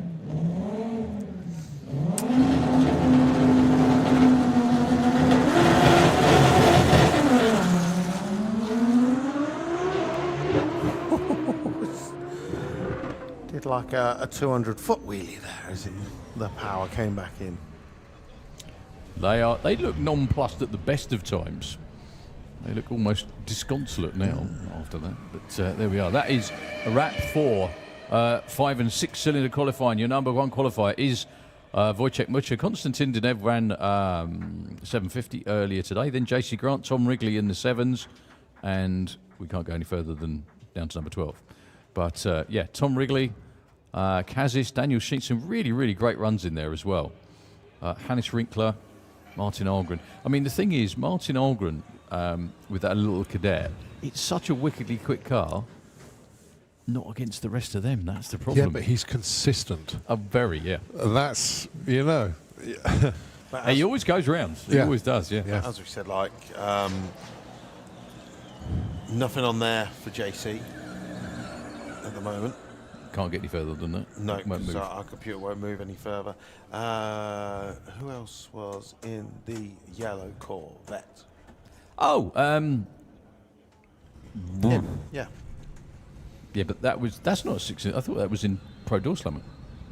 Oh, is it? Oh, It is in Pro Dorslammer, Yeah. I think. Yeah, It is.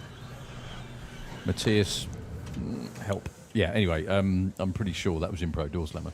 That could be why it's not on the list. So we've got 760 heads up or Nostalgia Pro Mod if you prefer. Well, if you're me, you do, but whatever. So as yet, we've not seen Jack Krugel yet. If he's on No, side. not at all. He normally takes a relaxed approach to racing, though. He literally does. He really does. Just, I mean, he's not as relaxed as Andy Nichols. what forgets to enter. No, Andy Nichols entered, but he regularly comes down on the final qualifier with one run and goes, yeah, I'm in. Doesn't need data, obviously, you know. So, yeah, up next is 760 heads up. Nick Curtis down there with the Lawbreaker. Steve Payman, a real excellent rogues gallery, including Colin Miller, of course. John Sleeth, Mark Turner. Yeah, one car we're missing, though. The PMR entry, Paul Marston, absolutely gutted. Sam's tuned in. A very good afternoon to you, Sam. In actual fact, I'm going to change that. A very good evening. Sam and the family watching at home. I know Paul was desperate to run this weekend, but unfortunately had to pull the entry. So I know he's going to be here next weekend for the main event. But wishing you all the very best and keep up all the great work down at Manston as well. So doing an incredible job down there. And of course, Sam and the team wishing everybody in 760 heads up all the best and go fast and go straight. Words will echo all day long. So, still to come at you then, 760 heads up. Got some of the cars heading their way down into the pairing lanes. We got top door slammer after 760 heads up, True Street, to be followed by Pro Street. And then to wrap things up today, it will be a full session for Pro Door Slammer. Don't forget, tomorrow morning we kick things off with the big bracket test run at 9:30. And then we're going straight into the second qualifying cycle for front-wheel drive, 4-cylinder, 5 to 6-cylinder, 760, etc., etc., etc. Big bracket, round 1 is scheduled for 10 to 12, and that will be followed by Oklahoma Willie putting in a pass with the VW jet-powered 50s pickup. Amazing vehicle. Don't forget, it's not just Door Slammers this weekend, it's VW Breakout as well. When the racing stops, you've still got the entertainment supplied by VW Breakout. Go over to the main stage and you'll need to go around the back of Race Control and, of course, where Nitro FM is. Head past the food courts, maybe stop on the way, get yourself some nosh. We've got the fun fair there as well. But, of course, you got the sound stage tonight. And you got Miss Madonna there, you got the Classics Club Band as well. In Fuelers Bar, you've got Mr. Black, you have got Darren Paul, you've got DJ Trademark, and wrapping things up into the late hours, Madcap. So that's all to come at you tonight. Here we go then, 760 heads up.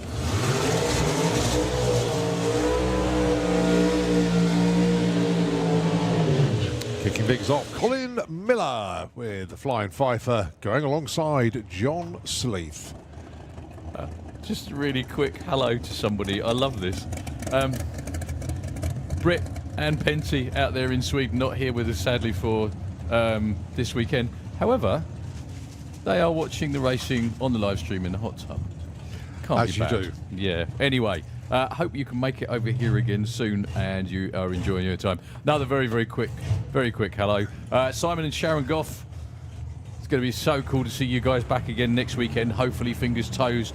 No, not toes crossed, obviously. Fingers and legs crossed. There we go, Si. Look forward to seeing you soon, mate. Colin Miller, John Sleeth, number 3 and 4 on the order at the moment. Both well into the 760s. Yeah, don't forget, it's an 8-car ladder for 760, heads up. Oh, wow. Okay.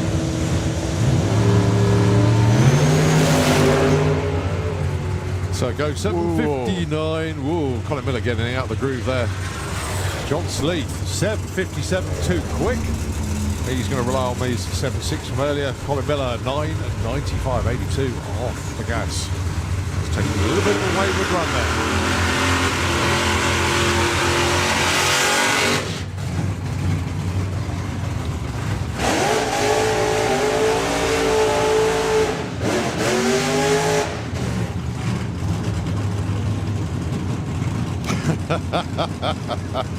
Oh, very funny indeed, Mr. Mark Turner. I had a chat with him in the pairing lanes, and we were talking about various things, and he's put on the back window, Colin, coming in your ear. Very good indeed. That's brilliant. You stupid boy. Okay. So thanks for the message.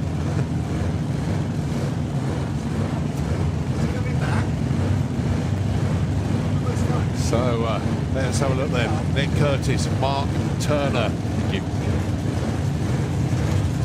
As Simon Blackburn comes in and goes out.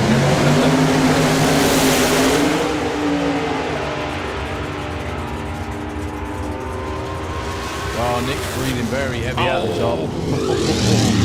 861 for Nick Curtis. Mark Turner, well, he said he was going to be at full send. He kept his word. And let's just say the car is back, but 758, and that's too quick. But nevertheless, well done. Team M&M are back. Yeah, I can only think that came out the top end for Nick Curtis. I can Yeah. only think there might be a fuel leak or something along those lines. Very quickly, Luke Stevenson, if you're around and about anywhere, you've just had your phone delivered up in the tower, so just run back up to get it, which wouldn't be funny at all. We got it back in the tower. Yeah, thank you, Simon Blackburn, for doing that.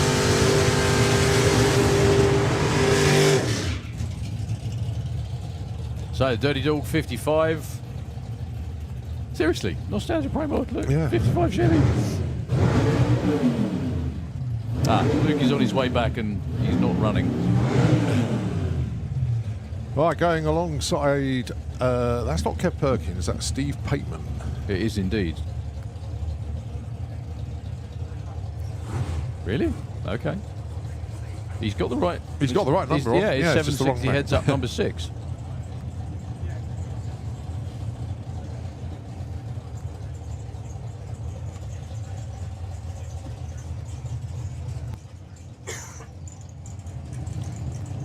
Yeah, this can be a bit of a bum fight to get in the field for some of these guys.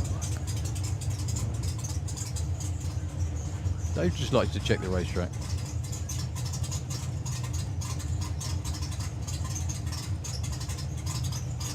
No, Dave said it's okay. No, he's having another look. No, he doesn't. He's just going to have a... No, maybe not. Yeah, there is a little trail of something, and it's always better to be safe than sorry.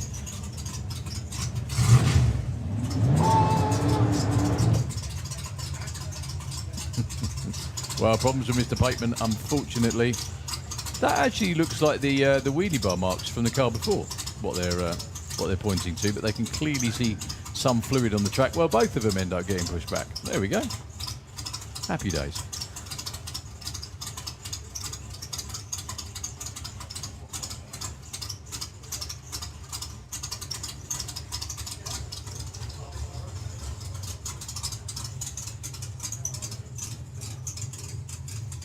That's a slow pushback for both as well. Rennie Erzman is next in line to run. We've still got more cars coming. Got Blindable and Mr. O'Brien.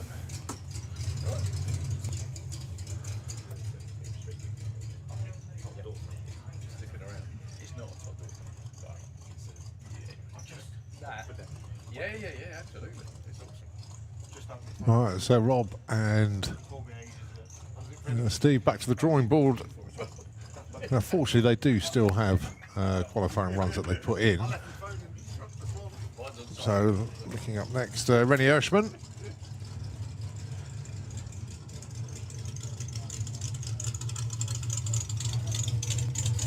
He's staying for next weekend, going to be running in Comp Eliminator.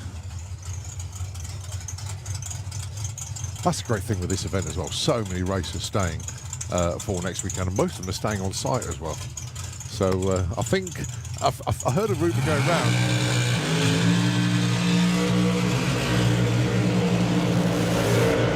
I think there's an impromptu 80s disco on Monday night somewhere. I don't know where it is, but apparently that might be happening. So. Where? What?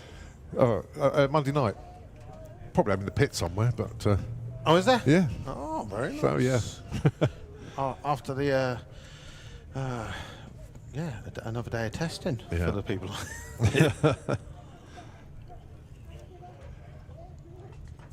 So Rennie Hirschman already been 762 with a 1. He is your number 2 qualifier at the moment. Yeah, he's going to be hard to bump. It is a tough field, but then it's definitely it's going to be the amount of money online.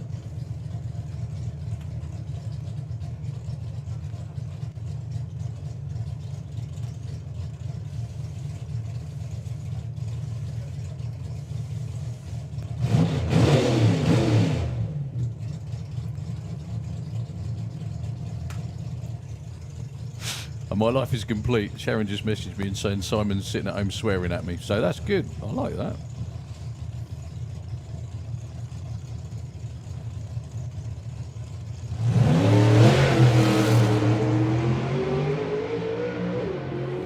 That will more than likely not be an improvement. Yeah. Drops off nearly half a second. Not sure what the issue was for Rob Smallworth. I'm hoping it's not totally serious.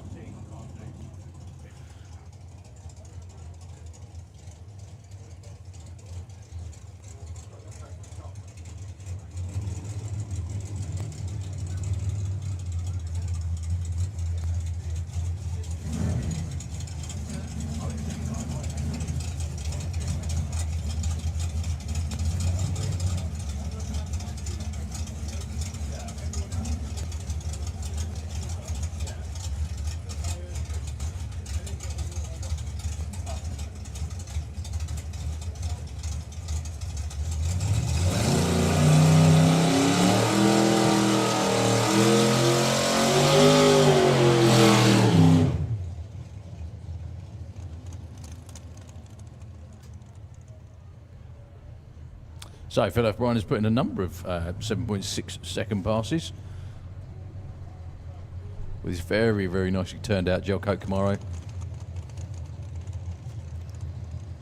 Do you happen to know, Colin, how Phil is not related to the Huxleys, but is he crew guy normally, or is he friend of theirs? Because they all don't know the full connection. Sorry. So now that I'm connected to the world again. Yeah, God help us. Yeah, go on. Sorry. How many messages did you get? Oh, 36. Not bad. Kim Hodgson, thank you very much. She messaged in about the Corrado. Okay. Norbert Schneider, That's who it. bought it when it was silver, and then it went to Frank Wambach. Didn't know that bit. Well, that's but, why Spencer messaged, because I was up there somewhere in the end, and I got this bizarre message from Spencer, and I thought, oh, what's that about? But obviously you two were commentating at the time, and didn't realise that was going on. Okay. Makes sense now. By run into the sunshine for Phil O'Brien. What a glorious evening.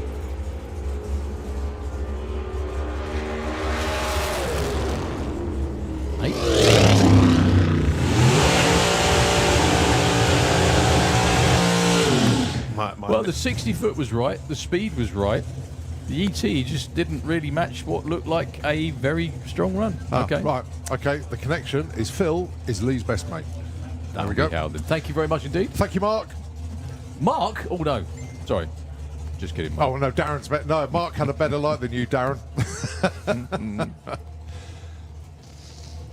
See, the Huxes always like to outreact each other, but Mark got there first. Darren a little bit late on the light, but still confirmed the same message. They're probably all sitting watching the same footage or in the grandstand next to each other.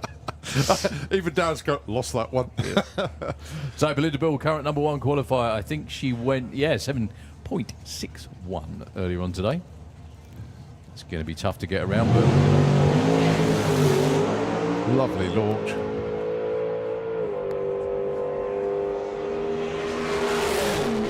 $7.54. Turn the wick up too much there, Jeff. do you know what I think? I think what's happened is, because it's towards the end of the day, it's cooled down and the track's got better. If you think you're notice, right. I think you're right. everybody's overshot, that's made a good full run has overshot the mark.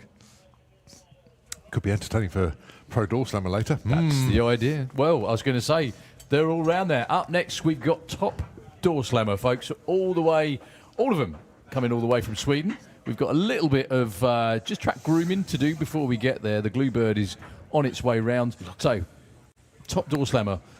We've had a few of them put in runs, but not everybody that's here has made it to the start line. We've already had a run in the 3.7s. That was his quickest ever run as well for Lenny Lindell. Looking to back that up. Sorry. Before we go, Thomas Lund Jensen, of course this is going out on the World Wide Web to everyone watching at home. He is in desperate need of a trail dampener for a 4G63 Mitsubishi engine, basically the cog. I'm going to post it on European front wheel drive now, but Okay. that's why we saw him earlier. He did a burnout and then went back, and we've not seen him since. Apologies to everyone. I've had so many messages, people going, "I've broken this," and they're help, like, help, and I've ignored you all day because I left my phone in the pits. Yeah, but he did take my bike somewhere for a ride just to did, go yeah. get his phone. There we are. But yeah, what I was going to say is the front of the lanes, the car with the fake headlights. I'm assuming that is. It actually looks like it's got real headlights in it now. Ooh. Well, so the car we're talking about, we'll talk about it more when we come round. But Roger the Savage, as he's well known. Okay. Yeah. Do you not watch the PPF videos? You need to watch them. They're amazing. Absolutely amazing. So if you're considering going to Street Week in Sweden, number one, do it, obviously. But the PPF, Pure Performance Factory, which is Andreas Arthursson's firm, along with Felix, they knock out these amazing, amazing daily videos. So Felix was riding with the guy that ended up winning, Krista Haugland, with a car that they put together for him as well. But Jesus, it's hard work. I mean, it's one of those things you feel knackered watching it, let alone doing, staying up till they kept rolling into the next racetrack in the sunshine the next morning, sort of thing, getting a few hours kip. Getting up at 1 o'clock and then going, right, okay, we might as well make a run now. Absolutely knackered, and they keep doing the same thing again and again and again. But anyway, Roger Nielsen, who was down there with the Thunderbird in the staging lanes, not only is he here for Doorslammers this weekend in Top Doorslammer, he's running in the Carl Cox Series Thursday, Friday. He's running at the main event next weekend, and then, folks, much to the what's the word I'm looking for? I'm sure they'll welcome the competition, but Mr. Bond et al., he's sticking around for Street Week, Street Weekend here. Absolutely super. That's going to be utterly, utterly awesome. It's a very, very quick car. It's a real quick car. It's a very quick car. That's all I'm going to leave it at that. He's come over here with the trailer. He hasn't driven it over here. The car itself, someone will correct me if I'm wrong, because I'm normally wrong, but the car itself, it's got a huge amount of history. It started out previously as, I'm pretty damn sure it started out as a pro stock car in Norway. Then it was Thomas Nators' first Batmobile, which was a pro modified. Then I think it entered life into Supercomp or somewhere like that. And now Roger has it, and somehow it's street legal. Wow. Yeah, and what he did, Street Week in Sweden, I think he was runner-up, so seriously quick car. What he did at Street Week was the car didn't have headlights in it, so he just had a strip of LEDs on the front of it, and somehow, the Well, you were going to say somehow it's legal. You mean somehow he didn't get caught? well, the amount of police following him around, I can only imagine it must have been. I really can only imagine it must have been. But this is like a big tyre pro mod. It was a pro mod, as far as I know. So it's like a big tyre pro mod car. It's not got the the dinky street tyres on it or anything like that. So when they put road tyres on it, it looks almost comical because you've got these massive treaded tyres on a tight. Yeah. Anyway, if you're watching at home, and you can Google it, or if anyone out there wants to watch it, PPF on YouTube, Pure Performance Factory, but PPF Street Week. Watch it when you're out and about. It's utterly fantastic. It's all in Swedish, which is fine because, as I found out because I asked the question, you can change the YouTube setting for the subtitles to be in English, so you still can watch it. And learn Swedish at the same time. Well, what's absolutely awesome, who was the guy, I can see the car, who was the guy, it's owned by Krista Thorson now, but who was the guy that ran a 2JZ in comp when you went? Robert Arthurson. That's it, right. That car was in Street Week in Sweden. Yeah, because he sold that. Yeah. He ran the 5 and then he went, right, I'm selling it. And then somehow that became street legal, and that was in Street Week in Sweden, that car. And he runs that in, Krista runs it in Comp Eliminator as well. To see that cruising down the road. What I think super inventive as well. So they've all, when they run on the track, they've got slicks and wheelie bars. But what they do is they build the wheelie bar so they can take the back half of the wheelie bar off. Yeah. Then that becomes the hitch for the trailer. Ah, clever. It's really, really clever. Yeah, it's very clever. Anyway, like I said, PPF Street Week Sweden, I should say. Check it out. And the car I'm talking about is rolling around the corner right now. He does actually have proper headlights in this year as well. So, Stefan Janssen and Roger the Savage, as he's known.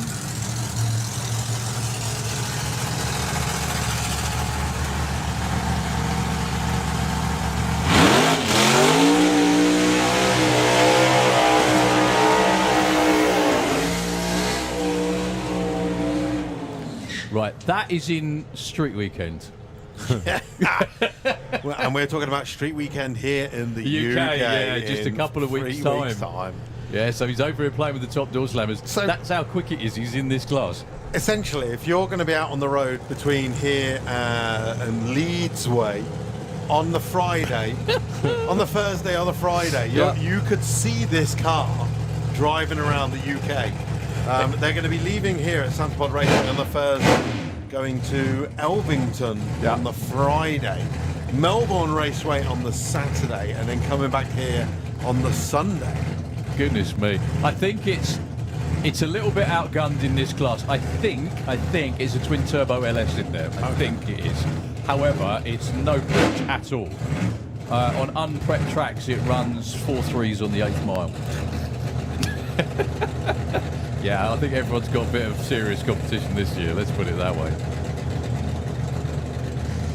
So this is his first run of the year with the car. Stefan Janssen we saw earlier on today. And like I said, what's always encouraging is I haven't had a flurry of messages saying you got it wrong about the car. So there you hopefully, go. Yeah, I do believe that was a pro stocker in Norway. Then it was Thomas Nastor's first pro modified, the first Batmobile car. It's got the big arches on. You can see it was a pro mod car. So Roger's first ever run here at Santa Pod. Good luck to both of them. Over the 8th mile.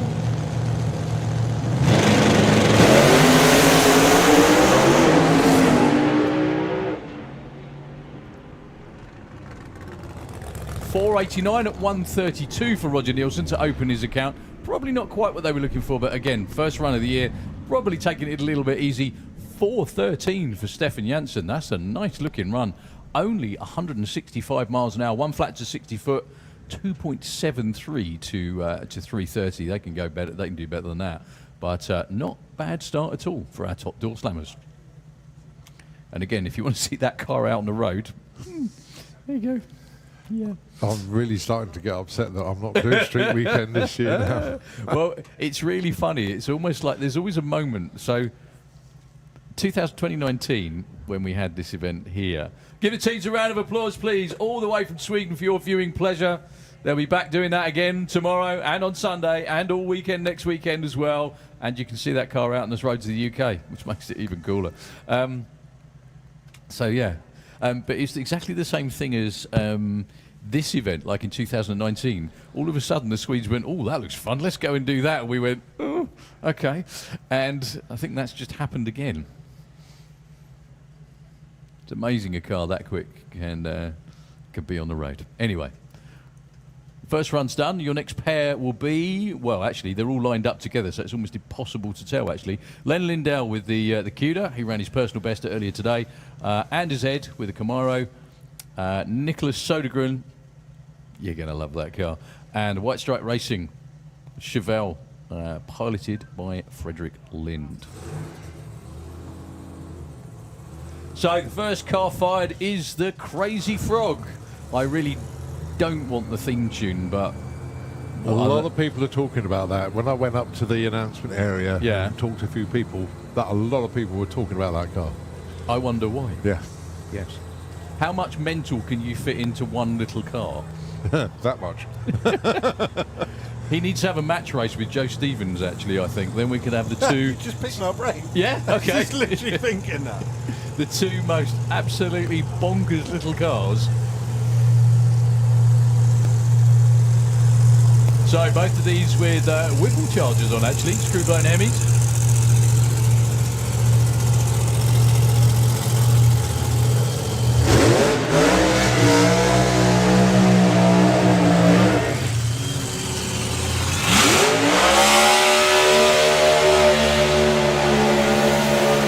He does like a burnout as well. Madness. I can't help but feel he's going to be a particular favourite next weekend. Or today. Oh, yeah. I'm quite liking it today, frankly. But yes, you are dead right. Absolutely show-stopping. You can't see, can't even see where he's going. He's still way.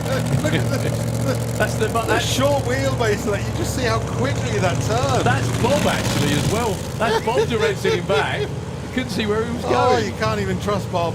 Right. Safe. Bob's a backup girl now. That's something I didn't want to know. So Nicholas Sodergren with the, it's actually called the Little Frog, believe it or not, but the Crazy Frog in the fuel tech lane. Frederick Lind with the White Stripe supercharged Hemi Chevelle.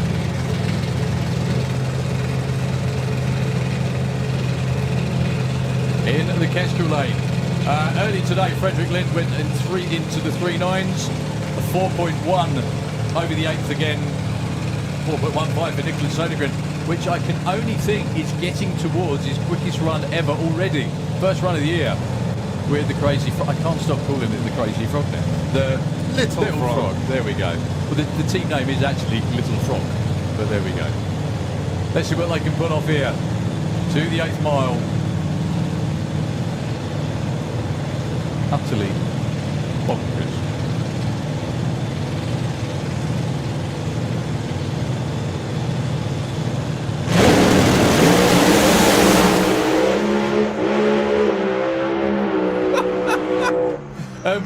Right, could we just run that to be done with it, run it to the quarter mile, because that was a quarter mile run. He's got no chutes in the shutdown area, but he did shut off just before the finish line.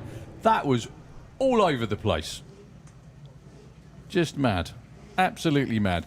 4.28, 173 miles an hour. I think he was on and off the throttle like the proverbial fiddler's elbow. It shook like an absolute before 60 foot. Shifted, got back on it, then went left, then went right, then popped the door open. Have I missed anything? Then went all over the place, and then he stuck it in high gear and took it out the back door. Nice. Still went 101 to 60 foot. Oh, my goodness me. Absolutely nuts. Anyway, Crazy Frog rules. And you say he had no shoots. He still made the first exit. Obviously, you got scrutineering first exit at the Yep. top end. He made the first exit. Oh, he did? Yeah. Okay, fair enough. Well, Frederick Lindo was off on a really good run that Yeah. time, 0.97 to 60 foot. Well, actually the two quickest cars ET-wise here this weekend, Anders Ed and Len Lindau, both with screw-blown Hemis on board. We've still got loads to go yet. Yeah, and that's fact. The lanes are now chocker because Pro Doorslammers have made it into the lanes now. So we've still got True Street, Pro Street before them.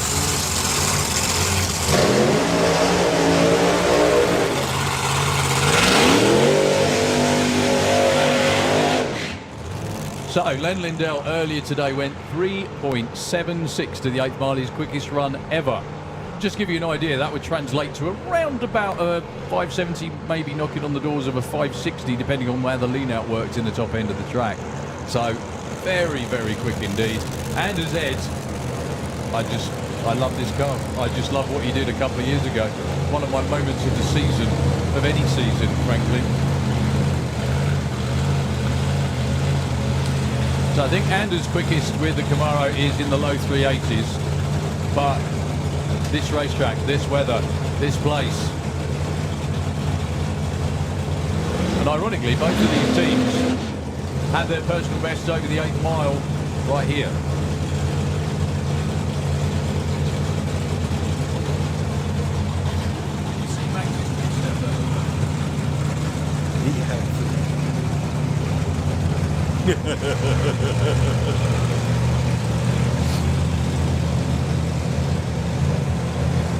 So, Len Lindell, the car was a bit of a pooch to 60 foot. If they can pick that up, it'll go even quicker. Anders Ed had some tyre shake off the start line. I think the traction control kicked in. They're probably going to come and clip me around the ear because they don't have traction control. But that really looked like what happened. It's going to be fun. Stockholm versus Hudiksvall.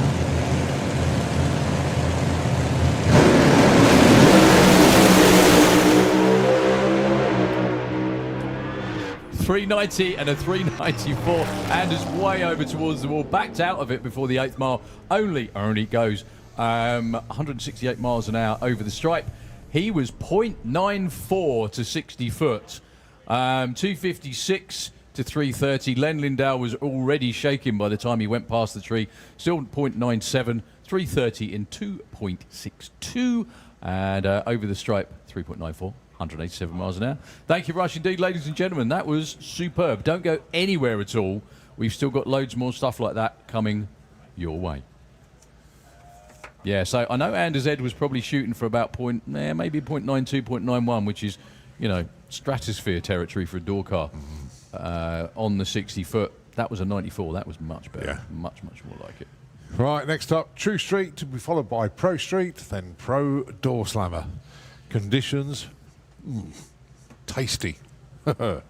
Beautiful out there. Again, still with a nip in the air, still chilly, but, and this is a big but, the track's still really good, really warm. Hence the runs like that, but there we are. So they're all there ready to go. What a great qualifying session. Round of applause, please, for the teams. They go off up to get their drivers up at the top end.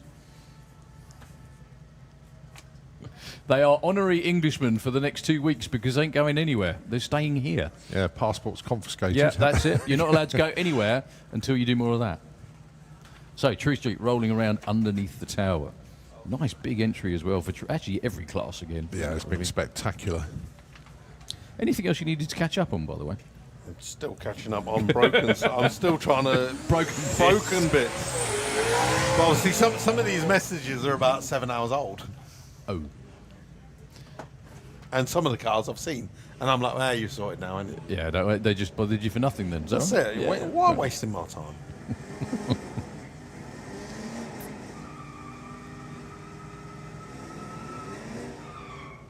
So, Agnieszka Walk with in the fuel tech lane with the very, very quick Audi, knocking on the door of the 8s earlier on today. One of the front runners in the class. Apart from the fact I think her husband's in it too, and he's quite a bit quicker. So this is the True Street class. So I'm guessing all the cars in this class are factory chassis. And that's about as far as I know. Have you got that is a good question, actually, because obviously there is a difference between True Street and Pro Street. Yeah, I'm pretty So all cars must be MOT'd and taxed, totally road legal with no chassis mods, no wheelie bars, no open headers, with a full exhaust system and limited road tyre choice. There we go. Much quicker off the line that time for Agnieszka. Will she nudge into the 8s? Yeah, 86, 160 miles an hour to a 10:47.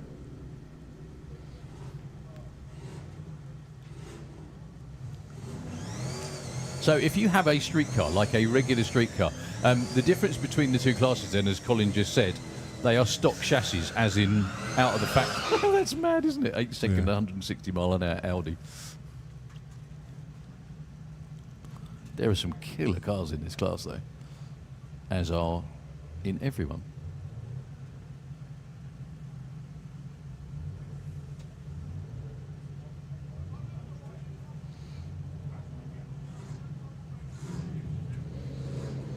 So Chris Nasser.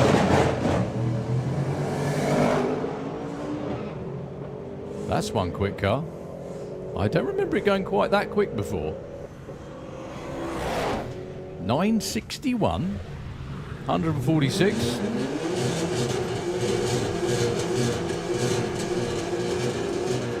Riley goes 12.68, 107. As we look at the next little car. He's little but quick. It is, of course, Joe Elliott. And the defending winner, Thomas Drudz, BMW. So last year's champ. He is, right? yeah. That's Okay. it. Yeah, he's got some serious. He loves doing some serious miles as well. He lives in the UK. Oh, okay. He lives in the UK and down in London, but he's quite happy to load this car up and take it around anytime there's a race on. And he goes 871, 164. Well, he's number one, but not by much, to be honest with you. Do you know what? That little car, that little Igo, 1230 at 117. That's true. pretty speedy. Yeah. So 871, 886, 894 is our top three at the moment.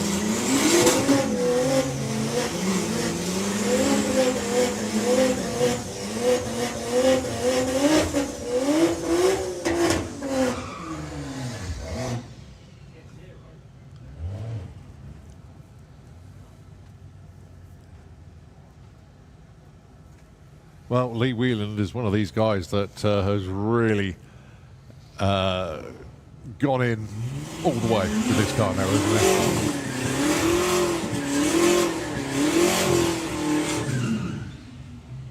A couple of years ago, he was like, well, basically just having fun, but now it's getting serious.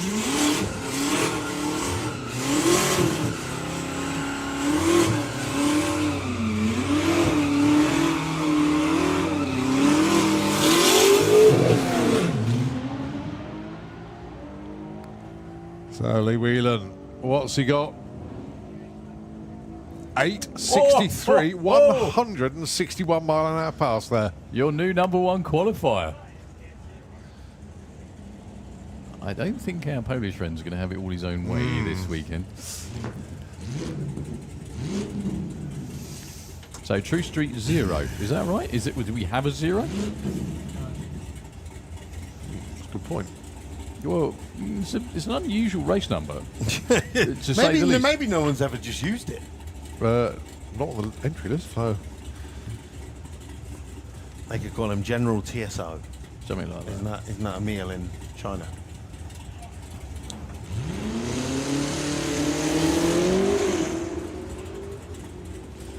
Well, whatever it is, it's not hanging about. The only thing is, I don't think this run's going to count because there is no one on the entry list with TS0. 909 at 155 though, not hanging about.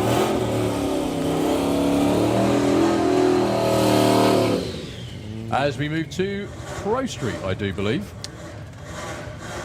Or is it? We can't still be in True Street. Yes, no, we're not. Pro Street, beg your pardon. Lee Jasper and Joseph Baxter, to use his full name. Yeah. That was Arslan Irani. His race number is 000. Is it really? Yeah. Okay, well, maybe that will It's a count then. BMW M5. Yeah, was it? That Yeah. was it, yeah. Yeah. It's just the computer went, I ain't having that. Yeah. You can't be a 0. So Joe Baxter looking through the fog.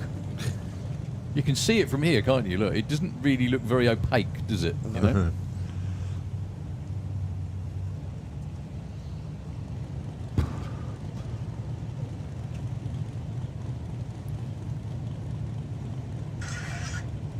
All right, Lee Jasper with the Camaro.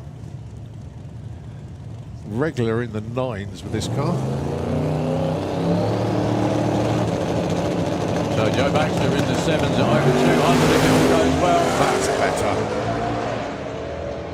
Stonking looking run for Joe. Will it be plus 200? Oh, It is! 711! 203 miles an hour, and it looked like he pulled the chutes before he even got to I don't think he did that. I don't think it slowed him down, but what a run. Oh, wow. Lee Jasper probably thought he left the handbrake on. Goodness me.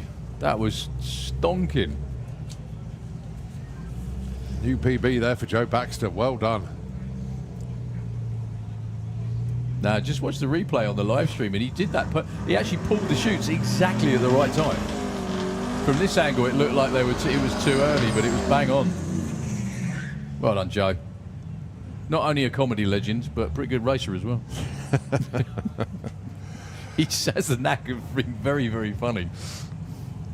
Right, Ash Cooper with the Transit van, of course. Daryl's Transit god. Oh, my goodness me. Have you ever seen the Transit with a wing? Yeah. Have you seen it with the new engine in there? Twin turbos, bigger. He's got everything in there to really move this legendary Transit forward. Pushing a bit of air, Yeah. so to speak.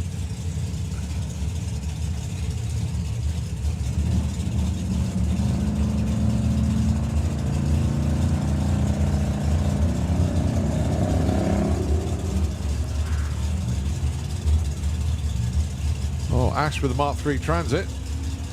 Got the track to himself. Goes 10:43, 139. Didn't look entirely happy most of the way down there.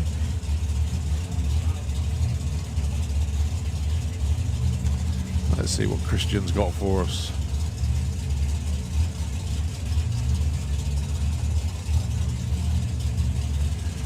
The weekend driver from Malta.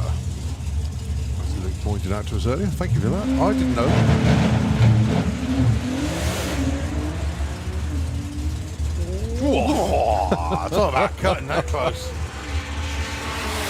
Oh, what's he going to go through? Oh, 827, 171. Well, turned out to be a good run.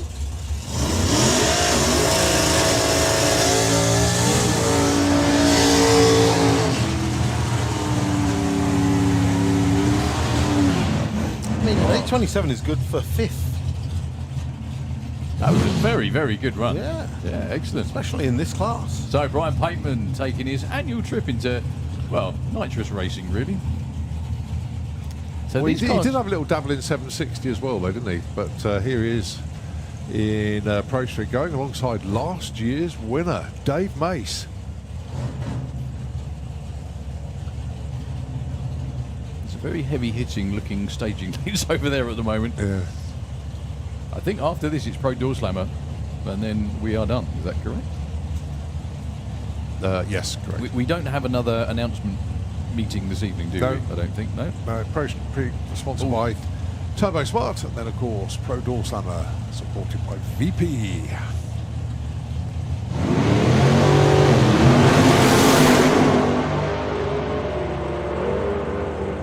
I see the notches kicking in for Brian. Dave Mace, 778, 173.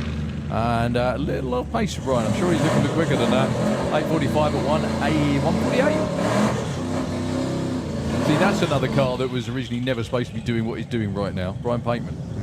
Came up here with him and Julie on a date back in the 80s and never really left, to be honest. So, still the same car. Yeah, exactly. Just right. So we want, if anyone out there's got their ears pinned back in race control or anywhere else as well, we want a match race this weekend between the Crazy Frog and this car, Yep. the Stiletto. Yep, the two most bonkers big-motored small cars anywhere on the planet. Great to see Joe Stevens back, looking even more serious than it did before, actually. Still looks like it could fit in the boot of Rob Slater's car. Good luck, Joe.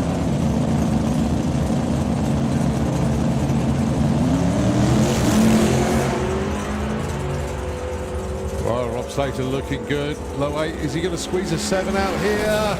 Oh, 807. That was close. 173. But fair to say, they are back. 865 for Joe Stevens. 159, but I think Rob will be happy with that. 807, 173.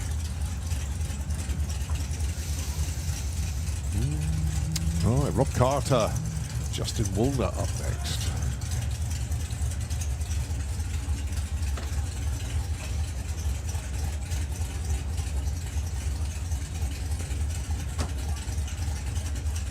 So how many cars have we had run in Pro Street so far? Does it tell you on there? It says we can't scroll. Hang on. So altogether, 16.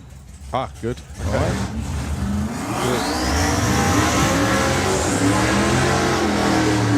But there are some that I don't think have run, like Andy Bond. Yeah. So this is a 16-car ladder, bump spots now. It will be, yeah. Yeah. Okay. Okay, Percy the Passat over there in the Kestrel lane. He's got a bit of a competition from his fellow Stella connoisseur this weekend, who has just nailed the current #1 spot with a 711. That's Joe Baxter up against Justin Warner. So interestingly, though, they're not allowed to run bars, but they are allowed to run slicks in this class. Is that right? Oh, The only reason I ask is I'm pretty sure Justin's got slicks on, and I'm pretty sure Matt Southcott has as well. I think Rob has as well.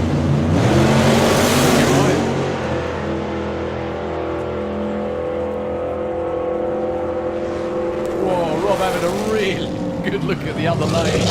768, 173. Justin Warner goes 824, 164.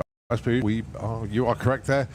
Basically, unlike True Street, open headers are permitted and tyre choice is free, but MOT tax rules and no wheelie bars still apply. Okay. Which is probably why Mr. Savage stayed in the class that he was rather than going into this, because I'm sure he had wheelie bars. He did. Uh-huh. I'm sure he could take him off, though. I'm sure he could. He might need him, though. So, Patrick Walk, who ran a stonking run earlier today, up against Andy Bond, who I don't think... Has he got a time? Well, yeah, he's got a time he on the has. board. I do apologise, I must have missed it.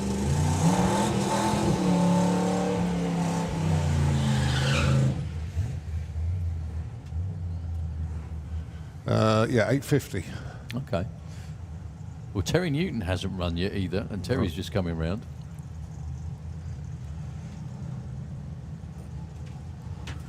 So Patrick Walk is he's not 28, but in the order on here. He's currently in at #4. Went 7.71 at 180 miles an hour earlier today. Andy Bond currently down at number 10.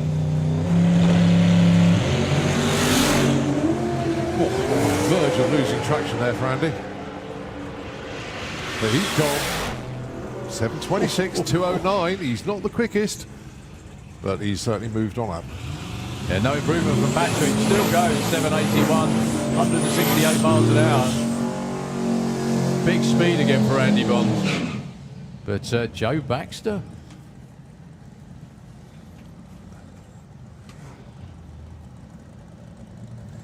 Just over 12 months ago, Joe Baxter hadn't even been in mainstream drag racing, and here he is, pacing the field. Yeah.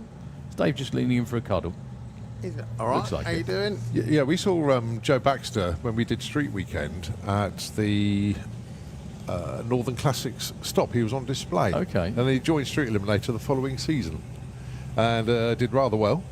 And then here he is Now like doing even better. 7 1s at 200 plus.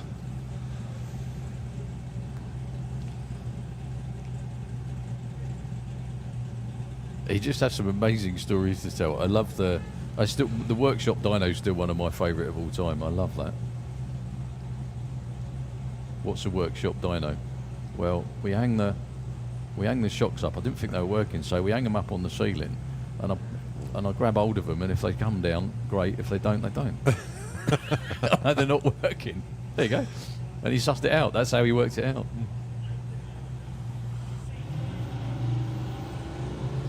So Terry's already in stage with the Cortina.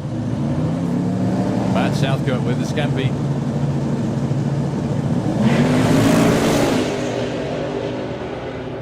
Matt looking good out there. No, he's been 7-2 with this car. Goes 738, 185 on that pass. Terry, 897, 136. Nice. Has Terry said anything about the difference in driving the two cars? Because obviously one's big block rear wheel drive and the other one isn't, and it's front wheel drive. No, that's it. Well, one last time he said literally I just pointed it, squirted it, it went, Yeah. and until it lifted the head, it was all going swimmingly. And he goes, it's so easy to drive. He goes, in fact, it's quite boring. Oh, good to know.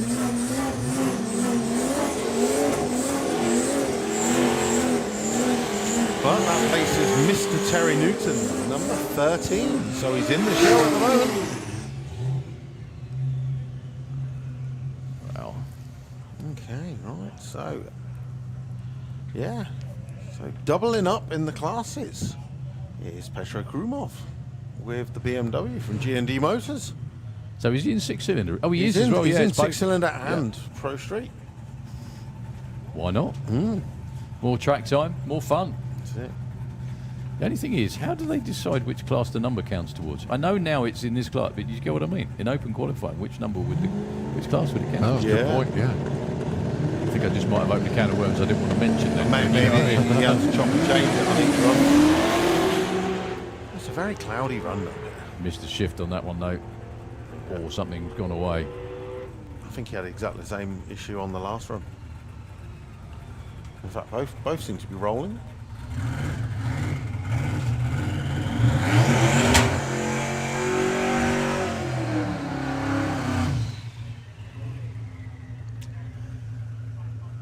Right, couple more cars to go, and then it's all Pro Doorslammers all the time. For your evening's entertainment here at the Doorslammers. Almac.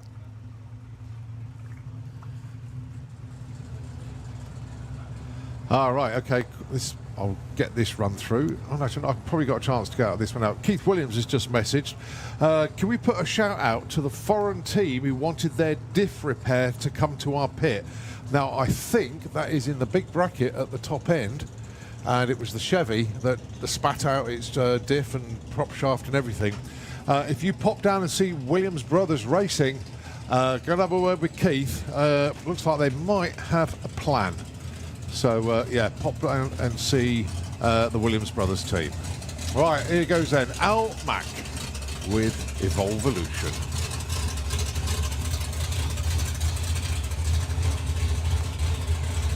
Another car that was never intended to do this, and yet here it is.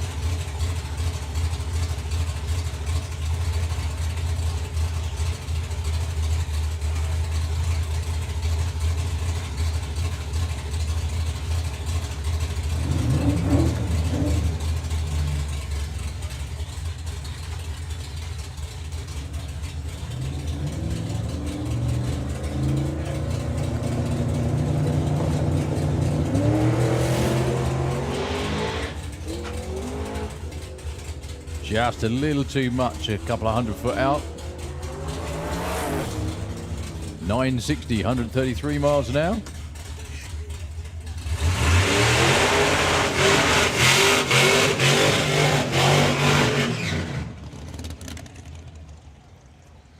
Well, that's a road car with twin parachutes on there. Harry Kempler again from the Netherlands. Last car in this class before we get into big hairy door cars to round out the day.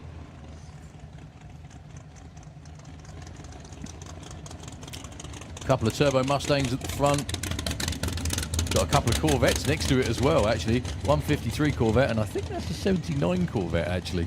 The car that Stian Roussan is pilots.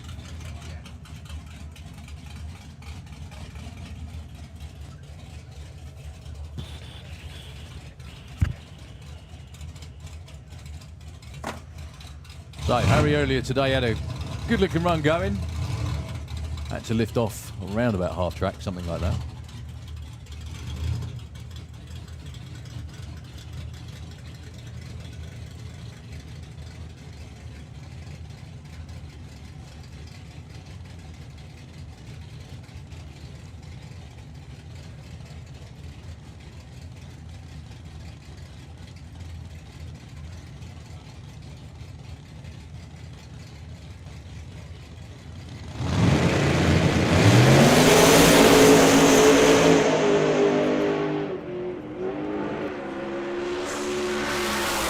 couple of feathers in there, but goes 761 at 177 miles an hour. That's why that car needs twin sheets. What a great run. Puts him right in the mix as well, actually. I think they're quite delighted with that. Yeah.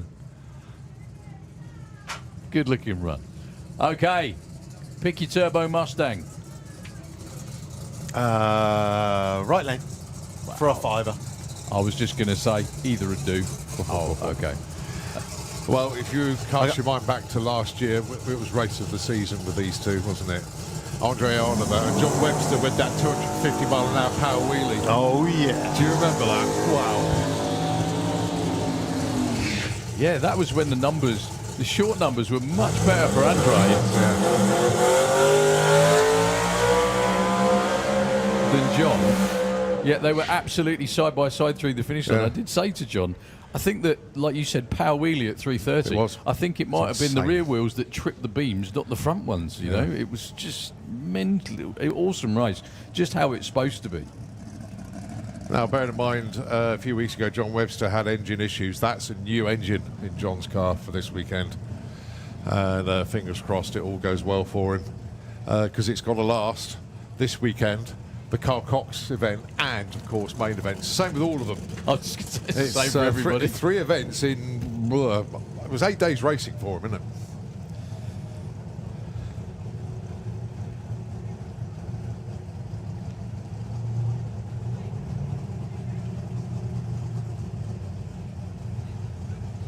Right, so both of these two did put in representative runs earlier today. John Webster had issues off the line. Andre had big old tyre shake. Actually, it was pretty much shaking as soon as he let go of the button.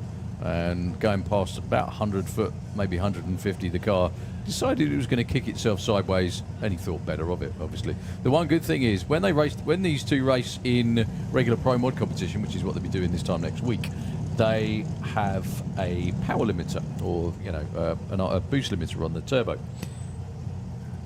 Nothing excites me more when Andre says, "Yeah, I've taken that off this weekend." That's in the cupboard. Yeah, we don't need that this weekend. Well, that was why he was knocking on the door at 260 miles an hour this time last year.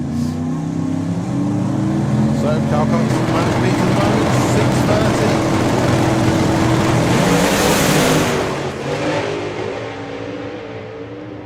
Well, Andre gets back on it because he wants the data. Still goes 640 at 245 miles an hour.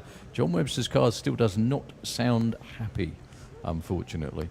Andre shaking the tyres clearly past 60 foot, backed out of it, but thought, well, it's summer, foot down. Pay me.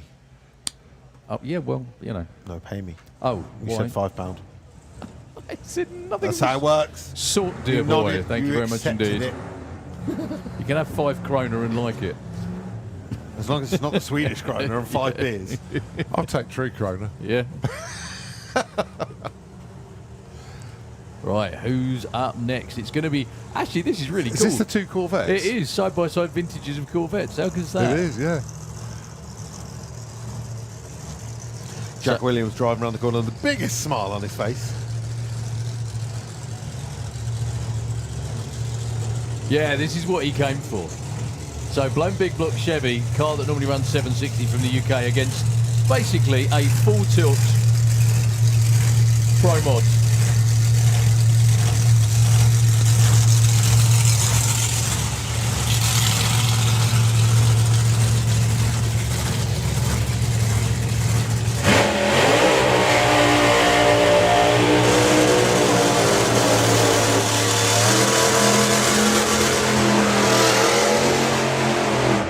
That Corvette, the one in the Fuel Tech lane, is definitely something car that looks like an arrow, doesn't it? Everything about it says arrow. I'm not sure if Stian has taken the car into the 5s yet. He did with the Willis, definitely. I think my worst guess is that the reason that they don't race the Willis anymore was it went like a bandit to the 8th mile and then suffered from aero. They've still the got- last they've back still half. got the car, They've right? still got it. They were trying to sell it, Yeah. but well, they may be still trying to sell it. But the back half of the racetrack, the car just didn't back half like the other cars, and they lost out on a few races like that. And thought, well, bite the bullet and get one of these Corvettes. Absolutely gorgeous car. Everything about that operation is absolutely top notch. Go and check them out in the pits. They're lovely people, and they come all the way from Oslo in Norway for your viewing pleasure. Jack Williams, on the other hand, from up north with Evil Edna, which, as we worked out last year, was from Willow the Wisp.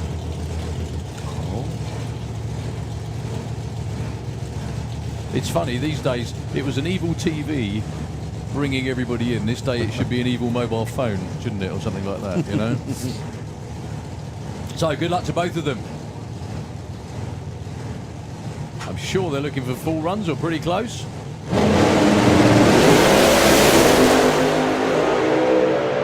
Big pedal for Stian, but he nails it again. 619 at 236 miles an hour. Jack goes 7:23 at 1:92. Stian with an incredible 60-foot time again. 0.95, leaving like an absolute bandit, but not. The reason the car's shaking is because it's not getting any wheel speed. That's the whole idea. You need to turn the tyre a little bit just to get a bit of wheel speed. But he backed out of it, nailed it again, took it all the way through to a 6:19 at 2:36.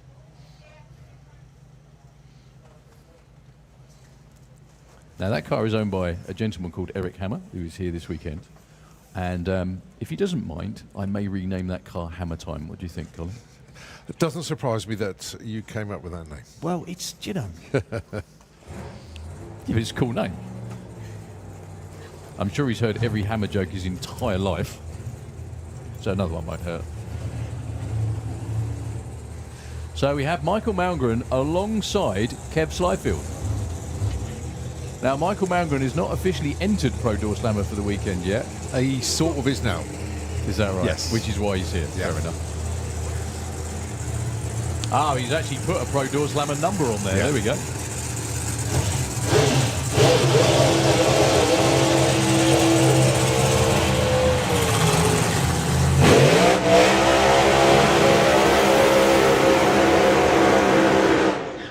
Well, Kev Slyfield going for the Freddie Trophy there. Nice. Well, right up to the 8th mile blocks. Well, it's probably to give Michael time to adjust the wheelie bars and all the other stuff. That's probably what Kev's doing. Putting some heat in the engine as well. That's the other thing, especially on a day like today. So Michael Malmgren, the 500 cubic inch normally aspirated Pro stock car, seriously outgunned by the blown Brad Anderson Hemi in the other lane.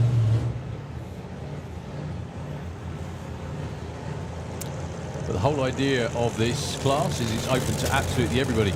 Jack Williams is outgunned as well, but you never know what's going to happen. Kev has still got the for sale sign on the back of the Thunderbird. I don't think it was ever not up for sale. No. It was just a case of, well, it's still in the workshop, let's go. I have seen, I'm guessing Kev is actually retiring from regular work and life as well, because he put a post up on Facebook the other day to say all his tools and everything from his workshop were up for sale, weren't they, I think? Were up for auction, actually.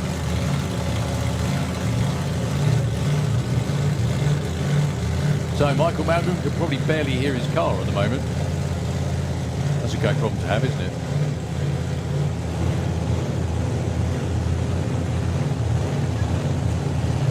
So good luck to both of them. Good run for the Pontiac in the Kestrel Lane. It'll be about a 6.5.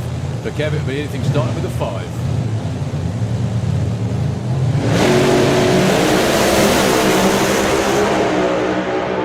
Michael's really giving him a run for his money. Well, Kev clicks it before the finish line, still goes 6.46. Michael with a 7.33, 1.32. Short numbers, 1 flat for Kev to the 64.07 at 1.82 to the 8th mile. Mike Malmgren, 1.02 to 60 foot. Again, not probably where they want to be. They probably want to be about 4 or 5 thou quicker than that. However, after last September, they'll probably take it. But a couple of good runs, and whatever happens, they're in the draw.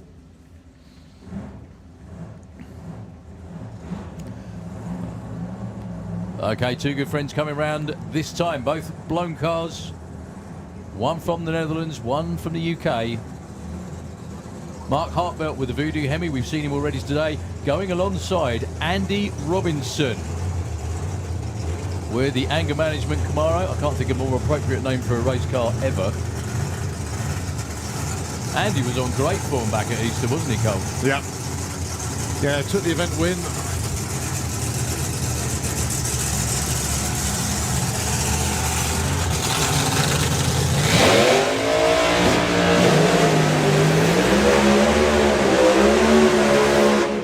Yeah, went into the 5.8s as well. So, yeah, he certainly showed his hand very early in the season.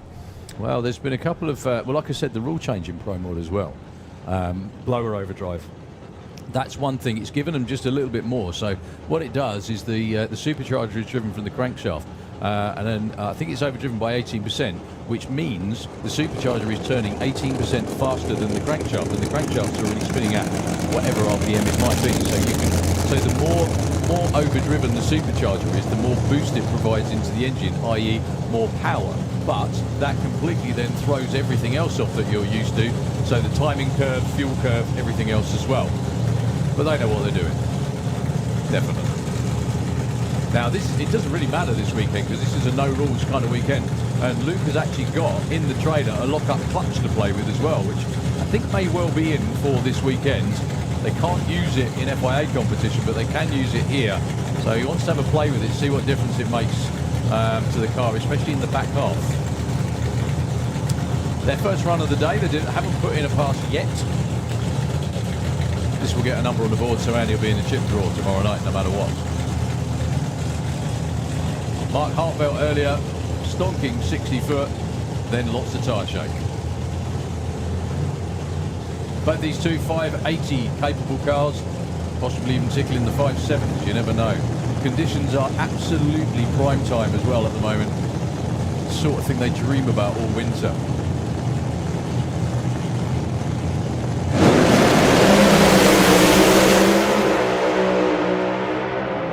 Will it be 2 5s? Check that out. 590 and a 585 for Mark Hartvelt.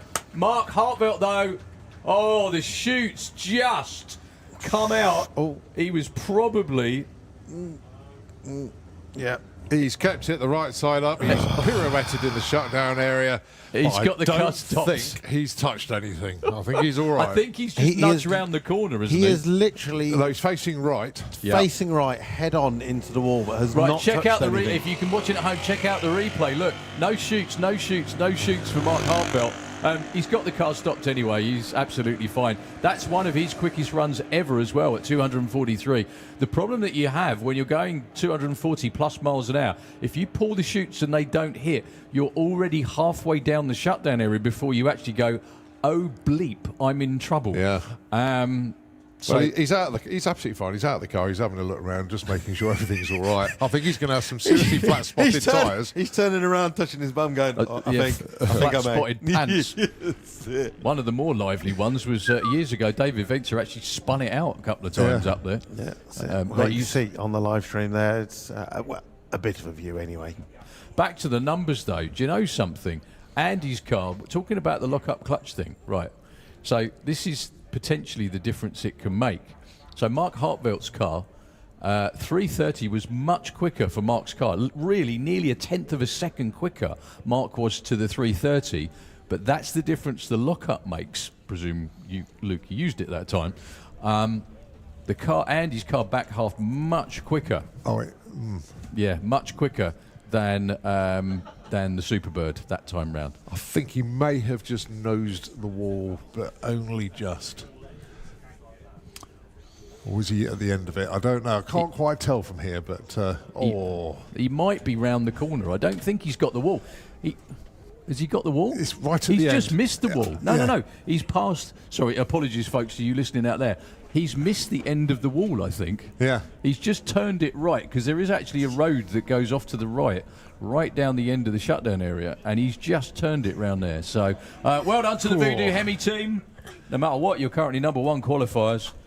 We do have a bit of a retrieval job to do, so we are going to hand back to... We've still got a real good bunch of Pro Doorslammers around here to run. However, we have to retrieve Mark Hartvelt's from its stranded position down there up at the top end. So we'll be back with you as soon as we can. Actually, we've got about 6 cars to go, but they're all pretty much as quick and fast as the one you just saw there. So back as soon as we can. Save your prayers, I'll let you down. I can't stay away from the wrong.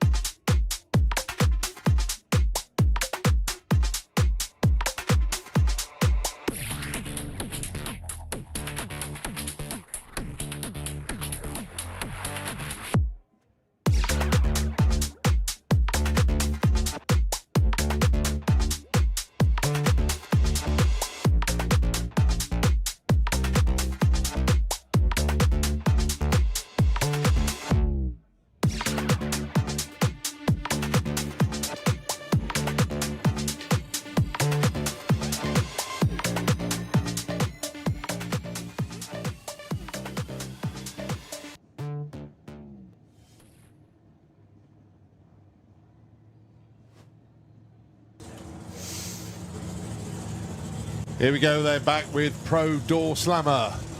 Well, I was going to say, literally, big up to the family at the top of the grandstand in section 2. The pink, Oh, yeah. the peach, the black, and the grey hoodie. We were watching you. Yeah, it's a good base on that one, Chuck, isn't it?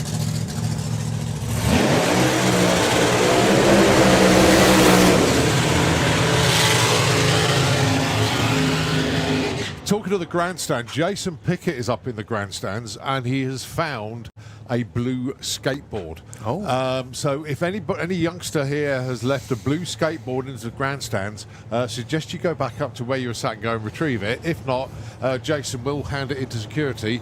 But then knowing Jason Pickett, he will try and have a go on it as well and make it right. You're seeing like a bulldog just laying on it, skating along. He'll be like, I'm not risking it as a proper skateboarder, but I'll lay down. Yeah. That's what skateboard is. That's what skateboards are made for, having bulldogs on them, wasn't it? That sort of stuff. But thanks for letting us know, Jace. So, yeah, lost a blue skateboard, go and get it. So, Matthias Bankovac in the fuel tech lane. A little bit outgunned. Up against Lars Soholm from... I'll get that right eventually. Sorry, Lars, beg your pardon. From Matfors in Sweden. Kind of in the middle, off to the right a bit. Do you know what gobsmacks me? Like, I'm seriously behind on life. So, Lars is in his 30s. Is that all? Yes, hang on, wait for the rest of it. Runs a huge equipment company. Has had a career already in both Pro Street and Top Door Slammer, and now here he is running Pro Mod around Europe. What did I do? Exactly, you know what I mean? You went top fuel. Something like that. Well, Nice what a pedal pedal. that was. Well, cruises through to a 620 at 191. That was on a great run, actually, for Lars. 0.96 to 60 foot. That's probably what they wanted. 261 to 330, a little bit off. 395 to the 8th mile. That was going to be good for a 6.0, maybe a 5.9, but maybe the track cooling down a little bit doesn't help. But 783 for Matthias in the other lane, or Matthias in the other lane. Yeah, that's what I mean. What if how does life get to that point where I'm 30-something doing that? It's like, anyway, whatever. 3 cars left. One blow, one supercharged, one pro-charged. Yeah, the big difference was when I run a fuel car, it weren't my car. But it still costs money, I surely. steered it badly, yeah. So 2 guys going to be duking it out all summer.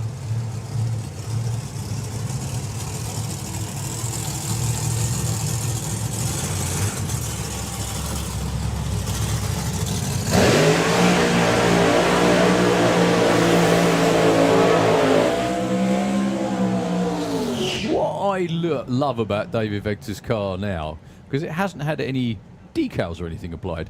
It just looks like a moving bit of the track. Well, it's a new body. It's a brand new is it a new body? Yeah, and it's a lot lighter than the old one. Okay. So that's one of his ways of moving forward. There was no stickers on it at all when I saw it earlier on, but trust us, the orange decals and everything will be going on because they're here for the week and part of their job get it is down to there. make it look nice. But we like stealth mode in it at the moment. That's the perfect explanation, Yeah. mate. Fantastic. It just looks, it does look like a moving piece of the race. It kind of blends in from here. This is his first run of the season. So I'm predicting maybe to the 8th mile, unless it's really good, and then he'll keep his boot in it. David's one of the quickest ever in Europe over the 8th mile with a blown car. He's been in the 370s a number of times, specifically at this event. Taking on Jari Ransaniemi with the amazing Camaro. I think he may well be, there's quite a few top door slammers in Finland. I think he may well be the only pro mod car left in Finland as well, actually. He's got one of those magnificent Proline Hemis on board.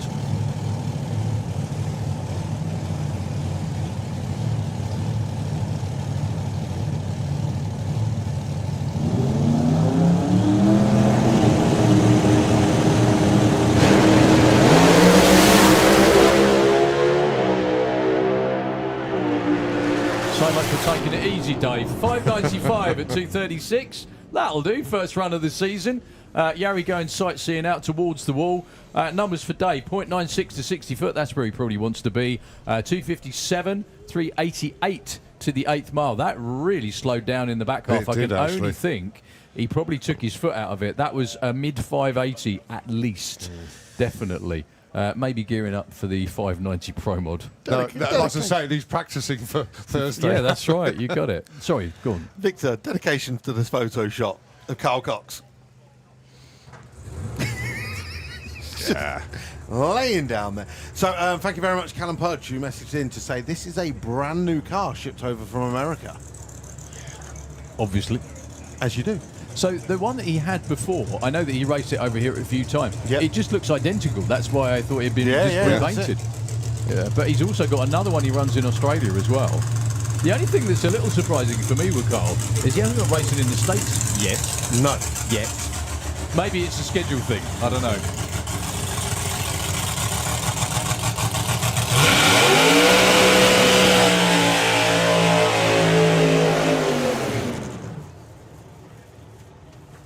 It's probably because they haven't got a Union Jack on their flag. That's probably what it is. That's it. Australia in here. Well, he was live on ITV earlier on, about 20 past 6 this evening. Live yesterday. He was at a party in London yesterday. And here he is, gunning for, well, he wants to get in the fives. Simple as that.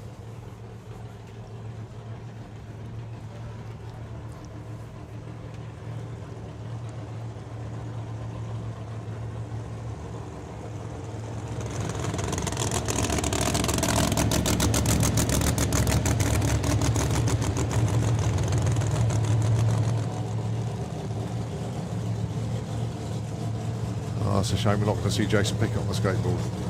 The new owner has been... Oh, never mind. Okay, so Carl Cox. So, we're putting a good run earlier on today, down in the low sixes. I'm sure he's looking for a lot more than that. Well, he is, because he wants to run 590 at least, don't you think? I do. I genuinely do. It's always nice when someone of standing chooses our sport. But then Carl chose this sport way before he was of standing, so to speak, didn't he? He most definitely used to come up here in the 80s. So did I. Yeah, ran a 4 Capri. Still runs a 4 Capri now. Yeah, the thing is as well with Pro Doorslammer this weekend, this will be heads-up class.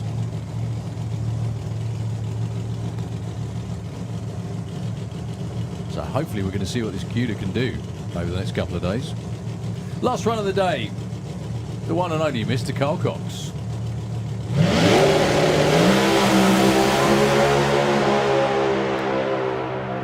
That's going to be very, very quick.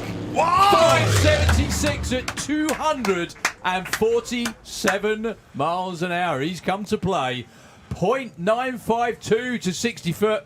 Can we change the index for Pro Mod to 570, please, for next weekend? That'd be great.